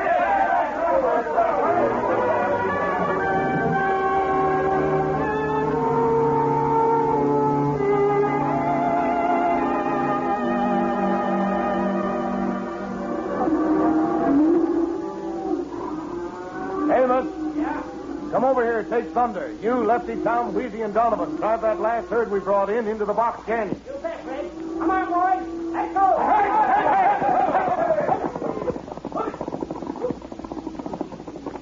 What's wrong with you, Red? Got a face on you as long as 8 or 7 weeks of New Mexico rain. Worried about the Duchess, ain't you? Yeah, but that's not all. Buckskin, honestly now, have you ever seen such a bedraggled, underfed, skin and bones collection of cattle in all your days? No, I sure ain't, Red. There's not enough beef on the whole lot of them to feed 2 ants and a cricket. I know it. It's a pity to sell them off this way. Frankly, I'm not too sure after we pay expenses and brokeries that we're going to have enough left to send the Duchess away for 4 weeks, let alone 4 months. Miss Ryder. Yes, son. You was telling me the other day me wanted to help. Oh, I know you did, son, and you're being a big help. You're as much help as any man we got working for us. But we want him to do more than that. We want him Now, look, little button, your Uncle Red's got enough on his mind already. I'm sure this could wait for another time. Okay, Red Ryder. Maybe me talking to you some other time. Doggone it, that there little engine ain't sure enough upset. Who isn't? Oh, I don't mean just like we are, Red.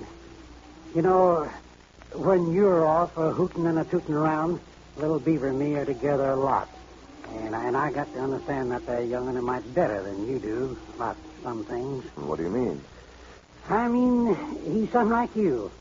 And when he's got a notion clickety-clacking around that there brain of his'n, I can see it on his face. Well, what sort of an idea do you think he has? Hanged if I know. But I think you ought to call him back over here and let him get it off his chest. Oh, maybe you're right. Little Beaver. Little Beaver! Now, where did the youngster go? See over yonder? See that little trickle of dust? I think the little button climbed aboard his pony and lit out for town. For town, but why? He can't be any help there. Oh, yes, he can, if he's figuring on doing what I think he's up to. What's that? Remember the other day when Papoose walked away with his first honors at the horse show? You mean when Alec Carter offered $3,000 for the pony? You think Little Beaver's going back to town to see Carter and sell that horse? That's just what I mean. But he can't do that. You know how he feels about Papoose. He even told us that he loves Papoose better than anybody. Well, we're sitting here jawing about it. He ain't going to stop him. No, you're doggone right it isn't. Now that I've let Amos take in Thunder, only horses we got around this camp have been run to death. Yeah, just the same, though. We got to get to that there boy before he gets to Alec Carter. I'll say we do. That means we're going to have to churn that trail into a cloud of dust that'll look like a prairie fire has hit all of Painted Valley.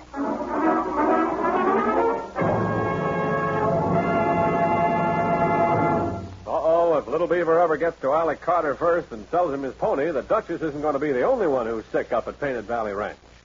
Well, they'll be rejoining Red and Little Beaver before you know it. Right now, I'd like to do a little bragging. Oh, go on, Mr. G. We know you're a swell announcer. Oh, no. No, there's another talent I've developed. You see, the other night I was putting in a quiet evening at home when the little wife is at her ceramics class, when lo and behold, unexpected company. You don't say. Yes, I do. Well, how in the world did you cope with such a situation? Oh, I did all right now. Along about 9:30, I surreptitiously slipped out into the kitchen and made some sandwiches. And what is so unusual about that? Why, I used Langendorf bread. And, my girl, do you know I had to serve second? Well, naturally. People never stop at one sandwich made with Langendorf bread. Why, one's just an invitation to another. Isn't it the truth? You know, there's something about that ultra-scrumptious flavor that just says this means more. And with Langendorf bread staying so doggone fresh, it practically melts in your mouth. And it has such a feather-like texture. A few extra slices never weigh heavily on the tummy. But say, did you use up all your Langendorf bread that night without leaving some for breakfast toast? Oh, no, never. Langendorf bread's been a regular on our breakfast menu for umpty-ump years, without fail. But when it comes to an evening snack, let me repeat, folks, there's nothing more enjoyable than sandwiches made with Langendorf bread. Finer, fresher, tastier Langendorf bread. America's finest. Well, let's be getting back to pint-sized pinto, tonight's stirring and human Red Ryder yarn. Returning to the story, we find Little Beaver astride Papoose, burning up the dust toward Alec Carter's box VR Red. Come on, Papoose. Come on. Hit. We're going to see Mr. Carter so any Duchess get a well again. Oh, boy. Oh. Golly. We sure hoping Mr. Carter be home.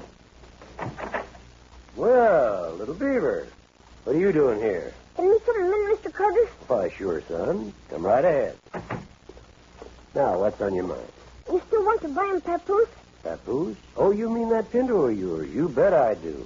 Well, you giving me money and me giving you horse. Now, wait a minute. You sure you want to sell? Me got him still. You ain't giving me money. Well, I haven't got the cash right here, but I'll gladly write you a check. Okay, me take him. You make him check right away. All right, just as soon as I sit down and get a pen. Now, there we are. Here you are, son. $3,000 payable to Little Beaver. Me thank him very much. You're very welcome. By the way, where's the horse? Papoose be him outside. You're coming with me.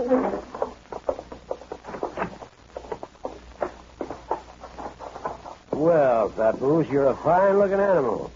Right, Papoose. Maybe me come see him sometime. There, Little Beaver. I don't want you to cry.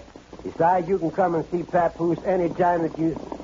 Well, here comes Red and Buckskin. Oh, Little Beaver, you haven't sold Papoose yet, have you? Well, yes, Red. I just gave him a check. Oh, all the doggone luck. Carter, you've never known me to be a welcher. Would you tear up that check and forget about the deal? Why should I? Because Little Beaver sold his pony because the Duchess is sick and has to go to the hospital. You keep him, Papoose, Mr. Carter. Well, Red, Little Beaver owns the horse, and you heard what he said.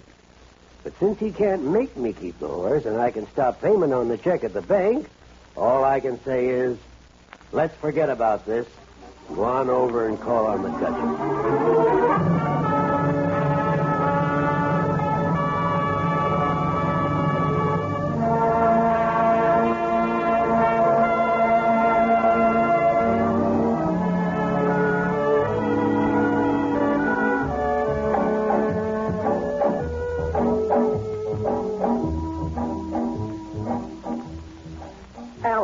I can't let you do that. Oh, nonsense, Duchess. If Little Beaver could try to sell his pony, I guess I can lend you a few $1,000s that I don't need until spring roundup. Oh, no, Alec. Now, no arguments. Now, I'm getting out of here before you start crying. Well, Duchess, I guess this is one mess of trouble I didn't help clean up. No, all I got to say is, bless Alec Carter. Bless you and Buckskin, and most of all, bless Little Beaver. Now, don't you go crying again, Annie Duchess. Crying? Why, you ornery little redskin. Can't you see when a person's happy? And you all can tell that pill roller I don't need his foul taste and tonics. I found the finest medicine any woman ever had. The love of her friends and her family.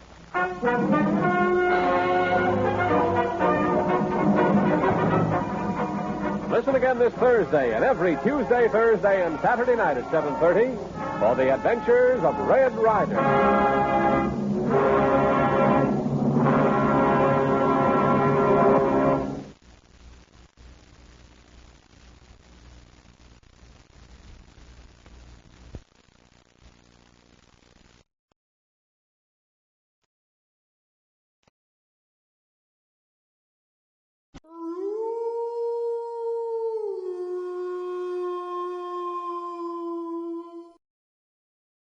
Tune in to nostalgia.